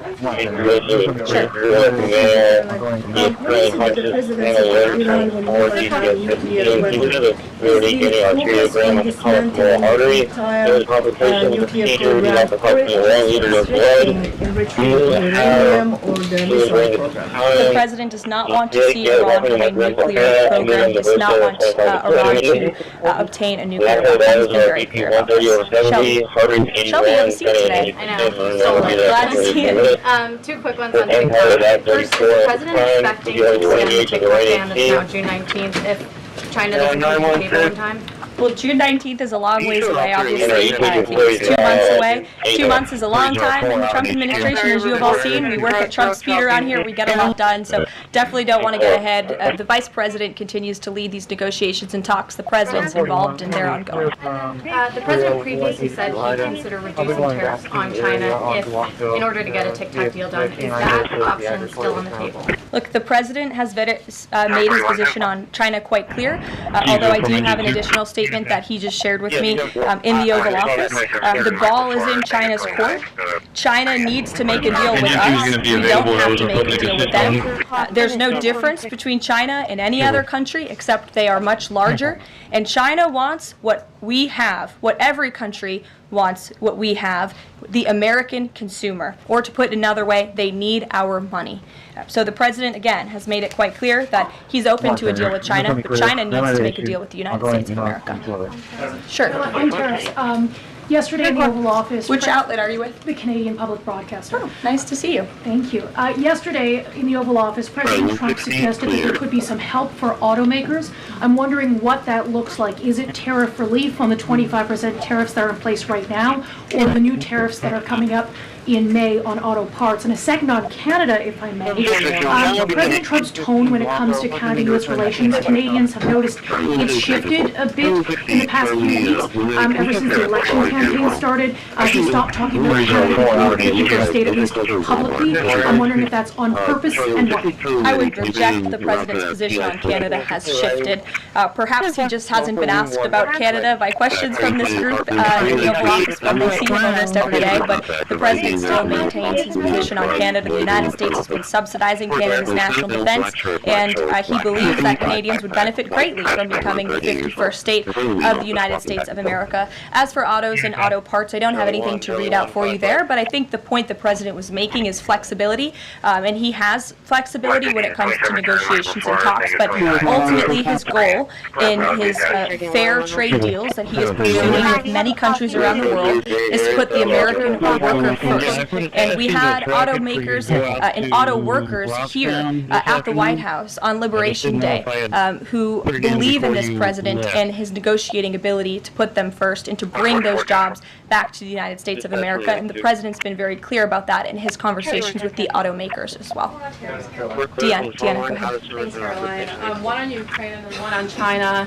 On Ukraine, this past weekend, Zelensky offered an invitation to President Trump, extending an offer for him to visit Ukraine. Just wondering if there's any update on that. Has Trump seen that offer and what he's thinking about it? I don't know. Actually, I haven't talked to the president about that, or if he saw Zelensky's offer. I'm sure he did. I haven't spoken to him about it. I can ask him what he thinks. I certainly don't have any plans to share on a potential trip to Ukraine. This last week, Chinese officials were posting videos on social media sites depicting a Trump, J.D. Vance, Elon Musk in AI-generated videos working in factories, putting together Nike shoes and iPhones and products like that. Does the White House, have you seen these videos? Do you guys have a response to that? I have seen the videos. I'm not sure who made the videos or if we can verify the authenticity, but whoever made it clearly does not see the potential of the American worker, the American workforce The president believes in the American people, and he knows that we have the best, not only consumer base in the world, but also the best workforce in the world, and that's why he's so focused on bringing investments home and shoring up our critical supply chains and bolstering our manufacturing here as well. Brett. 2505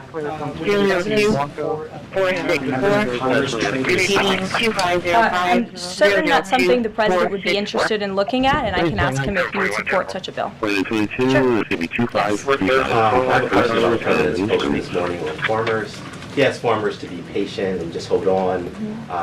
But a lot of farmers that I've talked to in the last week or so have said, you know, they're in the spring planting season, and that a trade war makes everything sort of up in the air. What would his message to them be? And also, is there anything specifically planned to provide relief, like in President Trump's last? Yes, well, relief is being considered. The Secretary of Agriculture, I know, has spoken to the president about that, and again, it's being considered. And as for the president's message to the farmers, he put it out himself. He could speak for himself much better than I can speak for him, and so I would just direct you to the statement he had telling the farmers again and reiterating his support for them and that he has their backs, which he certainly does. Kelly, in the back. 2 questions. The first one, a Georgia man was just arrested over alleged threats to kill Director of National Intelligence Tulsi Gabbard. Reportedly, there is now increased security around the FBI Deputy Director. Can you talk about the level of threats against various administration officials, and then a second one on Biden? I'm sorry to hear that. I had not seen that report. It's very unfortunately, and obviously the White House, the President, and the entire administration condemn any threat of violence against any administration officials or public officials on both sides of the aisle here in Washington, D.C. It shouldn't be tolerated, and we commend the local law enforcement agencies for arresting this individual. Biden, he's former President Biden. He said to his first major speech since leaving office tonight, he plans to talk about what will be Social Security under the current administration, closing of offices, longer wait times, harder for seniors and people with disabilities to access earned benefits, is what Democrats have been saying today. I wanted to get the president's response, or if he plans to respond to this, and comments on what Democrats are calling cuts to Social Security. My first reaction when seeing former President Biden was speaking tonight was, I'm shocked that he is speaking at nighttime. I thought his bedtime was much earlier than his speech tonight. I understand the topic of his speech will be Social Security. Let me make it very clear ahead of former President Biden's remarks. President Trump, is absolutely certain about protecting Social Security benefits for law-abiding, tax-paying American citizens and seniors who have paid into this program. He will always protect that program. He campaigned on it. He protected it in his first term, and he's back again to continue protecting it. On the topic of Social Security, I have some news before I let you all go. Later this afternoon, the president will be signing a presidential memorandum aimed at stopping illegal aliens and other ineligible people from obtaining Social Security Act benefits. The memorandum will direct the administration to ensure ineligible aliens are not receiving funds from the Social Security Act programs. It will expand the Social Security Administration's fraud prosecutor program to at least 50 U.S. attorney offices, and establishes a Medicare and Medicaid fraud prosecution program in 15 U.S. attorney offices. The memorandum will also require the Social Security Administration Inspector General to investigate earning reports for individuals aged 100 or older with mismatched Social Security records to combat identity theft. And the memorandum will direct the Social Security Administration to consider whether to reinstate the use of civil monetary penalties against individuals who engage in Social Security fraud, an effort that has been paused for several years. These taxpayer-funded benefits should be only for eligible taxpayers.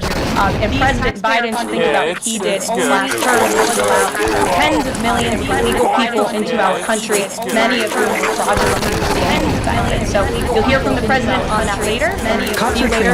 Unpredictable situations, but what happens when you're put in a life-threatening situation only to find a bomb situation? Just gonna take it out and blow up some watermelons. He said there's a couple of fireworks tied together. Explain to me when that device is in the back of your car that looks like a bomb. Here are 3 instances when cops discovered bombs in shocking places, starting with a regular traffic stop that turned deadly in a matter of seconds. What kind of pipe is this? That's a methamphetamine pipe, sir. What kind of pipe is this? Yeah, it's good. Oh! What the fuck? What the fuck was that, man? Put your hands behind your back. I don't know what the fuck that was, man. On April 5th, 2024, cops pulled over a pickup truck after they noticed the license plate wasn't assigned to the vehicle.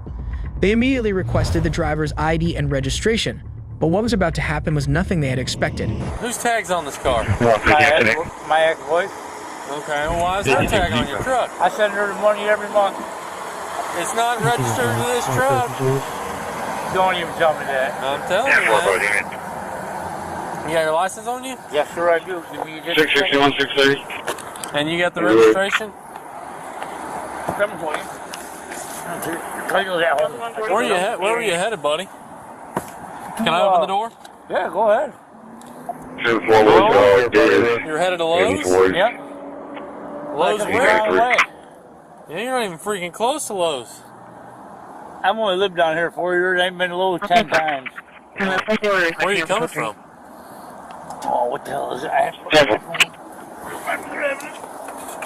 Anything in the car you need to know about guns, drugs, bombs, I got dope? a 22 pistol right there in the seat. Okay, well don't grab That's it. legal.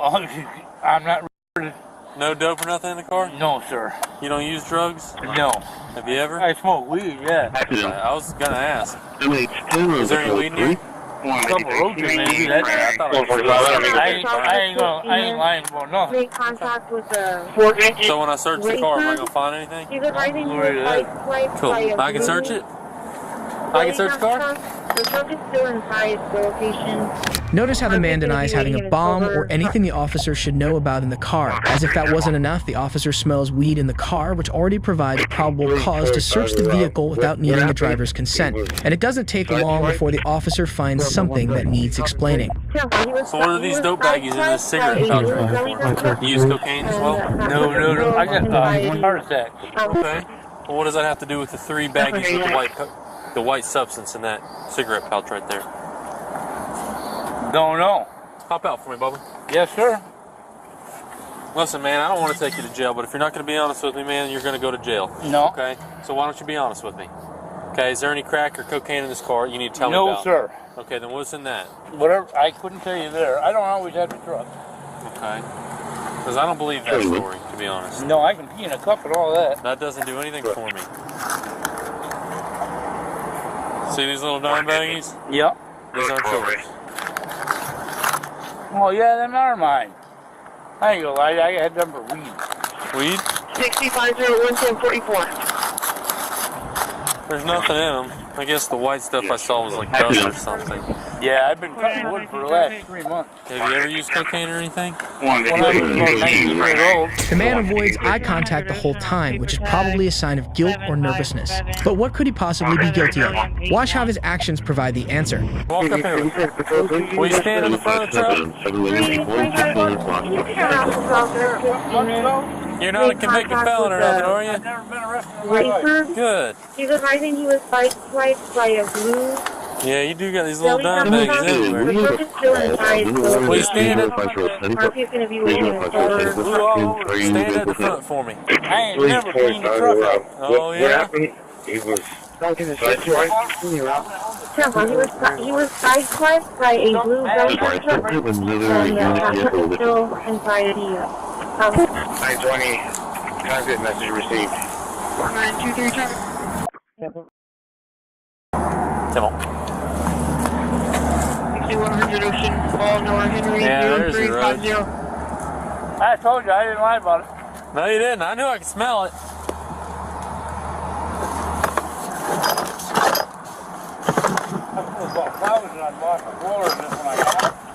Yeah? What kind of pipe is this? That hadn't been in the truck. That's a methamphetamine pipe, sir. I've had 6501-1044. Well, it looks like you are. Does it work?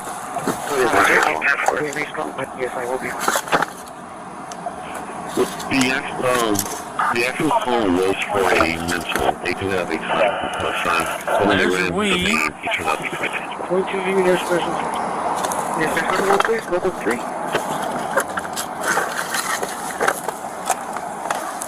Listen, man, is there any meth in here? Just be real with me, brother. I'm serious as a heart attack. No, Listen, this is a meth pipe, okay? Yeah. There's methamphetamine in that. Okay? So if you would just be honest with me, I will help you out. But if you do not be honest, man, being totally honest. you're not. Playing with stuff. There's no messing. The truck is a mess, and the driver claimed he hadn't cleaned it in ages, but that doesn't explain why he has a meth pipe that looks like it's been recently used. As expected, the man continues to deny smoking meth, but this is about to become the least of the officer's worries, because just a few seconds later, the officer finds himself in a life-threatening situation. Is there any chance I'm going to find meth in this car? Are you sure? Yes. How sure are you? Very sure. All right, well. I wouldn't have nothing like that in the car. I'm surprised the pipe was in there. So you smoked methamphetamine yesterday. Use any other kind of drugs? I'm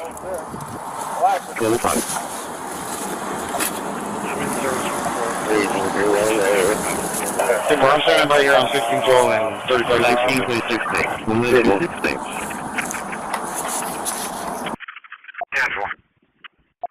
Get around. I'll do the car away.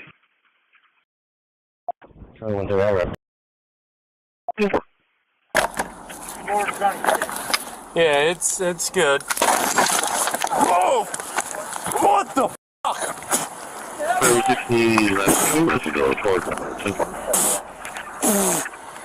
What the fuck was that?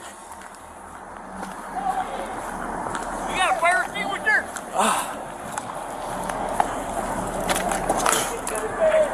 1429. What the hell was that?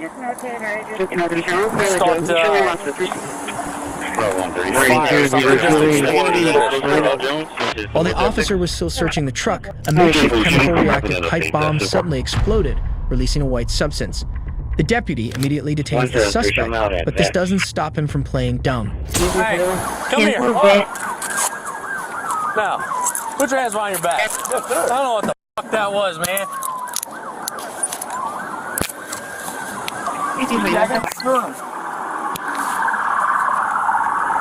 Which way? Fucking sit right there. I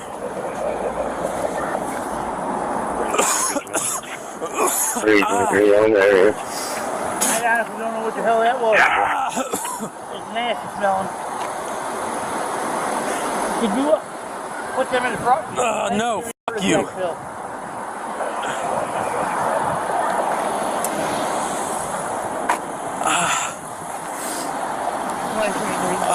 God. 1, 2, 3. What the hell was that? If I know, how the fuck would that? You think I would know?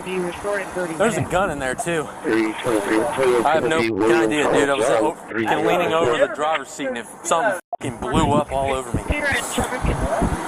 Yeah, it's like in my lungs or something. Oh.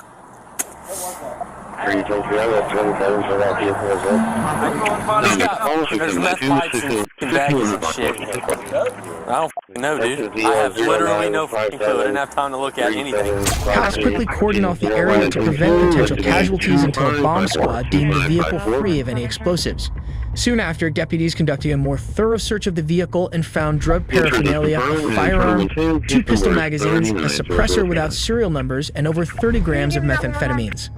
The suspect, later identified as Charles Leagold, was charged with multiple offenses including possession of an explosive aggravated battery on a law enforcement officer, possession of methamphetamine with intent to sell, and related firearm offenses. Meanwhile, the deputy was treated and released after making a full recovery. Police were lucky this situation didn't end worse. But what happens when cops find a bomb that has the capability of harming a lot of people? You roll down your back window for me? What is all that? Explain to me what that device is in the back of your car that looks like a bomb. On January 24th, 2022, a Walmart employee notified cops that a woman had stolen $300 worth of Legos from their store. Initially, it appeared to be a routine shoplifting incident with nothing out of the ordinary. And that's how the cops approached it when they spotted her vehicle and pulled it over, with no idea exactly what they were about to discover. Hey, I'm Officer Johnson. Hey, did you get your license and insurance on you? So the reason we stopped you is today because Walmart called and they're suspect of possibly ringing up some items. Huh? Huh?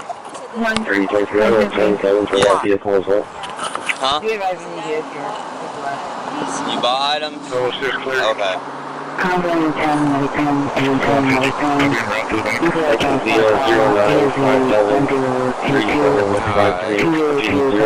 you remember Native American tribe? Okay, just hang tight for me, alright? The officer wasn't expecting her to admit to stealing, so of course, things started out quite simply. He requested her ID and took it from there. But when the second cop comes back to ask her some questions, that's when he makes a shocking discovery about her criminal history. Hello. Hi. Is there anyone else in the car? No. Okay. 129. So, what were you doing at Walmart?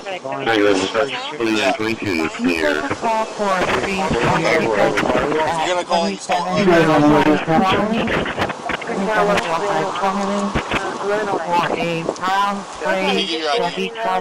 have the arrival time at... You ever been arrested before? With any knowledge of 1.6.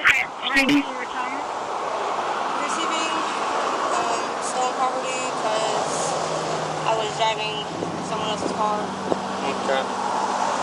The officer engages the woman later identified as 20-year-old Maria Davies, and quickly realizes within a few minutes that this wouldn't be the first time she's gotten on the wrong side of the law. But what's even more surprising is the stolen Lego he notices in the back seat next to something very disturbing. Will you roll down your back window for me? Thank you.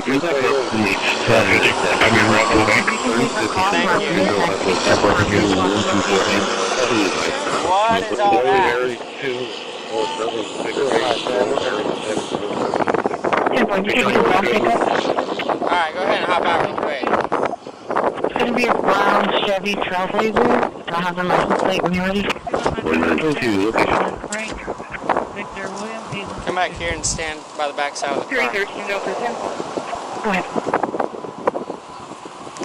225 to Metro Dispatch. You're gonna be detained right now, okay? The officer spotted what appeared to be an explosive device right next to the stolen Lego at the back of the car. A teenager arrested multiple times, now in possession of an explosive, suggests they may be dealing with an extremely dangerous individual. Do you have anything illegal in the car?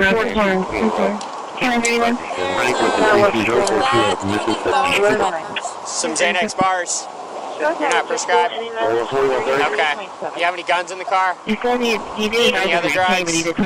Can you please just call for pickup at 7705 Tourmaline? 7705 Tourmaline for a brown gray Chevy Trailblazer. Bro! Yeah, go ahead and secure her. Hey, explain to me what that device is in the back of your car that looks like a bomb. I didn't. My boyfriend made that. T-O-U-R-M-A-L-I-N-E. Bunch of fireworks strapped together. Metal, wrap around. Out here. Looks like It appears Maria doesn't understand the severity of her offense, as she casually claims her boyfriend made the device. For all the cops know, the couple might actually be partners in crime, and they are determined to get to the bottom of the case. It's going to be a brown Chevy Trailblazer. I have the license plate when you're ready. I was wearing a orange shirt, was wearing a white shirt. Yeah, it's like a bunch of, it looks like TNT, and then it's got big old metal like screws and like nuts and bolts, and then it's got a bunch of stuff wrapped around it. She says her boyfriend built it. And then there's a bunch of fireworks next to it. Alright, I'll keep this lane blocked. Alright. She wouldn't even nervous or anything. Did you see him talk to her? Because I didn't. Kinda, she was quiet. But I couldn't see in the back window because the tent's so dark. And I said roll it down, and then I was like, what is that? Back seat.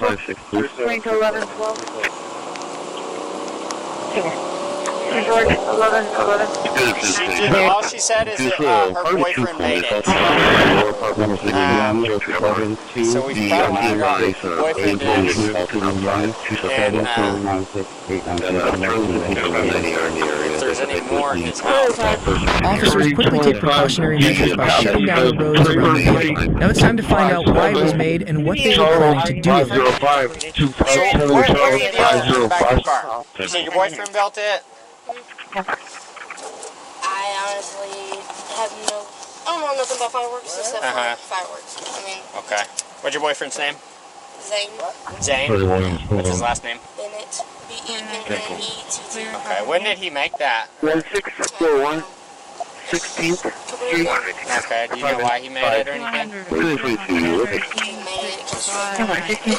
Maria was asked to call her boyfriend, who arrived at the scene a few minutes later. If you think things are odd already, wait until you see how he behaves. What's up, bud?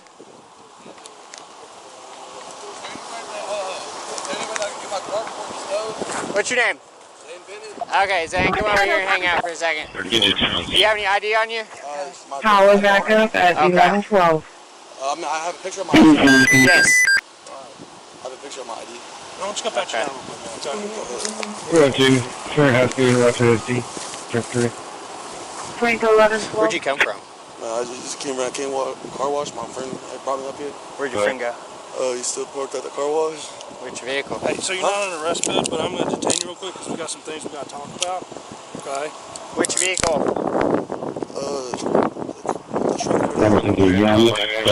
Dodge with no front bumper. 7296 correct to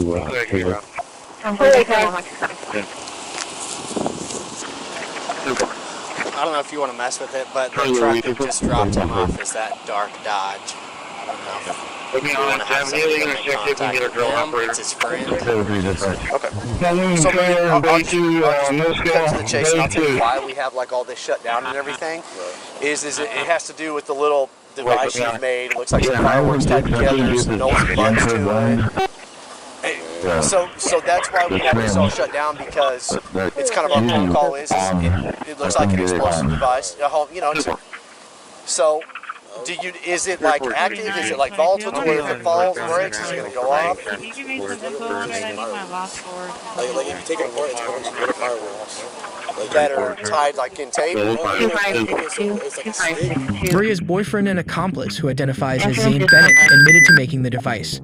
Surprisingly, Zane didn't feel nervous at all, and the reason why is even more perplexing. So yeah, he said he's just out doing, he's going to do some real stuff today. He's going to take it out and blow up some watermelons with it. He said it's a couple of fireworks tied together. You have to light it like a normal firework.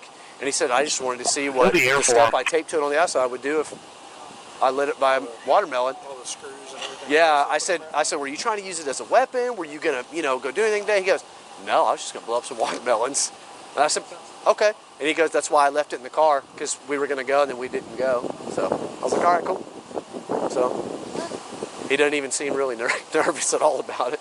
Zane claimed he wanted to use the explosive to blow up some watermelons. As funny as it might sound, the story checked out because a few hours later, the bomb squad discovered that the device was constructed out of bolts, fishhooks, and fireworks. However, that didn't let him off the hook. Zane was charged with illegally manufacturing an explosive device, while Maria was charged with petty larceny for stealing Legos. Luckily, Zane's explosive didn't pose a threat to the police. But what happens when a deranged man decides to put a whole city's life in danger by detonating a bomb in the middle of the city? The trim, that's usually on. I couldn't get it on. Where's your car? At around 6:14 a.m. on December 25th, 2020, Nashville police responded to multiple reports of shots fired in downtown Nashville. Upon arriving at the scene, they found a recreational vehicle playing a pre-recorded message about a bomb going off in 15 minutes. Even though it was still in the early hours, cops had to warn residents to stay off the streets. Being called to 18 Wilfred Warren's office on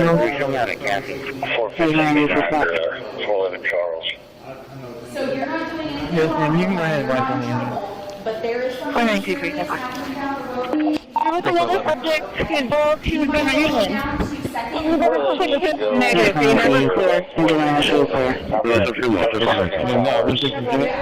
This off-duty officer still there. Anywhere but the Second Avenue side. Preferably the First Avenue side. Hang on. 10-9. As long as they don't go to the secondary side, should be okay. Out of a movie. So, Engine 2 is going to be in the area. We'll be down to attempt to locate the leak. That building that's next to is a building that houses all the hard lines for phones throughout the southeast. Makes sense. It's not please be advised, they do have one subject that's still out on foot. While the officers were still patrolling the streets, the RV suddenly began playing a song, which likely indicated that the countdown was almost over. And in a split second, things immediately took an ugly turn.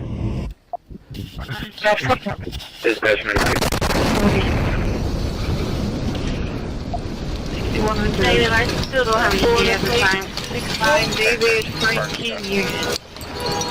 I'm trying to show me how to gas it.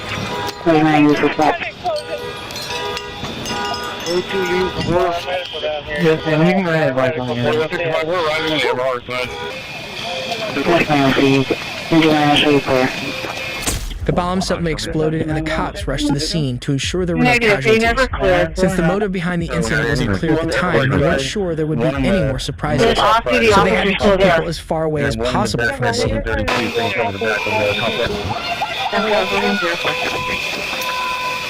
I'll go ahead and update the call here. The next one coming to go to the Second Brock. Commander 425, stand 4.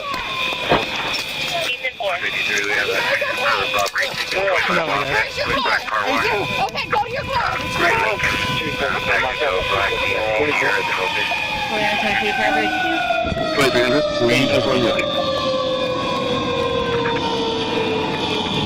Hey, man. Hey. Go that way, man. Sorry, you're good. You just go that way. Dude, trust me, go that way. Please. I saw it go off this morning. I know it. Keep going that way. As far as y'all can. Pardon? You know what it was offhand? You rolled by that man down. Not exactly. It was pretty big. Yeah. Pretty big fireball. It was right on top of it. Was right on top of it. It was a pretty big fireball. No, let's just keep going. Okay. I appreciate it, guys. Keep going, though. Oh, yeah. The impact of the explosion caused widespread damage to at least 40 buildings and injured 8 people while disrupting utilities such as telecom and internet services. Cops collected DNA from the scene, and the owner of the RV was subsequently identified as Anthony Quinn Warner. Unfortunately, Warner died in the explosion, which was determined to be an intentional act.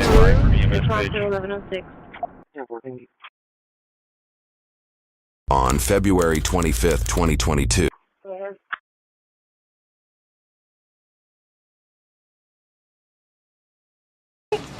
Good afternoon, everybody. How are we? Good to see you all. I have a few announcements on the top today. On April 14th, President Trump will welcome President Bukele of El Salvador for an official working visit here at the White House.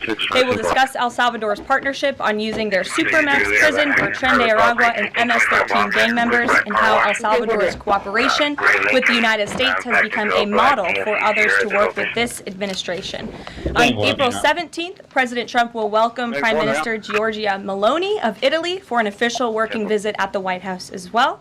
The president's thoughts also remain with the families and communities experiencing devastating loss from the severe storms and flooding affected several states across the central U.S. President Trump approved emergency declarations for Arkansas, Kentucky, and Tennessee, allowing FEMA to provide federal assistance like equipment and resources to support state and local emergency response officials who are leading this response on the ground. Last night, the Supreme Court delivered a massive legal victory to the Trump administration and allowed us to continue removing foreign terrorist invaders under the Alien Enemies Act. This was a smackdown to a rogue left-wing, low-level district court judge who have relentlessly tried to stop President Trump from using his core constitutional powers as head of the executive branch and as commander in chief. The highest court in the land made it clear that the President of the United States has the power to protect our homeland and forcibly remove foreign terrorists who pose a grave threat to families and communities. Thank you to the Supreme Court for upholding the rule of law and protecting the Constitution. Our message to the monster Tren de Aragua and MS-13 MH17 terrorists still hiding illegally inside our country is clear. Deport yourself now, or you will be locked up and sent back to your home. On another matter, the historic Liberation Day announcement last week by President Trump made it very clear that the era of American economic surrender is over. President Trump is no longer going to allow American workers and companies to be ripped off at the hands of foolish trade practices that ship away millions of high-paying jobs and hollowed out communities across the country. It's America first, all the way. And despite fear-mongering by the media, the world is clearly responding to President Trump's approach. Just yesterday, President Trump held a bilateral meeting with Israeli Prime Minister Benjamin Netanyahu here at the White House. The Prime Minister pledged to immediately eliminate America's trade deficit with Israel and remove their trade barriers. Israel's proactive approach should serve as a model for the rest of the world. Also yesterday, the President spoke with Japan's Prime Minister, who wants to negotiate as well. The President also spoke with the acting President of South Korea this morning. He has tasked Secretary Besson and U.S. Trade Representative Jameson Greer to lead these talks. In total, since the Liberation Day announcement, nearly 70 countries have already reached out to the President to begin a negotiation.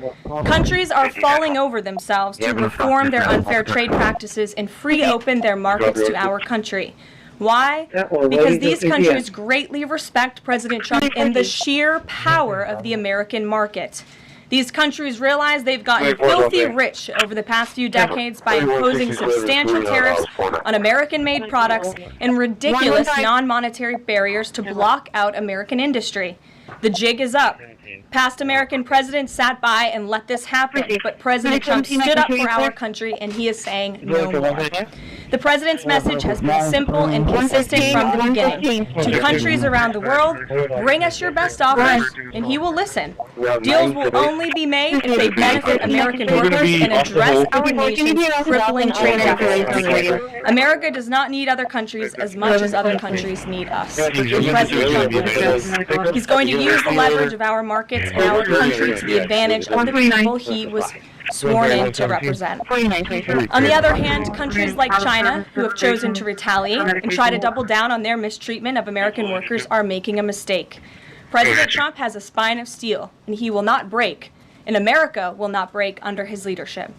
He is guided by a firm belief that America must be able to produce essential goods for our own people and export them to the rest of the world. A strong America cannot be solely dependent on foreign countries for our food, medicines, and critical minerals. And America must always maintain a robust defense supply chain. Reprioritizing and strengthening our manufacturing industry are essential national and economic security issues of the utmost importance to President Trump. By focusing on supercharging the onshoring of American manufacturing, the President is already delivering on his promise to usher in an economic golden age for our country.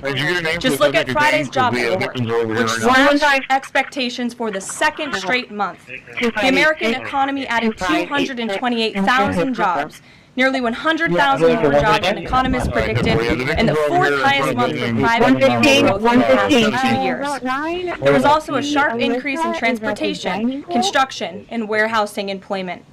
And in just 11 weeks, President Trump has secured more than $1.5 trillion in private sector investment. This is $500 billion more than Joe Biden secured in his entire term. This record-breaking private sector investment will create roughly 350,000 American jobs and counting. If you add up all of the investment pledges from foreign governments, President Trump has secured an incredible $5 trillion in total investments already. In the months ahead, President Trump's pro-growth economic agenda will be fully realized. The largest deregulatory effort in American history is underway. Unnecessary, burdensome, costly red tape is being eliminated by this entire federal government every day, driving down costs and massively boosting small businesses. So far, President Trump's deregulation effort has already saved Americans more than $180 billion, equivalent to $2,100 per family of four. The President's Drill Baby Drill energy agenda, which he will discuss later this evening in the East Room, is capitalizing on the abundance of natural resources under our feet to generate more affordable electricity, cheap gas, and quality new jobs. All of this will combine to end the Biden-imposed cost of living crisis that's absolutely crushed American families. Under President Trump, the American energy industry will lead the globe over the next century, delivering lower prices and significantly strengthening our country's economic position. At the president's direction, Republicans in Congress are working quickly to pass one big, beautiful bill, which will also include the largest tax cut in American history. As President Trump has said, the House must pass this budget resolution quickly. Here in our new media seat today, we have Jasmine Wright, the White House reporter for Notice. Notice is a nonprofit and nonpartisan news site which launched in early 2024. They've gained millions of readers across the country since. The newsroom's goal is both to inform readers and train the next generation of politics and policy journalists.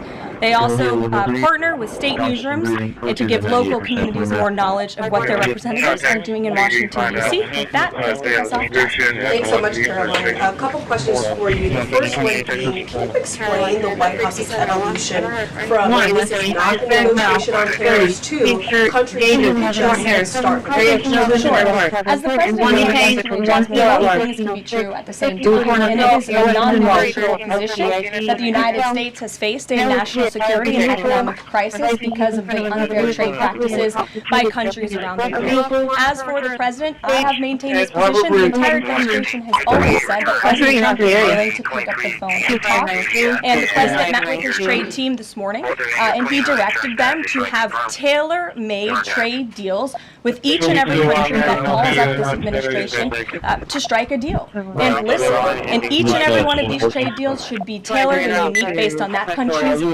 markets, based on that country's exports, the imports here in the United States of America. What makes the most sense for the American worker and for our industry?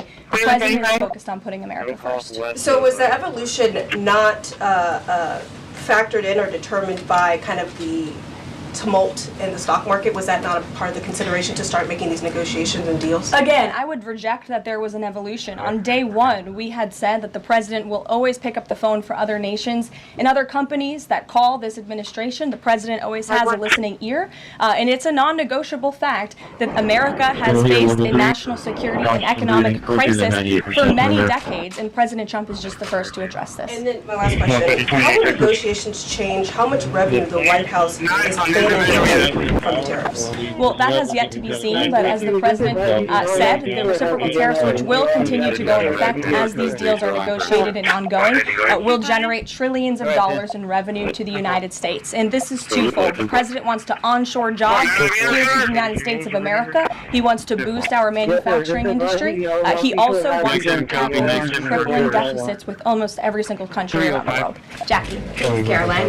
The Treasury Secretary, Scott Bessent, warned that some of these negotiations might take up to months, that we could be doing this through April, May, into June, and then you had Kevin Hassett say it's going to take a lot for the president to put his signature on the line, so he wants to make sure there's a good deal for America. Is the president operating on any sort of a timeline or deadline where he wants this completed by? Well, we always move at Trump speed here at the White House, which is incredibly fast. I know you all know that from covering this White House day to day. The president likes to get things done. But he's very much focused on ensuring that these deals are good for the American worker, they are good for American manufacturing, and again, that they tackle these crippling deficits with these countries. All options are on the table for each country, but again, these are going to be tailor-made deals. They're not going to be off-the-rack deals, as the president has called it, and he has directed his entire trade team to be part of this effort. So that includes Secretary Bessent and our National Economic Director, Kevin Hassett. It also includes Secretary Lutnick, Peter Navarro, the entire trade team, Jamison Greer, who was on the Hill today, everybody who was involved in this incredible, fair, reciprocal trade agenda will continue to be involved in negotiating these deals. And then yesterday, Goldman Sachs put out a research note. It put the odds of a recession at 45% within the next 12 months, up from 35%. But Peter Navarro guaranteed last night no recession. Does the president agree with him on that? I know the president in the past has been leery of making definitive statements on that. I can speak for the president, and I can speak for the optimism that he sees in our economy every day. Again, when you talk about the massive deregulatory efforts that are happening across the board, when you talk about how oil prices are down, gas prices are down, egg prices are down, cutting costs for the American worker, for the American consumer. We also see trillions of dollars of investments pouring into this country every day, and we're working hard now on the tariff side of the president's economic agenda. But don't forget, the next side of this is tax cuts, and we're counting on Capitol Hill to get those done, the largest tax cuts in history.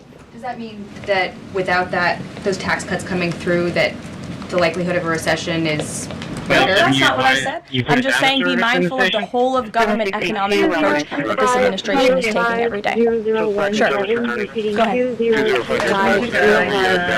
just said that one of the reasons these tariffs are going into effect that some countries have been ripping off the United States, but some of the tariffs target countries like Madagascar, Bangladesh, with very high levels of poverty. So can you explain how the president wants to correct the deficit with those countries? Is there a plan, for example, to onshore the textile industry that these countries are known because, just like, can you be specific about those, like, low income? Sure.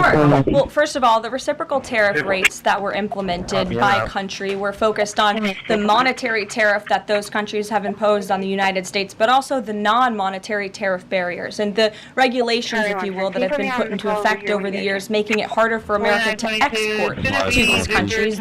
These were very carefully crafted numbers. There was also a 10% baseline tariff across the board, as well, as you know. Moving forward, the president will talk to any country that picks up the phone to call, and I can tell you the phones have been ringing off the hook, wanting to talk to this administration, this president, and his trade team to try to strike a deal. And it's because the world knows that they need the United States of America. They need our markets. They need our consumer. The president has a lot of leverage on his side because he has the best economy and the best country in the world that he needs, and he knows that.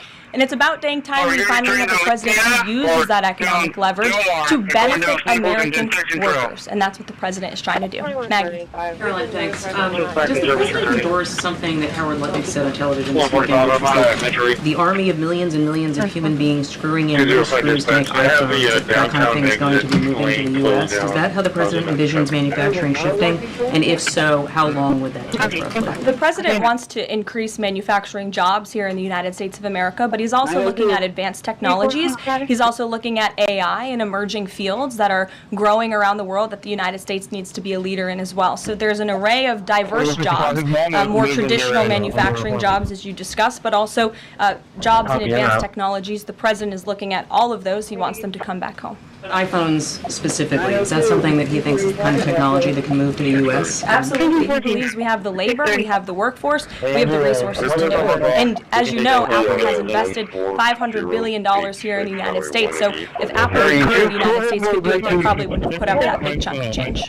Elena. It's clear the president has gotten the world's attention with these tariffs. Is he considering at all potentially holding off on closing some of them before the deadline, or maybe later, reversing them because he's having those negotiations and having these big talks with other leaders? The president was asked and answered this yesterday. He said he's not considering an extension or a delay. I spoke to him before this briefing. That was not his mindset.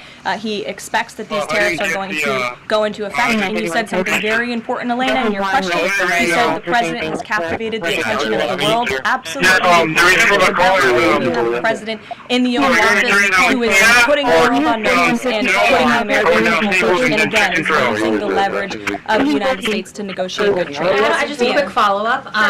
There's been some public sparring between Elon Musk and the president's trade advisor, Peter Navarro, on some of these tariffs. Musk actually referred to Navarro today as being, quote, dumber than a sack of bricks. Are you at all, or is the administration, the president, all concerned that this is maybe impacting the public's understanding of these tariffs and might be messing with the message on it? No, look, these are obviously two individuals who have very different views on trade and on tariffs. Boys will be boys, and we will let their public sparring continue. And you guys should all be very grateful that we have the most transparent administration in history. And I think it also speaks to the president's willingness to hear from all sides, that he has people at the highest levels of this government in this White House who have very diverse opinions on very diverse issues, but the president takes all opinions in mind, and then he makes the best decision based on the best interests of the American public. Deanna. Thanks, Caroline. On Truth Social today, Trump was talking about one-stop shopping talks with foreign leaders, bringing leaders to the U.S., to Washington, and talking to them about tariffs, but also other topics. So is that part of his strategy to bring the leaders to Washington and try to get deals, outside of tariffs on foreign policy issues as well? I think the president, again, is going to have a custom, tailor-made approach to each and every country. And if that means discussions of our military presence in these countries, how those troops are paid for, come to the table, that could be part of the negotiation in these economic negotiations. But it's the president's economic team who will be leading these. These are tariff and trade negotiations. And yes, they will be one-stop shopping for each and every country. They will be, as the president said again, tailor-made, not off the rack, to each and every country based on America's needs. Can you confirm? So President Trump has designated Tren de Aragua as a foreign terrorist organization and deported its members while also moving to restrict Venezuela's oil exports. Is the administration preparing additional military or economic actions against Venezuela and the Maduro regime? And my second question is about Supreme Court Justice Amy Coney Barrett. Is the administration have a comment on her decision to go with the liberals and go actually with the Tren de Araguas? This is the same justice that actually sided against January 6th hostages last year. So does the administration have a comment? Are they disappointed in Supreme Court Justice Amy Coney Barrett? To your first question, I don't have any actions to read out in terms of Venezuela. The president has imposed secondary tariffs on the Maduro regime and on Venezuela in the form of oil, which is obviously going to have a crippling effect on the Maduro regime, and that's the intended effect of this administration. As for the justice you mentioned, as for the Supreme Court, we've made our feelings very clear. We believe this was a massive victory. Certainly, we wish this was a 9-0 decision because we firmly believe that the president is well within his constitutional authority, and the Supreme Court made that very clear last night, and they put Judge Boasberg in his place. We called on the Supreme Court to rein in these judges who are acting as judicial activists, not real arbiters of the truth and the law, and that's exactly what we saw the Supreme Court do yesterday. Christian. Thanks, Caroline. Now that the president's reciprocal tariffs are here, going into effect tomorrow, what's the status of the ERS? When will they actually start collecting revenue? And will that be nested under CBP or somewhere else entirely? It's something Secretary Lutnick has taken up, so I defer you to the Department of Commerce, but it's something that he and the president believe quite strongly in, and it's a promise that they intend to keep. Real quickly, can you explain why the president opted to send Secretary Hexit to the dignified transfer last